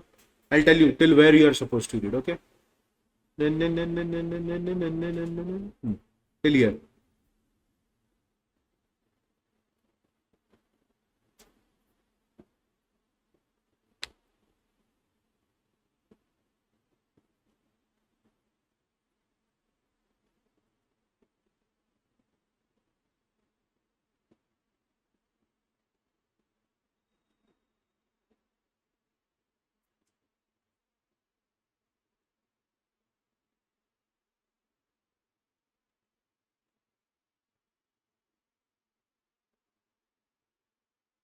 क्या हुआ तेरा वादा वो कसम वो इरादा ढूंढेगा दिल जिस दिन तुझे लिखो राइट आए बड़े टाइप भी हम कहते हैं 40 and 40 से What did you write? If before the patent is granted, another person proves that by assignment, comma, agreement, comma, operation of law, he is entitled to the patent or share in it.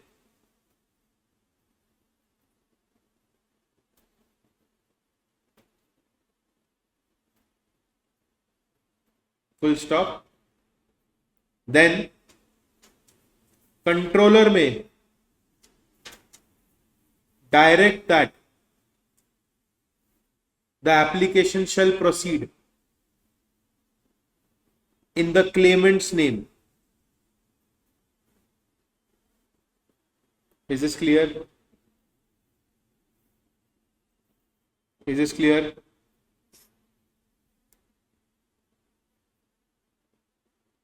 Clear? Now, what is the meaning of this? What is the meaning of this? Everyone, I am a scientist.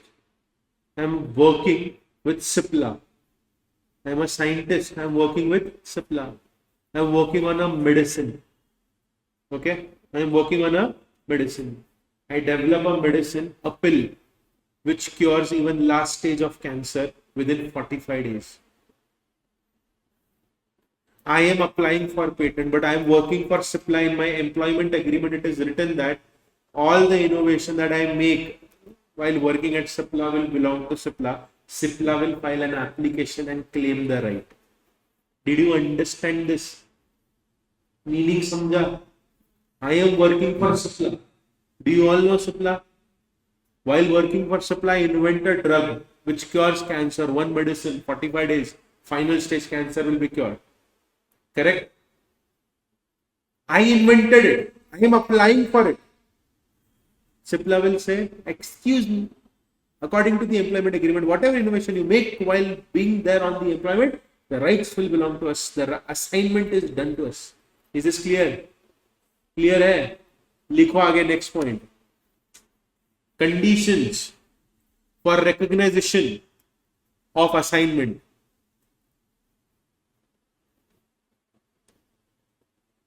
Number one.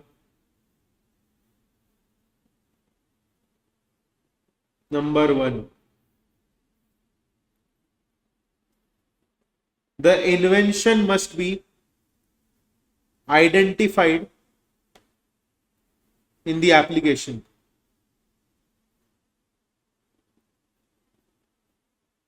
Acknowledged by assigner. Next point. Acknowledged by assigner.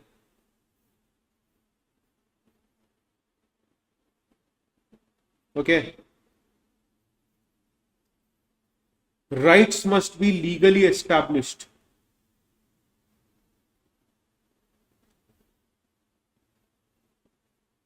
Controller may issue directions.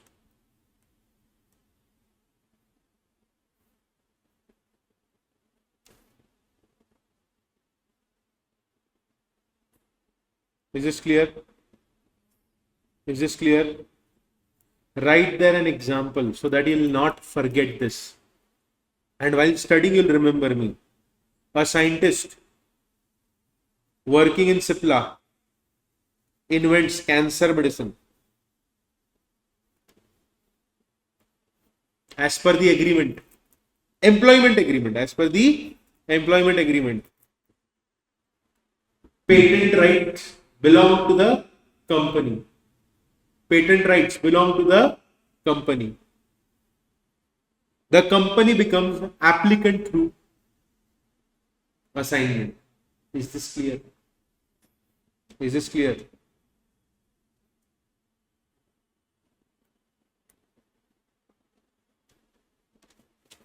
Now, very important, rarely asked in exam, but we will write this. Joint applicant death. Okay. Two people have invented something, they are applying for grant. So, if one joint applicant dies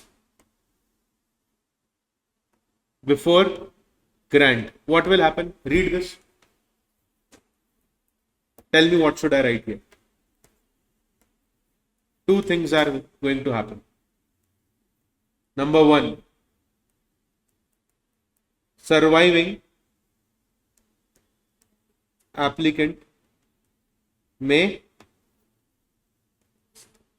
continue and with consent of exactly legal representative of dead or deceased. Okay. Is this clear? Is this clear to you all? Is this clear? Doubt, question, query. No doubt, no question, no query. What happened? Something you know. You just read it and you're telling me something we know. 40 and 40 said pad me, I think. Okay. Now, write next point. Dispute between joint applicants. Okay, explain this to me. Innovate something.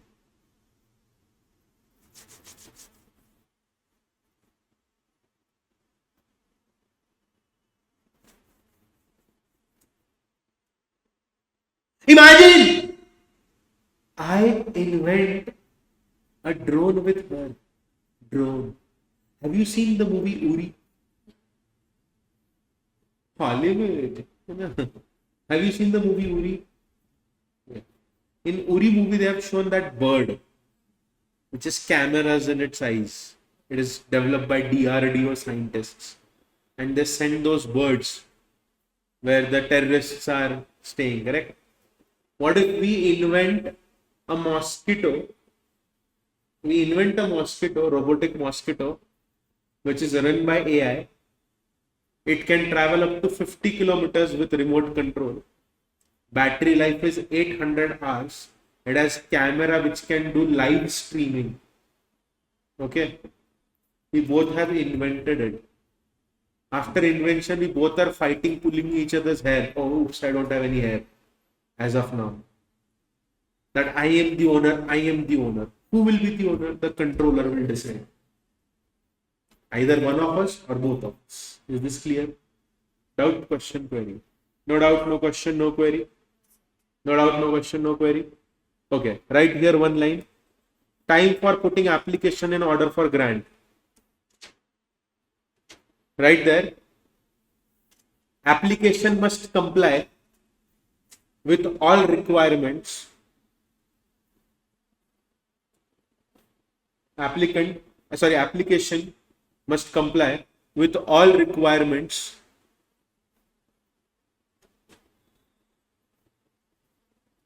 otherwise it will be deemed as abandoned.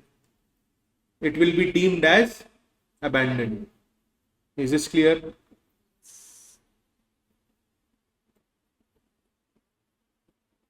Okay, I'll write an example for you all.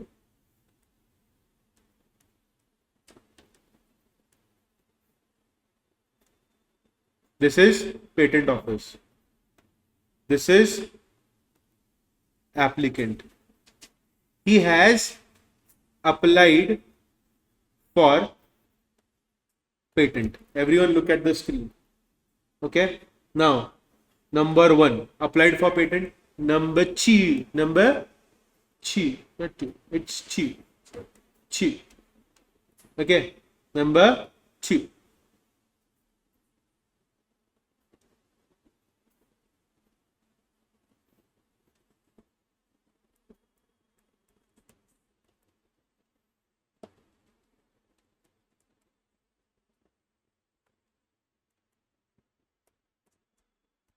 Pause. I applied for patent. The patent office said that the claims are unclear. They said that the claims are unclear. Now, tell me one thing. Don't you think so that I need to respond then? If I don't respond, what is the line that we wrote? It will be treated as abandoned. Is this clear? Is this clear? So, ignoring for months will deem it has been. You can write this diagram, draw this diagram, whatever you want. Okay. And you can appeal to High Court for extension. Is this clear to everyone? Yes, sir. Pinky promise. Yes, sir. Clear. चलो बना लो, लिख लो.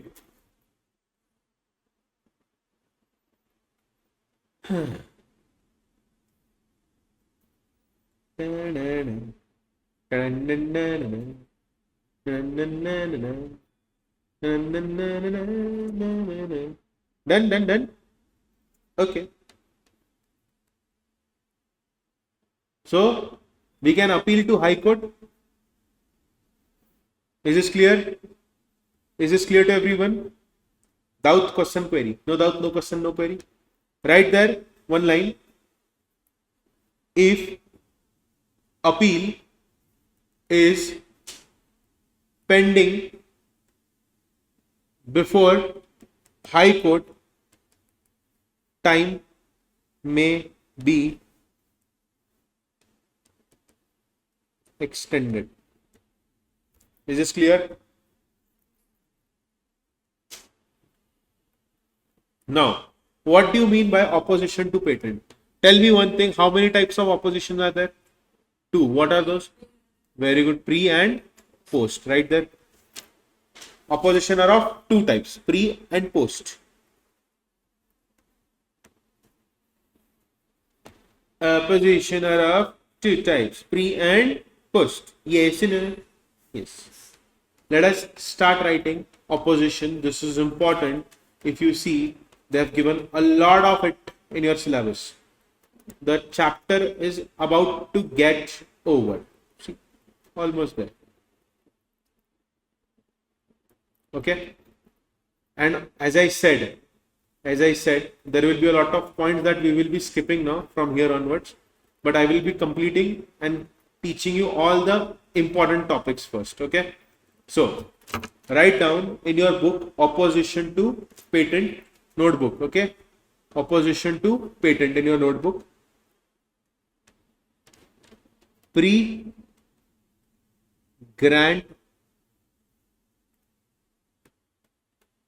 opposition. Right there. Grounds of opposition.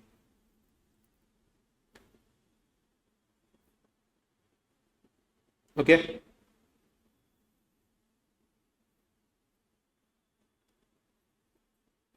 Ground number 1.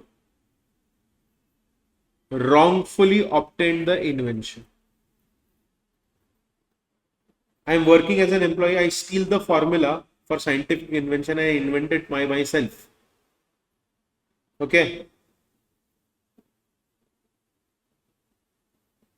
Number 2. Invention has already been published. So I am trying to claim, but the invention is already published. Okay. Prior publication. Next is prior claim. What is the meaning of prior claim? Other party has already applied for the patent. Okay. Prior publication means what? Already published. Prior claim means what? The invention that you are trying to apply for, it has already been applied by some other person. Did you write that? How many points have you written? 3. Prior claim, prior publication. Okay. Next. Public use or public knowledge. The invention that we are trying to file for is already publicly known or public knowledge is there. Is this clear? So the machine that I have invented is already being used by factories from last 10 years. So it is known to the public. Okay. Next. No inventive step.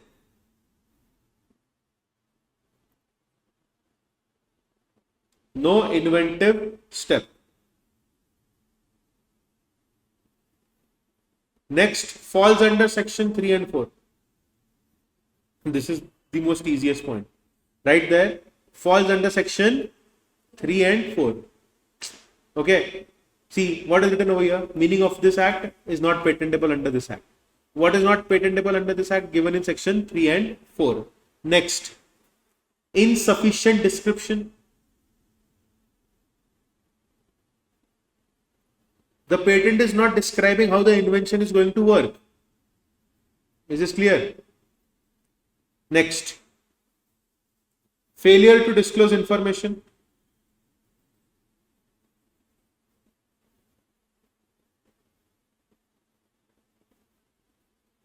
Next. Filed after 12 months.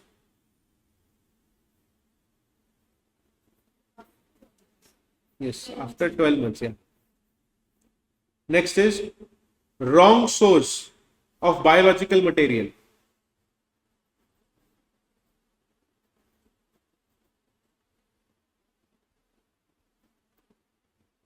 Wrong source of biological material, which means original geographical source has not been disclosed properly. From where did you get the medicinal plant? Okay. Last is traditional knowledge.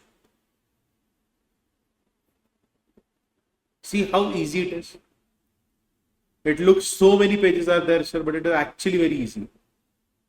Now write post grant opposition.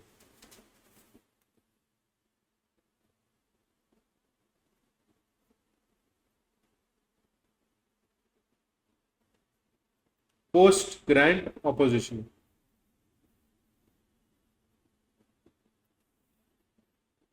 Now you know what? All the points are same. Yeah, see, all the points are same. Wrongfully obtained, already published, already claimed. Yes or no?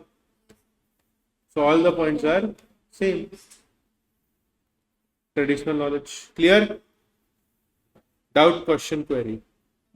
No doubt, no question, no query. Clear? Now, opposition board. Okay? Constitution of opposition board.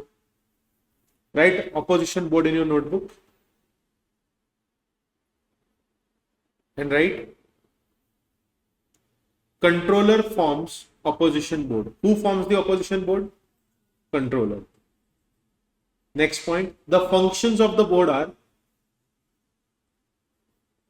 examine opposition, study evidence, and give recommendation. And study evidence, examine opposition, study evidence, examine opposition, and give recommendation.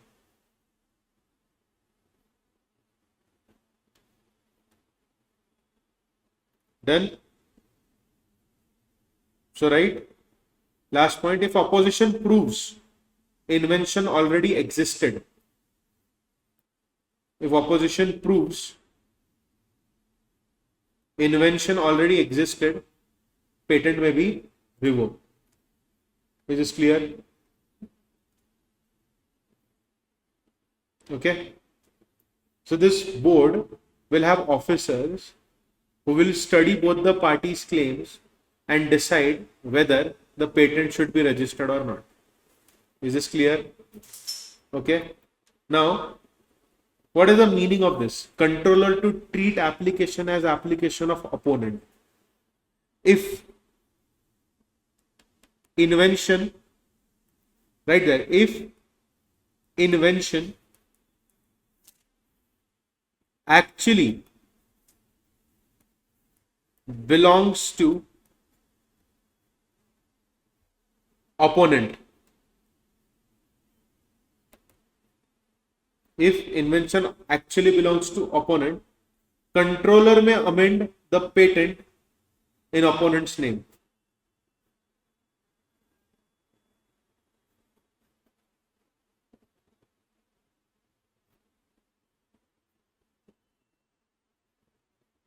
What is the meaning of this? Very simple. See, I am working under a scientist. I am his assistant. You are the scientist. I am your assistant. I invent something. Without my knowledge, you file for the patent. I will oppose it and I prove that I have invented it. The controller will assume that it was filed not by the professor but by the assistant. So the application itself was filed by the assistant. That is how it will be treated. Is this clear? Is this clear? Is this clear? Doubt, question, query. No doubt, no question, no query. No doubt, no question, no query. Concept is clear. We are almost about to finish this chapter. Let us complete this. Now, what is the meaning of residents not to apply for patent outside India without prior permission? Yes, what is the meaning of this? Yes.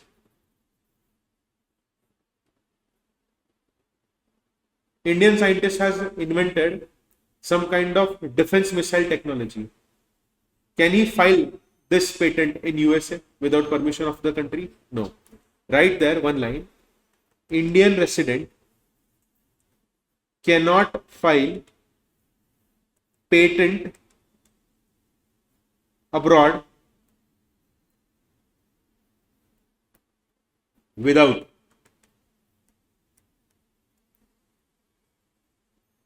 prior written permission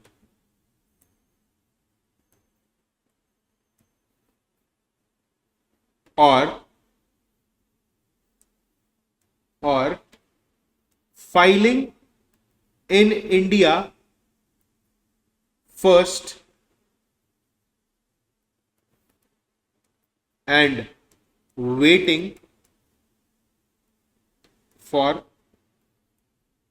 prescribed period. Prescribed period. Is this clear? Is this clear? Okay.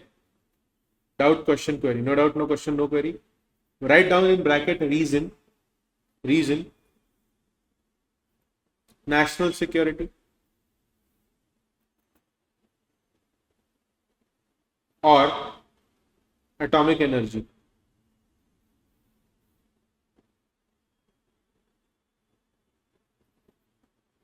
Done? Done? Now, this is very simple, very easy. Grant of patent. Grant of patent means what?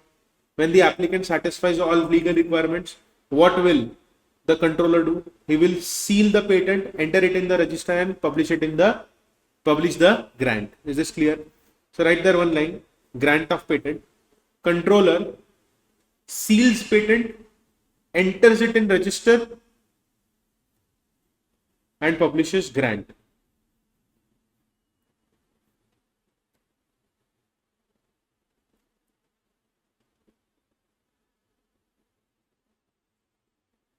Done?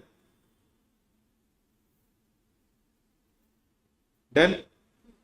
Now, whenever a patent is granted to anyone, it will be granted with certain conditions. What is the meaning of that? Government can use invention for its own purpose. Number one, government can use invention for its own purpose. Number two, government can import. Government can import patented products. Number three, use invention for research and education. And number four, use medicine in government hospital. Is this clear? Is this clear? Yes. So, number one, right there, government can use invention for its own use, comma, import patented product. Next, use invention for research and education. Use invention for research and education. Use medicine in government hospitals. Is this clear?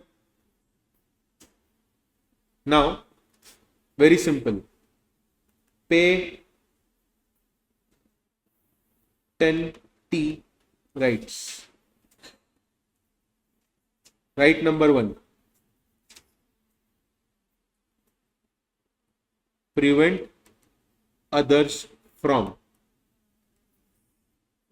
making, using, selling, importing. Yes or no? Yes or no? Patent rights prevent others from making, using, selling, importing the product. Number two, prevent others from using process, selling product made through process. I have invented a process. You made a product using that process and now you are selling it. I can stop you from doing that. You can write this thing. Write this thing. Patentee rights. Prevent others from making, using, selling, importing. He can also prevent others from using the process or selling products made through the process. Write it there.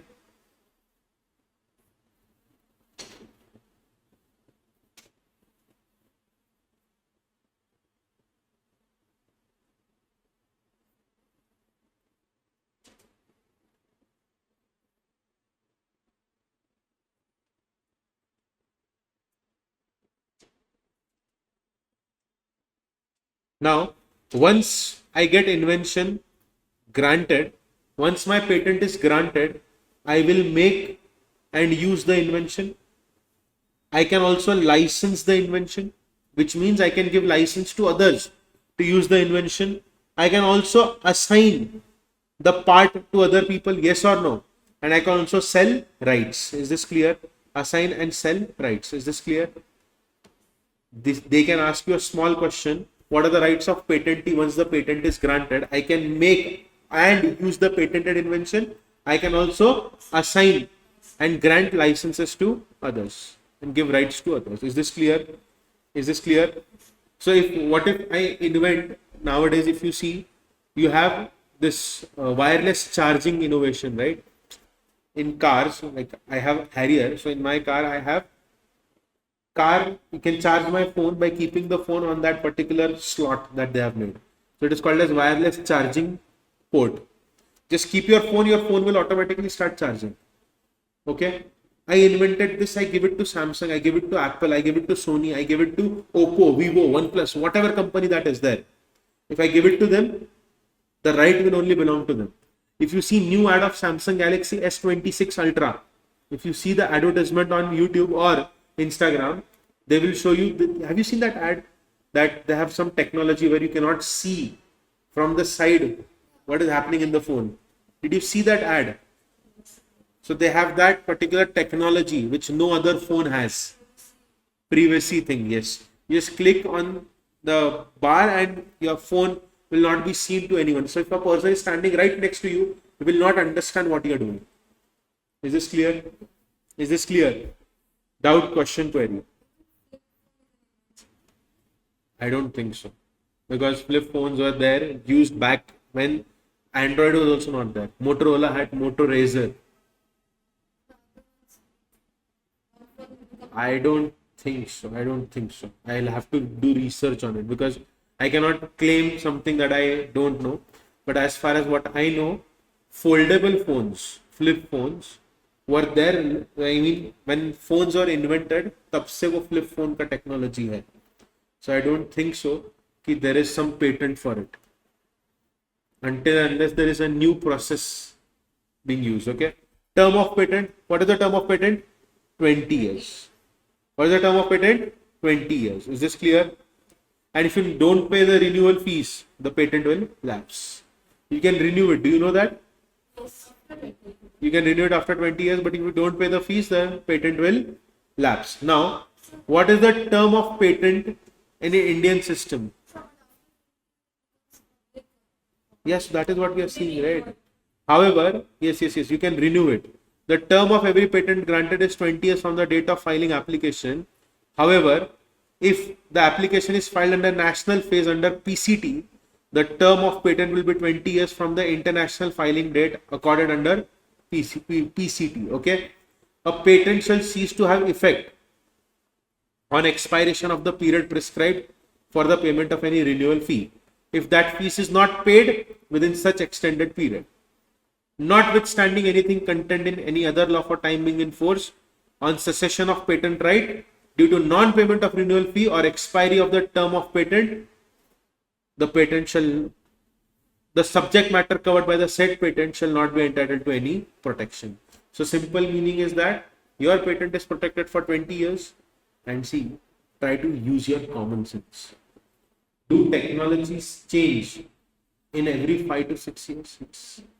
I'll tell you my real life example. When I was in college, when I completed my 12th standard, no, not 12th standard, when I was in 11th and 12th standard, having a touch screen phone used to be a luxury. So if a friend is having a touch screen phone, we would ask random questions like, what if you keep it in pocket? Does it call people automatically? How do you answer the phone? What if the touch screen is damaged? No one was ready to shift. I remember telling my mother what WhatsApp is. I was telling my mom that, Mama, you don't need to do recharge of SMS pack. You can send unlimited messages by WhatsApp. WhatsApp was new. Back then, you were not supposed to send images or videos on WhatsApp. You can only text people through WhatsApp. Correct? Now you can also make video calls from WhatsApp. I think video call system was enabled during COVID-19 pandemic. Before that, during that period only, WhatsApp did not have video call facilities when it was launched. Do you know this? I remember using WhatsApp, and I remember WhatsApp did not have video call facilities in 2017. Okay, it was given as a facility very late. First, they introduced WhatsApp call option, then they introduced WhatsApp video call option. Okay, it was not there from the beginning. So technologies changed. 20 years is a huge time period. Correct? If I have rights for a patent for 20 years, what if after 20 years, no one needs my technology? Are you understanding this? So 20 years is more than enough. If you do not renew, then the patent right is gone. Is this clear? Is this clear? Doubt, question, query. No doubt, no question, no query. Last concept in this chapter. Rest, I think you all can read it at home. Grounds for revocation of patent. You can read it at home. Working of patented inventions. Compulsory license. I'll explain compulsory license to you all. Okay. Let us begin. Only 2 concepts are remaining, and then I'll give you break. Okay. And then we'll start off with small topics. Geographical indication of goods. Designs Act. Then we'll focus on copyright and trademark. Trademark is also very small actually. Easy. It is easy to study. First, I'll start with FEMA, then competition law, then ODA. That is my target. Okay. FTP is not small. FTP is not small. No, I'll explain the key points to you in FTP, and I'll tell you how to study FTP. See, because we have FTP will have a question for 4 marks in your exam. A lot of papers, they have not asked any question from FTP. It is very huge. It is very huge. It is very lengthy. See, we will study in a very smart way. I'll explain all the concepts to you. Okay. If at all you need any more help, let me know. I will make sure that when I go to Pune, I can record one more video for you all for the topics that you need. If you want that, I can do it for you. But if I record a video tomorrow or day after tomorrow and I upload it or give it to you immediately, you can watch it at 1.5x speed, right? For revision purpose.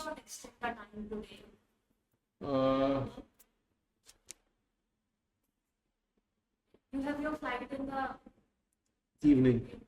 evening. At night, I mean somewhere 10:30. Extension means till what time are you asking me to extend? I can extend, yeah. Till 5 o'clock I can extend. I have no problem. You could take FTP, right? In First, we'll complete the main topics, my dear. what is something? But it is. See, have you studied FTP once? Tell me honestly. Do you know what it has? We have not revised it, but yeah, we did in the class. Okay. 2-3 months back. No, Let us first study this. Let us complete this. Let us discuss that. I will cover FTP also. Okay. Then I'll tell you what is important in it, what you need to read, and what you can skip. so either you can explain it to us like from the scanner. From scanner, it makes no sense. Useless it is. Scanner is useful only when you know the module. Or else everyone will then buy scanner, solve all the questions and go and give the exam, right? You need to know the concepts first. Now let us understand patent of addition. What is the meaning of patent of addition? Right there. Right there. One line. Improvement / modification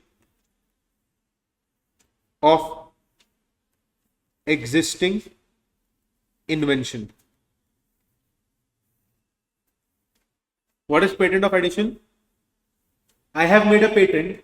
Now I have improved it or I have modified it. Is this clear? Is this clear? Next you will write. Next you will write.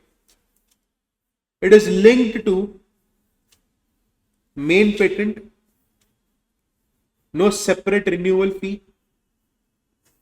It is linked to main patent, no separate renewal fee,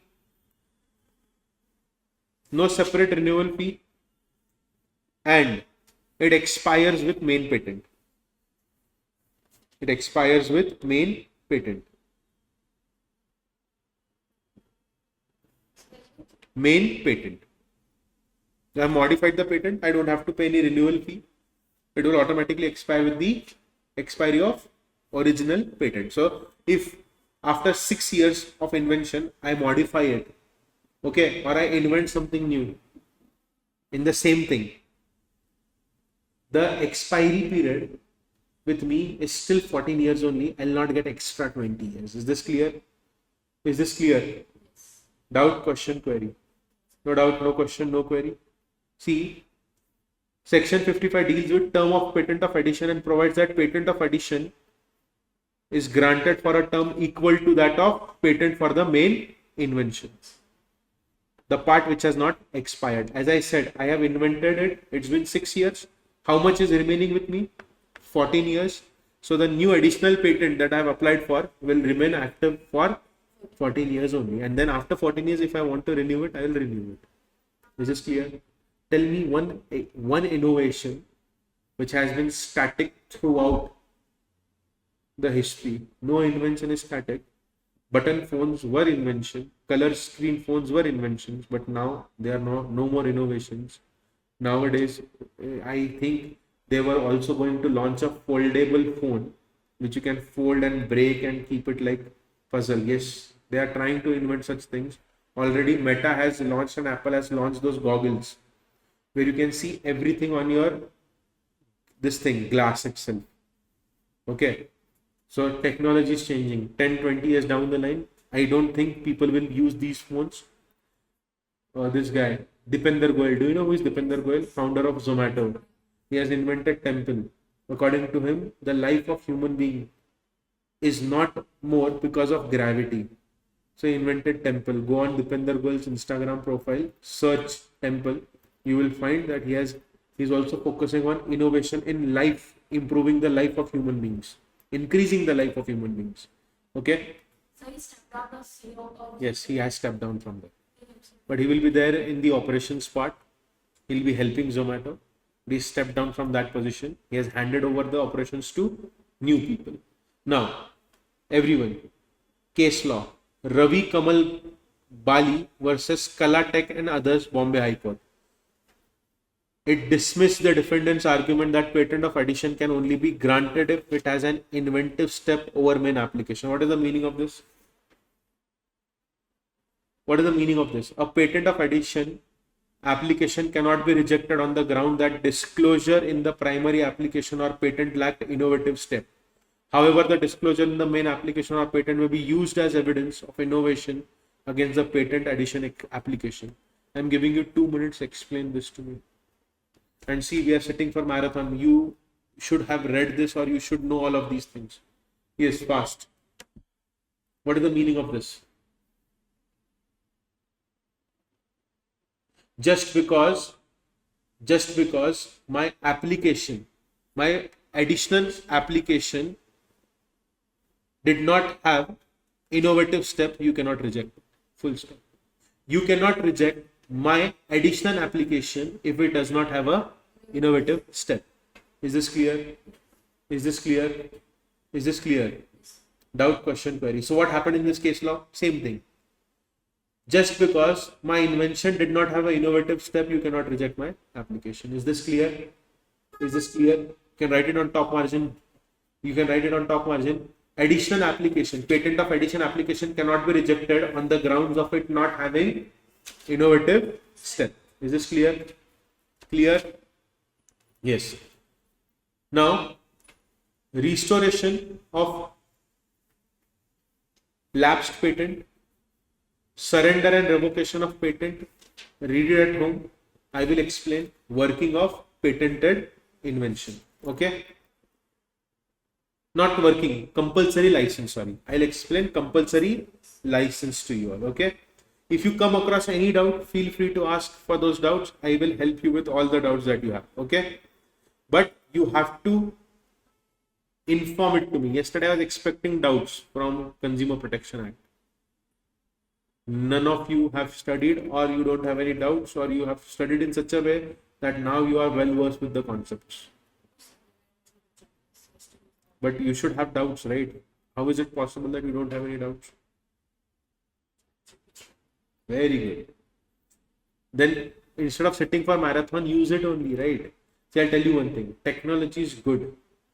But if you Google, it reduces your brain's thinking capacity by 6%.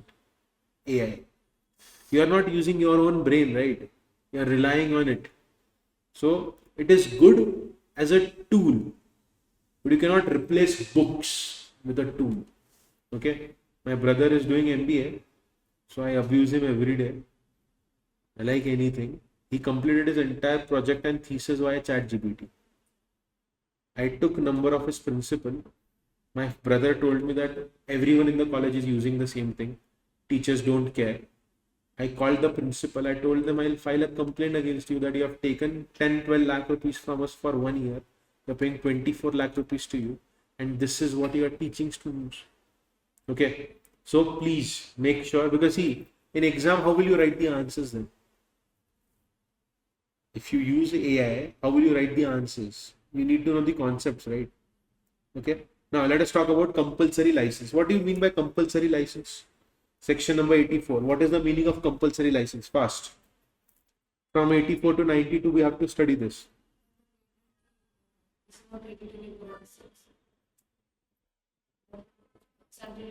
Look at this particular table. Yeah, controller will give it. Compulsory license is authorization given to a third party. By whom? Controller. Control is saying that you use this patent to make, use, or sell a particular product or use a particular process which has been patented without taking permission from patented owner. Is this clear? Who is giving this permission? Controller. To whom? Third party. Without taking permission from patent owner, you can use it. This concept is recognized at both national as well as international level, with express mention in both Indian Patent Act and TRIPS.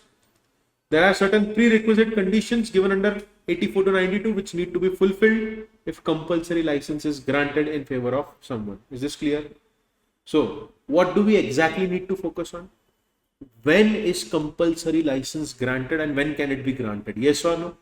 So, write down the heading. When can compulsory license be applied? Section 84. When can compulsory license be applied?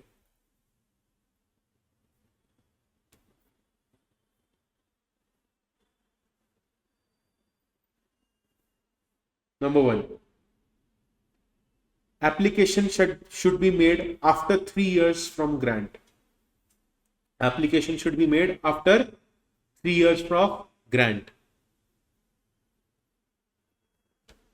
Okay. Grounds, right? Grounds. Number 1.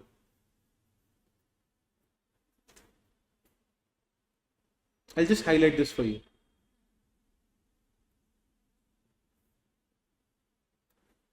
I don't want you all to read I just want an example for this. First point, the point that I've highlighted. Reasonable requirements of public have not been satisfied. What is the meaning of this? You invented life-saving medicine. You don't have enough quantity. Give us the right. We will make enough quantity of this medicine and provide it across the world. Are you understanding? Are you understanding? But I can do this after 3 years of grant.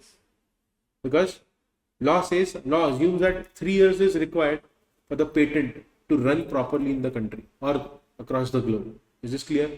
Now, please explain the second point to me.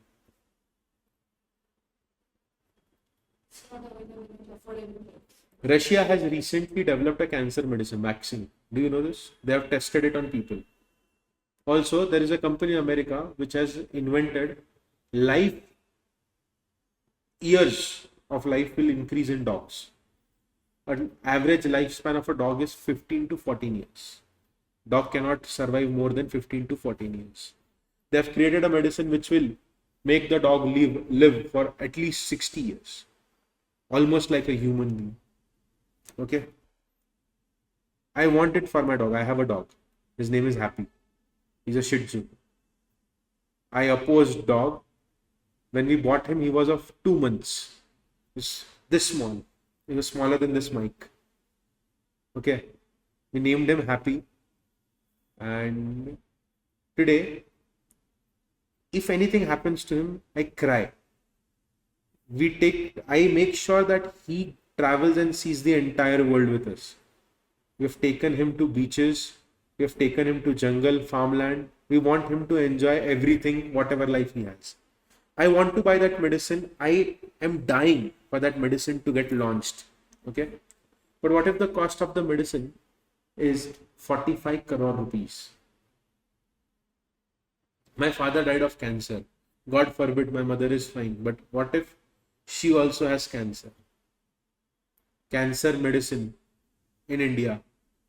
It will cure cancer. Cost is 8 crore rupees. Read the second point. If the invention made by you is not reasonably affordable to public, we will make it affordable. Give us the license. Third and final point. Let's explain.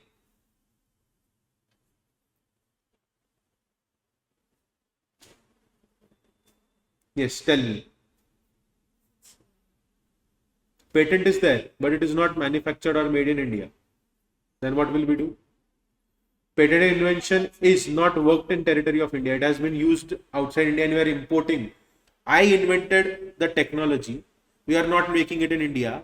My technology is used by Americans and then we are buying those machines from America. Innovation is in India, manufactured in America, and we are importing it. My dear government, foreign reserves are low. Let us make in India. Is this clear? Is this clear? Are the 3 points clear? You can write these 3 points.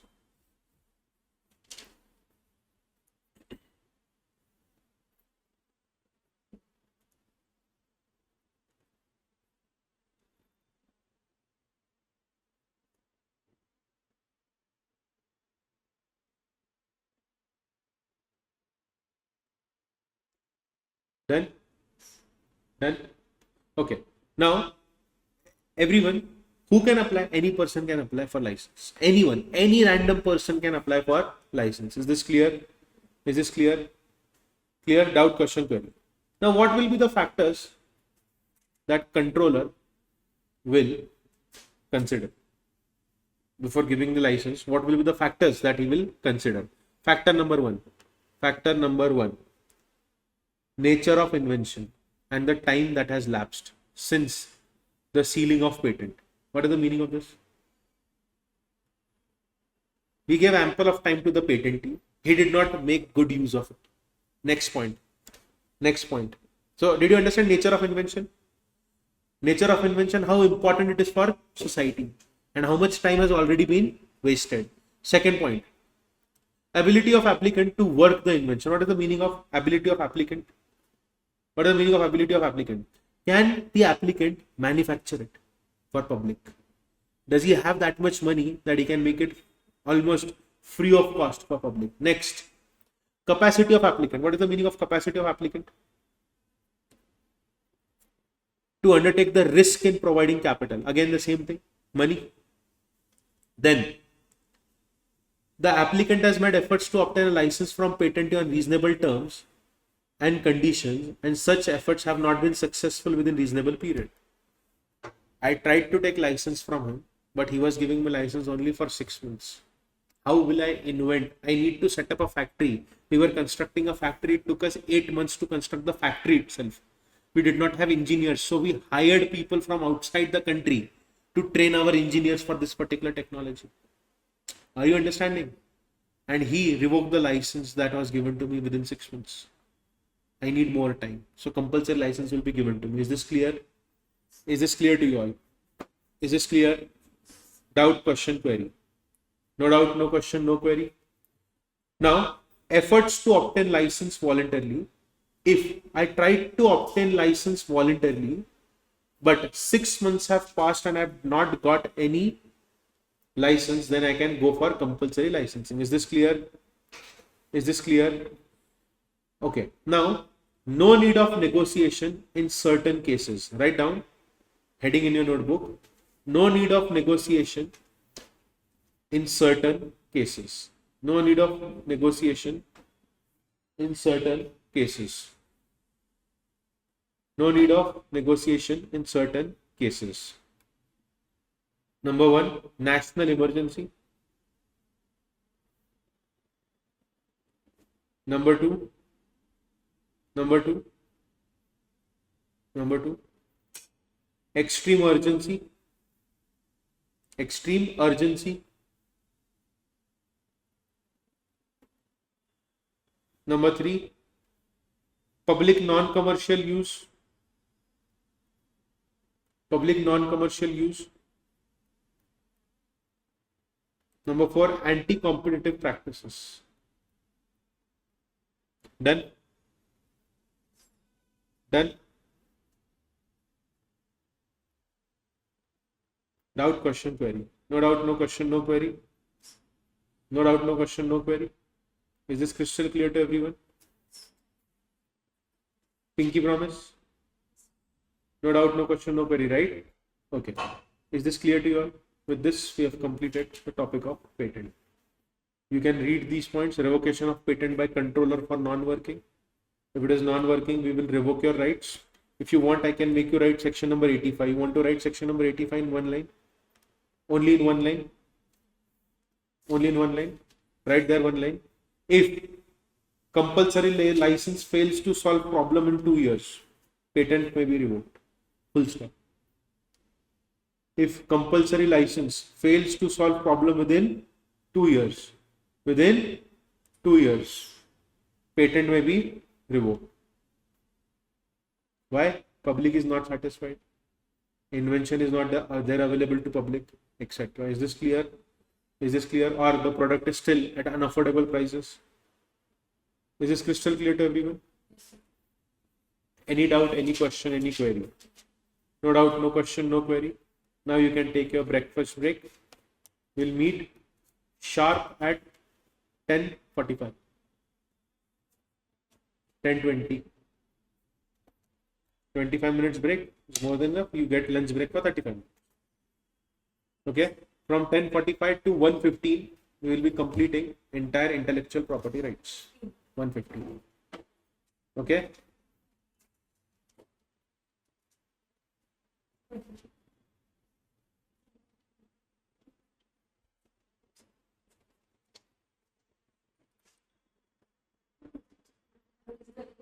So now we are going to start with geographical indication of goods. So geographical indication of goods is very simple, very doable, very easy. Okay, and we all have studied this topic. It was one of my favorite topics in IPR. I don't know why. I used to like this topic, and also I have done a lot of research when I was a student. So on Google, if you go, you would find old images of all the geographical tags that are there in this country.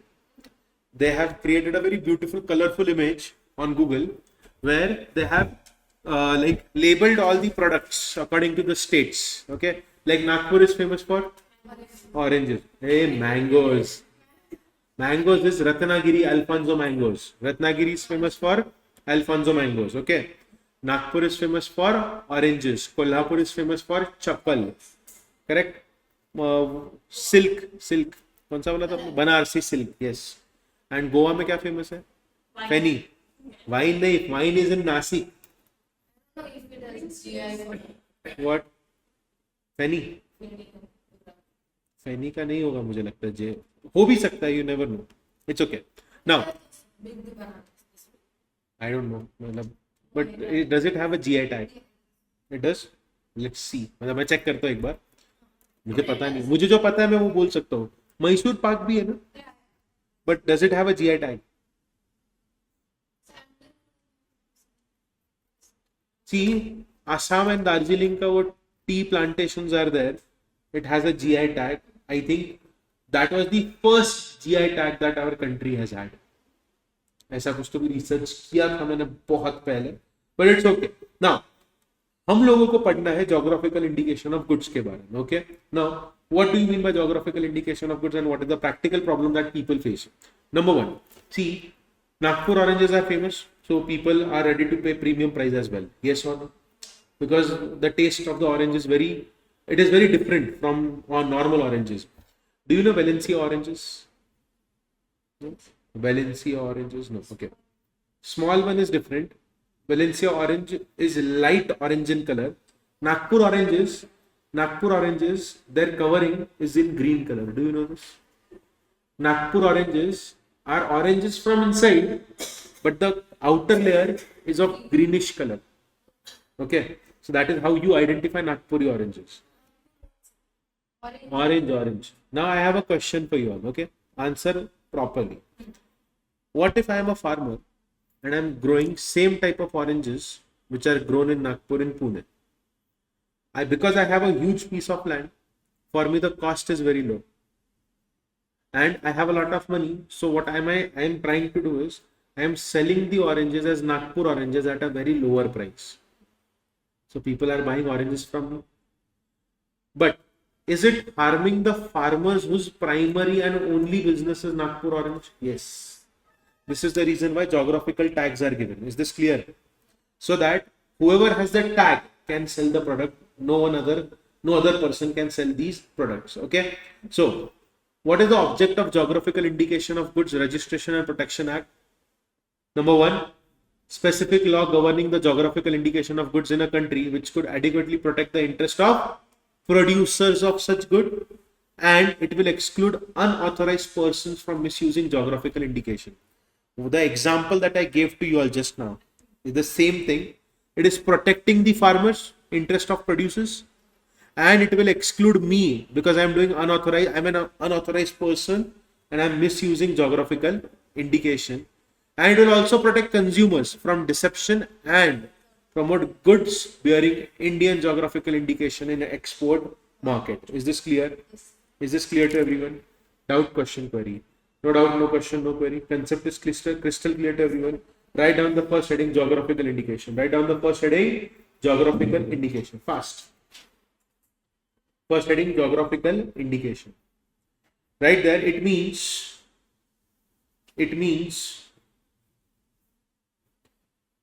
goods are identified originating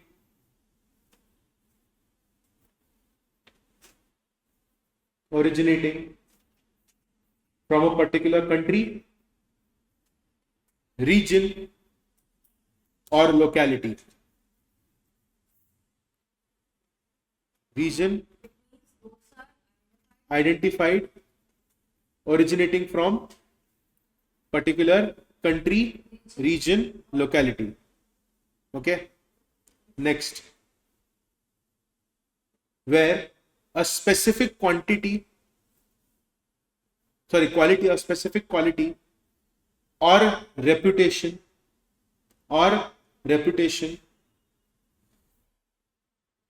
is essentially attributable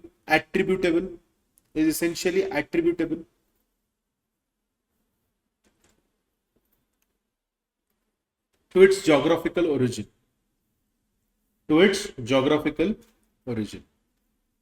Okay, done. Now the big question is, on what all things does it apply? It applies on agricultural goods,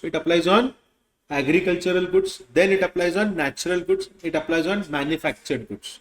Agricultural, natural, and manufactured. Okay, so this is applicable on agricultural goods, natural goods, or manufactured goods.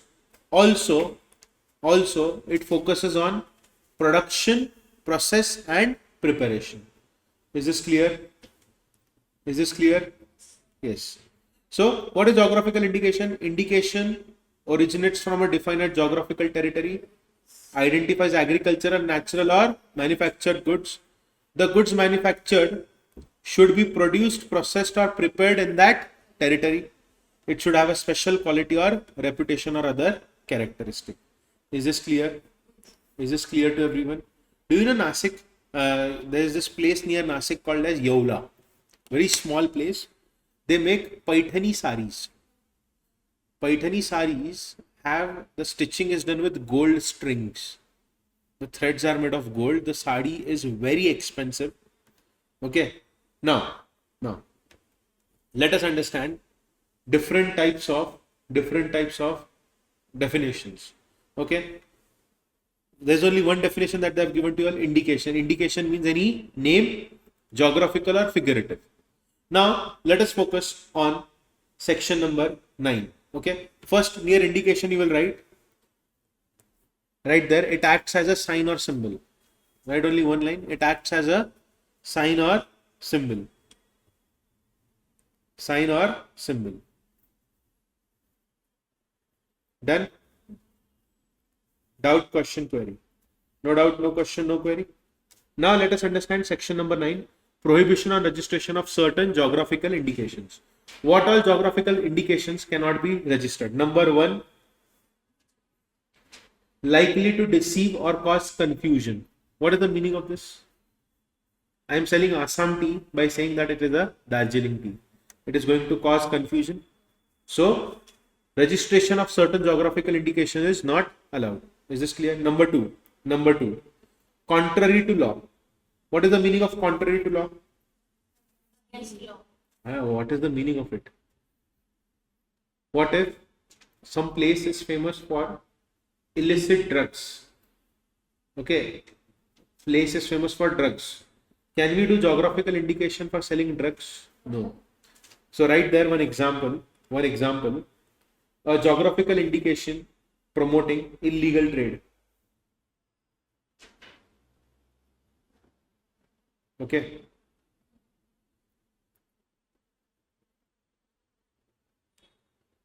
You cannot use vulgar or offensive names for your geographical indication. You cannot have registration of GI which is likely to hurt religious sentiments of people of this country. Next, which would otherwise be disentitled to protection in a court. What is the meaning of this? Not entitled to be protected by court. There will be certain geographical indications which court will not protect. So you can write there, court will not protect certain geographical indications.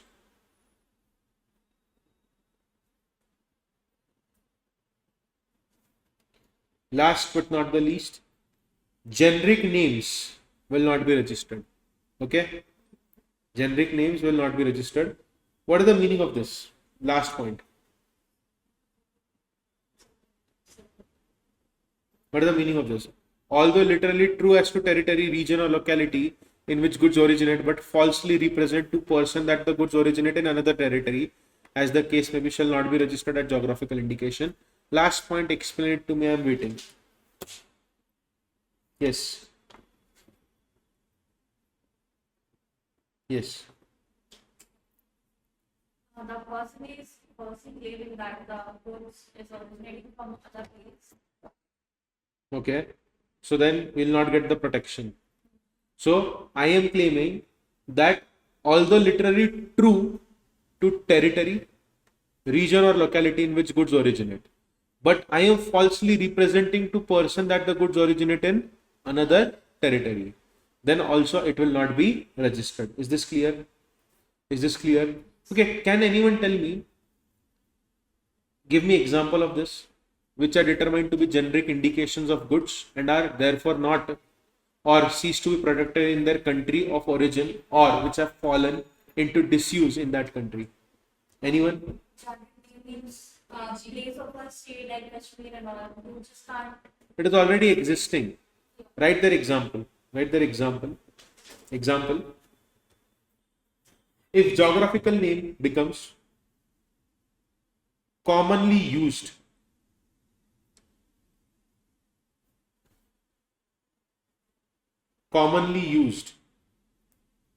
for a type of product generally.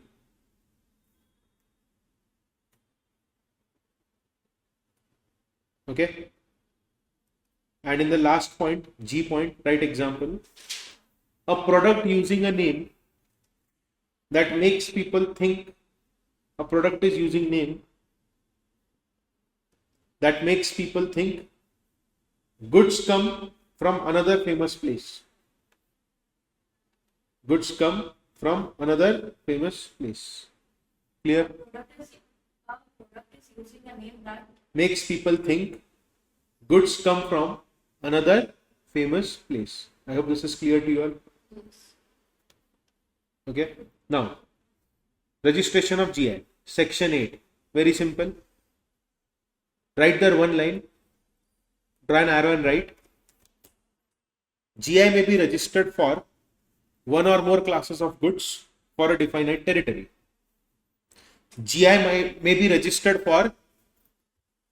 may be registered for one or more classes of goods for a definite territory. Definite territory. Okay. For one or more classes of goods for a definite territory. There will be a registrar who will register it. He has to make sure that everything is done in international manner. Okay. Now, if there is any question that is arising to which class within which any goods fall or a definite area in respect of a geographical indication is to be registered, or where any goods are not specified in alphabetical index of goods published, shall be determined by registrar. So write registrar's decision right here. Registrar's decision regarding class of goods and definite area is final. Is this clear? Clear? Section. Decision regarding Class of goods is definite and definite area is final. His decision regarding class of goods and definite area will be final. Is this clear? Now, application for registration. Now, who can apply and who are not eligible to apply? Number 1, association of person can apply. Producer can apply. Any other organization can apply. Correct? Or authority established by law can apply for geographical registration. Highlight these points. And also, one important factor which you will not forget, they should represent the interest of producers. I am a farmer. I grow Nagpur oranges. There is an organization which is representing the interest of Nagpur farmers' oranges that they grow. Is this clear?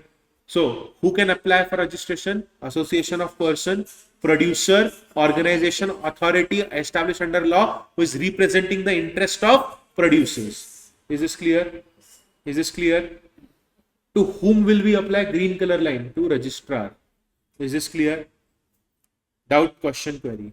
Now, what will be the contents of the application? Number 1, the single application will explain number one. What will it explain? Quality, reputation, or other characteristics which are exclusive to the geographical environment. Is this clear? With inherent natural and human factors and production process or preparation which takes place in such territory, region, or locality. Did you highlight this? Why is Darjeeling tea famous? Because of the climate, because of the way they cultivate it. That is the reason why Darjeeling tea is famous. Now, next is geographical map. Right there, the class of goods to which geographical indication shall apply. What is the meaning of this? Right there, one line. Map should show country, region, locality. Map should show country, region, or locality. Geographical map. Okay. Next, appearance of GI. Appearance could be words, figures, elements, or both. Words, figures, or elements, or both. There will be other prescribed particulars. Additional details can be asked. Is this clear?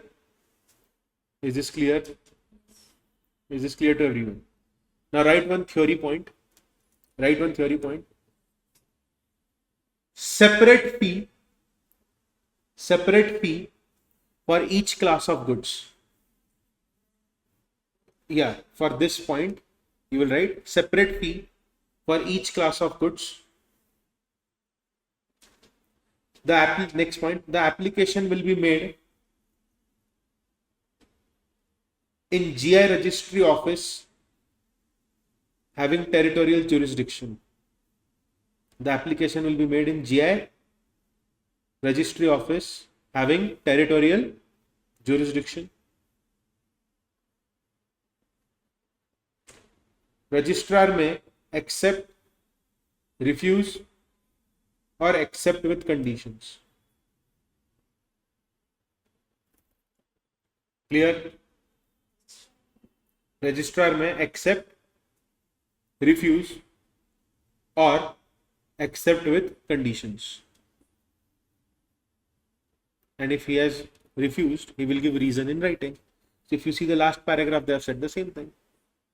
Clear? Easy. Now, registration.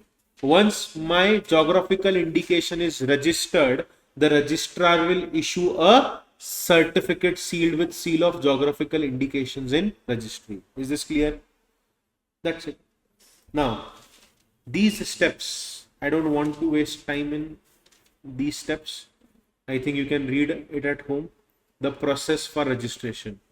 You will file application, scrutiny and examination, show cause notice, geographical indication journal.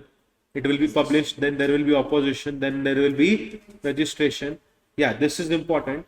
GI will be valid for 10 years and you have to renew it after 10 years. Is this clear? So this is the entire flow of these 2 pages. They have explained the entire thing in this diagram. You file an application, it will be examined. If there is objection, opportunity for hearing will be given and it will be refused. If an objection and opportunity of hearing is given and it is accepted, then we will advertise the same in the journal. After advertising it in journal, if there is any opposition, allowed for refused, we will appeal. Application allowed, enter in GI and we will get the certificate. Is this clear? Yes. Very rarely. I don't think so they will ask procedures. Very rare, but I think instead of reading all of these things, focus on this diagram. So you can write it in module that this diagram. Yeah, but not a diagram, step by step. See, I'll file an application, it will be examined, it will be accepted or refused. If it is accepted, it will be gone in journal. Then in journal, people will raise question, oppose. If opposition is allowed, for refused, then I will appeal.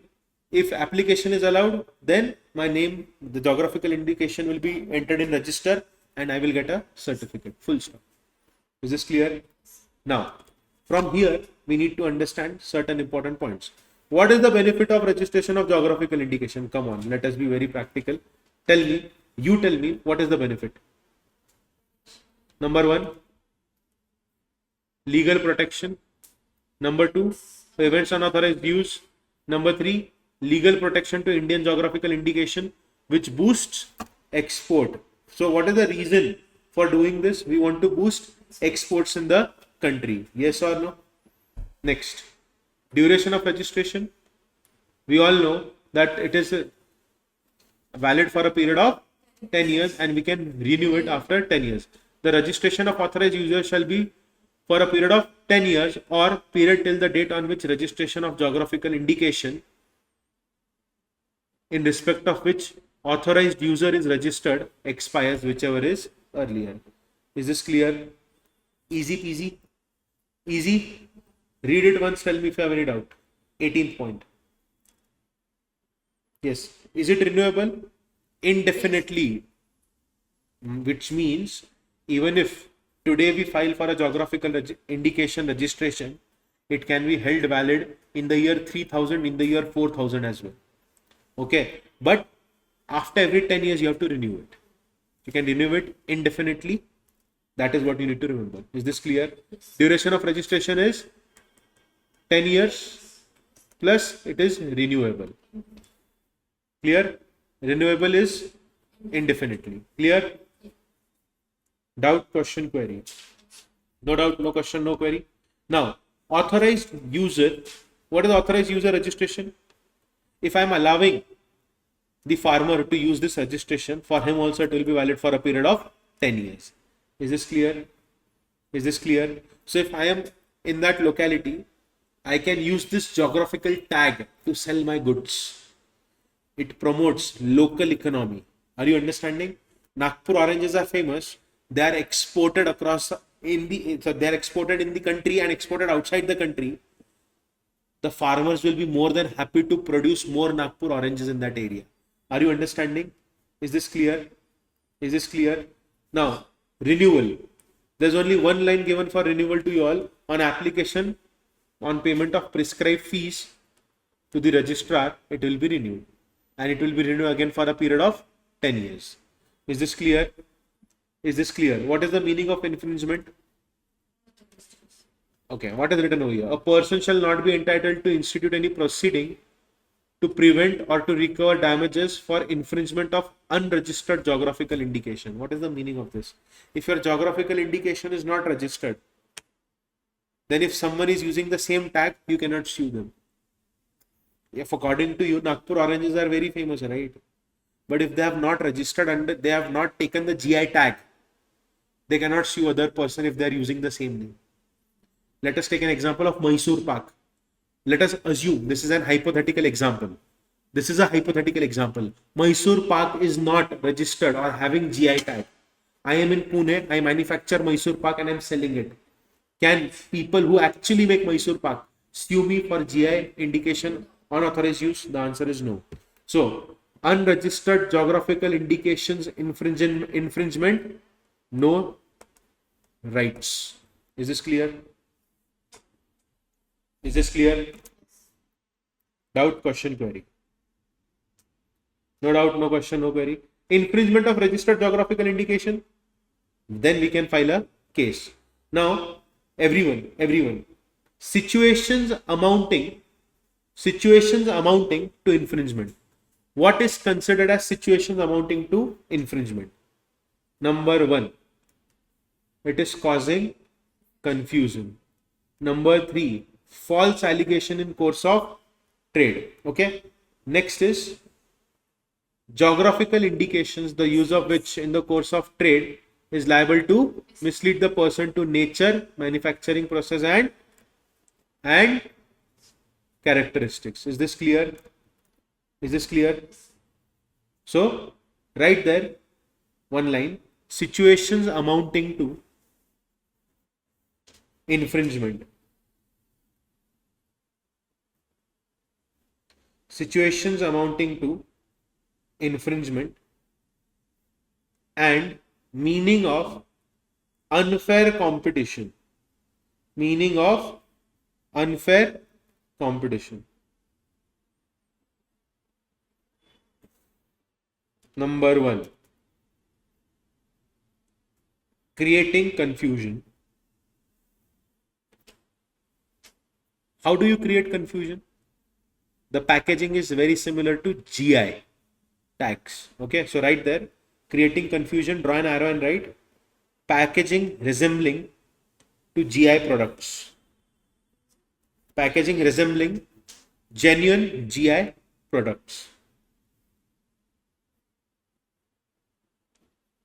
Number 2, false allegation. Draw an arrow and write statement discrediting competitors' goods. Statement discrediting competitors' goods.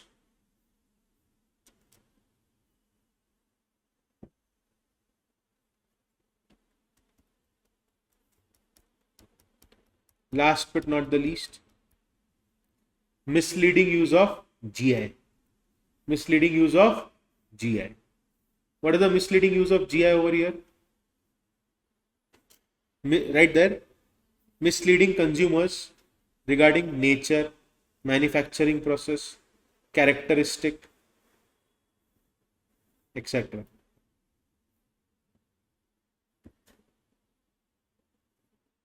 Done? Done? Now, put a star mark. When is registered geographical indication said to be infringed?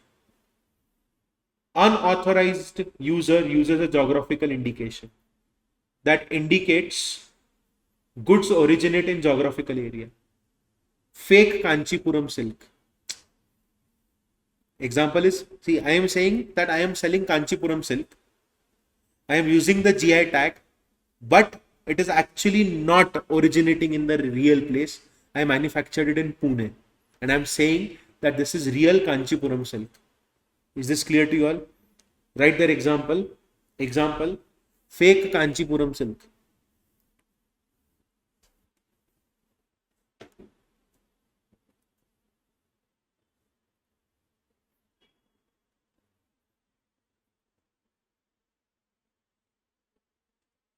Unfair competition. Unfair competition, which means, what if we are using duplicate goods? Duplicate GI goods. Duplicate GI goods.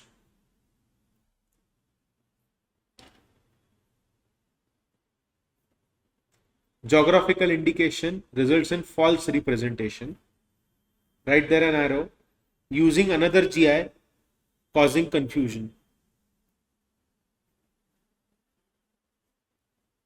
Using another GI causing confusion.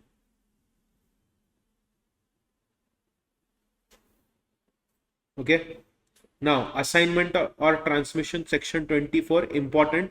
See, very simple. GI cannot be assigned, full stop. It cannot be assigned, transmitted, licensed, pledged, mortgage, full stop. Death of authorized user, his right in a registered geographical indication shall devolve on his successor. That transmission is allowed, or else I cannot transmit to give it to someone else. If it is going to my family member, then it is allowed, or else it is not allowed. Is this clear? Is this clear? Now, section number 25, prohibition on registration of geographical indication as trademark. Write there one line. Write there one line. The GI will not be registered if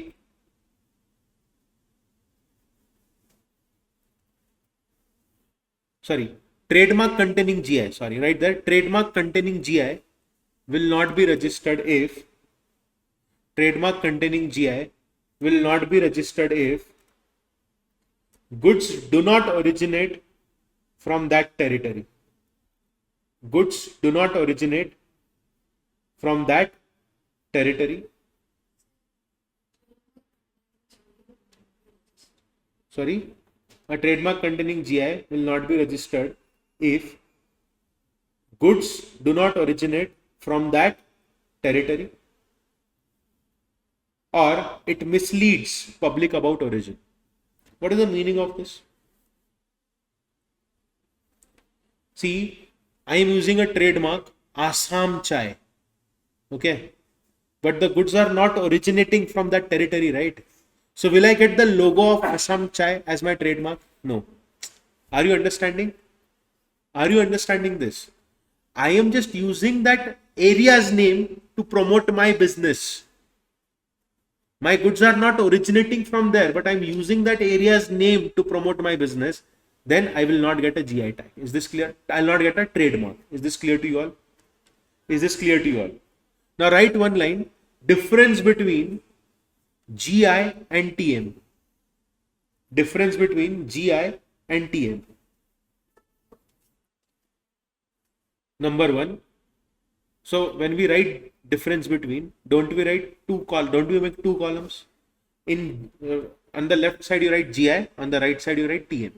Okay. First point. Under GI, ownership is collective.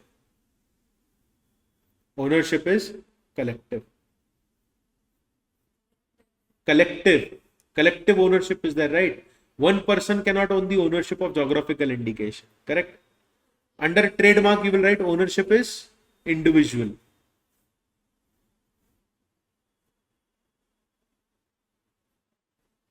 Correct?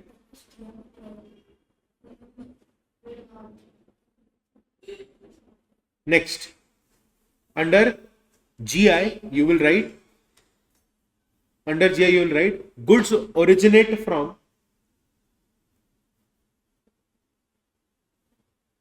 specific geographical area.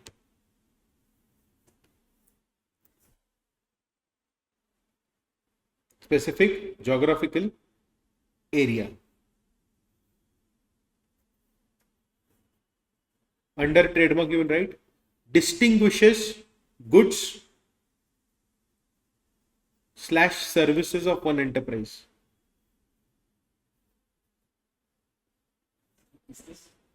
Of one enterprise.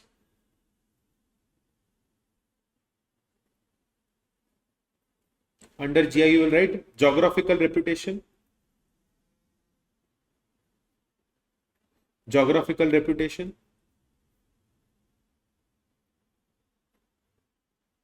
Geographical reputation. And under TM, you will write business identity. Business identity. Okay. Now, I am giving you 5 minutes to read this case law. They can ask a practical question on this case law. Read it properly and tell me what do you understand.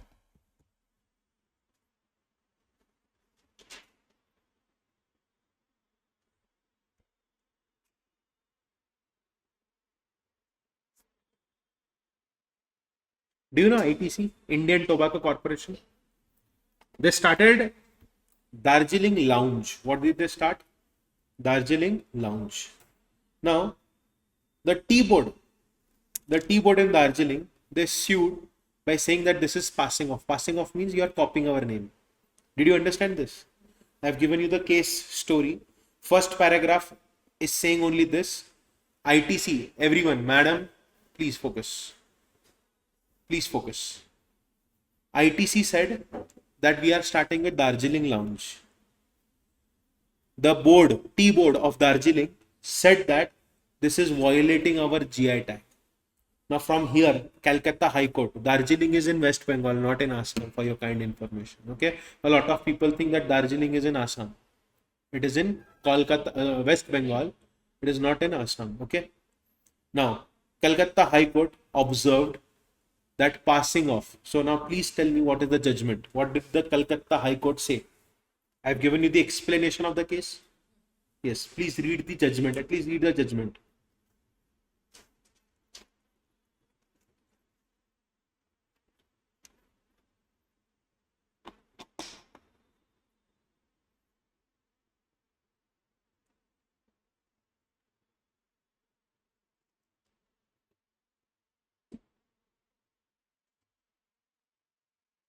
Along with this, I will give you another example as well. This Indigo Airlines, they have their flights called as 6E.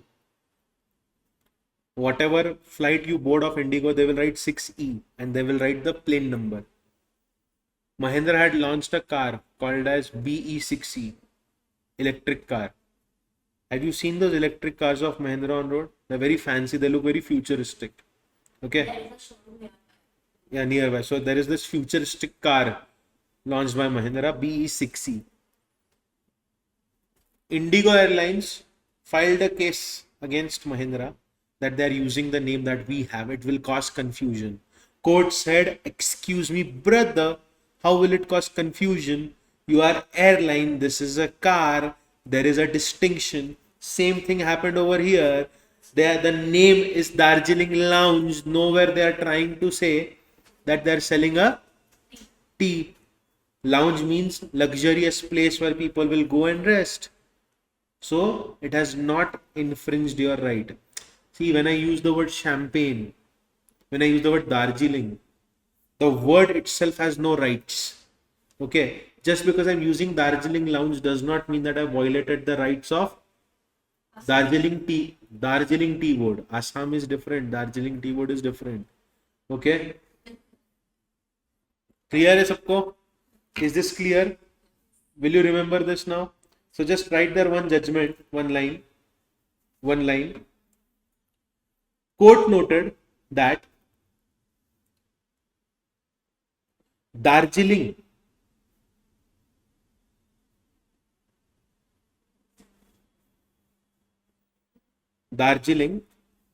had been widely used before GI registration.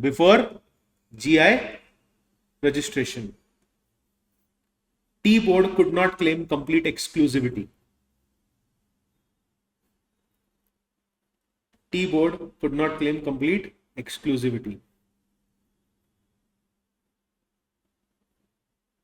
Okay.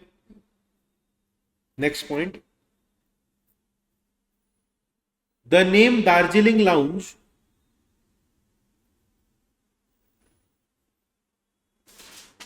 did not create any kind of confusion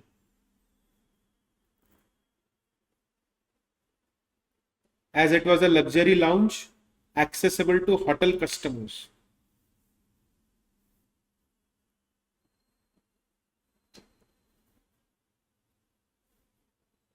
Done? Done? Did you understand the judgment? Did you read this case law before? So then why were you not able to answer?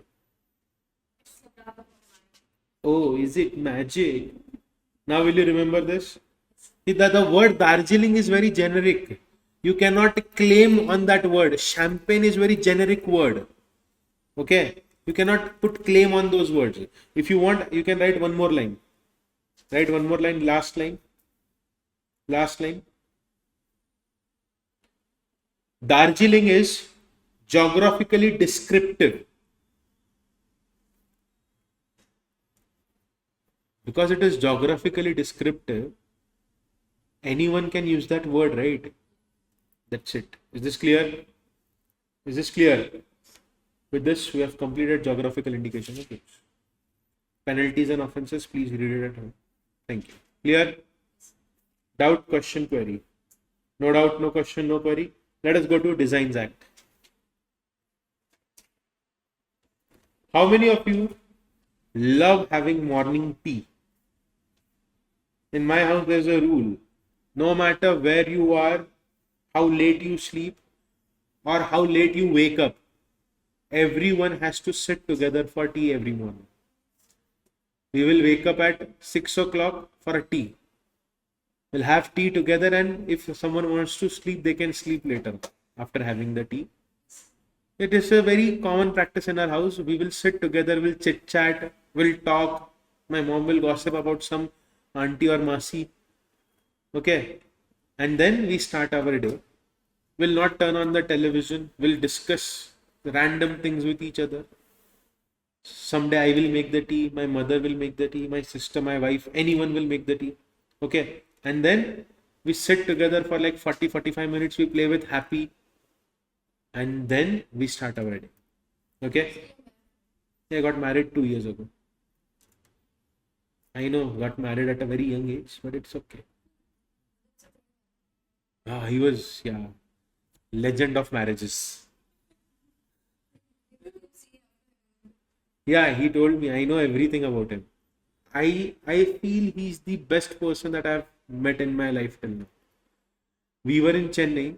Not a single day has gone where we did not speak till late night, 1 o'clock. We used to sit together at dining table, chit chat, random talks. We had this Activa. We used to roam here and there in Chennai at night. He showed me some places, new places. I enjoyed the company with him. Fantastic person, very nice guy. I mean, there are a lot of good things to learn from him as a human being. Chalo, let us begin with the Designs Act. So, while having a cup of tea, a lot of people also eat biscuits. Yes or no? But a lot of people are also lazy. Why not create a space inside the cup where you can keep the biscuit? Invent a cup. There should be a small space below the cup where you can keep the biscuits and stand in your balcony So if you are with special someone and you want to keep your hand on their shoulder but don't want to hold biscuits in your hand, keep the biscuits in the cup itself. Put your hand on that special someone's shoulder. And then once you are done keeping the hand, dip, eat, and again keep your hand on the shoulder. How simple is that? Beautiful, right? This is the reason why I did not become an engineer. Okay. Now, this topic talks about industrial design. It talks about industrial design. The main focus is on features of shape, configuration, pattern, or ornament, or composition of lines or color or combination thereof. Okay. So start writing meaning and purpose of design protection. Meaning and purpose of design protection. Number 1. It protects the visual appearance of an article, not its technical function. It protects the visual appearance of an article, not its technical function. Number 2. It protects aesthetic appearance.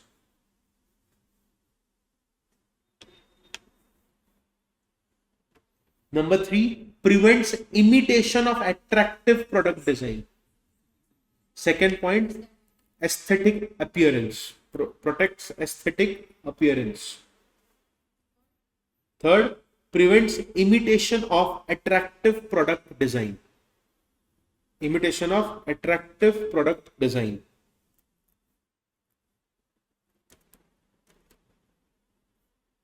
Okay. Escorts Construction Equipment Limited versus Action Construction Equipment Private Limited 1999 PTC 36 DL ATPP 39404 at Delhi High Court.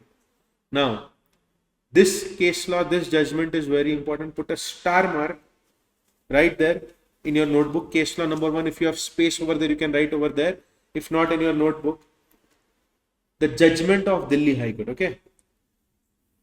Delhi High Court held Designs Act protects shape and appearance. Shape and appearance, and not functional shape. And not functional shape. Is this clear? Is this clear? Designs Act protects shape and appearance. It does not protect functional shape. It does not protect functional shape. Clear? And appearance. Shape and appearance. Design does not include method of construction. Okay. Principle of operation. Principle of operation. Features dictated purely by function.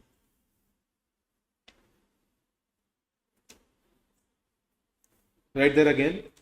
Features dictated purely by function.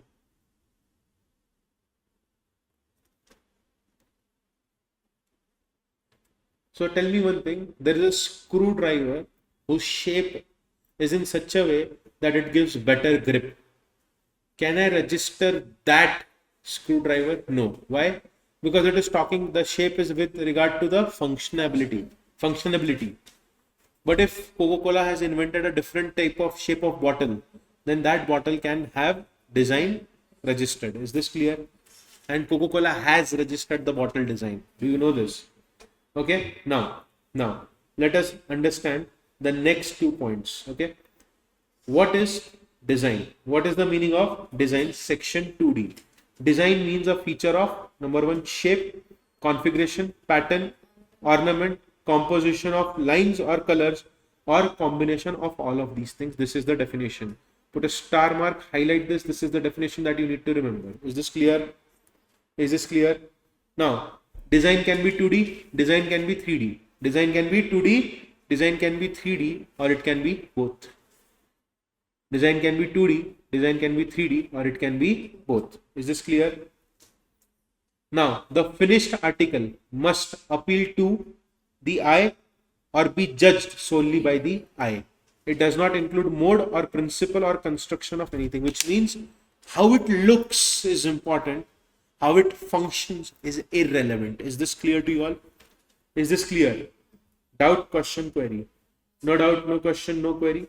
Now, what is not included in design? What is not included in this design? Method or principle of construction, functional features, mere mechanical devices, and trademarks are not design. Is this clear? Is the Nike logo a design? No. Nike logo is not a design. Is this clear? Is this clear? Now, what is artistic work? Please explain artistic work to me. I am waiting. Under Copyright Act. You have studied this in Copyright Act as well. Yes. Artistic work defined under Copyright Act is not a subject matter for registration, which reads as follows. What is the meaning of this?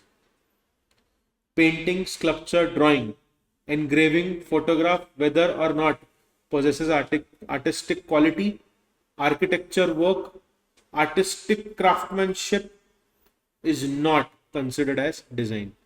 They are protected under Copyright Act. Is this clear? All of these things, they look artistic, but they are not. They are not. Is this clear? Is this clear? Now, what is the meaning of this? Tell me. A design or pattern covers the whole body or goods and forms part and parcel or goods, but a trademark is apart from and different from the goods. Did I not tell you the same thing? Trademark looks different. Look at the logo, trademark of Apple. It is not a design. It is a trademark. They have registered that half apple, half eaten apple as their trademark. It is not a design. Is this clear? But design can be shape of a car. Correct? Yes. So, is this clear to you all? Is this clear to you all? Narumal Khemchand versus Bombay Company 1914. Design forms the part of goods. What is the meaning of this? What was the judgment given in this case? Design forms part of goods.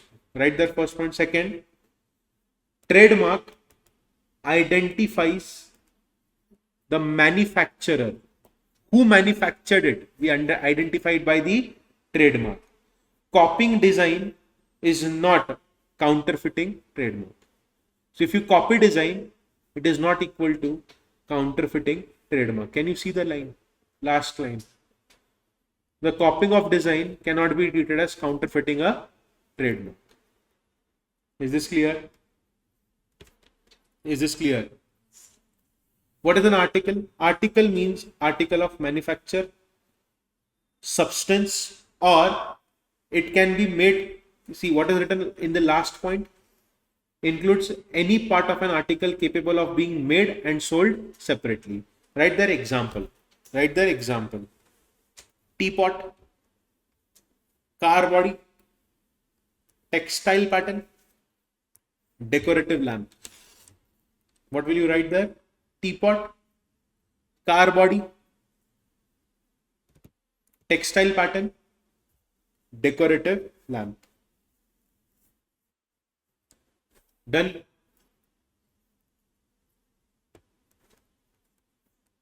Done. Now write next point. Design focuses on aesthetic appeal. Design focuses on aesthetic appeal, such as surface pattern,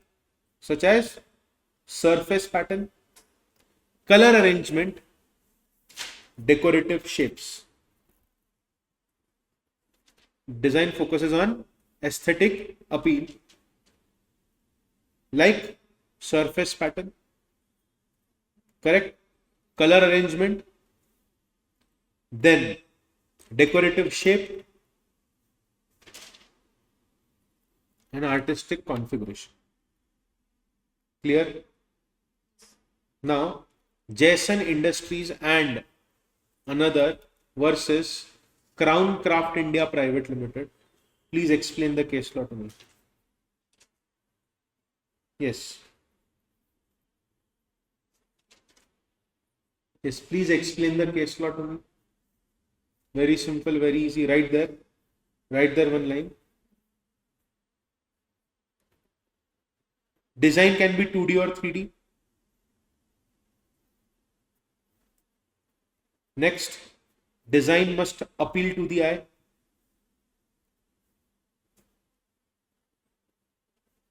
Next, ocular appeal is essential. Right there, ocular, third point, ocular appeal is essential. In bracket, you will write beautiful ribs on hot water bottle. Ocular appeal means what? Without visual appeal, there is no design. So I am giving an example. Essential. Write example in bracket. Beautiful bottle, beautiful ribs on a hot water bottle. Okay. Then functional features are excluded. Functional features are excluded. So if a plane is designed in an aerodynamic way, that design will be excluded. Is this clear? Is this clear? Next, design must be applied on the article.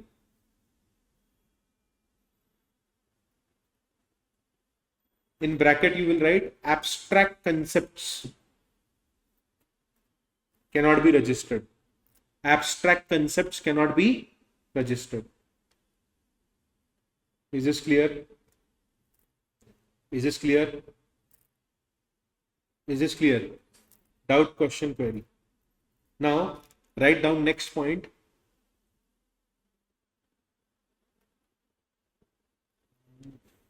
Functional versus aesthetic design. Write down next point. Functional versus aesthetic design.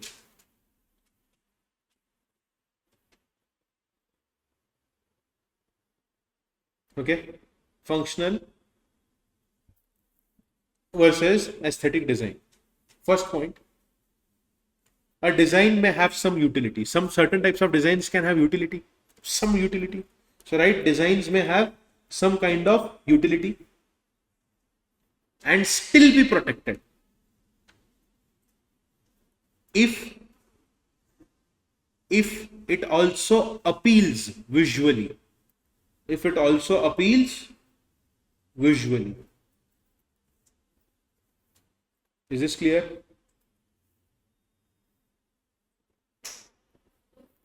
It also appeals visually.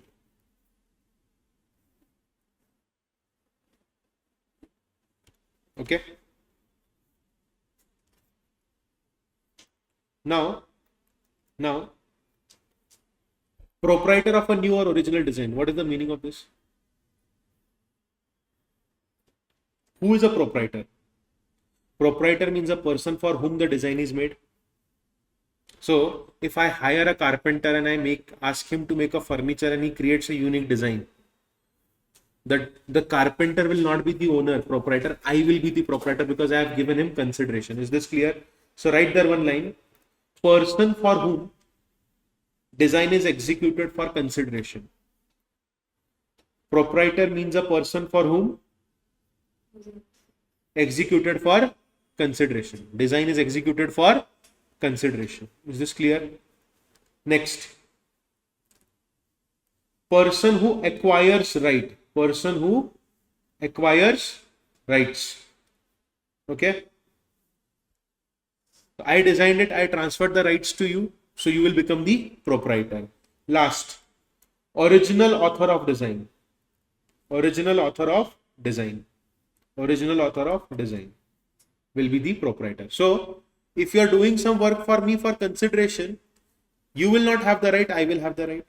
Second is if I acquire, if by assignment, then I will become the proprietor. Or if I am the original maker of the design, then I will be the proprietor. Is this clear?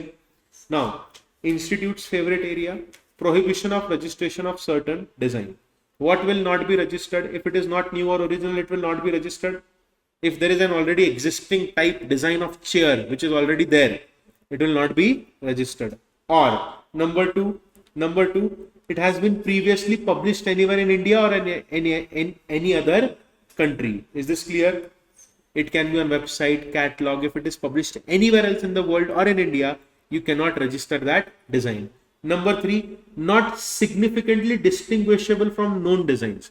If it is not looking very unique, if it is looking the same, you cannot differentiate between a new design or already existing common designs, then it will not be registered. Last but not the least, if it is scandalous or obscene, it will not be registered. Is this clear? So if you make obscene images on any product, it will not be considered as a original design. Is this clear? Is this clear? Now I join my both the hands and I tell you, I'm asking you all, please tell me, do you know this case law? Messrs. Bricto Auto Industries versus Shri Raj Chawla, Delhi. If not, please read and tell me what has happened over here. Yes.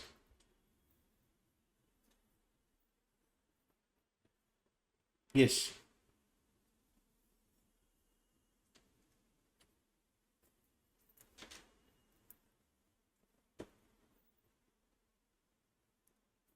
Write there one line. I will tell you, let us not waste time. Just write one line. Changing only size or tiny curve in existing bottle design.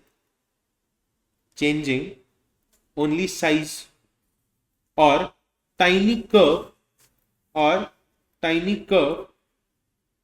in bottle design is not original. Is not original. Which means minor or trivial. TRIVIAL.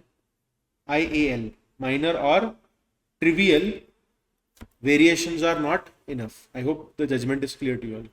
If there are minor changes, then it will not be registered as a new design. Is this clear? Sorry? Are not enough. Okay. Now the process, again, it has a diagram. I am skipping the process part. Please read it at home. Let us come to section number 6. Registration in respect of particular articles. Okay. A design may be registered for one article. A design may be registered for one article or all articles in prescribed class. So it will be registered for one article or all articles in a prescribed class. Is this clear? But controller will decide. Who will decide? Controller will decide what will be registered and what will not. Are the first 2 points clear to you all? Are the first 2 points clear to you all? Next point. Next point. Where a design has been registered in respect of any article comprising any class of article, the application of proprietor of the design to register it in respect of some one or more other articles comprising that class of articles should not be refused, nor the registration thereof will be invalidated. So please write one point over there. Section 6. I am dictating section 6. Please write section 6. A design may be registered for one article or all articles in prescribed class.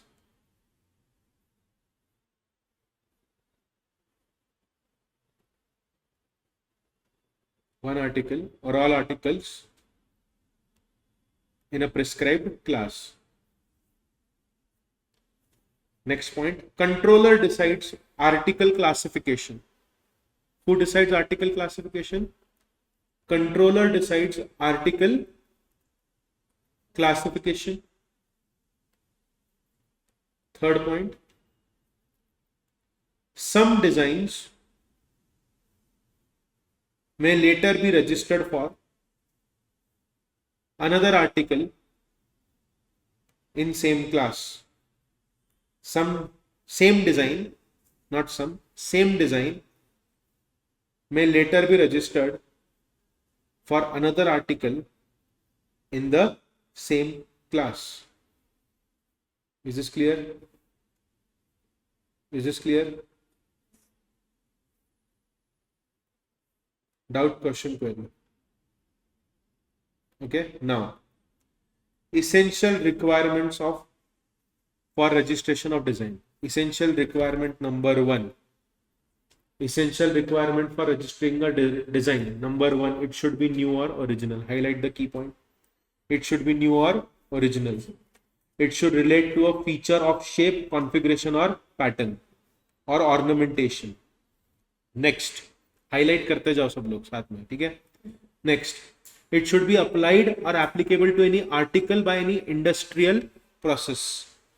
Okay, which means mass produced bottle design like Coke's bottle. Okay, the design is applied or applicable to any article by any industrial process. So we are mass producing that design, correct? Coca-Cola's bottle.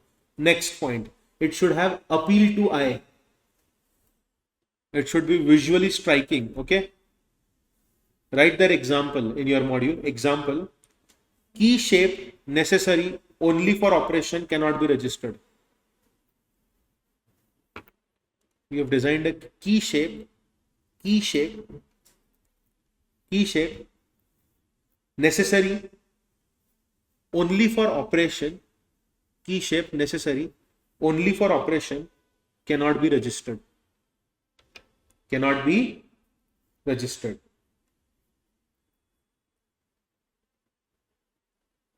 Okay. We all know that it will not include any trademark, property mark or artistic work defined under Copyright Act. Is this clear? Is this clear? Now, Section 7, publication of particulars of design. Section 7 talks about publication. Who does that? The controller shall cause publication of prescribed particulars of design to be published, and it shall be open to public inspection. Who has the power? Controller. Is this clear? Is this clear? Now, what is substitution of applicant or joint claiming? Section number 8. I will dictate, write one line. Substitution or joint claim is possible if substitution or joint claim is possible if before registration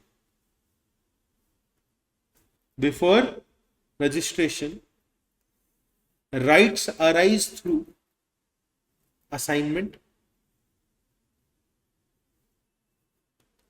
written agreement or operation of law. What is the meaning of this? Other person is claiming right on the design. How is it possible? Before the design was registered, the rights in the design were either assigned to someone else, or because of written agreement, the rights were with someone else. Written agreement means employment agreement. You are working for me, you design this, the design will be my property, not yours. Last point, any operation of law. Is this clear? Last point, the controller will decide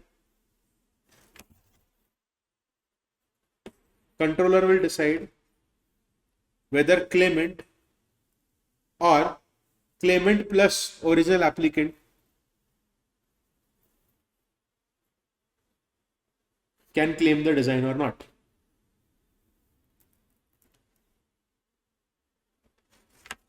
Done? Done? Clear? Now, certificate of registration. Certificate of registration, it is basic, no need to read that. Effect of registration of design, registration gives copyright in design. That's it. Registration gives copyright in design. Now, register of design is also very basic. Patent office will maintain the register. Who will maintain? Patent office will maintain the register in which all the designs will be registered. Now, next is copyright on design, which is section number 11. Everyone, the copyright on design is available to you for a period of 10 years. Copyright on design is available to you for a period of 10 years. Highlight that point. It can be extended for a period of 5 years. It can be extended for a period of 5 years. Is this clear? Is this clear? So total maximum copyright in the design will be for 15 years. Is this clear? Is this clear? Now they have given one case law to you, Microfibers Inc. versus Girdhar Co. Okay. and another, the judgment part, you write one line, only one line in judgment. Write one line. Even abstract lines or curves may qualify. Even abstract lines and curves may qualify. Artistic work can be 2D or 3D. Artistic work can be 2D or 3D. Okay. Copyright protects reproduction right. Copyright protects reproduction rights. Okay.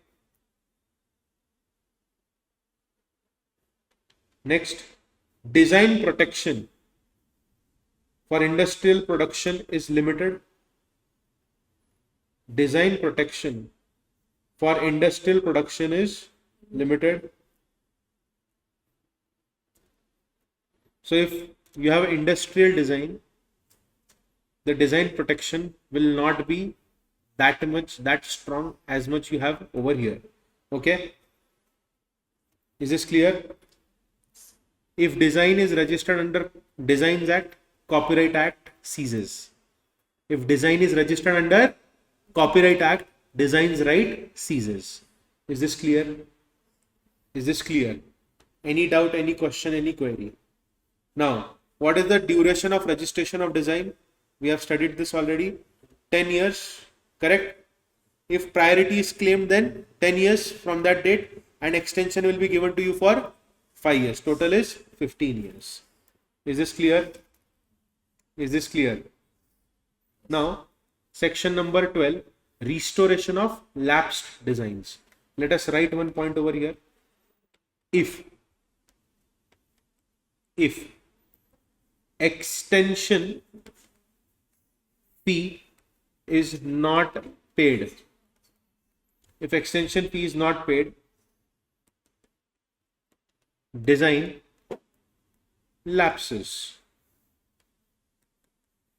Restoration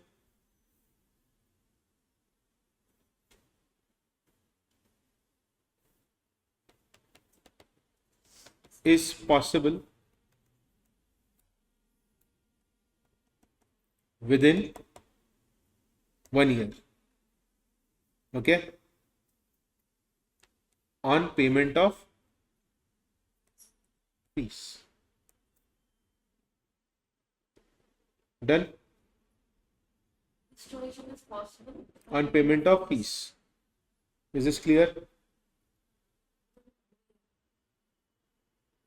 Now everyone, can registration of design be cancelled? We have already studied these points. It can be cancelled if it is previously registered in India.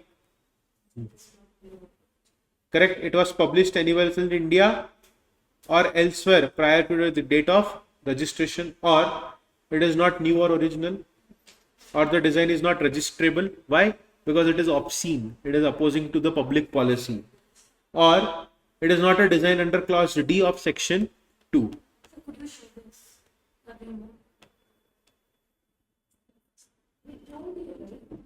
Section 19 is clear to you all? Section 19 clear is up to? Very good. Done. Now, designs to bind government. What is the meaning of this? Designs to bind government. Yes. Yes, everyone. Registered design have the same effect against government as well as normal persons. So you can write one line over there. Just one small line. Registered design has same effect against government and private persons. Against government and private persons.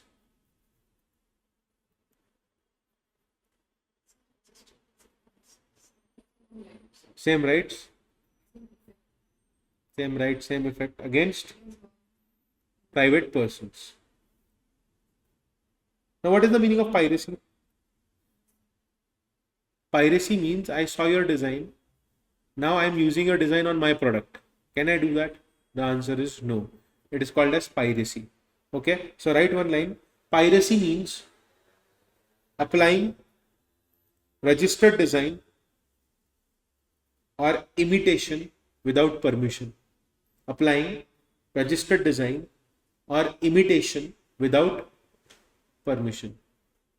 Everyone, do one thing. Go to any cinema hall, sit in any famous movie, record particular scenes from that movie, upload it on YouTube. Within minutes, your video will be removed from YouTube because it is piracy. Is this clear to you all? You are not allowed to, after the movie is done with the releasing part, once they have made the money, they can allow you to keep the movie for recall value.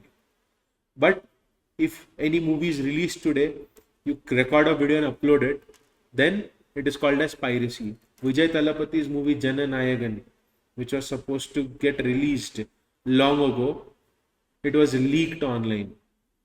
It is piracy. Okay, the movie had leaked online before the elections. Okay, and it is his last movie. It was his last movie. Now they will be releasing it in theaters next month, I guess. Okay, now everyone, piracy का मतलब समझा सबको? Did you understand the meaning of piracy? Next point. Sorry? Piracy means you are copying, not copying. Piracy means without taking permission, you are using that work for making money. Is this clear? I'll give you another example. It is not piracy, but I hope you'll understand this concept by that example. Anushka Sharma had put an Instagram story where she was wearing gym wear of Puma. So you know what Puma did? They put up a story on their Instagram account that Anushka Sharma is wearing our clothes. Anushka Sharma immediately took a screenshot and uploaded a story. Dear Puma India, I am not using your brand for promotion. Kindly remove the picture that you have uploaded without my permission. Is this clear?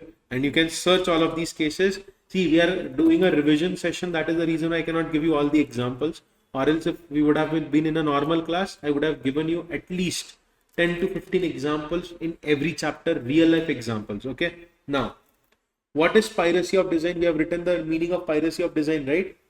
Now, what are the acts that constitute piracy? Unauthorized application. Number one, unauthorized application. So during the existence of copyright in any design, it shall not be lawful for any person without license or written consent of registered proprietor to sell any article on which the design is registered. Is this clear? Number two, you cannot import such article for the purpose of sale. Number three, you cannot publish or expose or cause to be published or exposed for sale that article.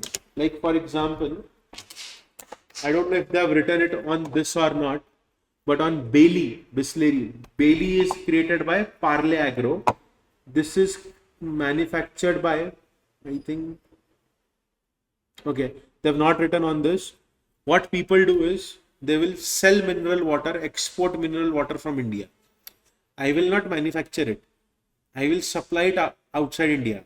So on Bailey, the blue color bottle, they have written that if found exporting, we will sue you. Okay, is this clear? Now, tell me what is industrial and international exhibitions. Yes. Write there one line. Write there one line. Write there one line. Publication. Publication during exhibition will not destroy novelty if publication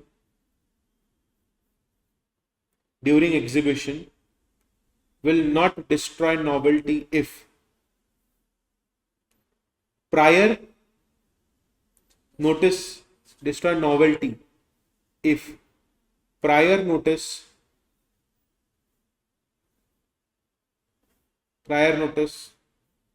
is given to controller. See, I have a unique design. I want to put it for international exhibition, industrial exhibition. You all know that if something is not novel, you cannot register it. If something is not novel, you cannot register it. Correct? What is written over here? You are exhibiting a design or of any article to which the design is applied. Either the design itself or the article on which you have applied the design. Okay. So if you want to do that, first inform the controller that I will be exhibiting this design. I don't want to lose the novelty. I want to register it under my name. Are you understanding this? Did you understand the first point of this? I repeat again. See, anything which is new, if it is there in public domain, it is not considered as new. If I write a book, I take a copyright of the book. Then I put it in public domain. I have all the rights. But if there is something on which I have not taken any rights, it is already there in public domain, then what is going to happen? Yes, tell me, what will happen then? Will I be able to register it as my copyright? No. Is this clear? That is what they are trying to say over here. Did you write the first point? What is the first point that you wrote? Application filed within 6 months of exhibition or publication. Did you write this point?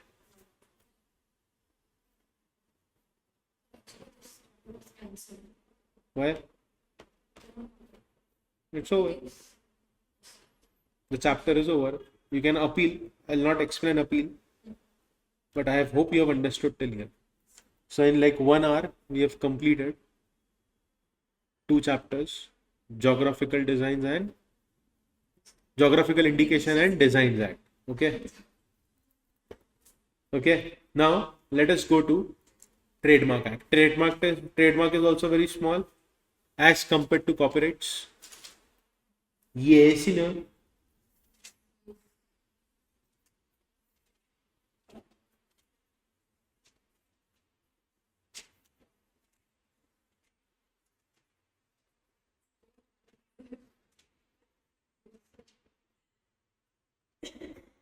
Okay. Tell me one thing, did you solve question answers of these topics at home? Like you all are studying, right, every day. And see, don't tell me that, sir, the syllabus got over late. If, for example, I'll tell you how I teach, the methodology that I have in Pune. If I'm teaching something today, I'll give you a task today. Okay. And you have to complete the task immediately the same day so that there is no backlog. So for example, if I have taught 10 pages today in a particular topic, I would want the students to, ma'am, don't distract her, and you also don't distract yourself, please. Thank you. If I've taught a topic, if I'm explaining a topic today, 10 pages, if you find even a single question from those 10 pages in previous CS paper, solve it immediately. So that by the time the entire chapter gets over, you are done with solving all the questions of that chapter. This is what I do in Pune. Okay. Now with you all, I cannot do that right now because we are sitting in a marathon lecture, but it's okay. Let us focus on Trademark Act and let us focus on the important points of Trademark Act. Okay. I will teach all the important points. If you want me to explain any point in detail, you can let me know. You tell me, sir, explain this point to us. I'll explain that point to you. Okay. Ready? Ready, everyone? What is trademark? Can anyone tell me what is trademark? What do you actually mean by trademark? Yes. What is the meaning of trademark? Yes. Any mark which is capable of being represented graphically and capable of distinguishing the goods or services of one person from those of others. It includes shape of goods, their packaging and combination of colors. Is this clear? Is this clear? And it also includes, what? A registered mark or mark used in relation to goods or services for the purpose of indicating, or so as to indicate a connection in the course of trade between goods and services. In relation to provisions of other provisions of this act, a mark used or proposed to be used in relation to goods or services for the purpose of indicating, or so to indicate a connection in the course of trade between goods or services, as the case may be, and some person having right either as proprietor or by way of permitted user. What is the meaning of all of these things? Let us keep things simple. Also tell me one thing, can I have the trademark to myself even if it is not registered? I created a mark. Okay. I created a mark. Listen carefully. I created a mark. Now, my question to you all is, I did not register it. Someone else has started using it. Can I sue that other person? Yes, even if it is not registered, I can sue that other person. Why? Because even though I am not registered, I have been using this trademark from a very long time. Is this clear? Is this clear to everyone? Is this clear? So, will you write whatever I ask you to write? Let us start writing. Write down the first thing, meaning of trademark. Meaning of trademark. Sign capable of distinguishing. Sign capable of distinguishing the goods or services of one enterprise from those of other enterprises.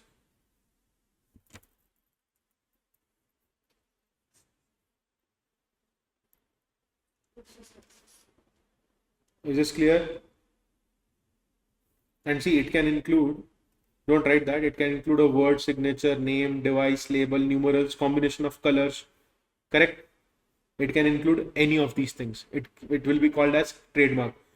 Do you remember, do you know the red color M, yellow color M with the red circle? It is McDonald's. So combination of color along with alphabets will also become a trademark. Is this clear?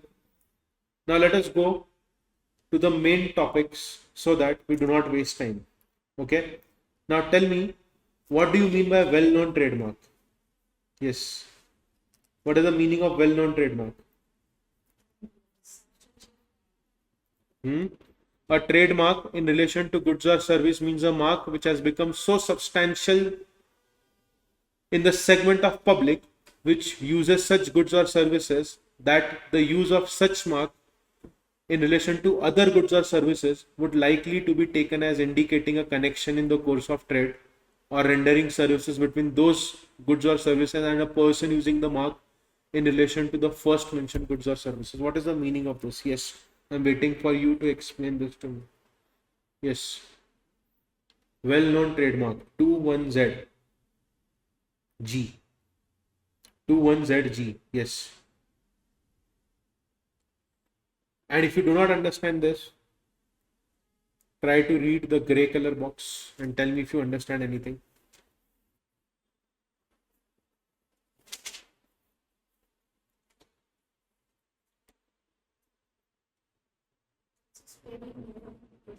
Which is very known to public. So just write one line in well-known trademark. If you have space over there, write one line. A mark that has become so famous among public. A mark that has become so famous among public that use of similar mark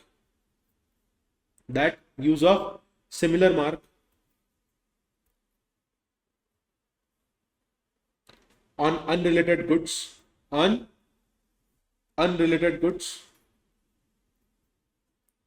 or services may create a connection with the famous mark. Is this clear? Is this clear? Who is the owner of Google? Alphabet. The name of the company is Alphabet. Can I register my trademark with the name of Google? No. Why? Because it is a very well-known trademark. If I start any brand, it is not a web engine. But if I start a brand of mic and I write Google, people will directly associate that this mic is also manufactured by that Google. Is this clear? Is this clear to you all? Okay. Now, what is the meaning of permitted use? Yes. What is the meaning of permitted use? Okay. Do you know what type of trademarks can be registered in India? Type of trademark that can be registered. Names can be registered. Invented words can be registered. Then letter or numerals BMW. Correct? BMW is what? Letter or numerals, right? So we can register all of these things. They've given all of these things. See, no other company. Yes, BMW. Ma'am, BMW, what is the logo of BMW? New, They write BMW, right? What is the logo of Audi? The rings. The rings. The rings are the logo of Audi. That is their trademark. Yes. The name itself is the trademark. This name itself is the trademark of what is written in that logo. Can I use BMW and can I manufacture laptops? People will directly associate the laptop is manufactured by that BMW. Are you understanding this? Yes. So now write down the next heading or come on to this page 473 permitted use. Come on to the page of permitted use. Yes. What is the meaning of permitted use, everyone? Permitted use means use of trademark by registered user of trademark. What is the meaning of this? If I am the registered user of a particular trademark, only I will use this. Is this clear? Is this clear? With which he is connected in the course of trade and in respect of which the trademark remains registered for time being and for which he is registered as registered user and which complies any conditions or limitations which the registration of registered user is subject to. What is the meaning of this? Everyone, this is so simple. You just need to remember one thing. What is permitted use? Permitted use means use of trademark by registered user of trademark. Full stop. What is the meaning of permitted use? Trademark by registered user of trademark. Okay. And it also means by a person other than registered proprietor and registered user in relation to goods or services with which he is connected in course of trade and in respect of which trademark remains registered for time being and by consent of such registered proprietor and written agreement. What is the meaning of this? I have taken the right of using your trademark. So even I will be called as I am having permitted use. Is this clear? Either the owner himself will use it or he will give permission to some other person to use the trademark. Is this clear? Is this clear? Now tell me one thing very honestly.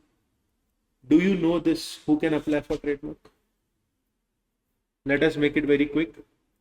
Any person claiming to be proprietor of trademark may apply in writing for registration. Full stop. Okay? Application should contain the trademark, goods and services and the name of applicant or agent. Okay? Okay? Now, different types of trademark: name, invented word, letters or numerals. Correct? Devices including fancy devices or symbols, monograms, combination of color, shape of goods, mark constituting a three-dimensional sign, sound marks when represented in conventional notion. Okay? These all are types of trademarks that you can register in India. Now, what is the procedure for registration? Yes. A person who is claiming to be proprietor of trademark who wants to register it shall apply in writing to register. Full stop. Is this clear? Nothing else is given over here. Process of trademark application in trademark registry. Okay. Now, over here, they have given detailed analysis of all the points. Let us understand one by one. TM electronic processing system is there through which you register your trademark. Okay. Is this clear? Is this clear? It is available online as well as offline. Currently, online filing has reached around 98%. All applications received offline get digitized as at its initial stage and movement of the file is done through complete electronic mode. They are trying to say that even if you apply physically, they will first convert it into electronic form. Is this clear? Nowadays, if you file FIR, FIR is not done in written form, it is registered on a computer. So the database is there on servers of police. Okay. Is this clear? Now what is given over here? Pre-examination processing is there, examination of application is there, and post-examination is there. I am skipping all of these things. Do you want to read it? Okay, because they have just given the process again, and this entire process is given in this chart. Okay. If you refer this chart, I think you are good to go. What is the benefit of registering a trademark? The owner has the exclusive right. The owner has the exclusive right to use the trademark. Is this clear? Absolute grounds for refusal of registration. What are the grounds for refusal of registration, everyone? When will it not be registered, my trademark? Number one, it is not distinctive or it is not capable of being distinguished. My trademark is very similar to McDonald's trademark. Number three, which consists exclusively of marks or indications which may serve in trade to designate the kind, quality, quantity, intended purpose, values, geographical origin. What is the meaning of this, everyone? Yes. What is the meaning of this? First point is clear to everyone? First point is clear to everyone?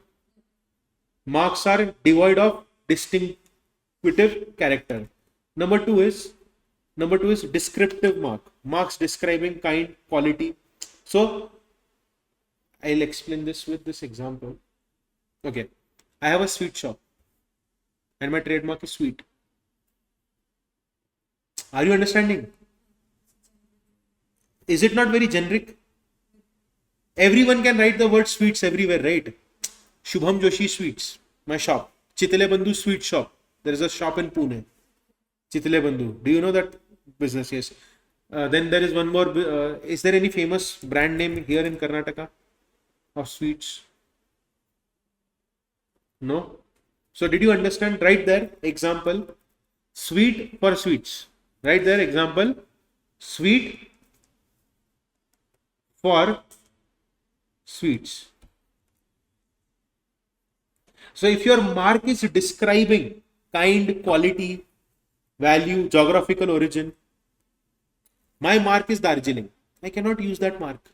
Are you understanding? It is identifying geographical location. Is this clear? Next is customary marks. What are customary marks? Right there, marks acquired. Marks acquired. Sorry, marks commonly used. Marks commonly used in trade or language. Marks commonly used in trade or language. Yes, foundation or trust. If these kind of marks are there, you cannot use them. Is this clear? So 3 points to remember. If it is not distinctive, if the marks are very generic, or if it contains exclusive marks. Is this clear? Now, there is one case law given to you all. Himalaya Drug Company versus SBL Limited. Yes. So this case law is very famous and they can ask you a practical question. A lot of people consume Live 52. Do you know that medicine Live 52? It is for liver. How many of you have seen that medicine of Himalaya? Himalaya sells Live 52. If anyone has liver condition or if anyone has jaundice, doctor suggests them to use Live 52. So what you do is write in your notebook Himalaya case. Write in your notebook Himalaya case. Okay. Okay. Now, if you have studied JIGL, the first company name is the one who files a plaint. Okay. The second company is defendant. Okay. Now Himalaya launched a medicine called as Live 52 and the defendant launched a company called as Live T. Okay. Okay. So Himalaya launched Live 52. They launched Live T. So Himalaya said that we have the right. It is our trademark. Live is our trademark. So did you write in your notebook Himalaya case? Write first point. Right, first point. Plaintiff owned trademark Live 52. Plaintiff owned trademark Live 52. Okay. Defendant used Live T.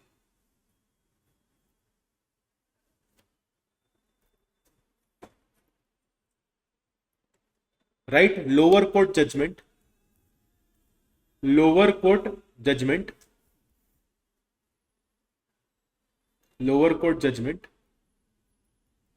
Live is generic for liver medicines. Lower court said live is generic for liver medicines. No similarities. Okay. So who lost the case? Himalaya. Now what did Himalaya do? They went to High Court. Second point. High Court decision. High Court reversed the judgment of lower. High Court reversed the judgment of lower court. Do you know why? Because the defendant failed to prove that the word live is generic. Are you understanding? So, what did High Court do? High Court reversed the judgment of lower court. Reason? Right? Reason? Reason? Defendant failed to prove live was generic. And you know what? You know what? The plaintiff, which is the Himalayan company, they were using this name since 1955. And it was registered in 1957. Is this clear? So, right? Plaintiff showed long and extensive use since 1955. See, lawmaker is saying that if something is very new, it is not distinctive. But live 52 or that word live, you cannot separate it from Himalayan brand now. So they have the right over that word. Is this clear? Did you write the second point? So final point, live 52 acquired distinctiveness. Is this clear? So who won the case? Himalayan won the case. Is this clear? Is this clear? Also, what kind of trademarks will not be registered? Any trademark which is intended to deceive public or cause confusion will not be registered. Any trademark which is intended to cause tends to deceive public or cause confusion will not be registered. Second is in any instance of trademark hurts any religious sentiment or any demographic section of Indian citizen, it will not be registered. Is this clear? Is this clear? Doubt, question, query. No doubt, no question, no query. You cannot use religious symbols in any products. Now, Amritpal Singh versus Lal Babu Priyadarshi. Please explain this case law to me. Very interesting. They are talking about Ramayana. The word Ramayana was refused registration on the grounds it was not capable of distinguishing the goods of applicant, and secondly that it was likely to hurt religious sentiments. Yes. Read it and tell me what has happened.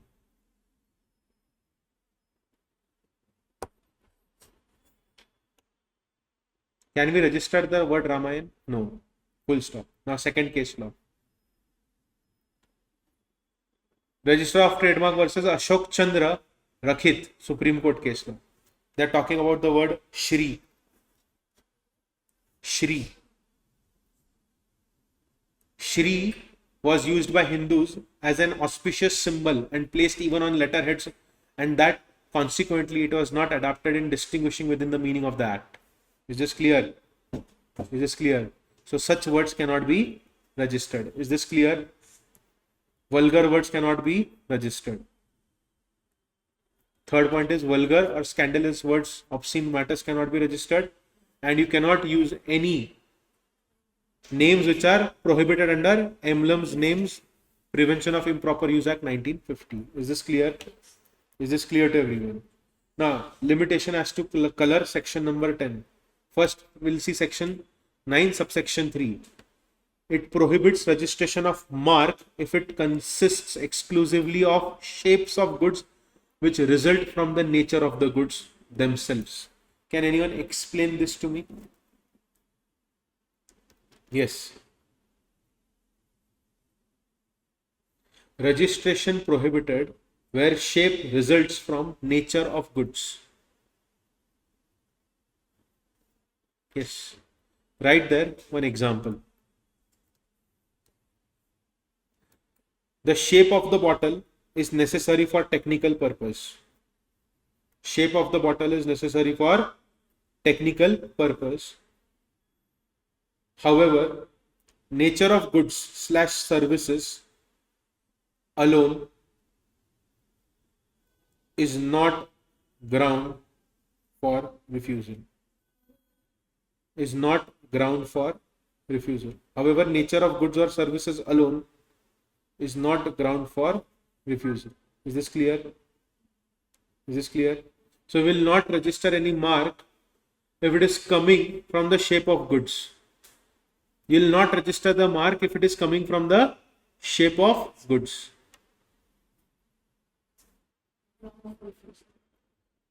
Clear? Yes. The limitation as to color. What is written over here? A trademark may be limited wholly or in part to any combination of colors, and any such limitation shall be taken into consideration by registrar or high court. What is the meaning of this? Trademark is registered without limitation of color. It shall be deemed to be registered for all the colors. What is the meaning of this? You are registering a trademark, you are registering for all the colors that are there in the trademark as well. Is this clear? See, we identify certain products and brands by the logo and the color. Yes or no?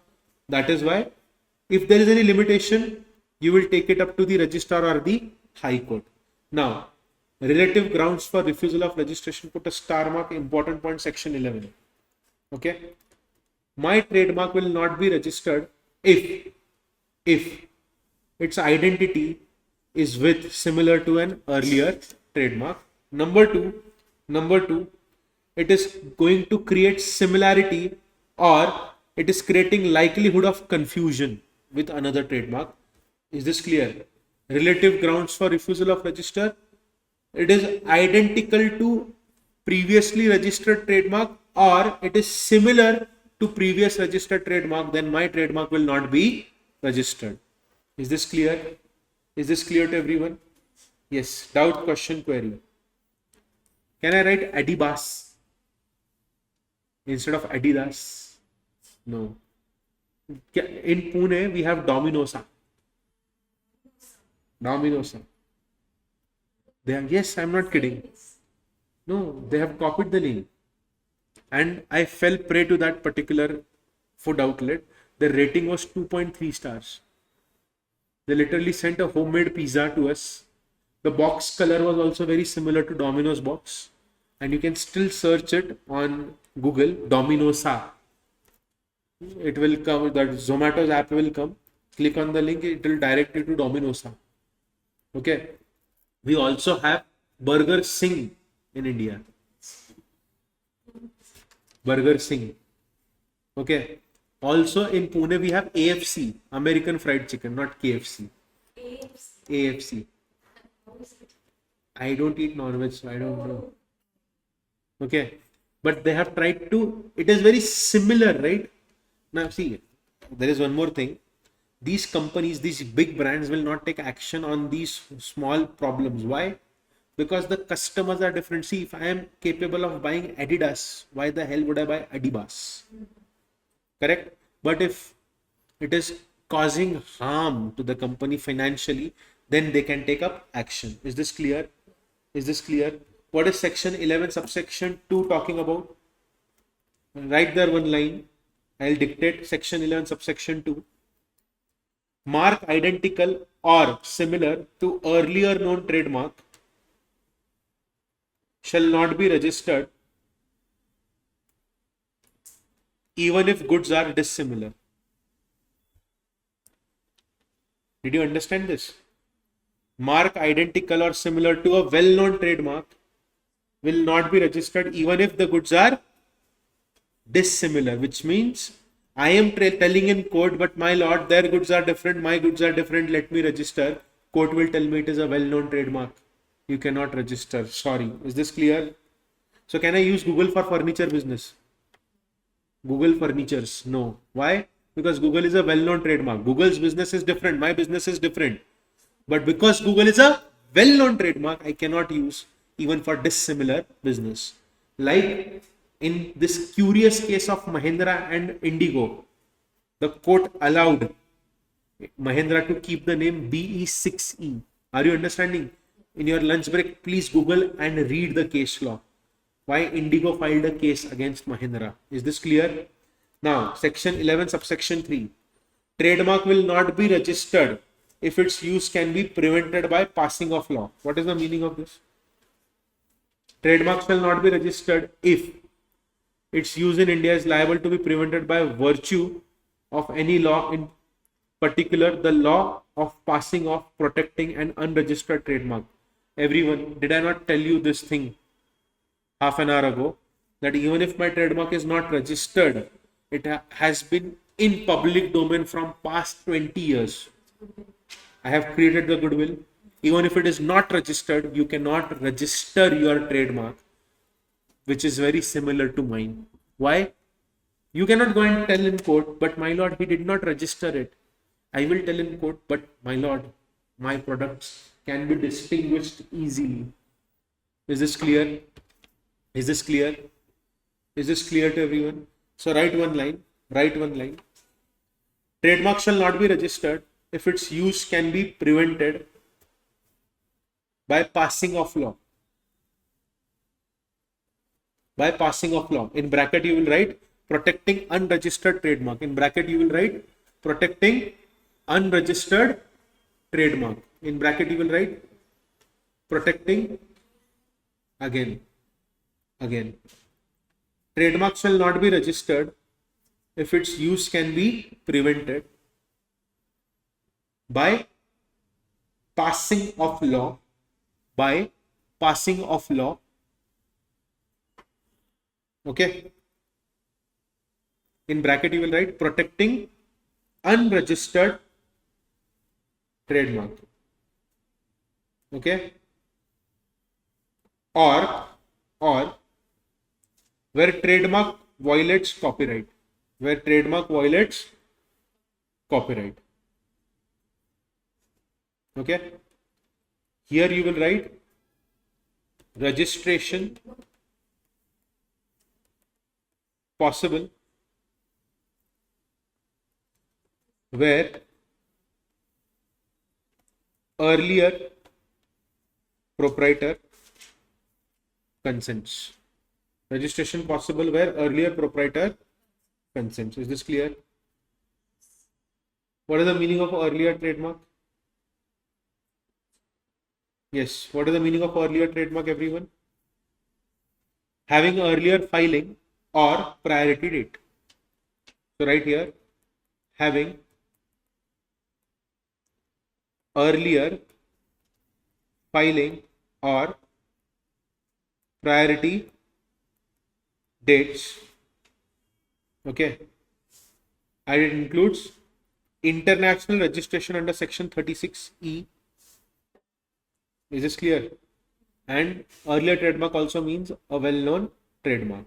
It also means a well-known trademark. Clear? Clear to everyone? Yes. Now, please explain this point to me. Everyone has to read this. Factors determining well-known trademark.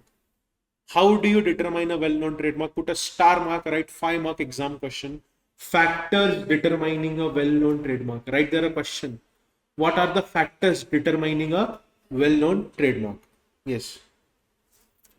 Everyone, very simple. It is known or it is recognized by public at large. Is this clear? Number 1 is clear. Number 2, please explain second point to me. Tell me one thing, even if my grandmother doesn't know what Google does, but she knows what Google is, right? Second point, please explain the second point. It's been used For a very long period of time, or in a particular geographical area, this particular name has been used for a long period of time. I'll give you a real example. You have been to Pune, you are a North Indian, you both must visit Pune. There is a place in Pune called as MG Road, Camp MG Road. We have our own Burger King. In your break, search Pune Camp Burger King. the American Burger King, when it came to India, it filed a case against Pune's Burger King. Pune's Burger King won the case. American Burger King said that we have trademark on this name, Burger King. He's using it. Ask him to remove it. Courts said, my dear Burger King, you have come from America to India. He was there before you came here. The name was being used in this geographical area from a very long time. If now someone else starts Burger King, we will help you. But he has been using the name before you came to India. Geographical use. Is this clear? Is this clear? So if you ask people Burger King in Pune, they will take you to camp. It is very viral. A lot of content creators will go there. The burger is very huge. It is a bit expensive. Recently, a lot of cases have come where people found cockroaches in the burger. But it is very famous. And if you go there, there is not a single place to sit. It is every day it is crowded in the evening. It is very old. Pune Camp Burger King. I've given you the real life example. Next, third point. Now you explain the third point to me. Duration, extent and geographical area of any promotion of trademark, including advertisement and publicity. What is the meaning of this? The registrar also considers the advertising campaigns, publicity, what the brand has done in a particular area. Okay. Fourth point. Now you explain the fourth point to me. Yes. Fourth point. Registration and applications worldwide. I'll write here Apple. The duration and geographical area of any registration of or any application for registration of trademark to the extent that they reflect the use or recognition of trademark. Apple, is it recognized all across the world? Yes. Is this clear? Is this clear? So what will the registrar see? He will see, right there one line. I'll dictate one line to you all. Registrar will see registrations.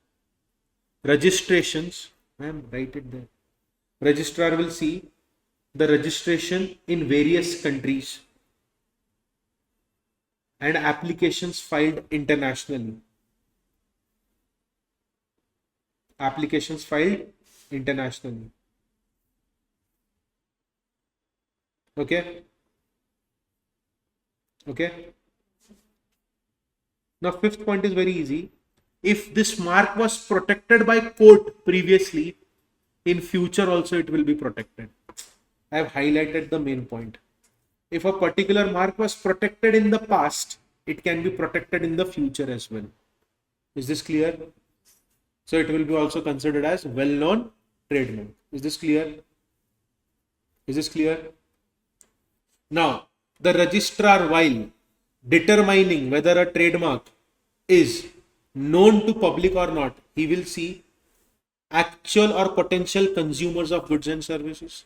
He will also see person involved in channels of distribution and also see business circles dealing with goods or services. Is this clear?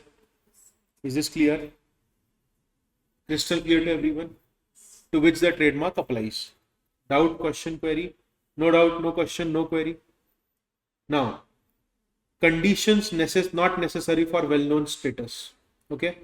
Registrar shall not require the following things as conditions. Number one, trademark has been used in India, has been registered. The application for registration of trademark has been filed in India.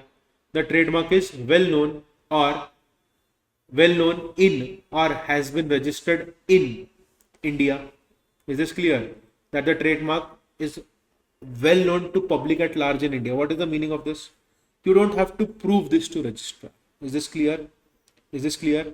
So just write here conditions not necessary. Conditions not necessary. Not necessary for well-known status. For well-known status. Okay. Is this clear? Now draw one line and write here. A trademark may be well known without actual Indian use. A trademark may be well known without actual Indian use.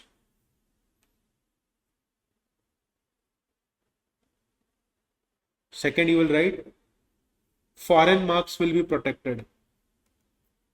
Foreign marks will be protected. Okay. Third, even without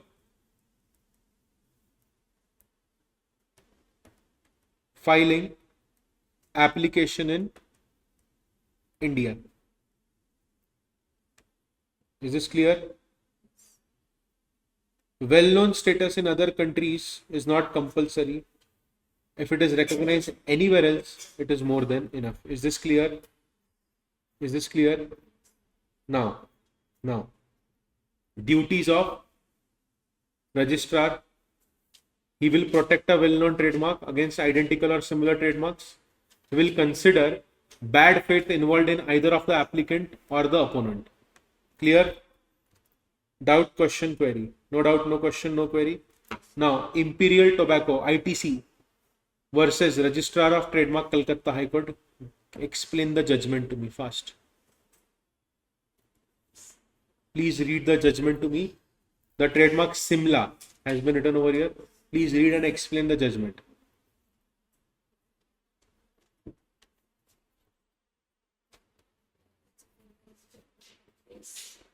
Geographical place, okay. It cannot be used as trademark. Do you remember Darjeeling? Yeah. Similar to that. So write there ITC case in your notebook. Few case laws are important from the point of view of examination. Write in your notebook ITC case law. Okay. Approved. What approved? The launch was allowed to use. No. You are mixing two things. Darjeeling board said that they cannot use it. Court said it is generic. Same thing is here. Okay. Write down the judgment. Write down the judgment. ITC applied to register Simla for cigarettes. So they were planning to launch a cigarette called as Simla. Okay. Did you write the first line?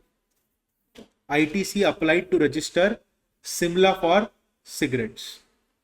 Okay. So ITC got angry that why are you not registering this? Okay. Now write there. Decision.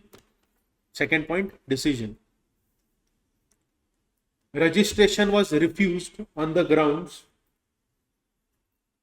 Registration was refused on the grounds that Simla is a geographical place.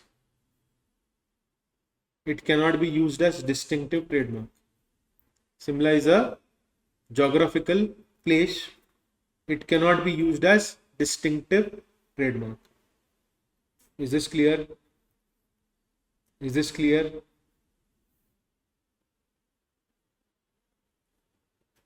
Clear?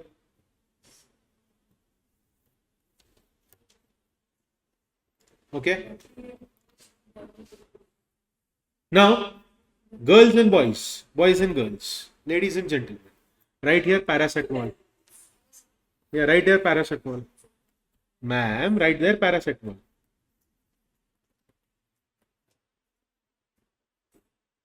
Okay. Is paracetamol a medicine? It is a chemical compound which is used by different manufacturers. Yes or no? Can I call paracetamol as my trademark? Dolo is also paracetamol. Yes. The concentration of paracetamol is very high in Dolo. 650 mg. Correct? Normal paracetamol 500 mg. Lesser strong paracetamol 200-250 mg. And there is also paracetamol for 100 mg. Lower dose of paracetamol. Okay. Prohibition of registration of names of chemical elements or international non-proprietary names. Paracetamol is an international non-proprietary name. You cannot register it. Is this clear? Did you write there paracetamol?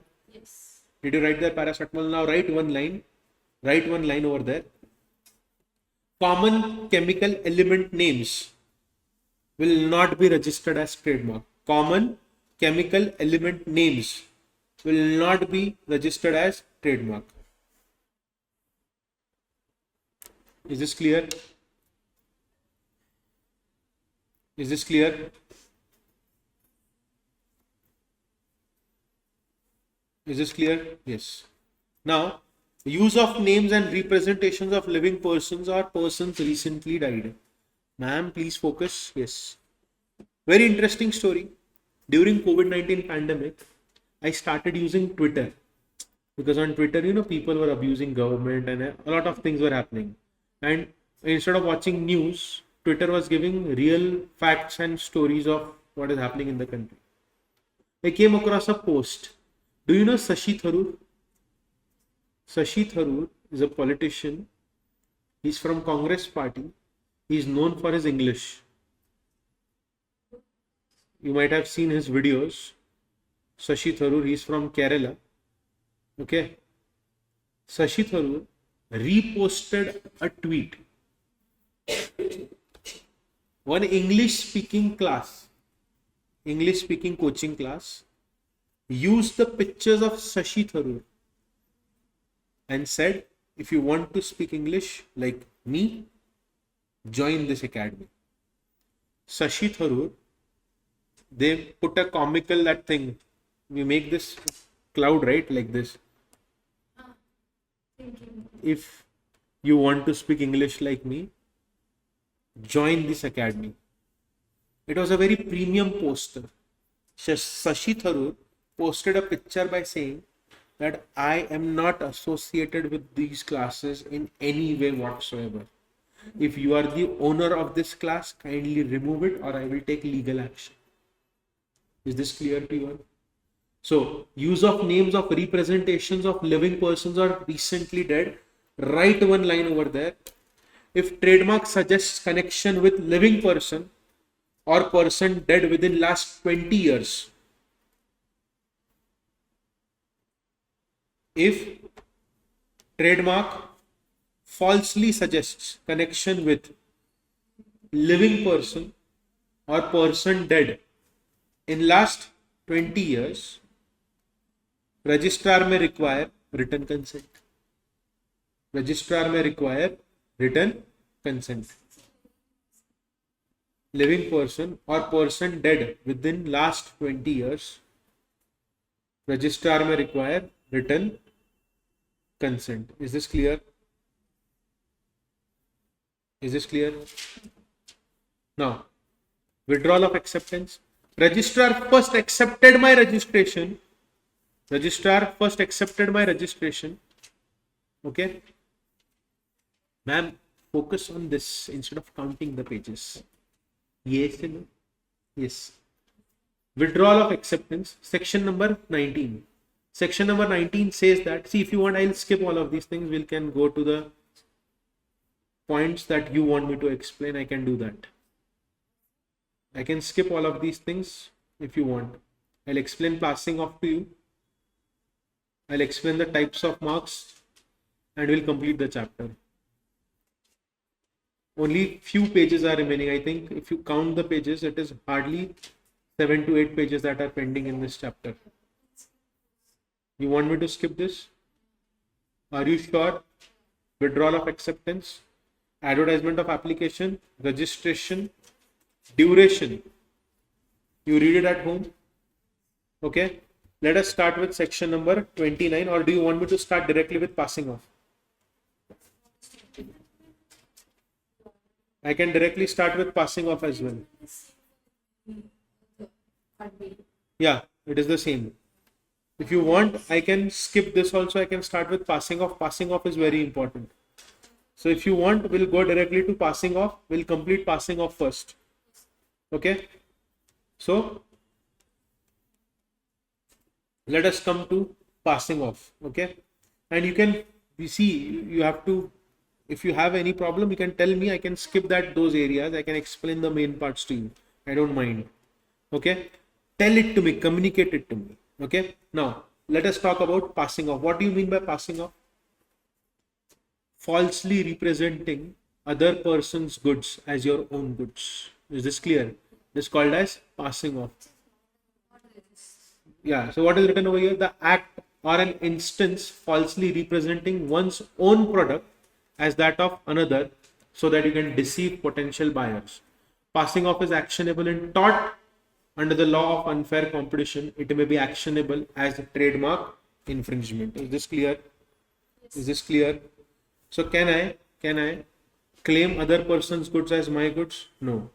Write down in your notebook basic principle of passing off. Basic principle of passing off. No person is entitled to represent his goods as those of another. Represent his goods as those of another, or create confusion in minds of consumer. Create confusion in minds of consumer. Confusion in minds of consumer. Okay. Last, benefit from another person's goodwill and reputation. Benefit from another person's goodwill and reputation.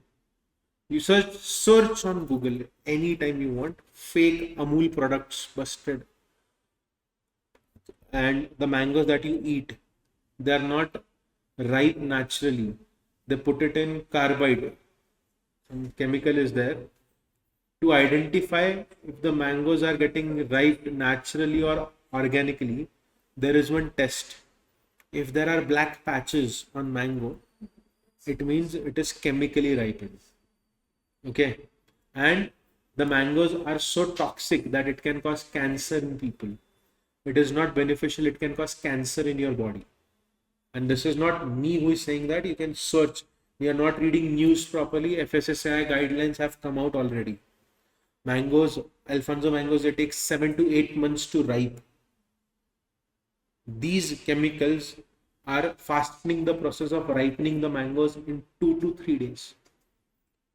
And if they use strong chemicals, the raw mango will get ripened in less than 24 hours. Okay, they are very toxic. Recently in Rajasthan and in Madhya Pradesh, fake ghee was busted. There was a racket. People were manufacturing ghee. Okay, it was low quality ghee. It was oil, but they used the packaging of Amul. Okay, and they were selling these packets in market. In Gujarat, fake medicine factory was busted. They were creating medicines at their factory and they were using labels of big brands. Okay, this is very dangerous. Actually, this is very dangerous. So, did you write this? Why does passing off occur? Write down next point. Why does passing off occur? Traders imitate brand name. There is one more coffee shop in Delhi. It lost the case. Now name is Sardar Baksh. Starbucks. Yes. They have Sardar Baksh as Starbucks. The logo is very similar. So the case was filed by Starbucks and Starbucks won the case. Okay. Now write. What did you write? Traders often imitate, number one, brand name, packaging, color combinations, product getup, and logos.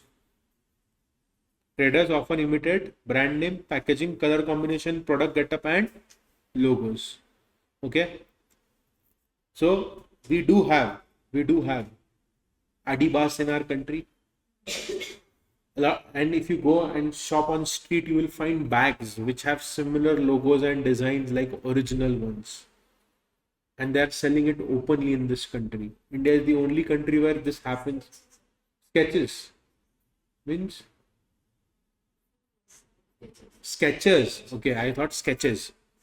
They also have duplicate. Wo chodo. Air Jordan, Nike's Air Jordans, Armani shoes. You go to Delhi, you go to Mumbai. There in Mumbai there is this market called as Manish Market. you will find imitated copies of original products. We call them as first copy. Yes or no? So all of these things, and people do buy them. Even there are a lot of shops in your local areas which will sell t-shirts and jerseys to you, which have branded logos, but these t-shirts and jerseys are not original. Adidas and Nike. Yes or no? In Bangalore, do you have a place where there is street shopping? Which place? Like in Pune, we have FC Road. Chickpet is there, okay. Malleshwaram. Ah, Malleshwaram is there, yes. Jayanagar. Malleshwaram and Shivaji Nagar is nearby, right? No? Okay. Now, right?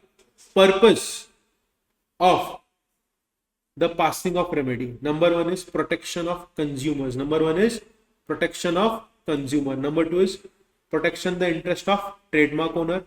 Number three is protect the social interest so that there is fair dealing in the market. Is this clear? Is this clear? Yes. Now, essentials. No need to write essentials. If you want, we can reputation of goodwill of the brand is there. Mahindra and Mahindra paper mills. Please explain the case law.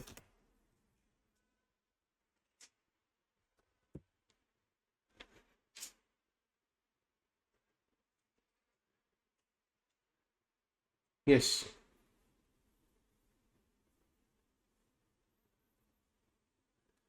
Mahindra accused Mahindra principals for using Mahindra as a name, but these both things are very different from each other.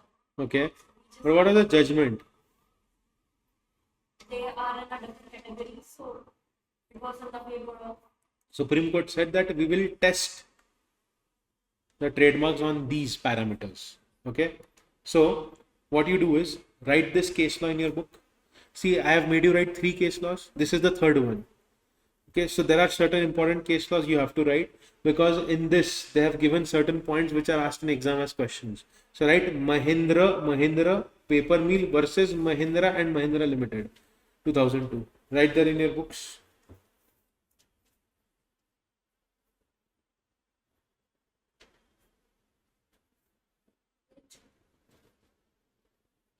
Number 1.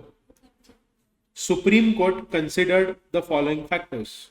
Number 1. Nature of mark. Number 1 is nature of mark. Number 1 is nature of mark. Whether word mark, label mark or composite mark. That is both word and label. What is the meaning of composite? Mixed. Mixed. Correct. Next is degree of resemblance.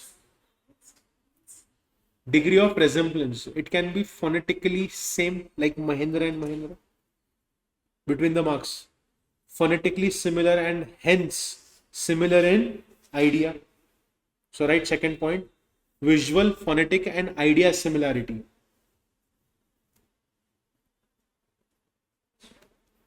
Visual, phonetic and idea similarity. Visual, phonetic and idea similarity. Next, nature and function of rival products.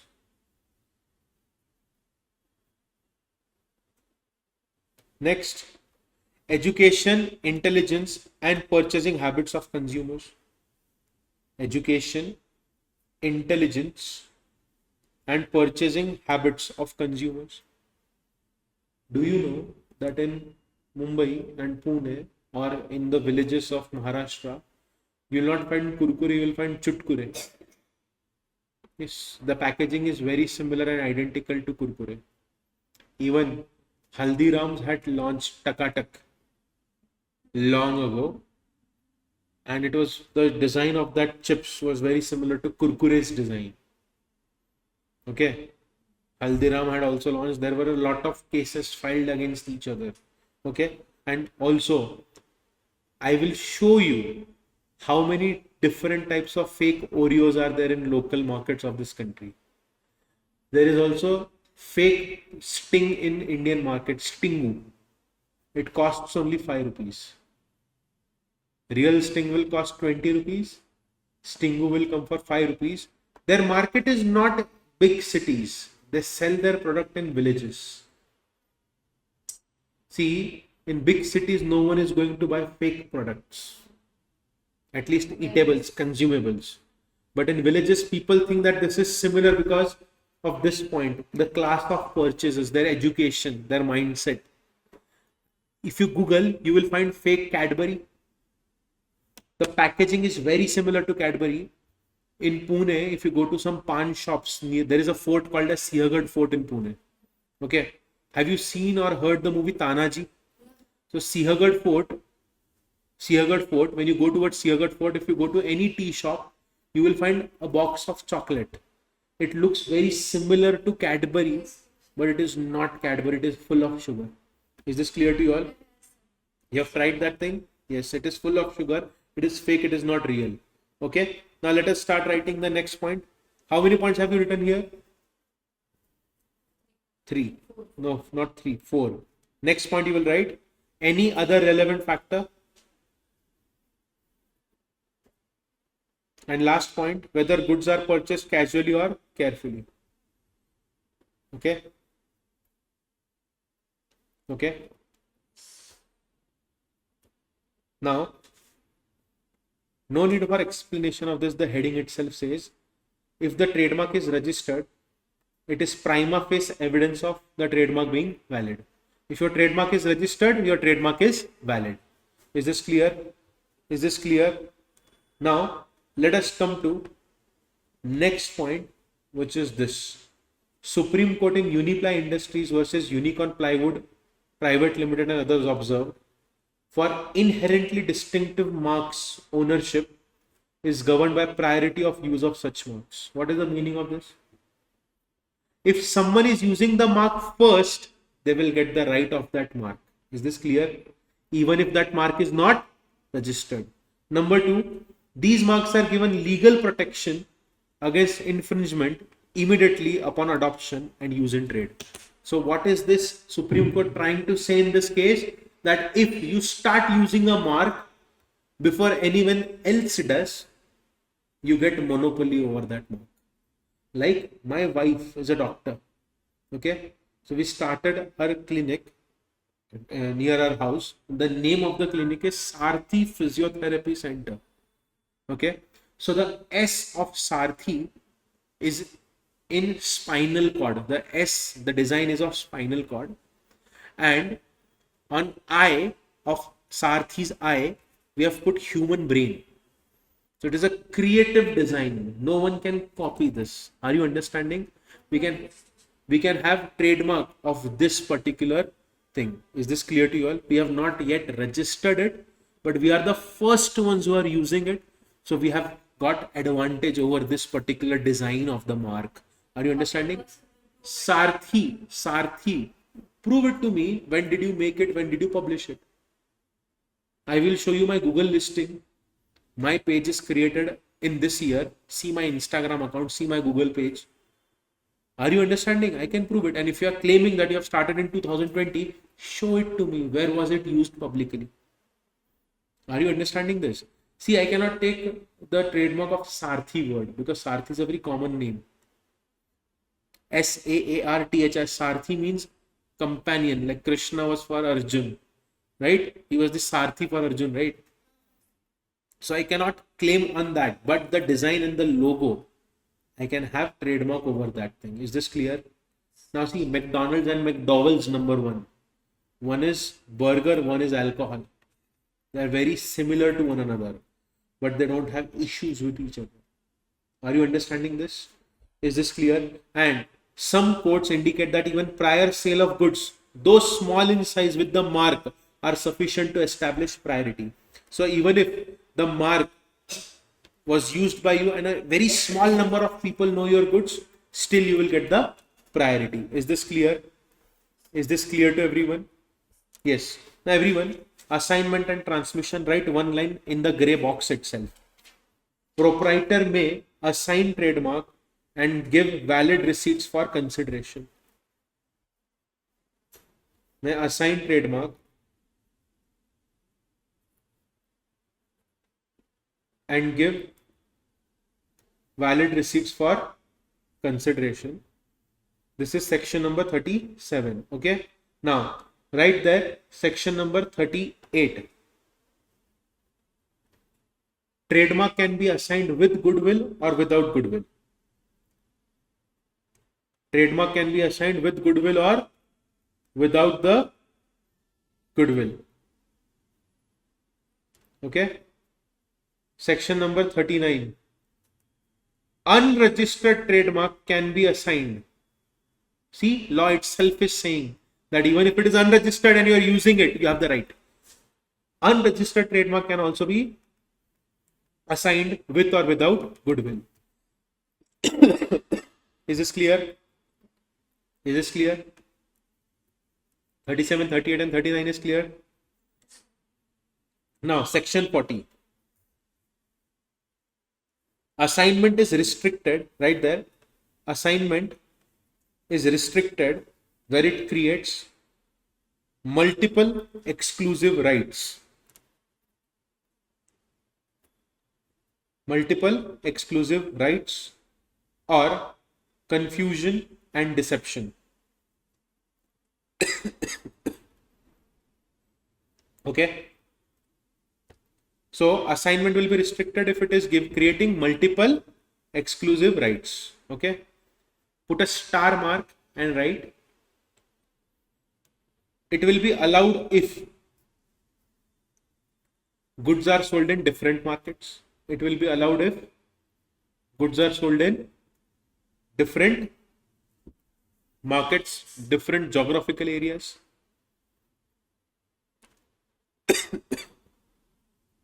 Export markets. Is this clear? Clear?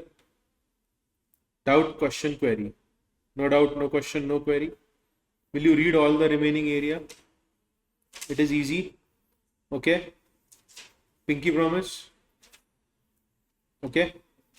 Done. Now, in part B, we are left with only one topic, and that is copyright. So after the break, do you want me to start with FEMA first?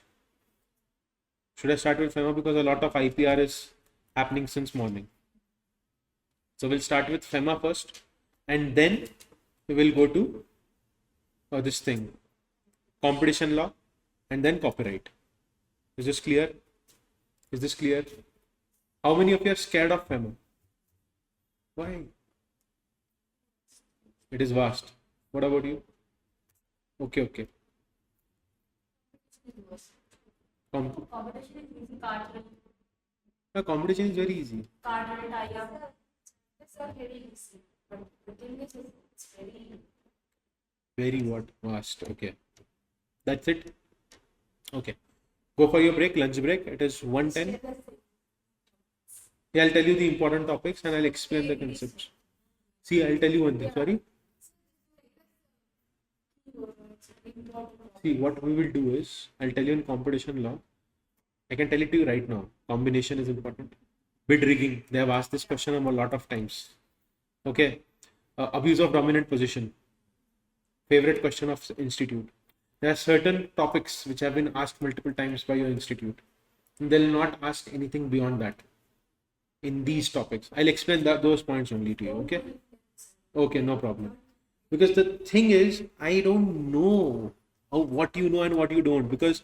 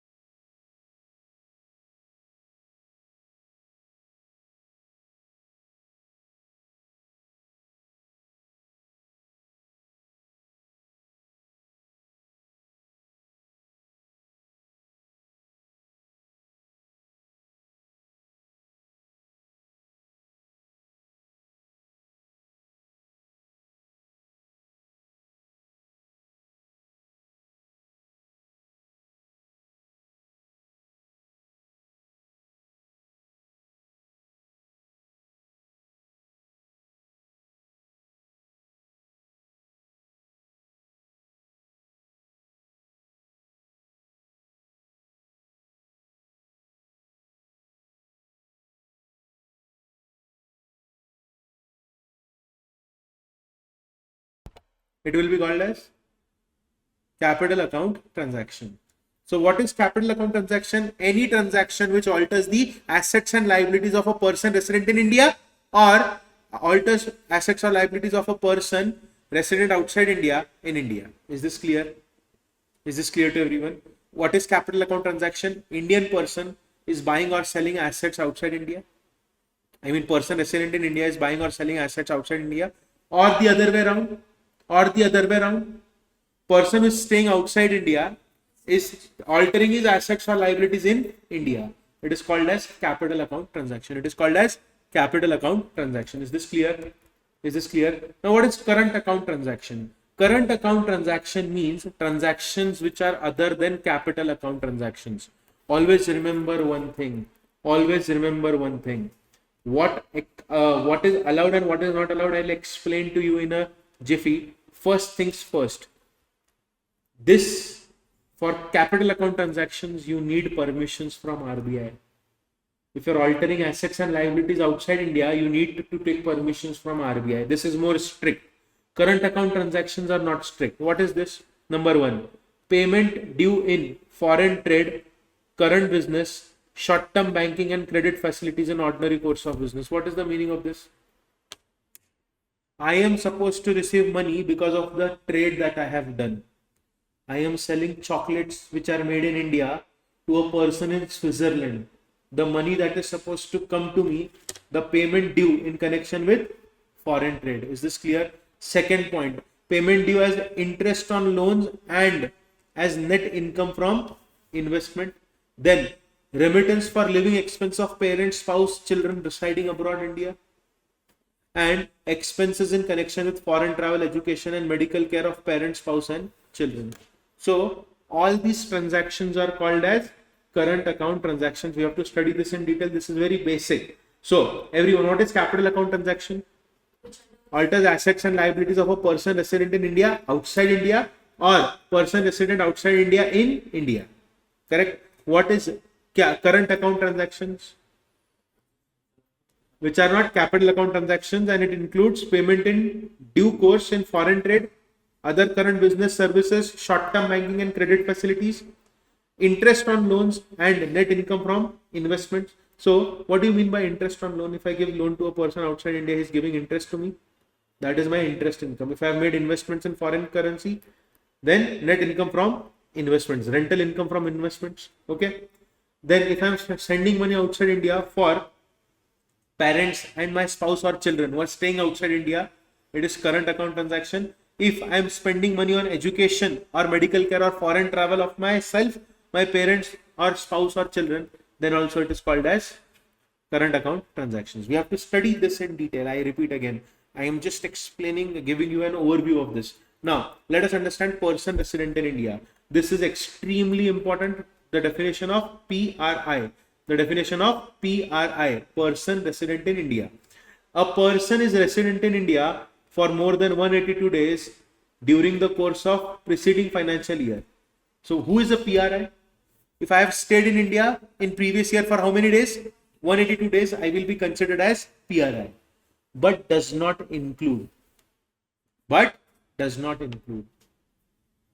I have gone out of India or I am staying outside India because I have gone there for taking job. What is the meaning of this? Even if in last year I was here for more than 182 days, but today if I am going out of India for job, will you call me as a PRI? No.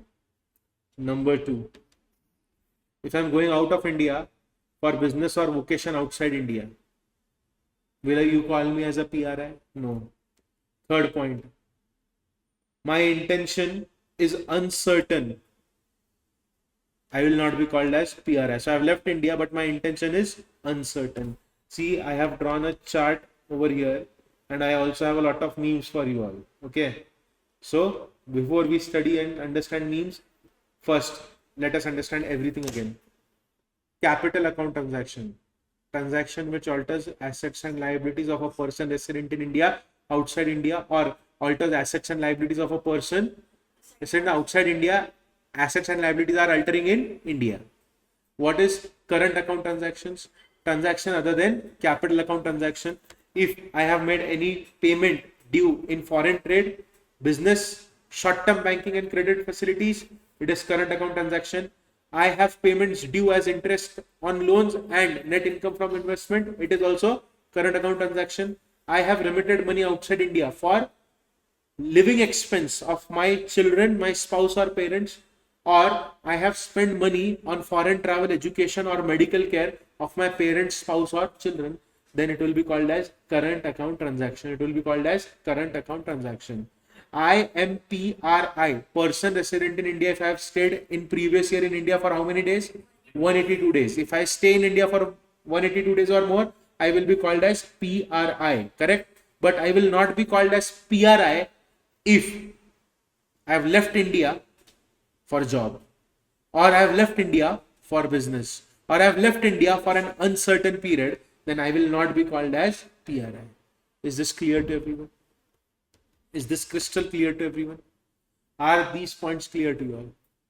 No doubt, no question, no query. Now, point B. Uno reverse. Uno reverse. Okay. A person who has come to or stays in India, in either case, otherwise then. What is the meaning of this? The meaning is, if a person comes for holiday purpose in India, is not a PRI. Over here, I am here in India, that is why I am PRI. Correct? But if today I go for job, business or vocation, even if I have stayed in previous year for more than 182 days, I will not be considered as PRI. Correct? Now Uno reverse. A foreigner has come to India for vacation. Will he be called as PRI? No. But if a foreigner comes to India for taking employment in India, he will be called as PRI. Is this clear? Or if he has come in India for business, he will be called as PRI. Otherwise then, right? Correct? Next. He has come in India for an uncertain period. Do you know, a lot of people from Russia, they come to India because this country, this place is known for its tropical climate. Russia is known for cold climate. When they come to India, please settle down, no talking, focus on screen. Okay? Please settle down, no talking, focus on screen. Okay? Whenever these guys, they come to India, they stay in Goa for an uncertain period. So we will call them PRI. Whenever these guys, they come to India, we will call them PRI. Okay? If any person or body corporate is incorporated in India, PRI. Office, branch or agency in India controlled by a person resident outside India will also be called as PRI. Is this crystal clear to everyone? Is this crystal clear to everyone? Uno reverse. I have an office, branch, agency outside India, but the control is by person resident in India, then also it will be called as PRI. Now, if you focus on this particular diagram, please focus on this particular diagram, then I will explain you all these points. So let us begin fast. Okay, ready? Whoever has come late, for you all again revision. Capital account transaction means a transaction which alters assets and liabilities of a person resident in India, outside India, or person resident outside India and his assets and liabilities are getting altered in India. What is current account transaction? Transaction which are not capital account transaction, like number one, payment due in foreign trade, current business, short-term banking and credit facilities, payment due as interest on loans and as net income from investment. I have remitted money outside India for living expense of my parents, children or spouse, or I have remitted money outside India for travel, education or medical care. Now, number one, number two. Please focus carefully. Please focus carefully on these points. Okay. Now, who is a PRI? A person residing in India is a person who has stayed in India for a period of 182 days in preceding financial year. But does not include the following. Part A. If I am going outside India for employment, I will not be called as PRI. Is this clear? Even if I have stayed in previous year for 182 days, will you call me a PRI? No. Why? Because I am going out for job. But if I am going out on honeymoon with my wife, will you call me a PRI? Yes. Is this clear? Next. I am going outside India for business or vocation outside India. Will you call me PRI? No. I am going for uncertain period outside India. Will you call me a PRI? No. Is this clear? Even if I have stayed in previous year for 182 days or more, but today if I am going outside India for uncertain period, I will not be considered as PRI. Is this clear? Now, next point. If a person has come to stay in India in either case, okay, everyone focus on screen. A person has come to India, he's staying in India in either case, otherwise then, what is the meaning of otherwise then? Other than these reasons, if he has come to India, we will not call him PRI. But if he has come for these reasons, we will call him PRI. Number one, employment in India, carrying business in India, correct? He has come to India for uncertain period. He has come to India for uncertain period, or he has registered a body corporate, PRI. Office or branch is controlled by a person resident outside India, or office or branch is outside India but controlled by PRI. Okay. Now, this is Mr. Johnny. He has come to India to meet Miss Poonam. Johnny will not be considered as PRI because he has not come for the three things. Which three things? These three things. Is this clear? Is this clear? Yes. In this case, he has not come for ABC, hence shall not be considered as PRI. Is this clear? He should come for these three things, then only he will be called as PRI. Mr. Johnny is foreigner. He is foreigner. He has come to India. Did he come for A, B or C? No. We will not call him PRI. This is Mia. This is Miss Sunny. They have come to meet Shubham Joshi. Okay. Have come to India to meet Lauka Bhai for following purpose. They have come to India to take job, carry business or for other purpose. Here they shall be considered as PRI. Is this clear? Conclusion. Look at the screen. Person resident outside India means a person who is not resident in India. But who is PRI? If you reside in more than 182 days in India, your answer is yes, then what? And if your answer is no, then what? Okay, let us begin. If you are residing in India for more than 182 days, answer is yes. Did you go out or stay outside India during the current year? Yes. If you went out for three purposes, yes, PROI, no, PRI. What are the three purposes for which you went outside? Job, business or uncertain period. You will be called as person resident outside India. If you came to India and you did not go outside India, you are person resident in India. Is this clear? Next, you are a foreigner. You are a person resident outside India. You did not stay in India for 182 days. Did you come or stay in India during current year? Yes. Did you come to India for three purposes? Yes, you are person resident in India. What are the three purposes? ABC. A person who is resident outside India has come to India for job, has come to India for business, has come to India for uncertain period. Okay, then you are PRI. But you have not come for uncertain period, not come for job, not come for business, you will be called as PRO. And if you have never come to India in previous year, you will not be called as PRI, you will be considered as PROI. Is this crystal clear to everyone?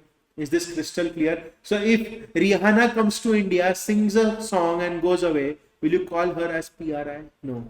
But if I have come for IPL, I am Chris Gale, I have got a movie, I have 3 movies and 2 advertisements in India.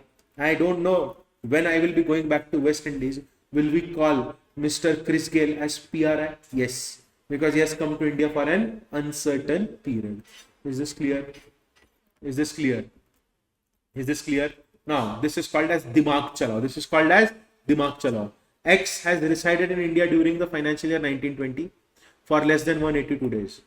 He came to India on 1st April 2020 for carrying on a business. He intends to leave the business on 30th April 2021 and leave India on June 30, 2021. Determine his residential status for 2021, 21, 22 up to the date of his departure. Practical questions. X was staying in India in 1920, but he stayed for less than 182 days. Okay. He came to India on 1st April 2020 and he came to India for carrying on a business. His intention is to stay, to have the business on. He intends to leave the business on 30th April 2021 and leave India on June 30, 2021. Is this clear? What is his residential status? He will be considered a person resident in India from 1st April. Why 1st April? Business. Because he has come to India for business. Correct? Person resident in India. As regards 21-22, he would continue to be Indian resident from 1st April 2021. If he leaves India for the purpose of taking employment, business, or uncertain period, he would cease to be a person resident in India. Is this clear? It would be noted that even if Mr. X is a foreign citizen, has not left India for any of these three purposes, he would be considered a person resident in India. Is this clear? Is this clear? There are a lot of questions. You will get this book today. Okay. Now, there are a lot of questions and conclusions. Okay. Now, let us come to dealing in foreign exchange. No person can deal, transfer foreign exchange or foreign security to a person who is not authorized person. What is authorized person? You can exchange, deal in foreign currency with only those people who are authorized. You cannot do it with unauthorized persons, which means if I have foreign currency in my pocket, I cannot go in a regular shop and tell him that give me goods, I'll give you foreign currency. This is not allowed. I have to transfer the money to money exchanger or a bank, which is authorized by RBI. Next, I cannot make payment to or for credit of any person resident outside India in any manner. What is the meaning of this? My brother his name is Rakesh. He stays in Switzerland. Okay. He has not come to India from last 3 years. So he is a PROI. He is a PROI. My brother is PROI. He has not come to India in last 3 years. He has an EMI which is in India. He has asked me to pay. Can I make a payment? No. Dealing in foreign exchange, etc. Section 3. No person can make payment for the credit of any person resident outside India. I am a person. Can I make payment to or for credit of person resident outside India? The answer is no. Is this clear? Can I receive any payment by order or on behalf of any person resident in outside India? The answer is no. And if I have to receive money from a person resident outside India, it will come only from authorized person. Is this clear? I cannot enter into any financial transaction in India as consideration for association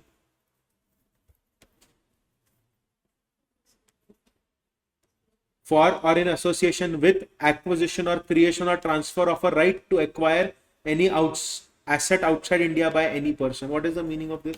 Everyone, please focus on screen. Please focus on screen. Simple points are there. They can ask this section 3 in exam for 3 to 4 marks. What is written over here? Allow me to explain. Please listen carefully.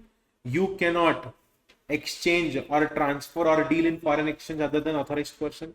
You cannot make payment or for credit of a person resident outside India. You cannot receive money from a person resident outside India other than authorized person. You cannot enter into any financial transaction for acquiring any property outside India. Is this clear? Is this clear? Again, there is an exceptional case to this. We study that in LRS, liberalized remittance scheme, 250,000 American dollars. Now look at this. This is Mr. Donald Trump. He gave dollar. इसको dollar नहीं देने का even if ये अच्छा rate देता है. Why? Why? Because he is not an authorized person. But can he go and exchange dollars here? Yes. Are you understanding this? This is a diagram for explaining the first point. Okay. Just because he's giving me good money, dollar exchange, I cannot go to him. I have to go to money exchanger only. Next, a PROI comes to India and would like to sell 1,000 US dollar to his friend who is resident in India. The friend offers him a rate better than banks. Can he do this? No. This cannot be done as it amounts to dealing in foreign exchange. Next, everyone, this is PROI bhai. This is PRI bhai. This is me. This is Salman Khan. Okay. Now, he has taken an insurance policy in India from LIC. Can I pay premium on behalf of my brother? No. No, because he's PROI. Is this clear? PROI has insurance policy in India. He requests his brother in India to pay insurance premium. This will amount to payment to the credit of non-resident. This is not permitted. A PROI cannot pay in dollars to anyone in India except for authorized person or authorized dealer. A foreign tourist comes to India, he takes food at restaurant, he wants to pay US dollar 20 in cash to the restaurant. Can he do so? No. The answer is no, the restaurant cannot accept cash because this person is not an authorized person. Is this clear to you all? Is this clear to you all? Did you understand all the diagrams and the examples? Yes. Last point. Transaction covered by this subsection are known as Hawala transactions. An Indian resident gives 70,000 in cash to an Indian dealer. For this transaction, the brother in Dubai will get 1,000 from Dubai dealer. The two dealers settle the transaction later. However, the transaction is not permitted. Is this clear? Is this clear? Now, everyone focus on screen. Everyone focus on screen. Question, exam question. How much foreign currency can be kept in pocket by Indian citizen? 2,000 American dollars, not more than that. Is there any limit on coins? There is no limit on coins. Except as provided in this act, no person resident in India shall acquire, hold, own, possess, transfer, foreign exchange, foreign security, immovable property situated outside India. You cannot transfer, acquire, hold. What can you not do? You cannot acquire, hold, own, possess, transfer, foreign exchange, foreign security, or any immovable property which is outside India. But if you want to do that, red color point, as per provided in this act, we all know LRS, right? Yes. Next, this section prevents Indian residents to acquire, hold, possess, transfer, foreign exchange, foreign security, or immovable property abroad. Then, through separate notifications, acquisition of this assets has been permitted. There are special conditions. Now, let us focus on screen. Let us understand in detail current account transactions. CS Institute's most favorite question. Everyone. Transactions other than capital account transactions are called as current account transactions. Number one, payment in course of ordinary foreign trade, such as short-term banking and credit facilities in ordinary course of business.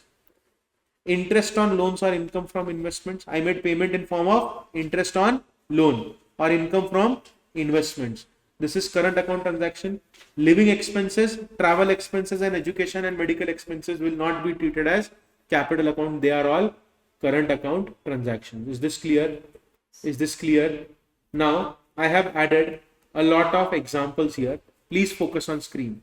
Indian resident imports machinery from a vendor in UK. I have imported a machinery from vendor in UK for installing in a factory. So I am bringing a machine from UK. As per accounts and income tax law, machinery is a capital expenditure, correct? Because what is capital expenditure? It adds productivity to your business. But under FEMA, it does not alter an asset in India for UK vendor. It does not create any liability to a UK vendor for Indian importer.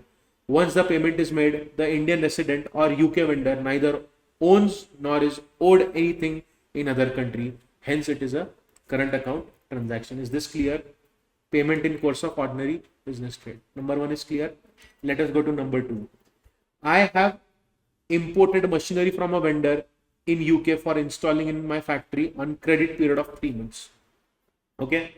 Now, under FEMA, it is a liability outside India. However, under the definition of current account transaction, short-term banking and credit facilities in ordinary course of business are considered as current because it was only for 3 months, right?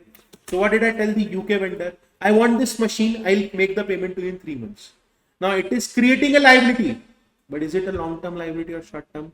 Short-term. What is the second point? Sorry, in this only second point. Short-term banking and credit facility. Is this clear? Are the examples clear to you all? Now next point. A person resident in India transfers US dollar 1,000 to his NRI brother in New York as gift.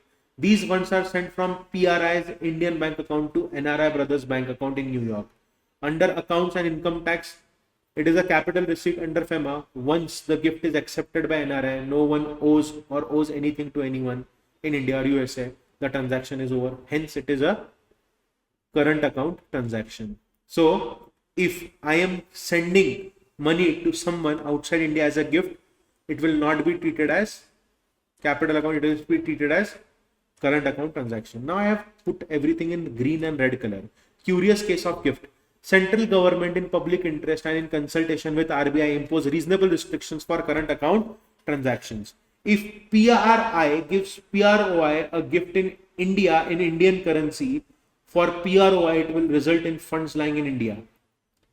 For PRI, there is no creation of asset or liability as this transaction creates an asset in India. For PROI, it is capital account transaction. I'm waiting for doubts. I'll give you 2 minutes to read this. If you have not understood, raise your hands. This is there in our module.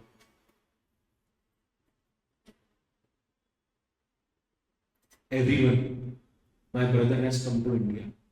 He's not a person resident in India, he's a person resident outside India.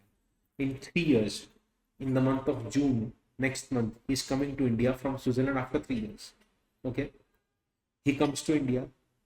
I give him an envelope worth rupees 10,000 cash. Okay. Did my brother just create an asset for himself in India? 10,000 cash. Yes. Yes or no? See, for PROI, it will result in funds lying in India. It will result in funds lying in India. It is alteration of Indian assets. For me, there is no creation of asset or liability.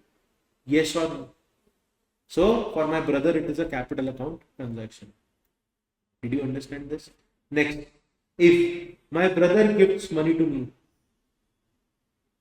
by remitting funds in India, there is no restriction.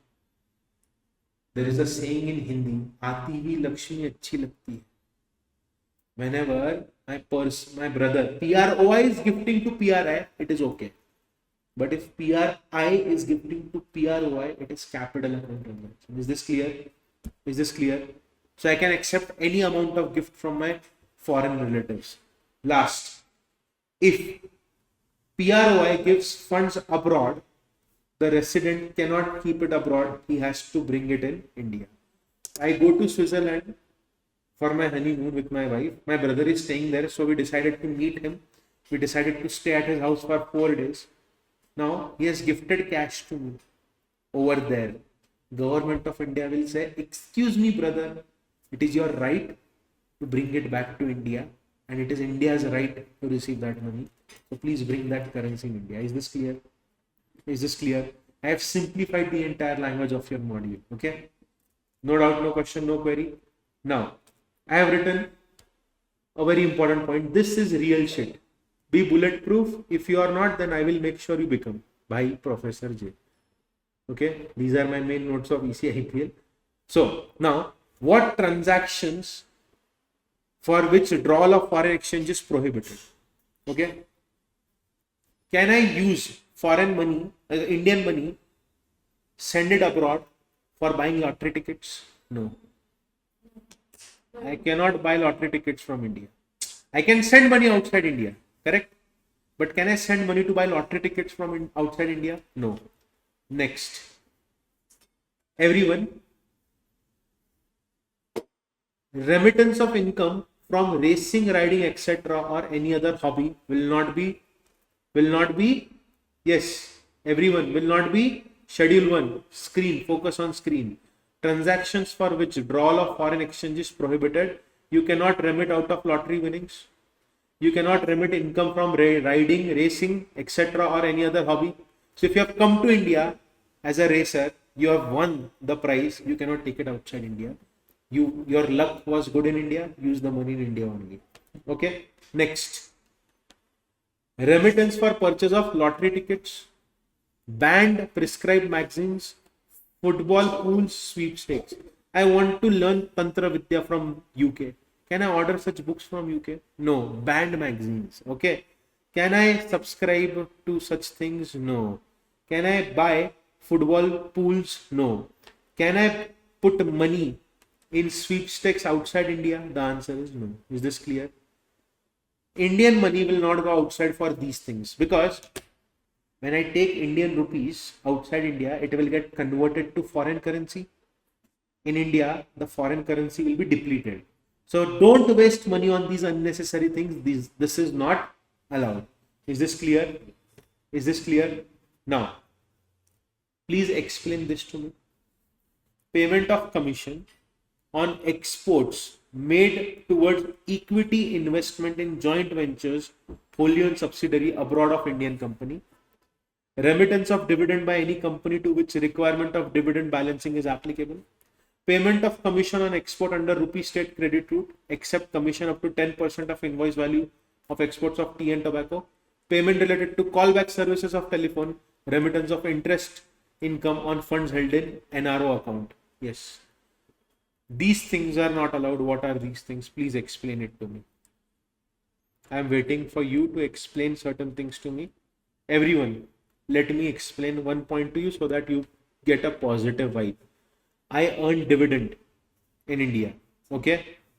Can I send the dividend money outside India? No. Can I send dividend money outside India? No. Is this clear?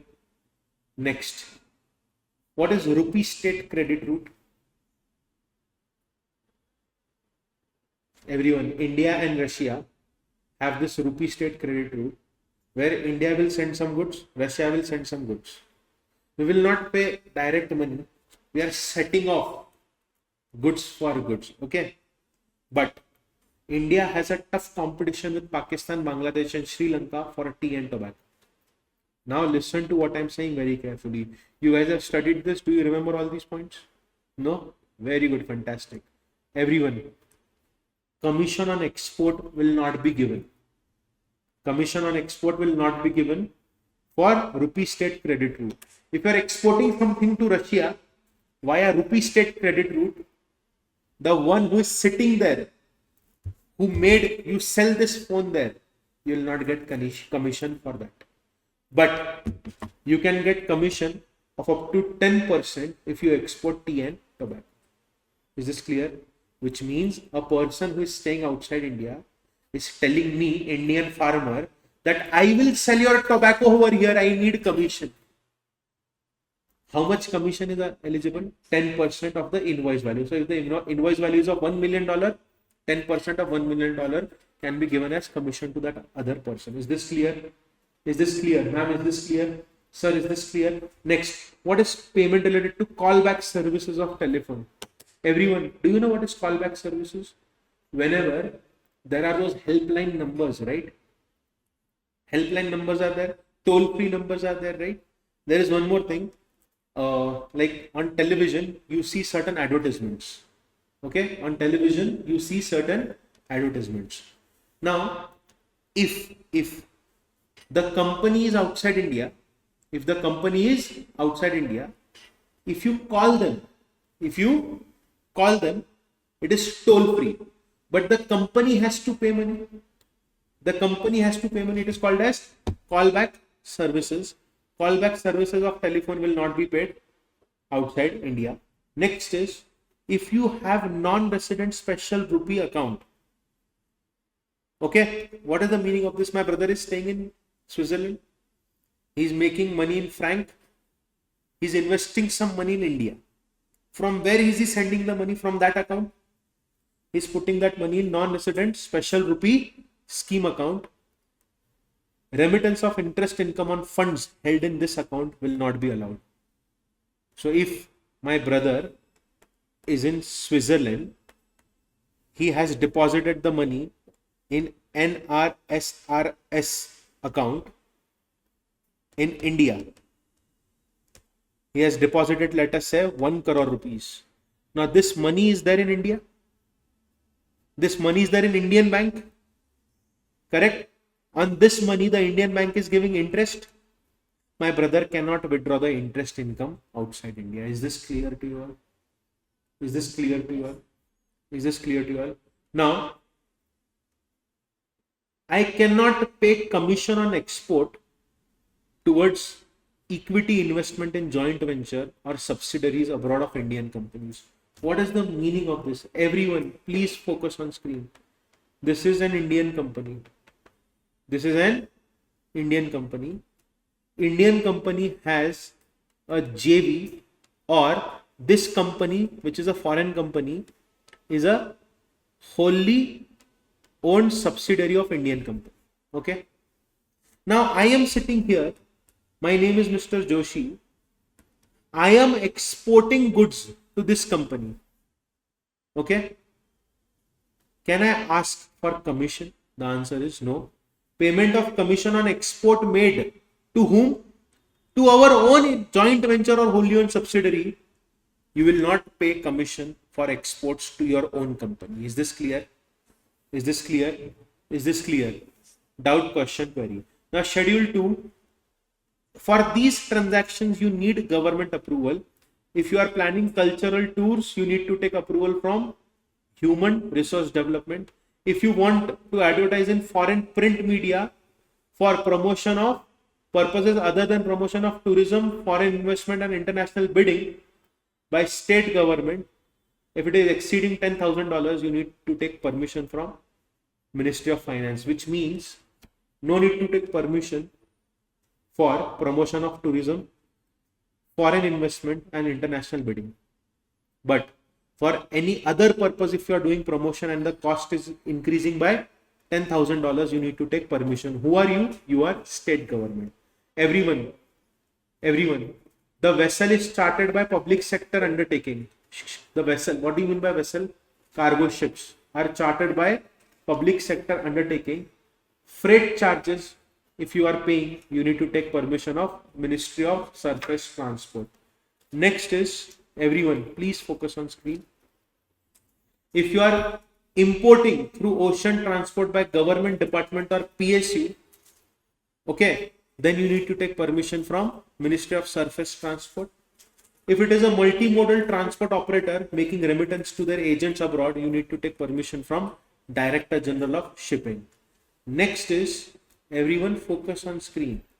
If you are paying money for hiring charges of transporters by TV channel and internet service, you need to take permission of these people. What is this hiring charges of TV channels and internet service provider? FIFA World Cup is happening on some other channel over there. We want to show it on Indian channel. So we will hire it from them. So if you want to show on Indian channel a foreign game, you need to take permission from these organizations. Is this clear? Is this clear? Is this clear?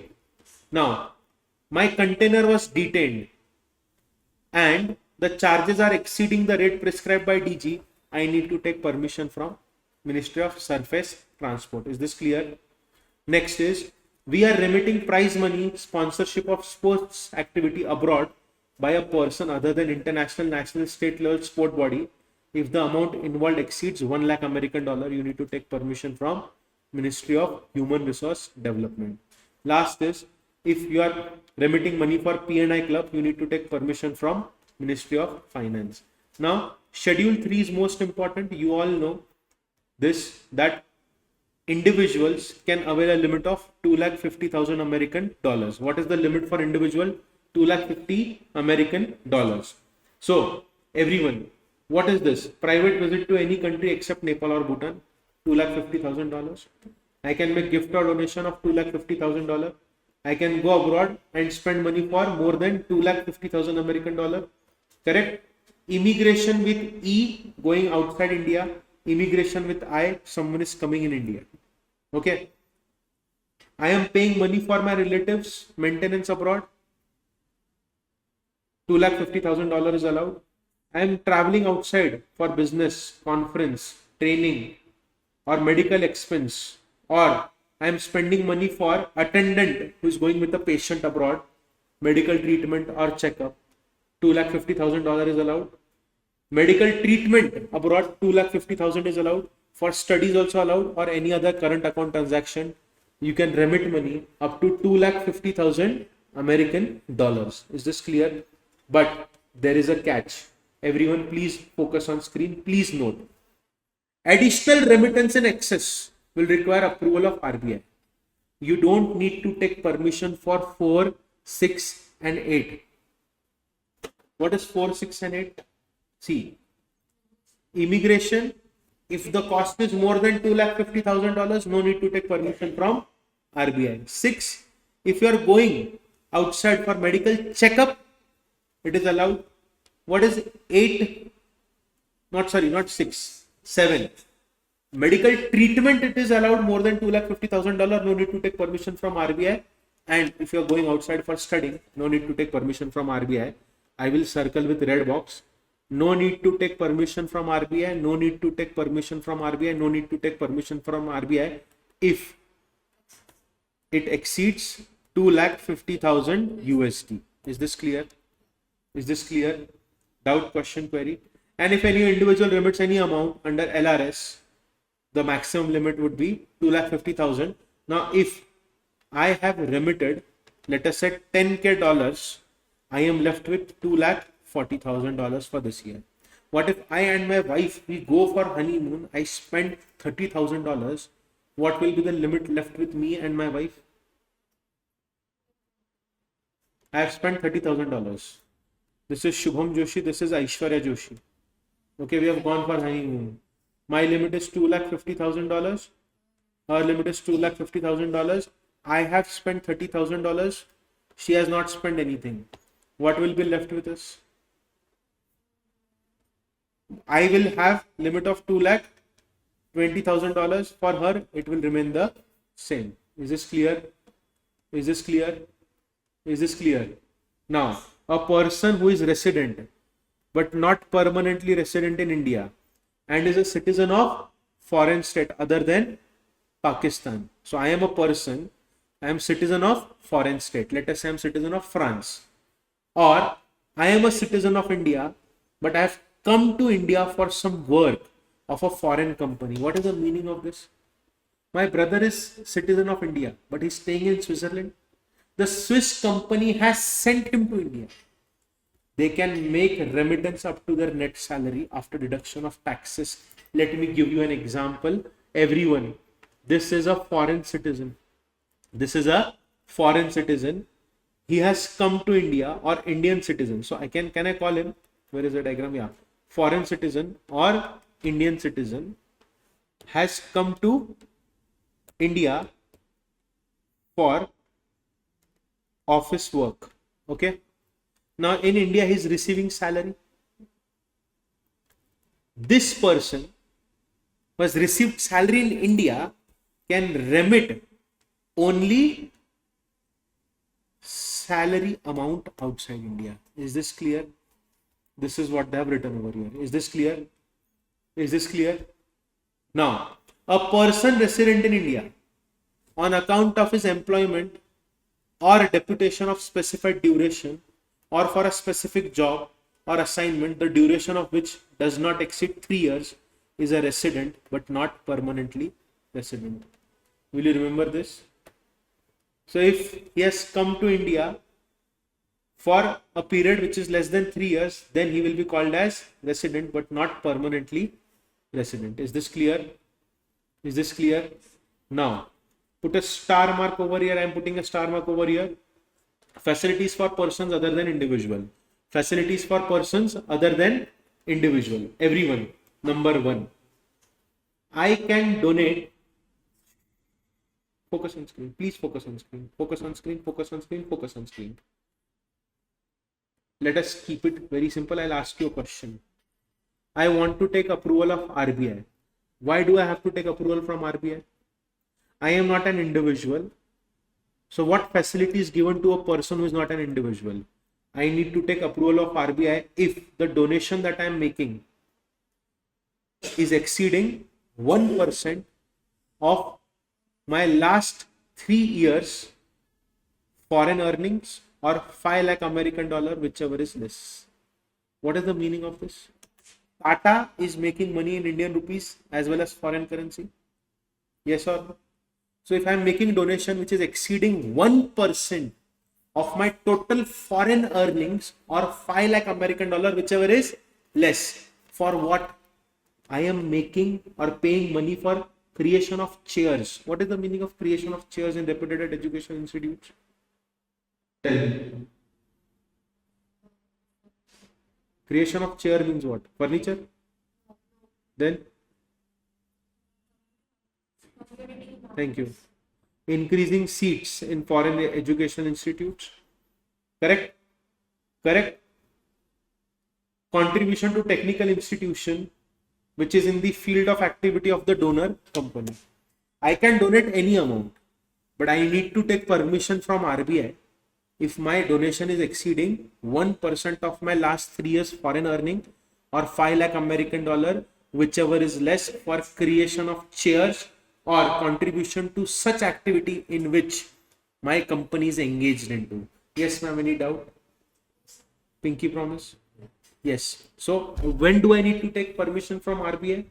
If the donation amount is exceeding 1% of last 3 years foreign earnings or 5 lakh American dollar, whichever is less, for creation of chairs or contribution to fund in educational institutions or contribution to technical institute. The institute is in the same field in which my company is working in India. Is this clear? Next, if I am paying commission to my agent abroad, okay, I am paying commission to my agent abroad for sale of residential flat in India. I have a property in India. I have a property in India. There is a person who is staying outside India. He brought a person who bought Indian apartment. There is an agent who is staying outside India. Okay. He sold my Indian property. He sold my Indian property. If I am paying commission to that agent, foreign agent. So see, let us take an example. This is USA. This is India. I have an apartment in India. This is Shubham Joshi. This is Mr. Steve. This is Mr. Batman. Mr. Batman has purchased this plot. Through whom? Through Mr. Steve. So Steve is my agent. If I want to make commission, payment of commission to him, okay? If I want to make payment of commission to him for residential flat or commercial plot in India, if the commission is exceeding 25,000 American dollar or 5% of inward remittance, whichever is more, I need to take permission from RBI. What is inward remittance? The money which is coming to India, it's 5%. If see, let us take an example. Let us take an example. The property is of 1 crore. The property is of 1 crore. So how much money has come to India? 1 crore has come to India. If the commission is exceeding 5% of inward remittance or 25,000 USD. What is 25,000 USD today? Check it in your phone.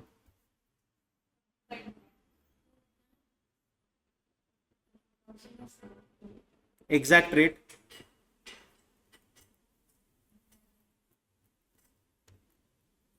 Wait, I'll check.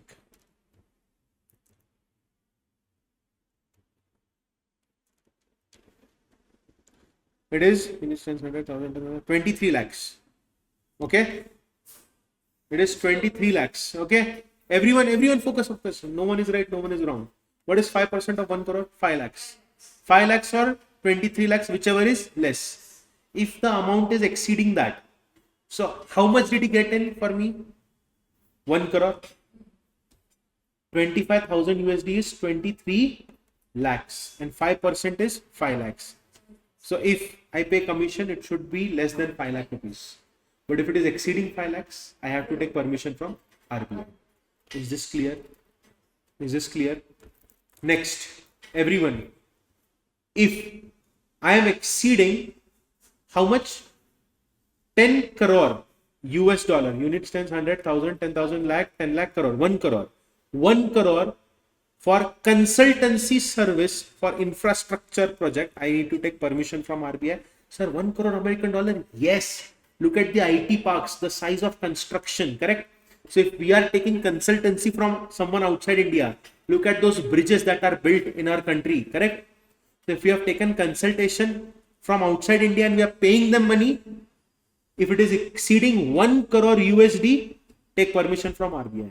And if it is not for infrastructure project, other consultancy service, it is 10 lakh American dollars. If it is exceeding that, you need to take permission from RBI. Last is, if you are sending money outside India, which is crossing 5% of investment brought in India, or 1 lakh American dollar, whichever is higher, by reimbursement of pre-incorporation expense, you need to take permission from RBI. So what is the question over here? If I am reimbursing pre-incorporation expense outside India and it is crossing 5% of inward remittance or 1 lakh American dollar, whichever is high, I need to take permission from RBI. Is this clear? These are the exceptional cases. If the money is remitted from RFC, no approval is required. If the money is remitted from EEFC, no approval is required. Is this clear? I will give you one small example from this. This is resident foreign currency account. Jacqueline Fernandez went outside and danced at Dubai. She was paid in foreign currency. Correct? That money will be deposited in RFC, resident foreign currency account. She can use that money without taking any approval. Why? Because if I have 20 lakh in my bank, I withdraw that, I go to money exchanger, if he is giving me foreign currency, India's foreign reserves are getting depleted. Whatever we spend outside, Indian foreign currency reserves are getting depleted. Did you not read the news today? Petrol prices have increased in our country from today. Gold prices are increased so that no one will buy gold from market because we are having foreign currency problem in our country. Our country does not have reserves. Current limit is 2,50,000 American dollars. If this situation continues, government will reduce the limit. But if I am earning money outside India, is it affecting Indian rupee? Is it affecting our balance? No. That is why no need to take permission. Is this clear? Is this clear to you all? Is this clear? Exceptions is given over here. See, commission per transaction to agent abroad for sale of residential flats or commercial plots of, I've explained this to you all, right? And also I've explained this to you, pre-incorporation expenses, okay? Important for MCQ. Everyone focus. If the one who is remitting is minor, okay, who will give the declaration countersigned? The guardian. Consolidation of remittance of family members. What is the meaning of this? What is the meaning of this? Scheme can be consolidated in respect of family members subject to individual family members complying with the conditions of with terms and conditions. And last is, clubbing is not permitted by other family members for capital account transaction. What is the meaning of clubbing? What is the limit for individual person of Indian citizen? $250,000. What is the limit for my wife?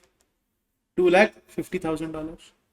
I am telling government of India that, dear government of India, my wife is not going to spend the money. I have 5 lakh American dollars with me. Let me buy a property outside India. Government will say clubbing is not permitted by other family members for capital account transaction. What is capital account transaction?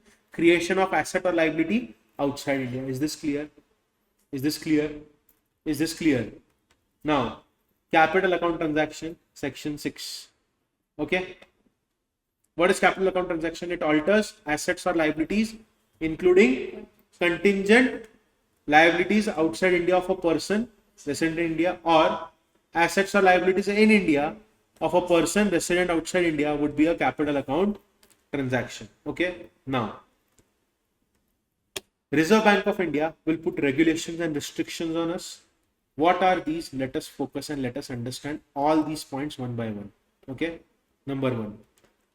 Reserve Bank will specify any class of capital account transaction involving debt instruments which are permissible, the limit up to which foreign exchange shall be admissible for such transactions, and any conditions that can be placed on such transactions. Next is, there is no restriction on drawal of exchange for payment due on account of amortization of loan or for depreciation of direct investments in ordinary course of business. So if you are paying loan money or depreciation is there of direct investment in ordinary course of business, no need to take permission, no restriction will be put by RBI on you. Okay. Now, central government in consultation with RBI can prescribe certain transactions as capital account transactions which are permissible. They can also admit certain transactions and they can also put up conditions on such transactions. Is this clear? Now from here, one important point starts and the chapter is over. Okay, the chapter is over. 3 pages are remaining.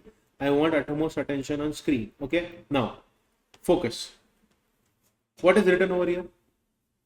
A person is resident in India, which means he is PROI. He can hold, own, transfer, invest in foreign currency. Yeah. Sorry? Yeah. Okay, yeah, PRI can hold, own, transfer, invest in foreign currency, foreign security if such currency, security or property was acquired when he was resident outside India or inherited from person who was resident outside India. What is the meaning of this? Everyone focus here. Everyone focus here. Do you know during World War II, the Britishers took Sardars, Sikh infantry for World War II. A lot of Sikh families moved to Europe. After World War II was over, a lot of them decided to stay there only. A lot of them were even given award, and we lost a lot of Indians during World War II. Let us assume that my great grandfather was there in World War II. He decided to stay there. He died. His children, they came back to India. My grandfather has also died. My father has also died. Did I inherit that property which is there in London? Yes. It will come to me, right? I have inherited it. Can I sell it? Yes. Can I dispose it of? Yes. Are you understanding this? Or my brother is currently working in a Swiss company, is earning in foreign currency. He has purchased an apartment over there. After 5 years, he decides to come back to India. Can he sell that property which is outside India? Yes. Why? Because he owned such property when he was resident outside India or inherited from a person resident outside India. Is this clear? Is this clear? Is this clear to everyone? I repeat again. You are a PRI. Who are you? You are a PRI. Okay. You can hold, own, transfer, invest in foreign currency, foreign security, immovable property, which is outside India only if you got currency, security, property when you were outside India.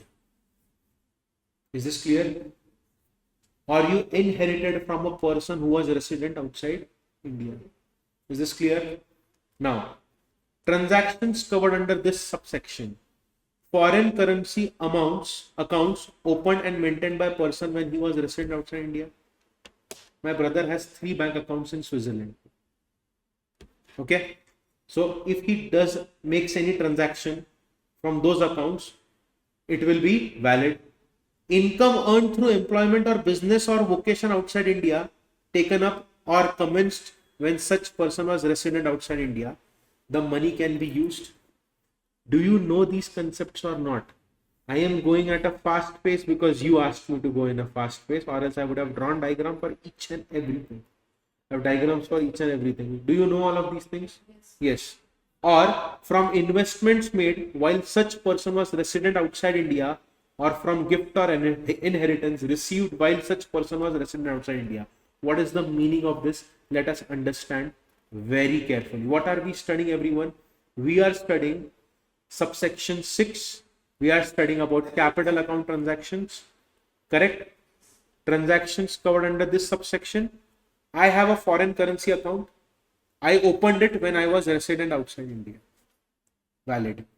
I earned income by working outside India or having a business outside India. Okay. Now, I made investments from that income which I made from my business outside India while such person was resident outside India, or I have received a gift or inheritance while I was resident outside India. This is also allowed. Foreign exchange, including any income arising from conversion or replacement or accrual to the same, held outside India by a person resident in India, acquired by way of inheritance from a person resident outside India. Please tell me what is the meaning of this. I'm waiting. Everyone, my great grandfather had a bank account in UK. My great grandfather had a bank account in UK. He died. In that bank account, he had deposited 5 million pounds. Okay. Now, will I not get interest income? Correct? What if I convert it? Will I not make more money? Yes. Okay. This money is held outside India by a person resident in India. I am staying in India only, right? But this money is outside India. And how did I acquire it? Inheritance. From whom? Who was resident outside India. Is this clear? Next. Everyone, this is very important. Focus. Focus. I'll draw a diagram for this particular topic so that you understand that these topics are very critical. Okay. Let us assume that this is Mr. Rakesh. He's staying in Switzerland. Okay. He purchased a bungalow in Switzerland and also an adjacent plot. He purchased this in 2021. Okay. Now he decides to come back to India. So he has come back to India. Okay. Now he's currently staying in Pune. He is selling both of these things, let us say, for 1 lakh euro. For what price is he selling it? 1 lakh euro. Okay. How much money is he making? 1 lakh euro. He wants to use this 1 lakh euro to purchase other foreign property. Is it allowed? Yes. But there is a catch in this. If the other foreign property's price is 1.5 lakh euro, you need to take approval of RBI. Is this clear? Is this clear? Read. A person resident in India. Rakesh came to India. He can freely utilize all the eligible assets abroad as well as income. Government of India will say you made the money there. We have no right to stop you from spending that money. But if you make money in India, we will ask you to stop spending that Indian money. Correct? He can also sell. He can use the sales proceeds of those properties. And he can make fresh investments abroad. Sold the property, made fresh investments abroad. He is allowed to do so. But can he invest more than what he has made? No. If he wants to do that, he needs to take permission from RBI. Is this clear? Is this clear? Now, मैंने यहाँ पे लिखा है, I have written, ये वाला उल्टा है, opposite of the above points. Let us read what is written. A person resident outside India can hold, own, transfer, invest in Indian currency, security or any immovable property situated in India if such currency, security or property was acquired when he was a resident in India or he inherited from a person resident in India. Uno reverse. Mahatma Gandhi's great granddaughter is staying in London. She is staying in South Africa. Her great grandfather, Mahatma Gandhi, he has a house in India. She can also sell that house by sitting outside India. Is this clear to you all? She doesn't have to take permission because she has inherited it from Mahatma Gandhi. She is staying outside India. Is this clear? Is this clear? Now, my brother's son is born outside India. He is Indian citizen only, but he is not going to come to India. My grandfather left a property in Kolhapur, Maharashtra. Okay. Now, my brother's son can sell that grandfather's property. Is this clear? This is what is written over here. Is this clear to you all? Is this clear? Now, permissible capital account transactions. There are certain capital account transactions that are permissible in respect of person resident in India, Schedule 1, and classes of capital account transaction of person resident outside India in Schedule 2. Now, what is permissible and what is not permissible? They have given the list. Over. Okay. Now, permissible capital account transaction. Number 1, investment by a person resident in India in foreign securities. What is the heading, beta? Permissible class of transaction made by person resident in India. This is allowed? Yes. Can I take foreign currency loans raised in India and abroad by person resident in India? Yes. C. Can I transfer immovable property outside India? Yes. Can I give guarantee in favor of a person resident outside India? Yes. My brother is taking loan. He is resident outside India. I am giving the guarantee of his repayment. Allowed. Next. Can I export, import and hold currency notes? Yes. Can I give loan and overdraft by Indian person on a person resident outside India? My brother needs loan. Can I give him loan? Yes. Is this clear? Can I take loan from my brother as well? Yes. Can I maintain a foreign currency account in India and outside India? Yes. I can maintain both the accounts. Can I take insurance policy? I am a person resident in India from insurance company outside India. Yes. I can take insurance policy from foreign countries as well on myself. Okay. Loan and overdraft. Now this is Uno reverse. See, I'll give you an example. My brother needed loan. His person resident outside India. I gave him loan. During my marriage time, I was supposed to receive 15 lakhs from somewhere. My boss told me that he will give that money to me in 3 days. But my mother wanted to buy gold. So I called my brother Rakesh Bhaiya that can you give me 15 lakhs? I'll pay the money to you in 3 days. So he transferred 15 lakhs to me. Did he give me a loan? Yes. Can I remit outside India capital assets? Yes. Can I undertake derivative contracts? Yes. Is this clear? Now Schedule 2. Permissible transactions made by person resident outside India. The person who is outside India, he can invest in shares of Indian company, Indian firm, Indian proprietorship or association of person. He can also acquire or transfer immovable property in India.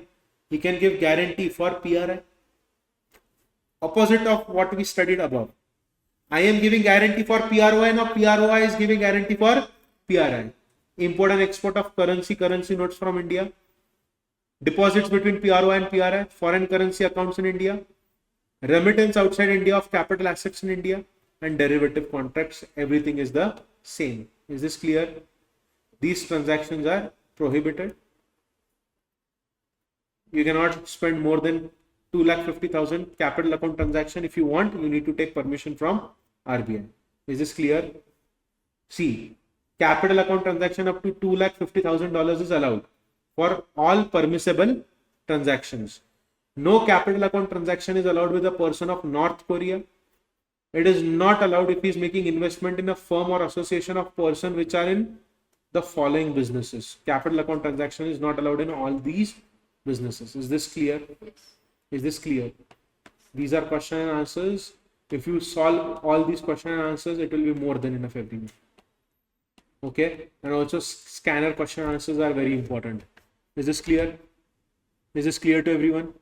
Students who are sitting here and online students. Online there is no one, but yes. Habit never dies. Clear? Did you understand what is this?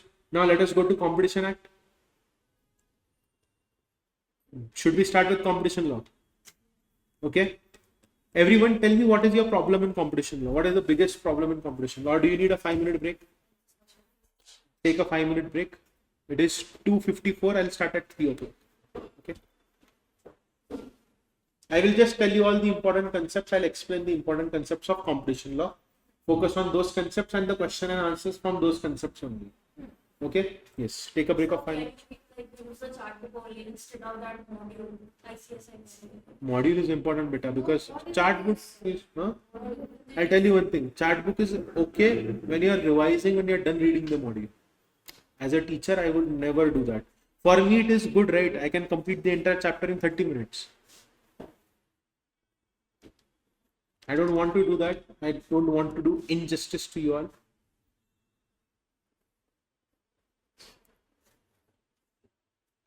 First point is cartel. Definition of cartel. What is the meaning of cartel? Everyone, what is fair competition? When we compete on prices, right? Quality, right? But in cartel, all the competitors will come together and they will divide the market amongst themselves. In cartel, what happens is we will divide the market, we will fix the prices. Do you know ACC? ACC Cement? Do you know the story of ACC Cement? It is a combination of 15 cement companies in India. You all know this, right? That if anything is happening, if there is a combination of people who are coming together, and if we feel that it will create anti-competitive market in the environment, then such combinations are not allowed. Yes or no? Have you studied this in section 5 and section 6? Permissible combinations, what combinations are not permissible, and if you want to make a combination which is crossing the threshold limit, you need to take permission from CCI. Have you studied all of these things? Have you studied all of these things? Threshold limits are there. Indian big fish, small fish acquiring. Yes. Now, what do you mean by cartel? We all are having same business. Instead of competing with each other, we all fix the prices. This will harm the consumers. This is called as cartel system. Is this clear? So over here, the system is created by whom? The association of producers, sellers, distributors, traders, or service provider, who amongst the agreement amongst themselves will limit, control, or attempt to control production, distribution, sale, price, or trade in goods or provision of services. We are controlling any of these things or all of these things. So let us assume, let us make the definition so simple that you'll never forget. Association of producer who by agreement amongst themselves are limiting or controlling production or price of goods. It is cartel. We will hoard the goods, all of us together. We manufacture the same thing, let people suffer more, and then we'll throw it on public. Is this clear? Is this clear? Why do we do this? So that we can raise price. Okay? Nature of cartel is to raise price above competitive levels. If we all are cement suppliers, if we all come together and we decide that per packet of cement, right now it is being sold for 50 rupees, let us sell it for 350 rupees. If we make a standard rate, we are not competing with each other. Now the builder will purchase the cement packets from us in a very high rate, because of which the cost of construction will increase and common people will suffer. Is this clear? So cartel is not allowed. Give you one last example and then we'll go ahead. Okay? One beautiful example of cartel. Real story. I'm very sorry, we have very less time. Tata has a very clean image in eyes of public, right? Because of Ratan Tata. How many of you have cars at your home? Cars. You have car? You have car? You have a car? Which brand? Baleno. Swift. Kia. Volkswagen. Okay. Now, my question to you all is, I also have a Tata car, Tata Harrier. Tata, we go to service centers, right? Whenever we give our cars for servicing, we have to go to the authorized service center. But there are local garages as well.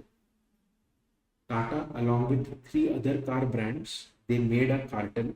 They decided that we will not put our spare parts in the secondary market. If we will not put spare parts in secondary market, people will not go to the other garages. They will have to forcefully come to us. They increase the price. This was an example of a cartel. When Competition Commission got to know, it implemented a fine penalty of 2200 crore rupees. 1600 crore was paid by Tata Motors. Yes. Real cases, real stories. Okay. So cartel is done to increase the prices above competitive levels. Also, it results in injury to consumers. Cement price will increase, apartment price will increase, the consumer's pocket will be empty. Yes or no? For consumer, cartelization results in high price, poor quality, and less or no choice of goods or services. Because we all have fixed the prices. See, today, if I want to travel from this place to another place, I have 3 options: Ola, Uber, Rapido. I will compare the prices and then I'll book the tickets. Yes or no? Correct. So if they create a cartel, they keep a standard price. I have no other option. Are you understanding this? Is this clear? Is this clear? Did you understand the meaning of cartel? CS Executive cartel, exam's favorite question. They can ask you the definition of cartel. Is this clear? People coming together, fixing some or the other thing, which is causing harm on the pockets of the consumer, normal people, cartel. 4 marks definition they can ask.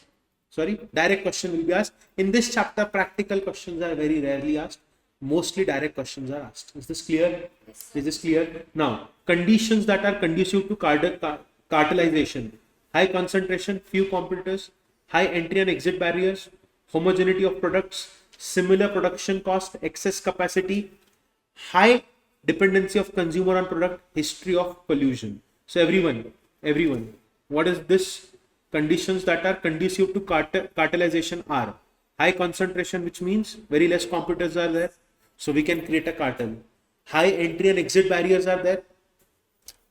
If you want to enter into this business, the cost is lot. Want to exit, the cost is more. Products are similar production cost, excess capacity, high dependency. Is this clear? Will you practice this definition at home? Yes. Now let us go to next definition.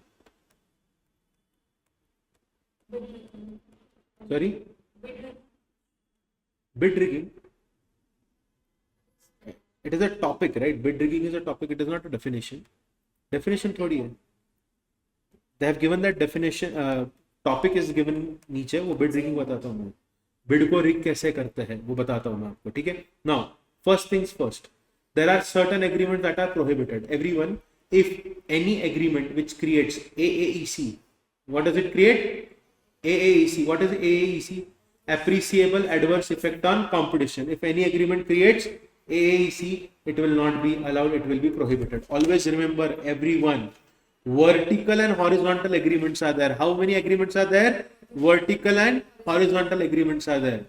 The problem is not in vertical agreements. In vertical agreements, you have to prove whether it is AAEC or not. But if it is an horizontal agreement, it is deemed to be AAEC, it is going to cause AAEC, you have to prove how it will not cause AAEC. One small example, Yash Raj films and Ajay Devgan films. There were 2 movies that were releasing in the year 2012 in India. First movie name was Jab Tak Hai Jaan, starring Shah Rukh Khan, Katrina Kaif and Anushka Sharma. On the other hand, Ajay Devgan created a film called as Son of Sardar, starring I don't know the actresses, Sonakshi Sinha, Sanjay Dutt. Okay, these 2 movies were releasing during holiday season. Tell me, which movie will attract more crowd? Obviously, Son of Sardar. Why? Because it is a mass movie. Jab Tak Hai Jaan is a mature love story. It is not for mass people, it is for selected people. If you go to any multiplex, you will find different various types of movies that are listed in multiplexes, right? But on single screens, you will only find massy movies. Yes or no? Because single screen theaters, their crowd is very different. Yes or no? Jab Tak Hai Jaan was produced by Yash Raj Films. Yash Raj Films made an agreement with all the single screen theaters that if you show our Jab Tak Hai Jaan during this holiday season, we are releasing a movie of Salman Khan, Ek Tha Tiger, in next Eid. If you show this movie, we will give you the rights of that movie. And this was a time when Salman Khan was at his peak of the career.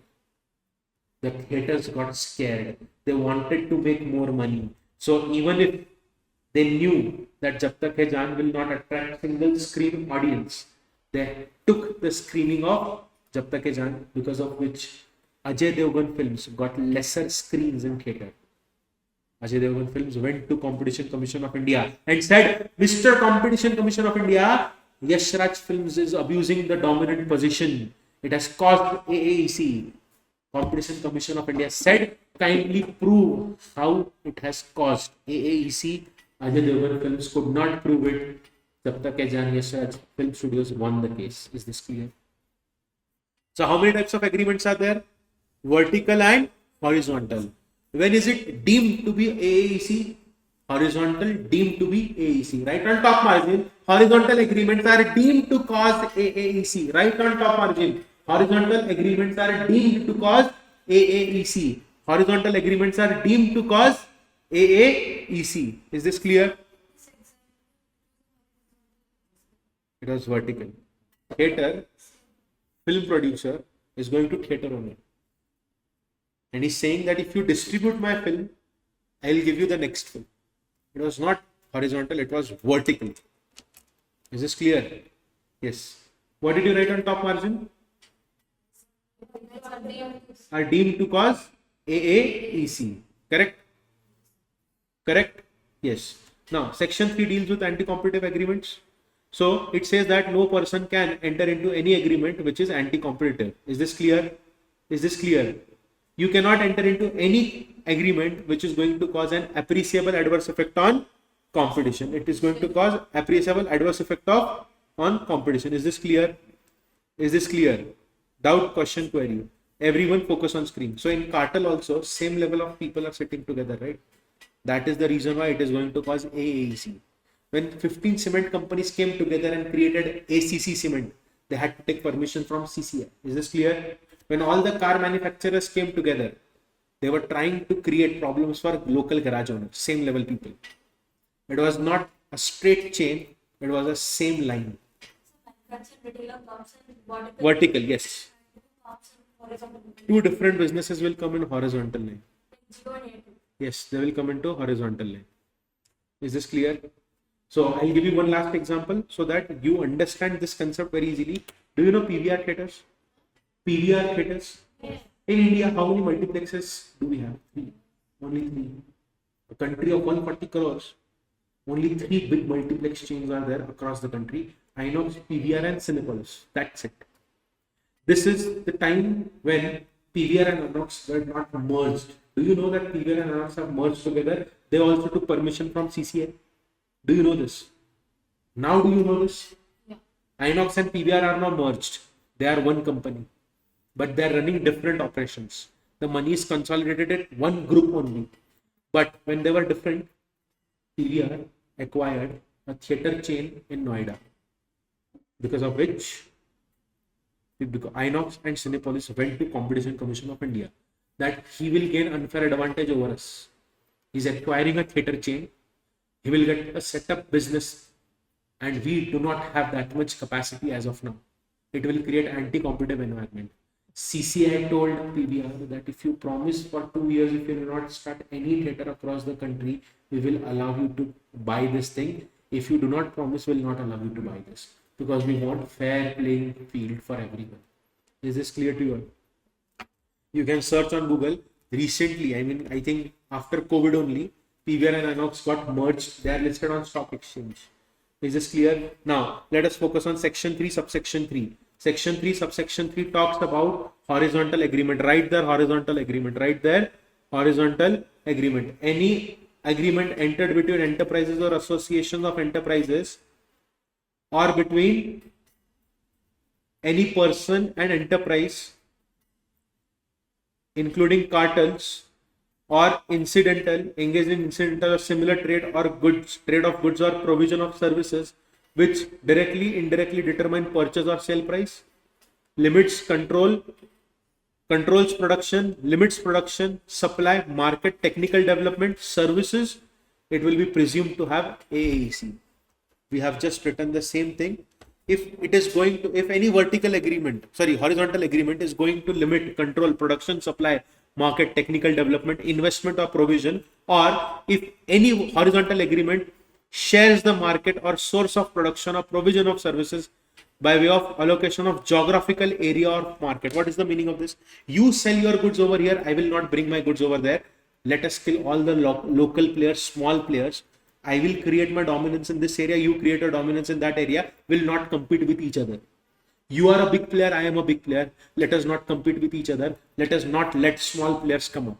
Horizontal agreement according to geographical area is going to create AAEC. Is this clear? Then bid rigging or collusive bidding is also going to create AAEC. What do you mean by bid rigging? We all are businessmen. Government is bringing in a tender. We tell government, dear government, let us bid. We all go together and now we all decide that every time government will bring a bid, will not compete against each other. Will purposefully keep the bid price very low so that another player will not be able to catch up or match our bidding price. He will automatically exit from the bidding process. I will get the tender. I will do poor quality work. I have a lot of money with me. I'll do poor quality work. I'll make money from this also. And you will not compete with me. You will not compete with me. You will not compete with me. You will not compete with me. Next bidding, he will get the chance. We will not compete with him. We all will purposefully keep high price.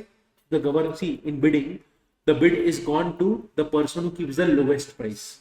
Correct? See, Reliance gave data free of cost for 1 year in this country when it launched Jio. Was it possible? Is it possible for a startup company to give data free of cost to everyone in this country? No. Why did Reliance, how did Reliance do it? Because it had money in its pockets. So it was burning money by providing free internet to everyone. But it created a customer base so strong that today the company has the second largest customer base in the country. Jio is only 10-year-old company, and is already gone to second number, beating Idea, Vodafone, BSNL. Is this clear? Number one company today with maximum users is Airtel. And when Jio came in the market, it disrupted everything. Uninor is no more. Tata Docomo is no more. Have you heard about these companies now? No. Chennai Super Kings, Aircel is no more there. All these companies have gone bankrupt. Idea and Vodafone have come together and they have created V. Yes or no? Airtel, Idea, Vodafone, they went to Competition Commission of India. They said he's abusing the dominant position. Competition Commission of India said, but how can he abuse dominant position? You are old players. He is a new player. He is doing marketing work. Sorry, we will not help you. Competition Commission of India did not help Idea, Vodafone, Airtel, because of which Jio could. Actually, it is wrong. What Jio did is wrong. It is not fair. Because he had a lot of money, he spent it. That is the reason why bid rigging and collusive bidding happens in the same way. We all have money with us. Unnecessarily, I will keep the lowest price. It will be so low that a new player will not be able to match my price. Standard road construction cost is 5 rupees. I will keep it 3.5 rupees. I don't know about, not Kingfisher. Kingfisher was killed by another airline which kept less cost. Okay, Deccan Air, I think. There is a movie on it. Okay, now, is this clear to you all? Is this clear to you all? Is this clear to you all? Pinky promise? Now, what is bid rigging? Put a star mark and write 7 marks. Institute's favorite question number 2, bid rigging. Institute's favorite question, bid rigging. Okay. Now, bid rigging is a practice intended to enable the procurement of goods or services on the most favorable terms and conditions. Invitation of bids is resorted both by government and private bodies, but objective of securing most favorable prices and conditions may be negated if the prospective bidders collude or act in concert. What do you mean by collude or act in concert? They all come together, they act in concert. Such collusive bidding or bid rigging contravenes the very purpose of inviting tenders and is inherently anti-competitive. And it is inherently anti-competitive. Okay. Now, how does bid rigging occur? They will ask this in exam. मेरे भी हाथ दुख रहे, दबा देगी. गला दुख रहा है, दबा देगी. Focus on screen. Everyone focus.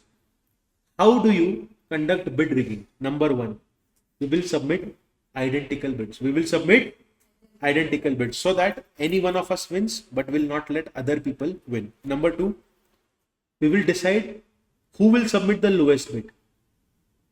Number 3, voluntarily inflated bids. What is the meaning of this? We will cover for you. We will increase the bid first. Then you come in and you put less bid so that you get the contract. That is what voluntarily inflated bids. So that is the meaning, right? Unnecessarily you are increasing the bid. There is a local player. See, 1, 2, 3, 4, 5. We 5 are going there for bidding. We have decided that I should win. You are big players. Even I am a big player. First you will increase the bid. There is one more person. He's a genuine person. he wants to bid here. He's seeing that big players are increasing the price. So he also increases the price. Now I bring in the wild card. I say that all of them are going to work for 7 rupees, 6.5 rupees, 8 rupees. I'll complete the work for 4 rupees. The new player does not have so many resources. He will automatically exit from the bid. Yes or no? Because even if he takes the contract, he will incur losses. Correct? And by doing this continuously, there will not be a lot of contractors left. Only we all will be left, and we all will play with one another. Is this clear? Next, agreement. Let us agree that if I am in Bangalore, I am bidding in Bangalore, you will not bid there. If I am in this area, you will not bid there. So we will divide the area. This part will be shared by 2 people. This will be shared by 3 people. This will be shared by 1. This will be shared by 7. Okay. Next is, we will agree on common norms to calculate prices or terms of bid. Last is agreement to squeeze out outside bidders. We'll try to squeeze out outside bidders, and agreements designating bid winners in advance on rotational basis or on a geographical or customer allocation basis. The same thing. Is this clear? They will ask you commonly adopted what is collusive bidding. You have to write all these points. Is this clear? Is this clear to you all? Is this clear? Doubt, question, query. Any doubt, any question, any query? Now, my dear students, this right here is gold mine for your exam. Okay? This is section 3, subsection 4. Right there, vertical agreement. Right there, vertical agreement. What will you write there? Vertical agreement. Okay? Manufacturer, distributor, retailer. Correct? Now, these agreements are not going to cause AAEC unless proved. Is this clear? They will not cause AAEC unless proved. Is this clear? Is this clear?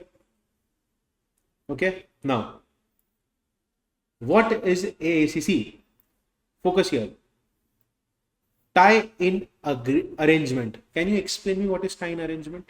When an inferior good is sold with a normal good. Inferior good is sold with normal good. Okay. Anyone else? In your notebook or anywhere else, write tie-in arrangement and write one line. I'll dictate. We have to write this. No shortcut in this. Tie-in arrangement, number 1. Buying one product forced with another. See, do you eat kurkure? Do you eat Lays? What is the flavor that you buy the most? Blue. Lays blue color. What about you, ma'am? Blue. Sir, what about you? Green. Dark green, light green? Shit. My wife also likes that. I don't like that. I don't know why. Dark green is good. Chili lemon. Yes. Why are we discussing about it? Let us focus on the concept. Okay. Now. Is there yellow color Lays? Do you like it? Yes. I don't like it. How many of you have tried pizza kurkure? It was pink color packet and the kurkure was in shape of disc. Have you tried that? Which means the product is not getting sold. Correct? It is not getting sold, right? So what will I do? You are a shop owner. I'll tell you, if you want to sell 4 colors of kurkure, you have to take pink color of kurkure, or else I'll not give you all the 4 colors. Is this clear? So did you write the first line? Tie-in arrangement. Right there, buying one product forced with another. Buying one product forced with another.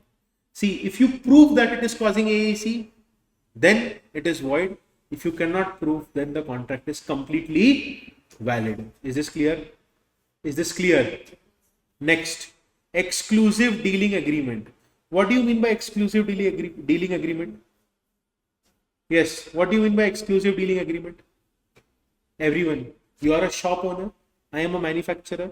I will tell you, if you want to sell my products, promise me you will not sell any other company's product. You want Samsung mobiles? Promise me you will sell only Samsung mobiles. You will not sell Apple mobiles. I am ready to build a board for you. I am Oppo. I will build a board for you. Promise me that you will not sell Oppo, Vivo, Xiaomi phones. You will sell only one particular brand's phone. Is this clear? Have you seen those shops where the boards are created by the brands only? If you go to Vijay Sales and Chroma, you will come across certain. Have you been to Chroma? Yes. When you go to Chroma, when you go towards the mobile section, you will find a person who is wearing T-shirt of Samsung or Apple. No matter how much you try to convince him, he will try to convince you to buy the phone of Apple or Samsung only. Okay. So right there in exclusive dealing agreement, supplier sell only to one buyer. Supplier sell only to one buyer. Next is exclusive distribution agreement. Do you know what is exclusive distribution agreement? Yes. Exclusive distribution agreement. Anyone? We will create areas.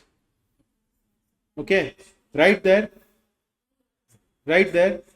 Distributor give exclusive territory. Right there, distributor will give exclusive territory.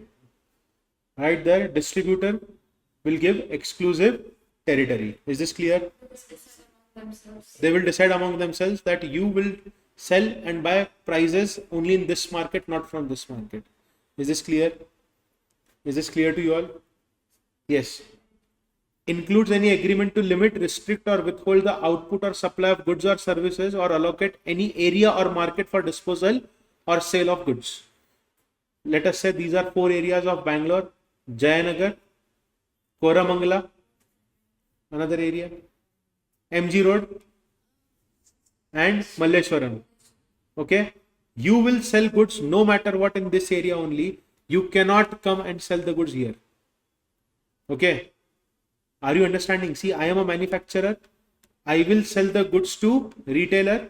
I will tell retailer that your area is only this. You are not supposed to distribute the goods beyond this area. Okay. What do you mean by refusal to deal? Yes, refusal to deal. Tell me. Refusal to deal includes any agreement which restricts or is likely to restrict by any method person or classes of person to whom goods or services are sold or from whom goods or services are brought. Everyone, exclusive dealing agreement. I will deal only with you if you promise to sell my goods. I will not deal with you if you do not sell my goods. Is this clear?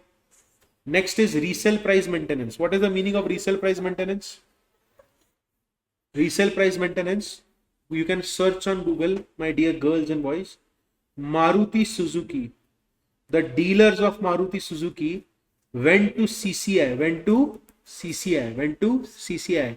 They filed a case against Maruti Suzuki. Okay, let us do one thing. Just write. I'll not give the example fast. Right. Example. Dealer cannot sell below fixed price. Dealer cannot sell below fixed price. The manufacturer will control minimum resale price. The manufacturer will control minimum resale price. Sorry? Yeah.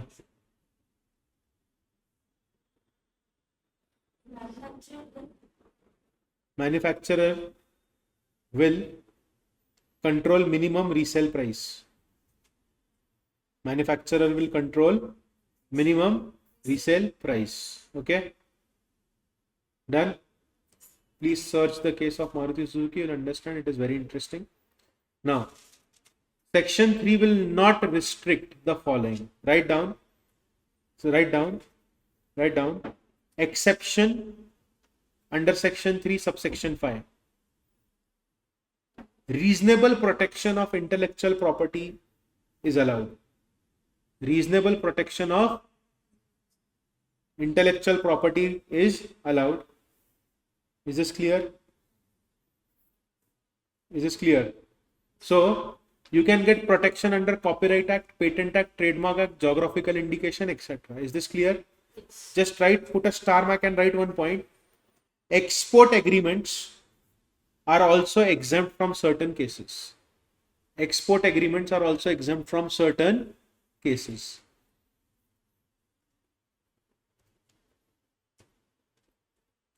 Clear? Clear? Put a star mark. Anti-competitive agreement. ICSI's favorite question. What are anti-competitive agreements? Usually this is asked in third or fourth question.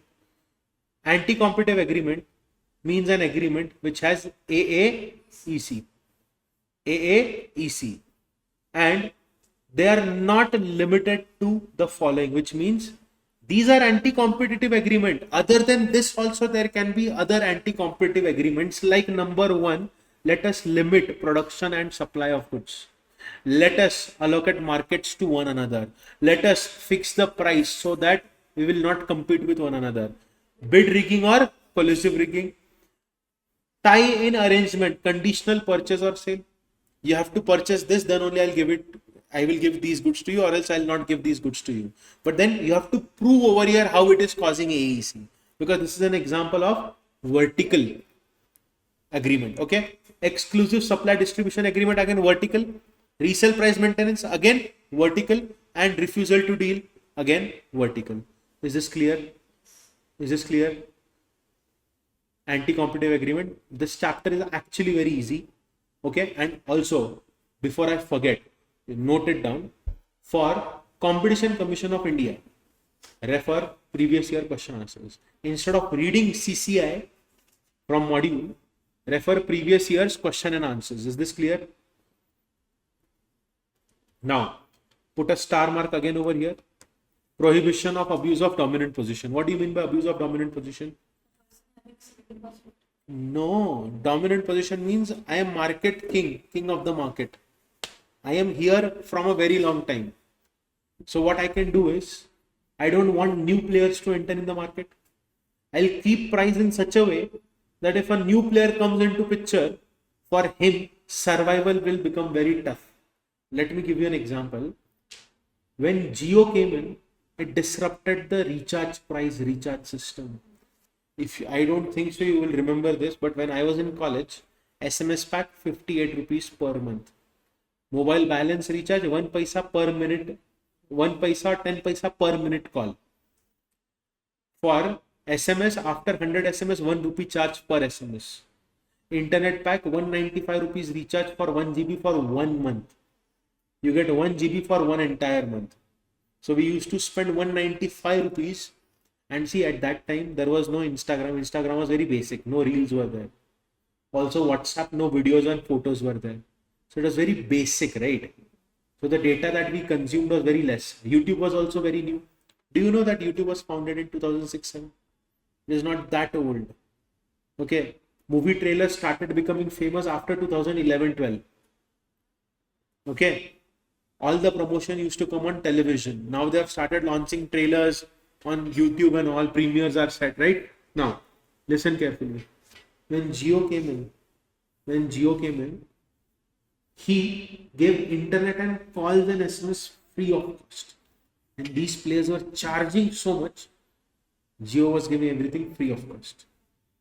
So consumer directly got attracted towards this and they purchased this. And people stopped recharging their original SIM cards. The companies started facing huge losses.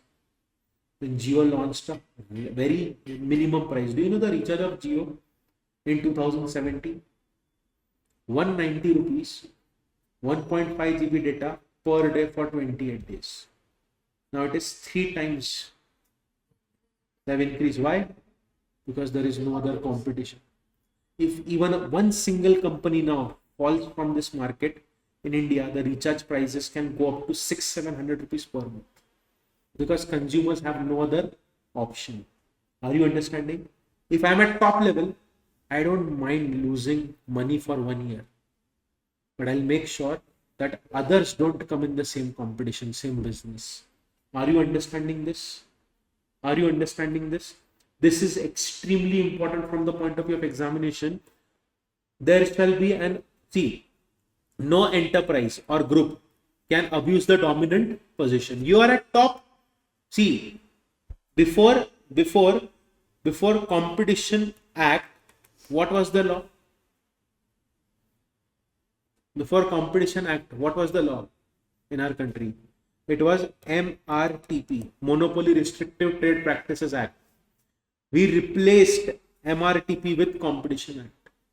Are you understanding this?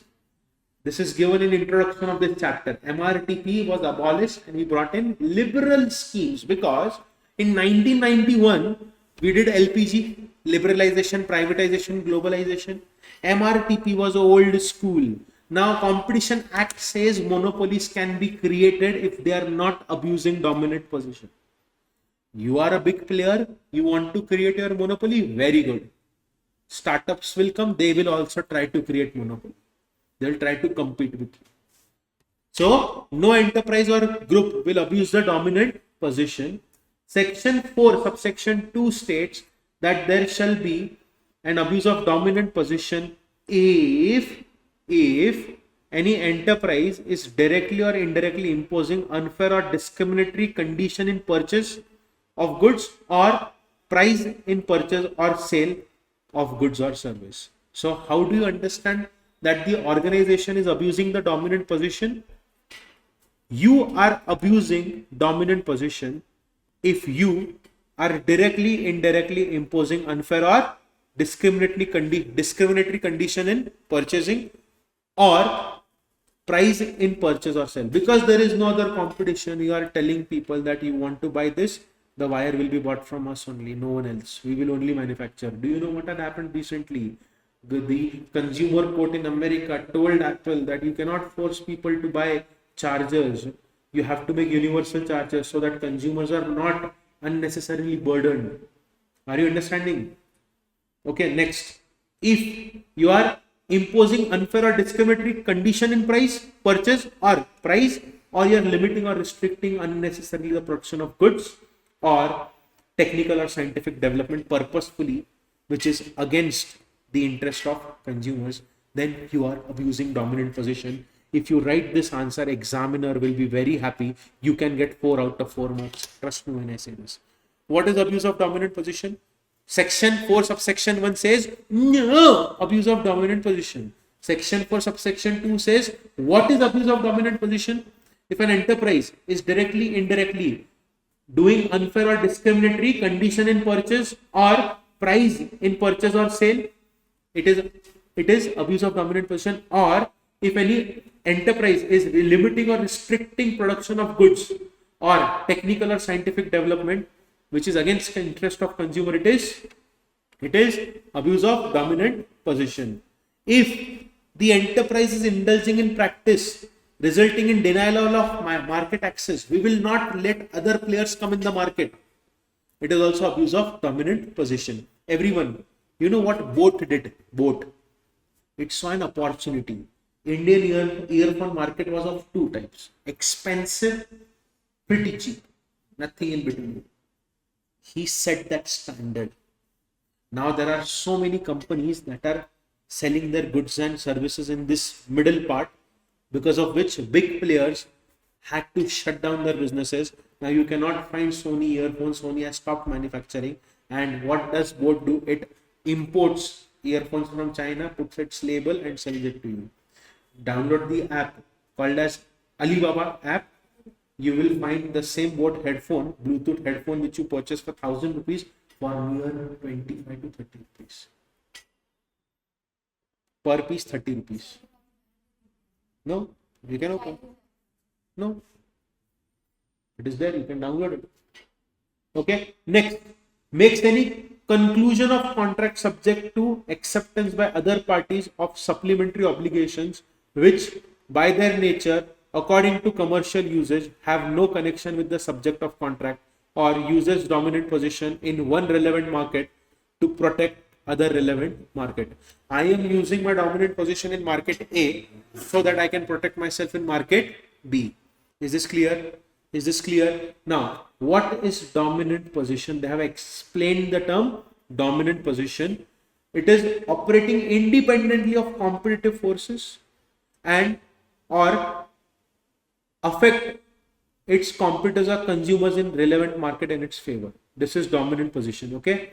If you are strong, you enjoy as an enterprise in relevant market in India, that you can operate independently of competitive forces, or you can affect your competitor or consumer in the market in your favor. Because there is no one else who is doing this, I will sell at whatever price I want and people have no other option. This is point B. Is this clear? Is this clear? What is predatory price? No, it is price less than the cost price. Yes, ma'am, doubt. Instead of asking her, you can ask him. Cake. Birthday.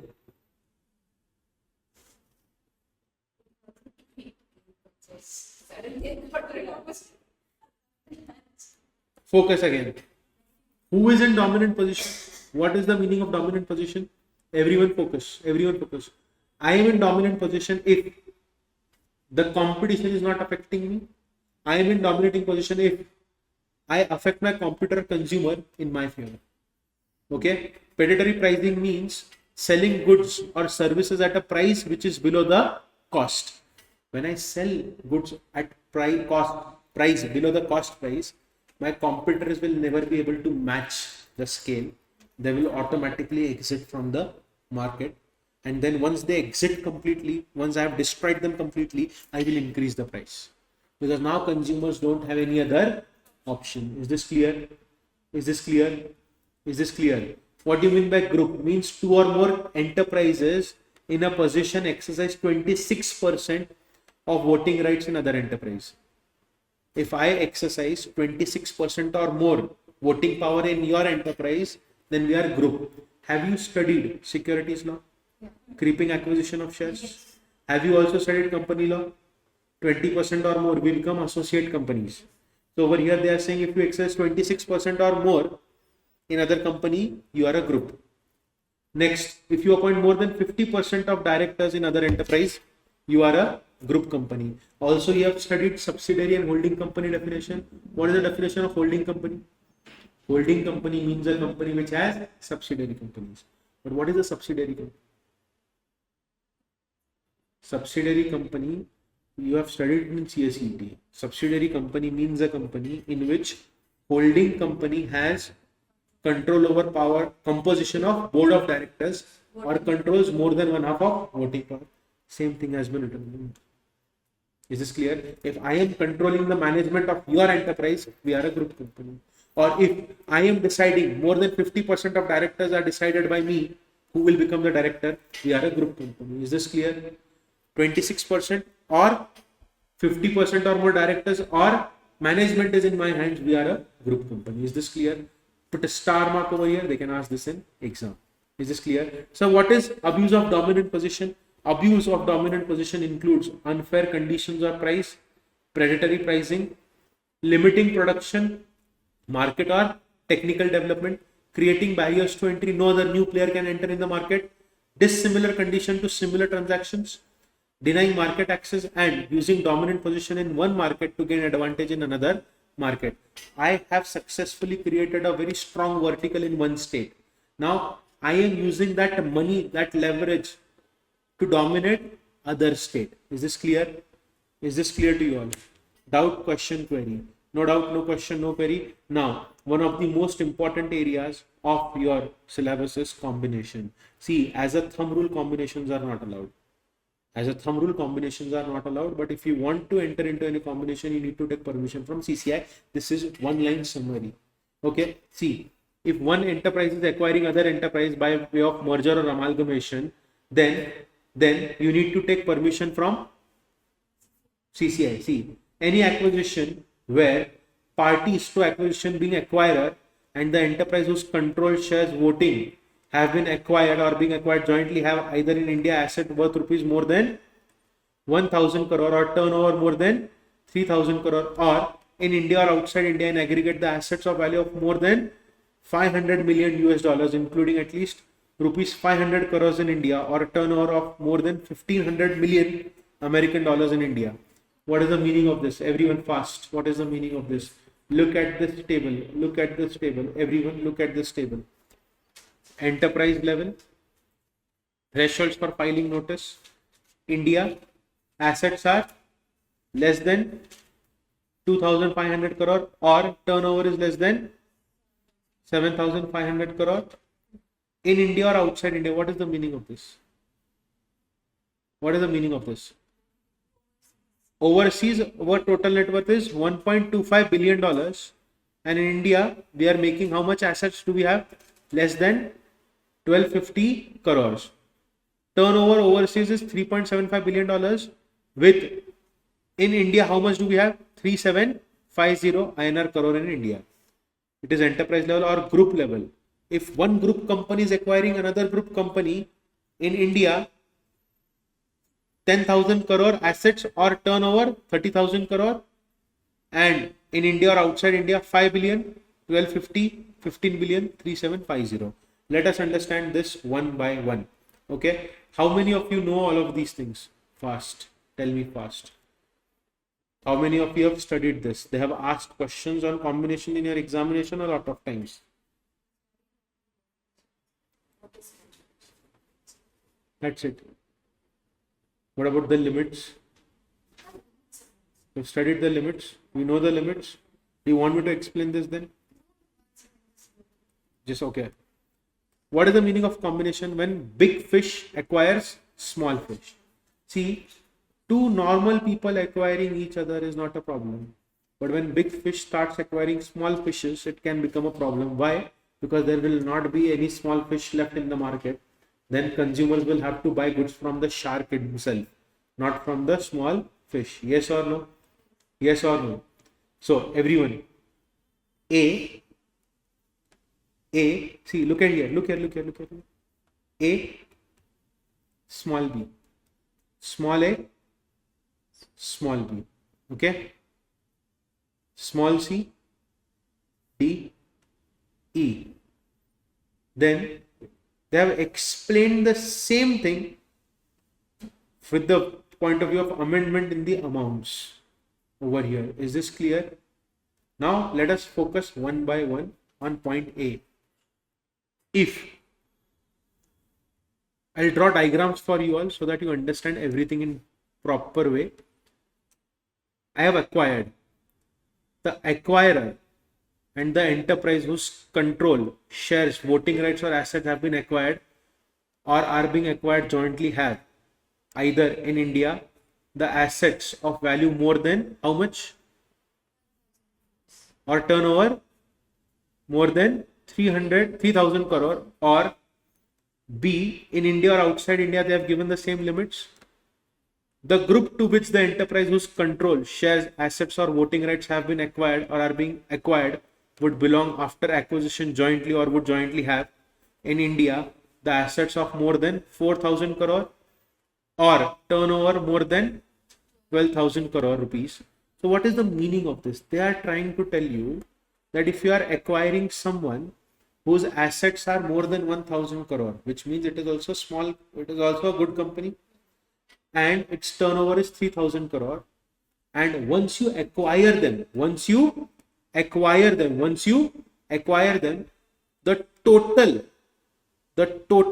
of your group, if it is more than 4,000 crore of asset value and turnover is more than 12,000 crore, then you have to take permission from CCI. You have to take permission from CCI. Is this clear? Is this clear? Such enterprise which is being acquired, taken control, has substantial business operations in India as per the regulations. So what are they trying to tell you all in this particular section? That if one enterprise after combination is crossing the threshold limits, you need to take permission from CCI. Is this clear? So if they have given the threshold limits, you have to remember the threshold limits. Will you remember them? They have given all the threshold limits over here. Okay, done. If you cross the threshold limits, need to take permission from CCI. If you do not cross the threshold limits, no need to take approval from CCI. Is this clear? Yes. Is this clear to everyone? Yes. Regulation of combination is very easy. See, you cannot enter into any combination which will have AAEC, because if you enter into such combination which is having AAEC, that combination will be considered as void. that combination will be considered as void. Is this clear? Is this clear? Yes.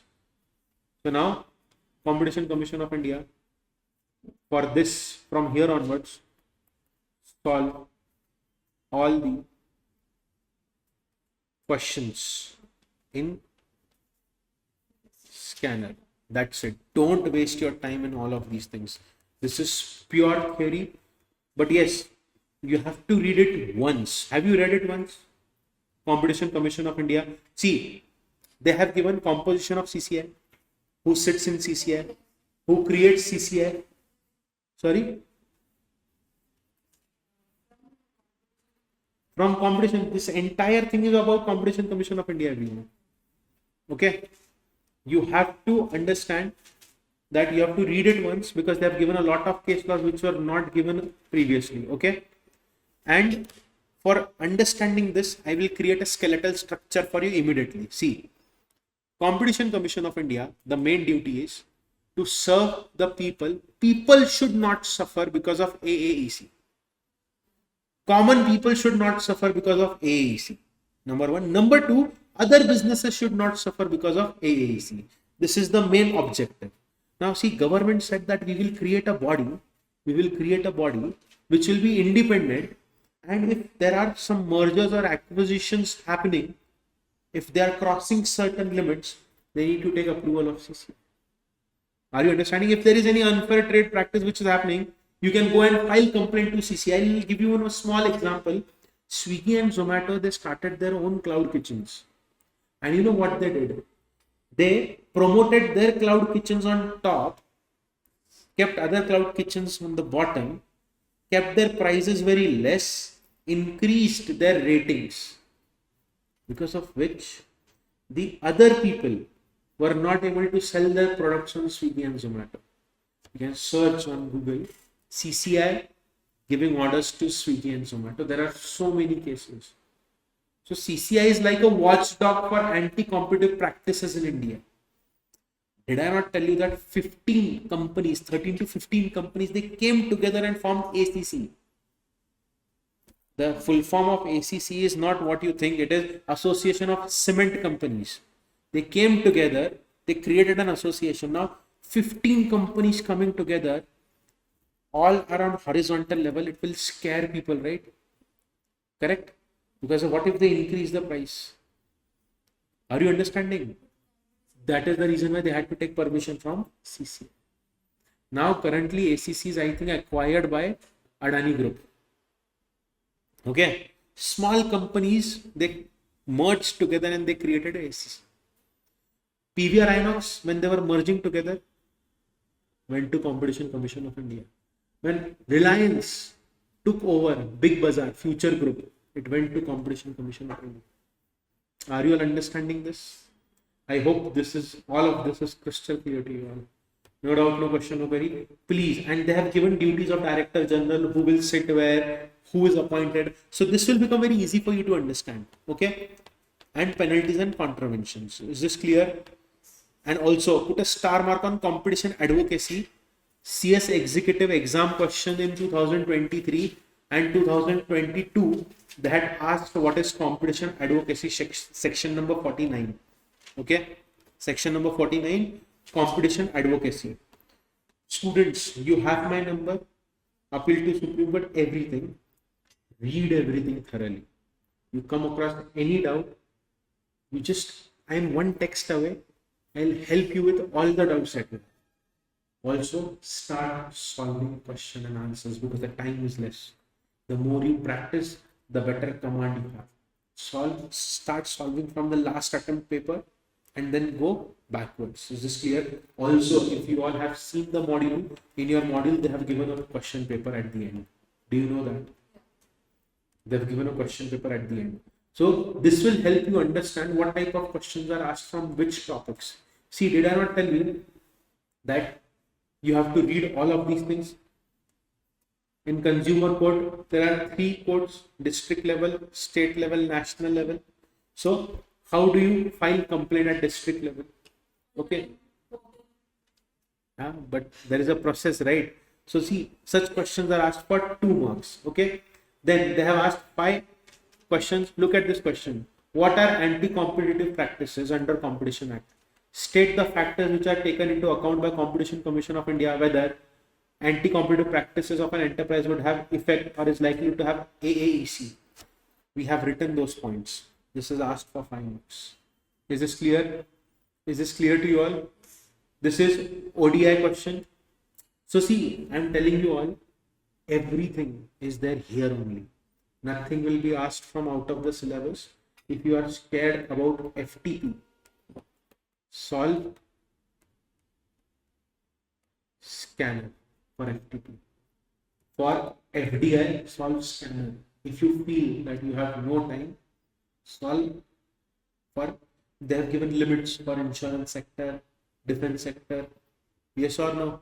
Have you studied all of those things? They have given for marketplace like Flipkart, Amazon, how much FDI is allowed. Have you studied all of those things?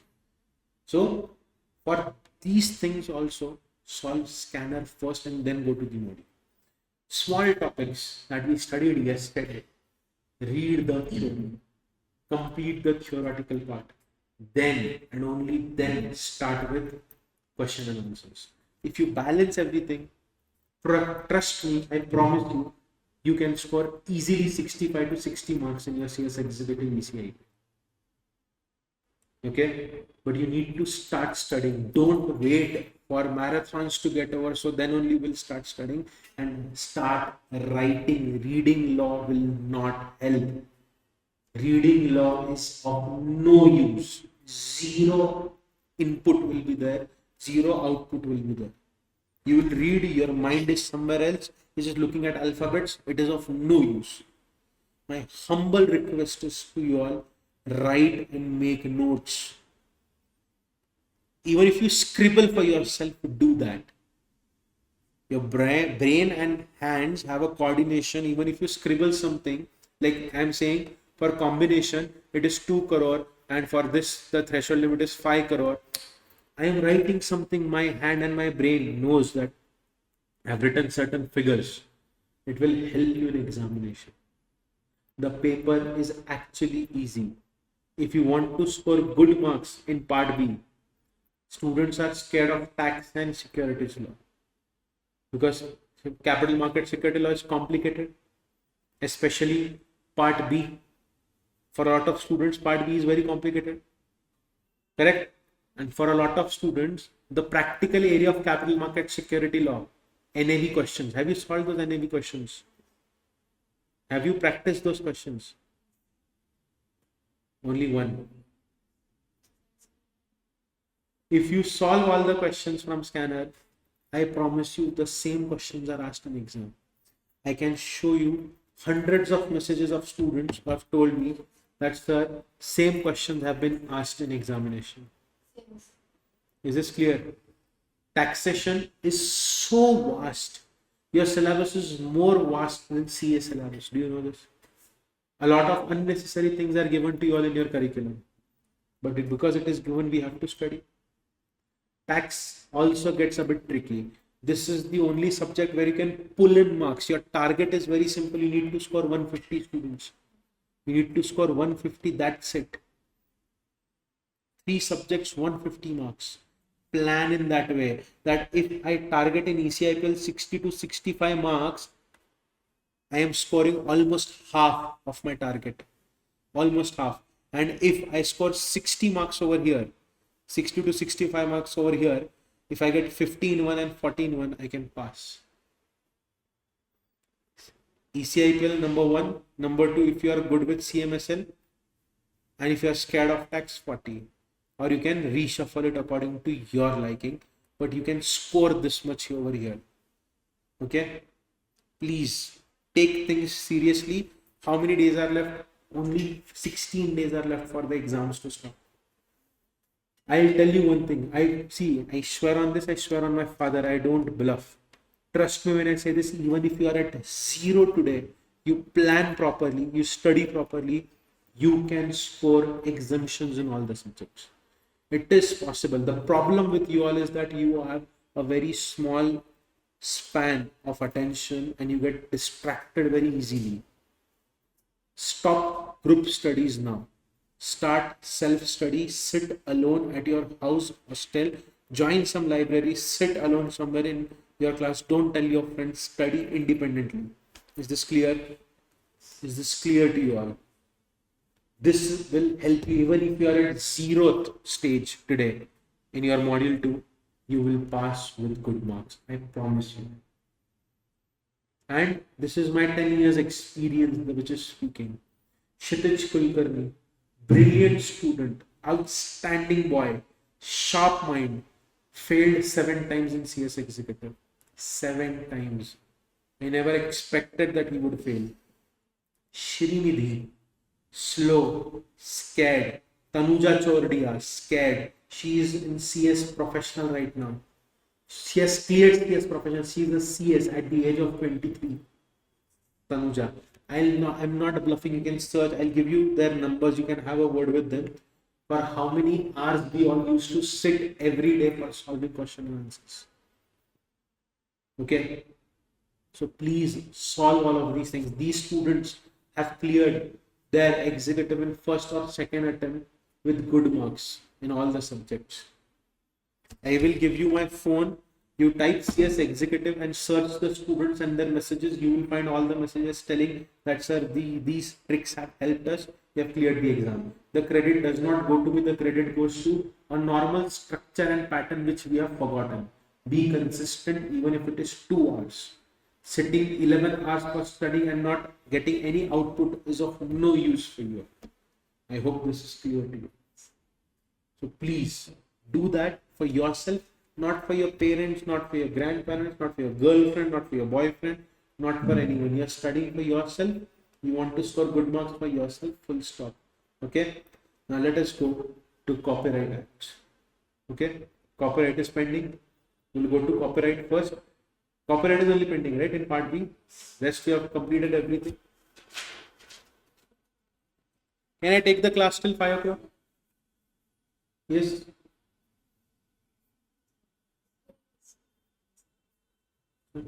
No?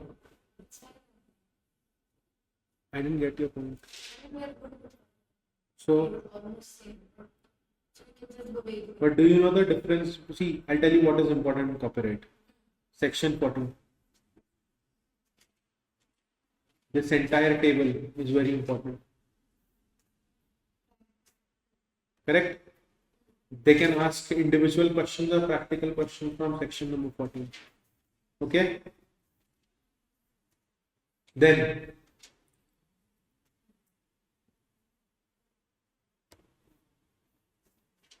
definition of adaptation.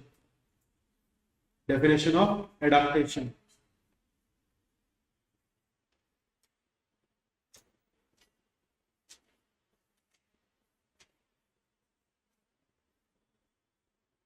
Then, section number 13. Copyright is available in what cases? Subsection 1, subsection 2, subsection 3.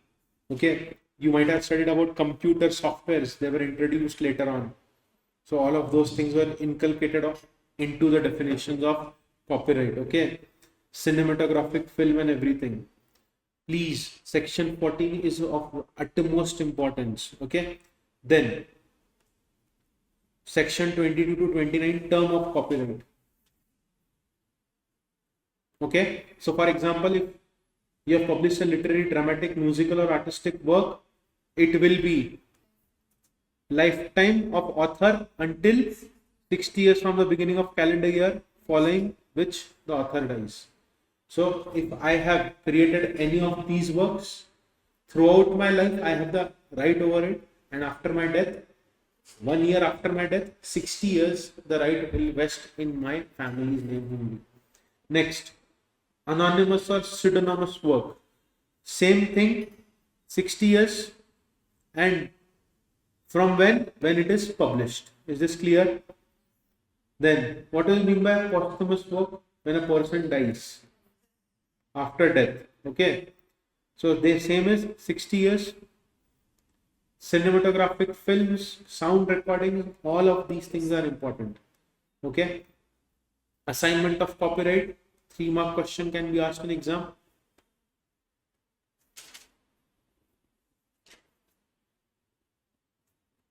Okay. Then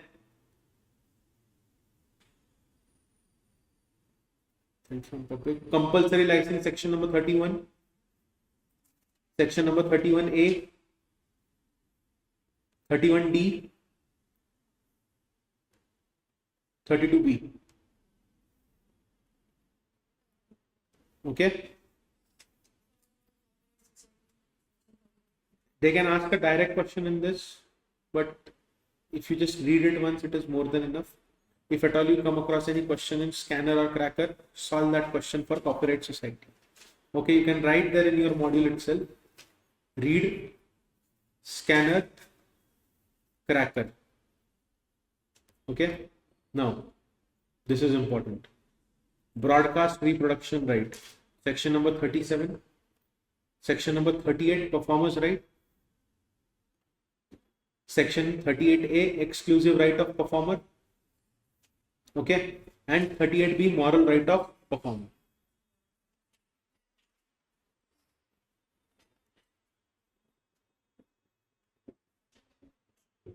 Is this clear? Is this clear to everyone? Students, is this clear? Yes. Now, copyright protection to foreign works is also important.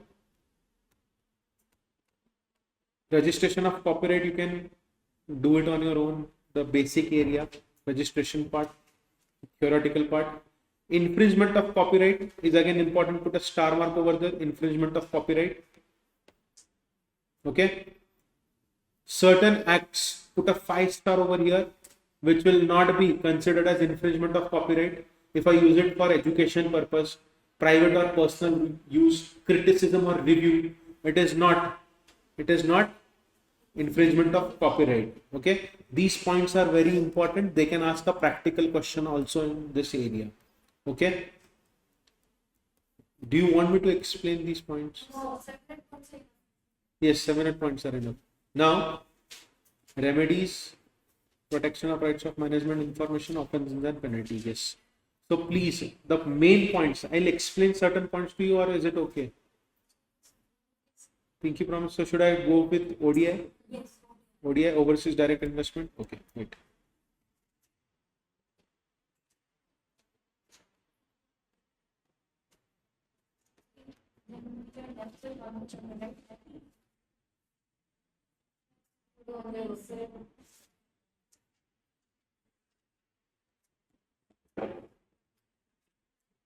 Everyone focus on screen, okay?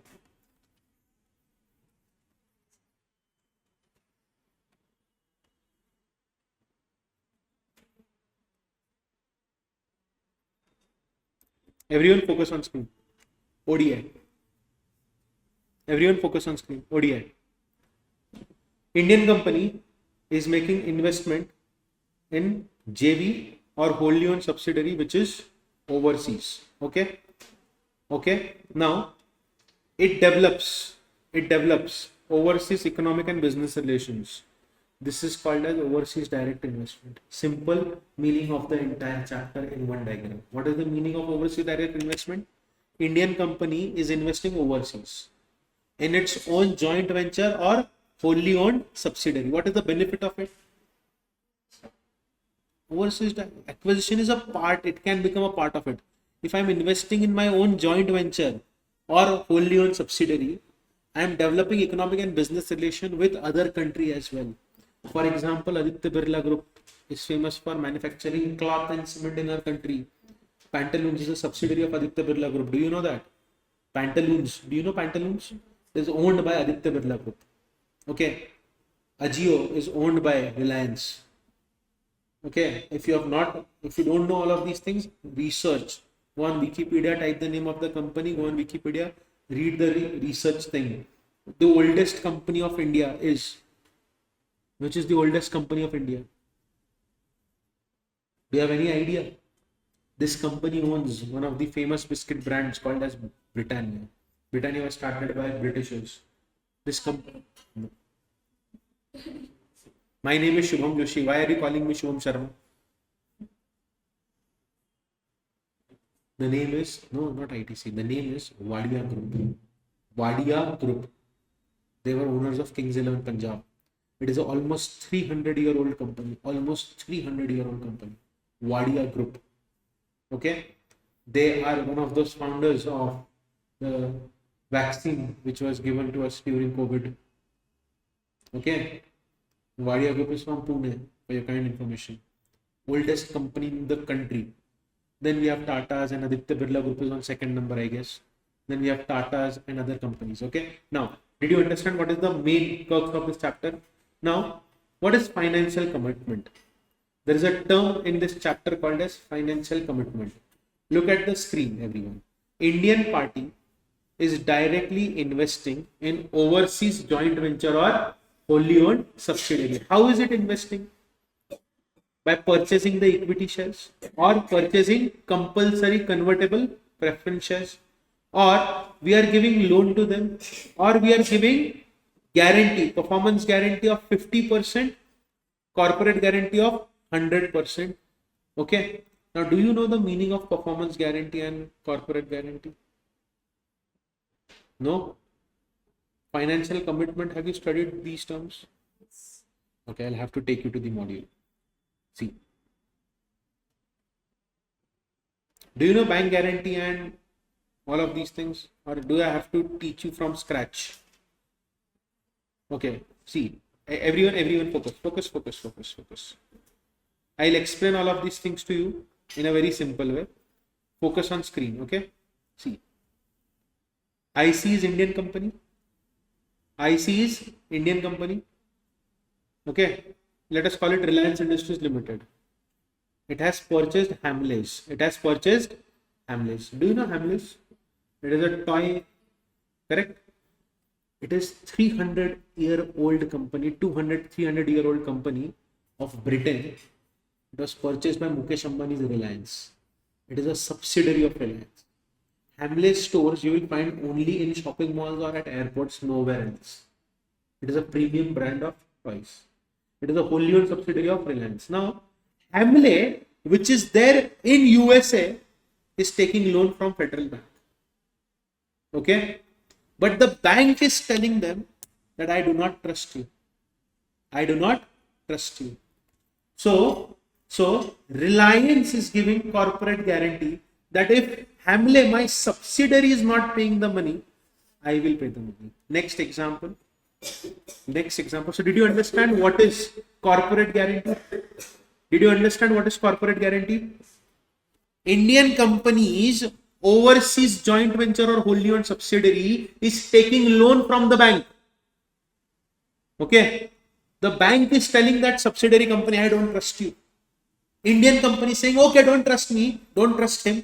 You trust me, my name is more bigger than Hamleys. I am father of Hamleys.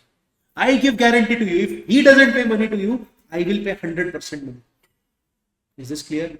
That is the reason why we have written 100% corporate guarantee. Is this clear? But what is the next point? Now look at this. This is Reliance Industries Limited, Indian company. It has a joint venture or wholly owned subsidiary in America. It has taken a contract from Apple of $500 million. We will manufacture something for you. We'll make chips for you. Whatever it is. It has taken a contract of $500 million. Reliance tells this joint venture company, I take guarantee of my child for $250 million. If he fails to do so, I will pay $250 million to you. Is this clear? They don't trust this company's work. The Indian company can give performance guarantee of 50%. So look at the diagram now. You will understand this. What do you mean by financial commitment? Financial commitment means buying shares of the company. Financial commitment means you are buying CCPS, compulsory convertible preference shares. You are giving loan to that company. If you have studied company law, section number 186, intercorporate loan. One company can give loan to other company. These all are called as financial commitments. Also, direct investment by giving guarantee, corporate guarantee or performance guarantee. Corporate guarantee of 100%, performance guarantee of 50%. If he fails to perform, I am ready to pay 50% contract value to you. Give the contract to him. Are you understanding? So these all are financial commitments. Is this clear to you all? Is this clear to you all? Did you study all of these things? Now, did you understand the meaning after studying all of these things? Yes, Shani? Performance guarantee. If he's not performing, I take 50% performance guarantee. Corporate guarantee, you give loan to him. If he doesn't repay the money, I'll repay the entire money to you. Is this clear? Is this clear? Now, bank guarantee and letter of credit. Bank guarantee or letter of credit issued by resident bank on behalf of joint venture wholly owned subsidiary, which is subsidiary of Indian party. Focus on screen. You will enjoy this concept like anything. See, this is holding company. Holding company is Indian company. It is keeping its assets as mortgage with bank. With bank. Now, banker is giving letter of credit to Fung, China. There is this company in Germany, which is Indian companies, joint venture or wholly owned subsidiary. Look at the diagram properly. Look at the diagram properly. On your left side, we have Indian company. On your left side, we have Indian company. On the right side, you have a German company. This German company is child of Indian company. Yes or no? Yes or no? Yes or no? Now, there is this Fung company in China. Our child needs goods from Chinese company. Chinese company saying, but I don't trust you. What if you don't pay money to us on time? We are ready to give goods to you on credit. But how do I trust you? What if you don't pay the money for the goods? Father will go to a bank, Indian bank, and father will tell Indian bank, oh Indian bank, listen, keep my 3 properties with you as security. Give that Fung guy in China letter of credit. That if my son doesn't pay money to you, the bank will sell the asset and give the money. This is also a type of financial commitment. Is this clear? These are the transactions that happen. I hope you have understood this. So Fung China will sell the goods to my child. Why? Because the banker has given letter of credit. But who gave banker the assets? Indian company. Is this clear? See, as a student, we have this mindset that Indian companies are small and foreign companies are huge. Hamleys is a huge company, but in front of Reliance, it is small. Correct? But if Hamleys wants to buy raw material from China, everyone, let us create an Indian example. We are understanding bank guarantee and letter of credit. What are we understanding? Bank guarantee and letter of credit. I am Reliance. Everyone, focus. I am Reliance. My child is Hamleys. Hamleys needs raw material from China. Okay? Hamleys is telling Chinese company Fung company that please give me raw material. I will pay the money to you in 6 months. Chinese company saying sorry, I don't trust you. Indian company saying will you trust if bank gives guarantee? Chinese company says yes. Reliance will go to SBI. Hey SBI, I have 3 plots in Mumbai, 1 plot in Gujarat. I am keeping it with you as security. Make a letter of credit, give it to Chinese company. Chinese company will receive letter of credit. Now Chinese company satisfied that if Hamleys is not paying the money, I'll take the money from bank. Is this clear? Is this clear? Is this clear to everyone? So did you understand the first part of this? See, whenever we invest money, direct impact is on employment and GDP. Correct? Correct? Correct? Yes or no? Did you understand the term financial commitment? What is financial commitment?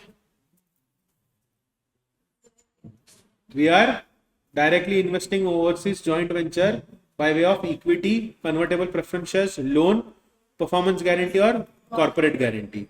Is this clear? Bank guarantee and letter of credit is clear to you all?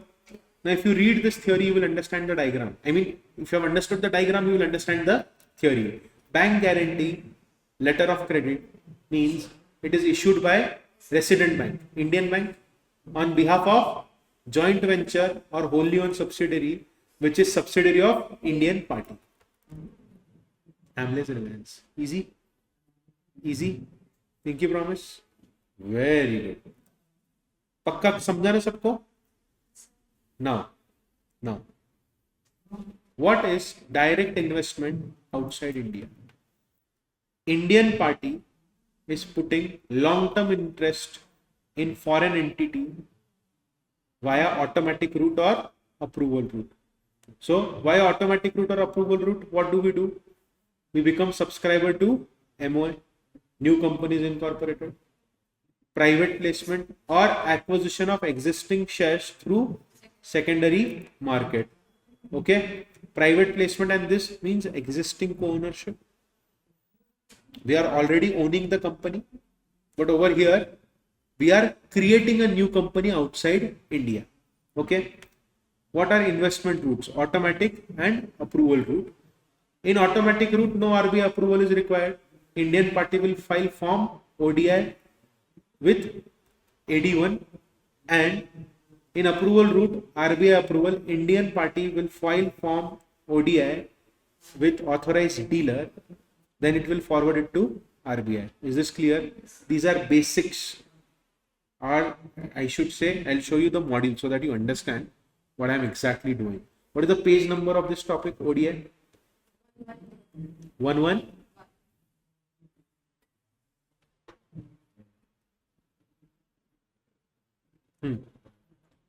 Focus.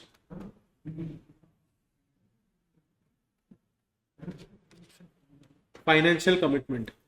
Number 1. By a person resident in India means aggregate amount of investment by ODI, debt other than OPI and non-funded facilities by it to all foreign entities. Everyone focus on screen. Indian company can lend, invest in any debt instrument issued by a foreign entity or extend non-fund based commitment to or on behalf of foreign entity, including overseas SDS of such Indian entity, subject to following conditions. So they have given conditions for Indian entity to fulfill. Then they have given procedure to make overseas direct investment. They have given all of these things. I'll explain it to you with my diagram. When do you need approval from central government? When do you need approval from Reserve Bank? What is NOC? What is pricing guidelines? Transfer of liquidation. The chapter gets over, I think, over here. It is a very small chapter. So let us understand step by step.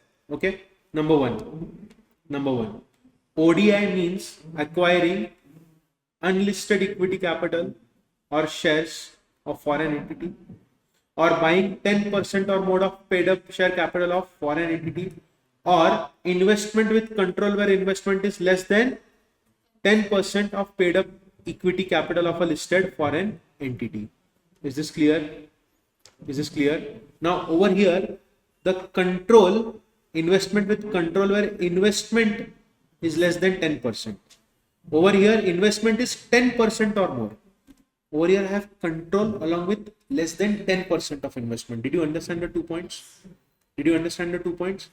Yes. Is this clear? Now, I have explained the term financial commitment to you, which is not given in our module. In my diagram, I showed you the meaning of financial commitment, right? This is financial. This diagram explains the term financial commitment. Okay. I have also explained bank guarantee and letter of credit to you. Now what I have to explain you all is this. Investment routes. Focus on screen, everyone.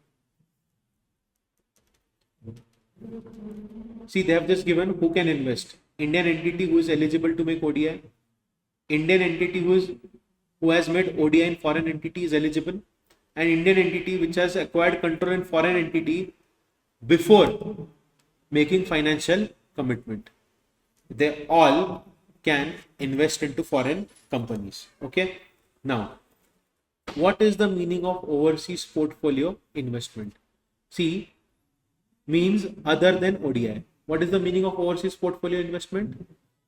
Investment other than ODI in foreign securities, but not in unlisted debt instrument.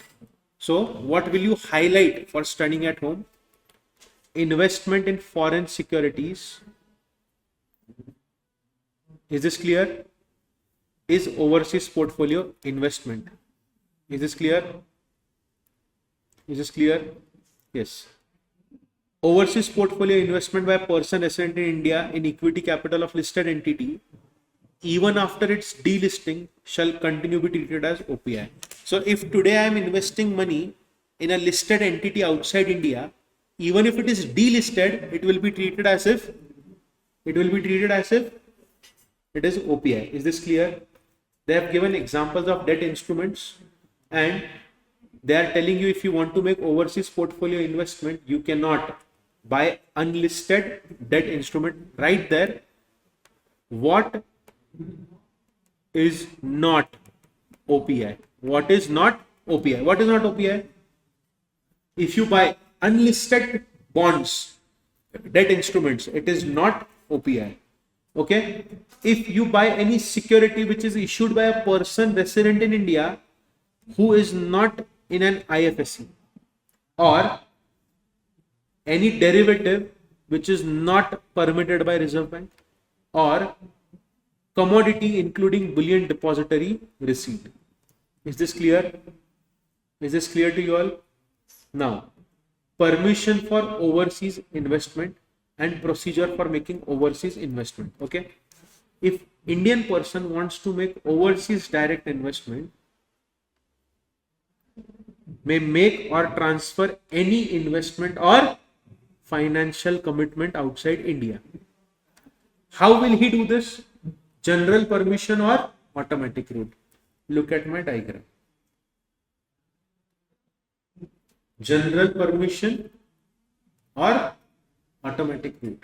I have simplified the language for you.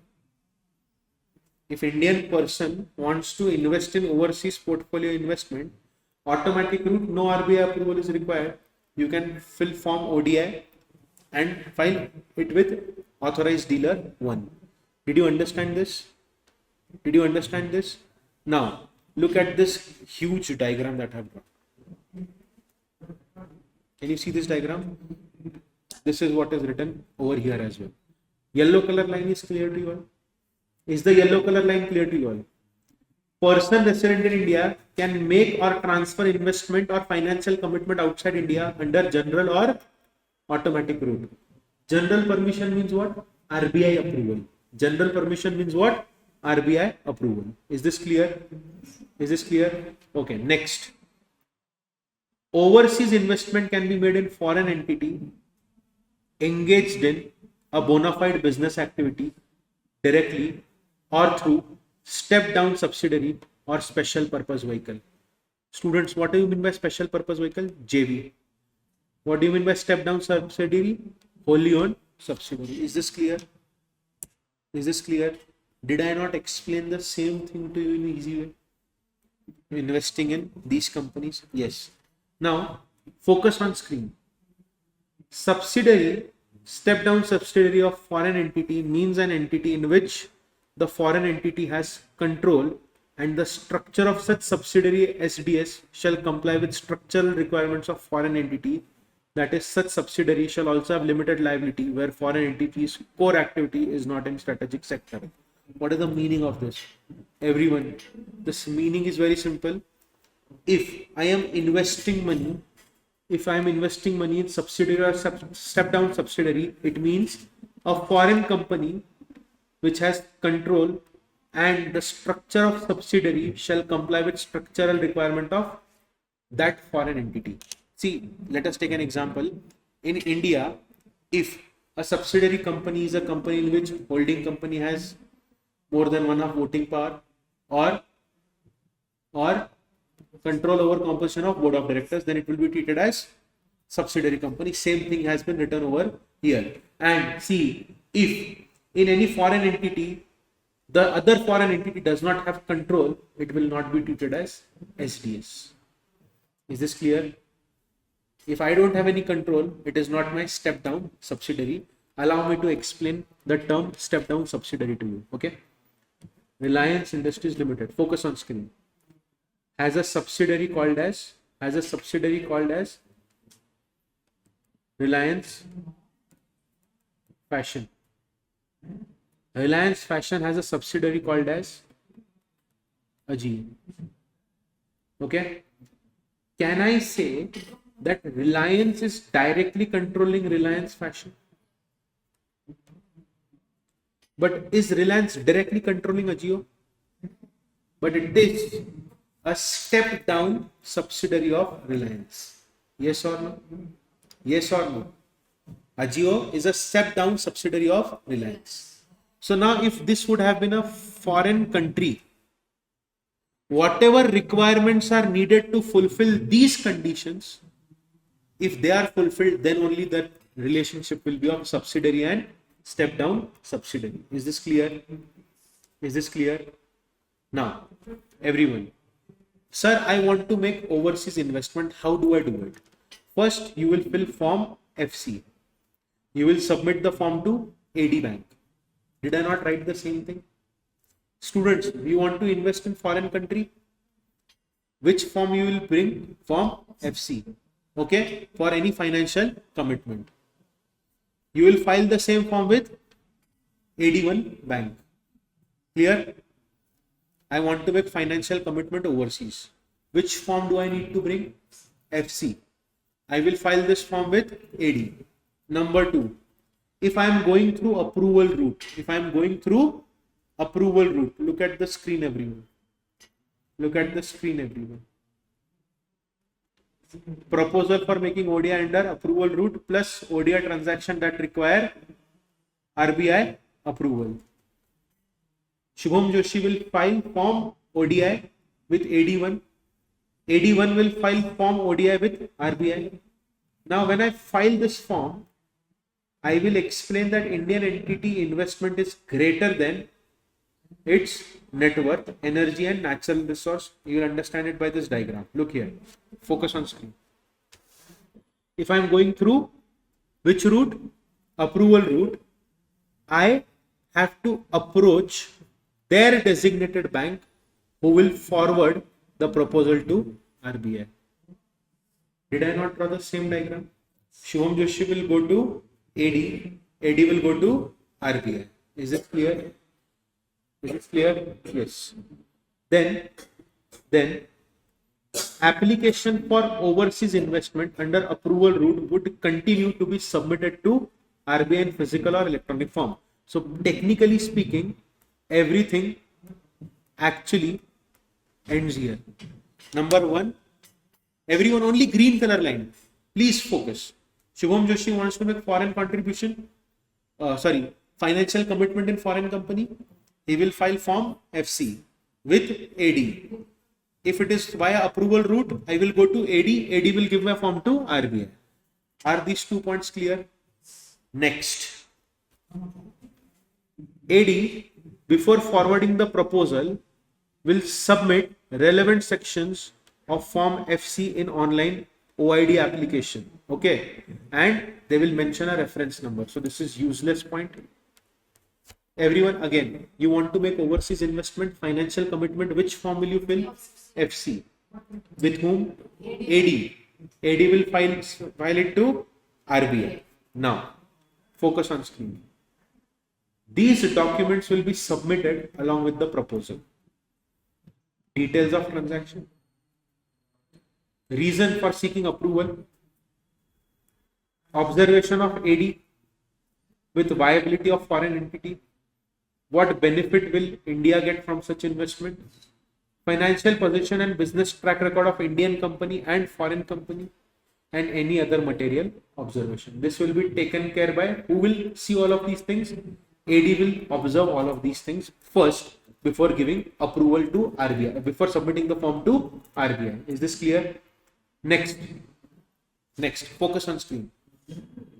The recommendations of AD with confirmation that applicant's board resolution for the proposed transaction is in place. What is the meaning of this? I'll make it very simple for you. Financial commitment karna hai foreign mein. Which form I have to fill? FC. Okay. First point is clear. But if I'm going via approval route, I will file this form with AD. AD will go give it to RBI. Next, the following document should be submitted with proposal. What document? Details of transaction, reason for seeking approval. Now, what is the function of AD bank over here? It will observe viability of foreign entity. How strong is the foreign company? Number two, benefits what India will get. Number three, financial position of Indian company which is making investment, and financial position of foreign company. Last is any other material observation. Also, AD will check whether the applicant has passed board resolution or not. Directors will decide, right, whether we want to make investments in the other company. So we need board resolution. Okay. Then diagrammatic representation of organizational structure indicating all subsidiaries of Indian entity horizontally and vertically with their stake and status. What is the meaning of this? The Indian company which is investing outside India has to give details of its all the subsidiary companies and their subsidiary companies and their financial positions and their current status, whether they are operational or not. Is this clear? We need valuation certificate for foreign entity if it is applicable. Other relevant documents and proposal will be submitted to RBI. Look here. I have given in what sector what all is required. Every detail has been written by me. So, technically speaking, what factors will be considered? Viability, contribution towards external trade, Indian party, experience, expertise, financial position, track record. Did I not write the same thing? Yes or no? If you want, you can click a picture of this entire table of 2 pages in one diagram. You can click a picture of this for your own reference.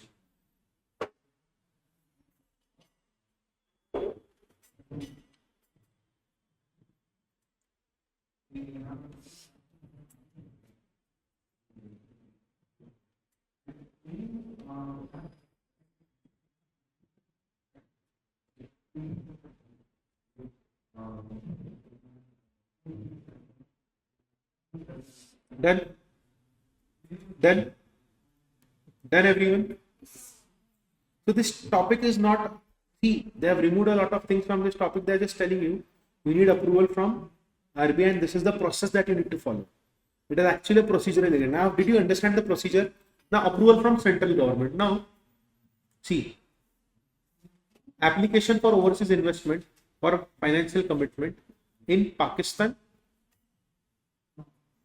or other jurisdiction as may be advised by central government from time to time or in strategic sectors, specific geographies shall be forwarded by AD Bank from their constituents to RBI as per the procedure. So what they are trying to say is nothing. They are trying to say that if you want to make financial commitment in Pakistan or some strategic geographic locations, the application will be forwarded by AD Bank to RBI. RBI will follow the procedure given by central government. Simple. Is this point clear to you all? I want to invest in strategic locations, geographical location, Pakistan. AD will forward the application to RBI. RBI will follow the guidelines created by CG. Now, what are strategic sector? Energy and natural resources like oil, gas, coal, mineral ore, submarine cable system, startups. Yes or no? These are strategic sectors. Correct. Next, restriction of limited liability structure of foreign entities shall not be mandatory for entities with core activity in strategic sector. Accordingly, ODI can be made in such sectors in unincorporated entities as well. Indian entities also permitted to participate in consortium with other international operators to construct and maintain submarine cable system on co-ownership basis. AD Bank may allow remittance for ODI in strategic sector after ensuring Indian entity has obtained necessary permission. What is the meaning of this? Very simple, very easy. Yes, fast. You have understood this point? Did you all understand the first paragraph? First paragraph is very simple. Strategic sector, AD will go to RBI. RBI will follow the guidelines given by central government. Okay. Now, what are the strategic sectors? Oil, gas, coal, mineral ore, submarine cable system. Correct? Now, you can also make ODI in sectors which are strategic sectors and the company is not yet incorporated, which means someone is planning to incorporate a company outside in strategic sector, Indian entity can invest in that also. Is the first point clear to you? I repeat again. One is incorporated company which already has a lot of business going on. Another is a new company which is not yet incorporated. They're planning to start a company. So include me in it as well. I will also put in some money. Is this clear? Is this clear? Okay, Indian company can also work with other international operators to construct and maintain submarine cable system, and we will do this on co-ownership basis. So if you want to make remittance for strategic sector, AD Bank will allow only if you have obtained necessary permission from competent authority. Full stop. Strategic sector, what is strategic sector? Indian entity can invest money in strategic sector companies which are not yet incorporated. Correct? Correct. And you can also invest and work as co-owner in constructing and maintaining submarine cable systems. Is this clear? Is this clear to everyone?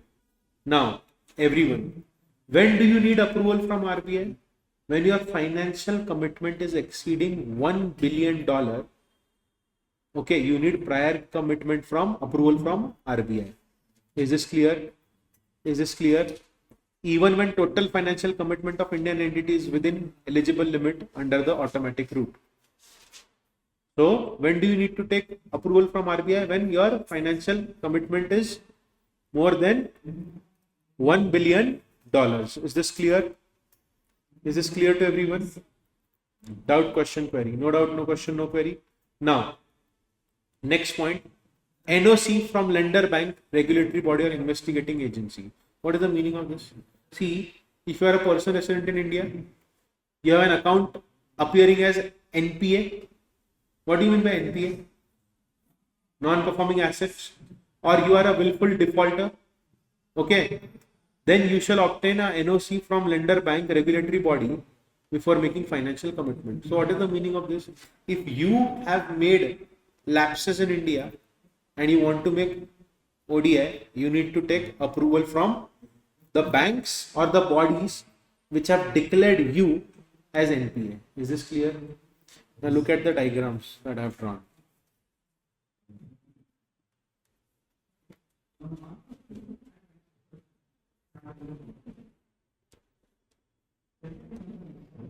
Everything is there in a very structured way. If you want, I will share all of these things with you as well. Okay. Now focus here. When an Indian entity is already issued guarantee in accordance with FEMA provisions before investigation has begun. So everyone, two scenarios are there. I am an Indian entity.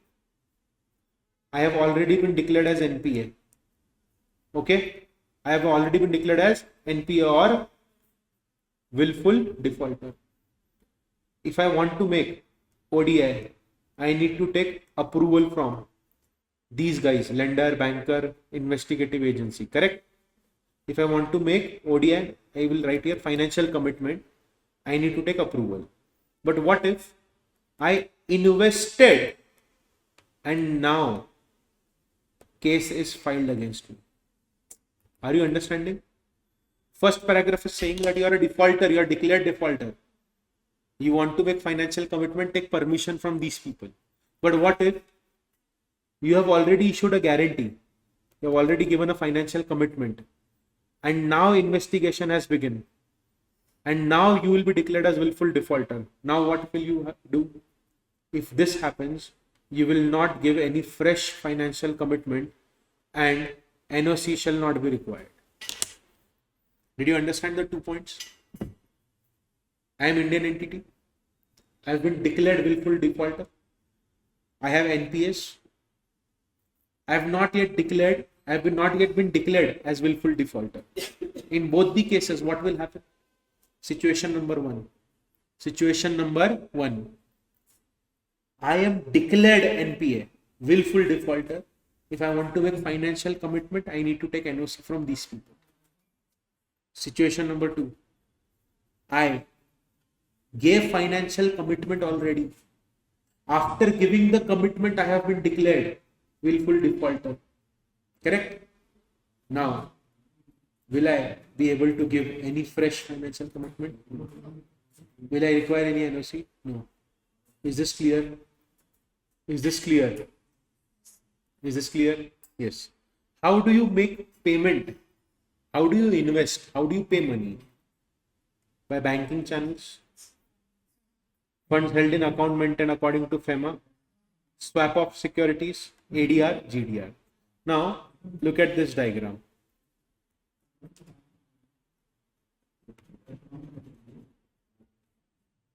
Permissible sources of funding, ODI. Swap of shares, drawal of foreign security from AD in India, balance in RFC account, balance held in EFC account, proceeds of foreign currency raised through ADR, GDR, proceeds of ECB, out of foreign resources when not permanent RI. So see, I have written more detailed version of all of these things in my notes. They have just given simple lines. How do you make investment? Either by banking channels, or if you have funds held in account maintained as per FEMA, EFC account. Yes or no? Next, swap of securities. What do you mean by swap of securities? Company loss to whom? What do you mean by swap of securities? I'll explain the term swap of securities to you. Do you know the meaning of swap of securities? No? This is Indian company. Okay? It has a subsidiary company. Okay? This subsidiary company is investing in a foreign company. Okay? How are we investing? We are telling them that you give your shares to us. We will not pay money to you. We will give you the shares of parent company. Share swapping. Did you understand? Did you understand this? They have relation of holding company and subsidiary company. Let us call it Geo. This is Meta, Facebook. Geo wants to invest in Facebook. Okay. So investment means what? Geo wants shares of Facebook. Facebook is saying, I'm ready to give you shares, but what are you going to give me? Geo tells him, don't take my shares. Take shares of my father, Reliance Industries Limited. Are you understanding? This is called as share swapping. Okay. It happens when strategic decisions are taken by companies and corporates. Is this clear to you all? Is this clear to you all? Did you understand share swapping means what? Yes. Okay. ODI by cash is not permitted. Okay. ODI by cash is not permitted. Indian entity can make remittance to its branch office outside India only for purpose of normal business operation. What is the meaning of this? Imagine, I am a smart player. I have a branch office in America. Instead of me directly investing in the company, I am sending some money to my branch office and I am telling my branch office to invest in the other company. This is not allowed. This is not allowed. This is not allowed. No remittance shall be made by Indian entity to its branch for making overseas investment. If you want to invest in overseas company, invest directly. Don't invest via branch. Is this clear? Okay. Next is, any person who is resident in India will not make any payment on behalf of foreign entity other than by way of financial commitment. Okay. Is this clear? Is this clear? Yes. And if you are making any financial commitment in Nepal and Bhutan, you need to follow the provisions given in FEMA. Is this clear? Everyone, third point. Did you understand the second point? Second point, did you understand the second point? I am making investment in a foreign entity through my branch office, which is outside India. This is not allowed. Shubham Joshi, why are you sending money outside India? I am helping my branch office. Okay. After 1 year, we got to know the branch office took the money and invested in some other company. This is not allowed. Invest directly. Explain the third point to me.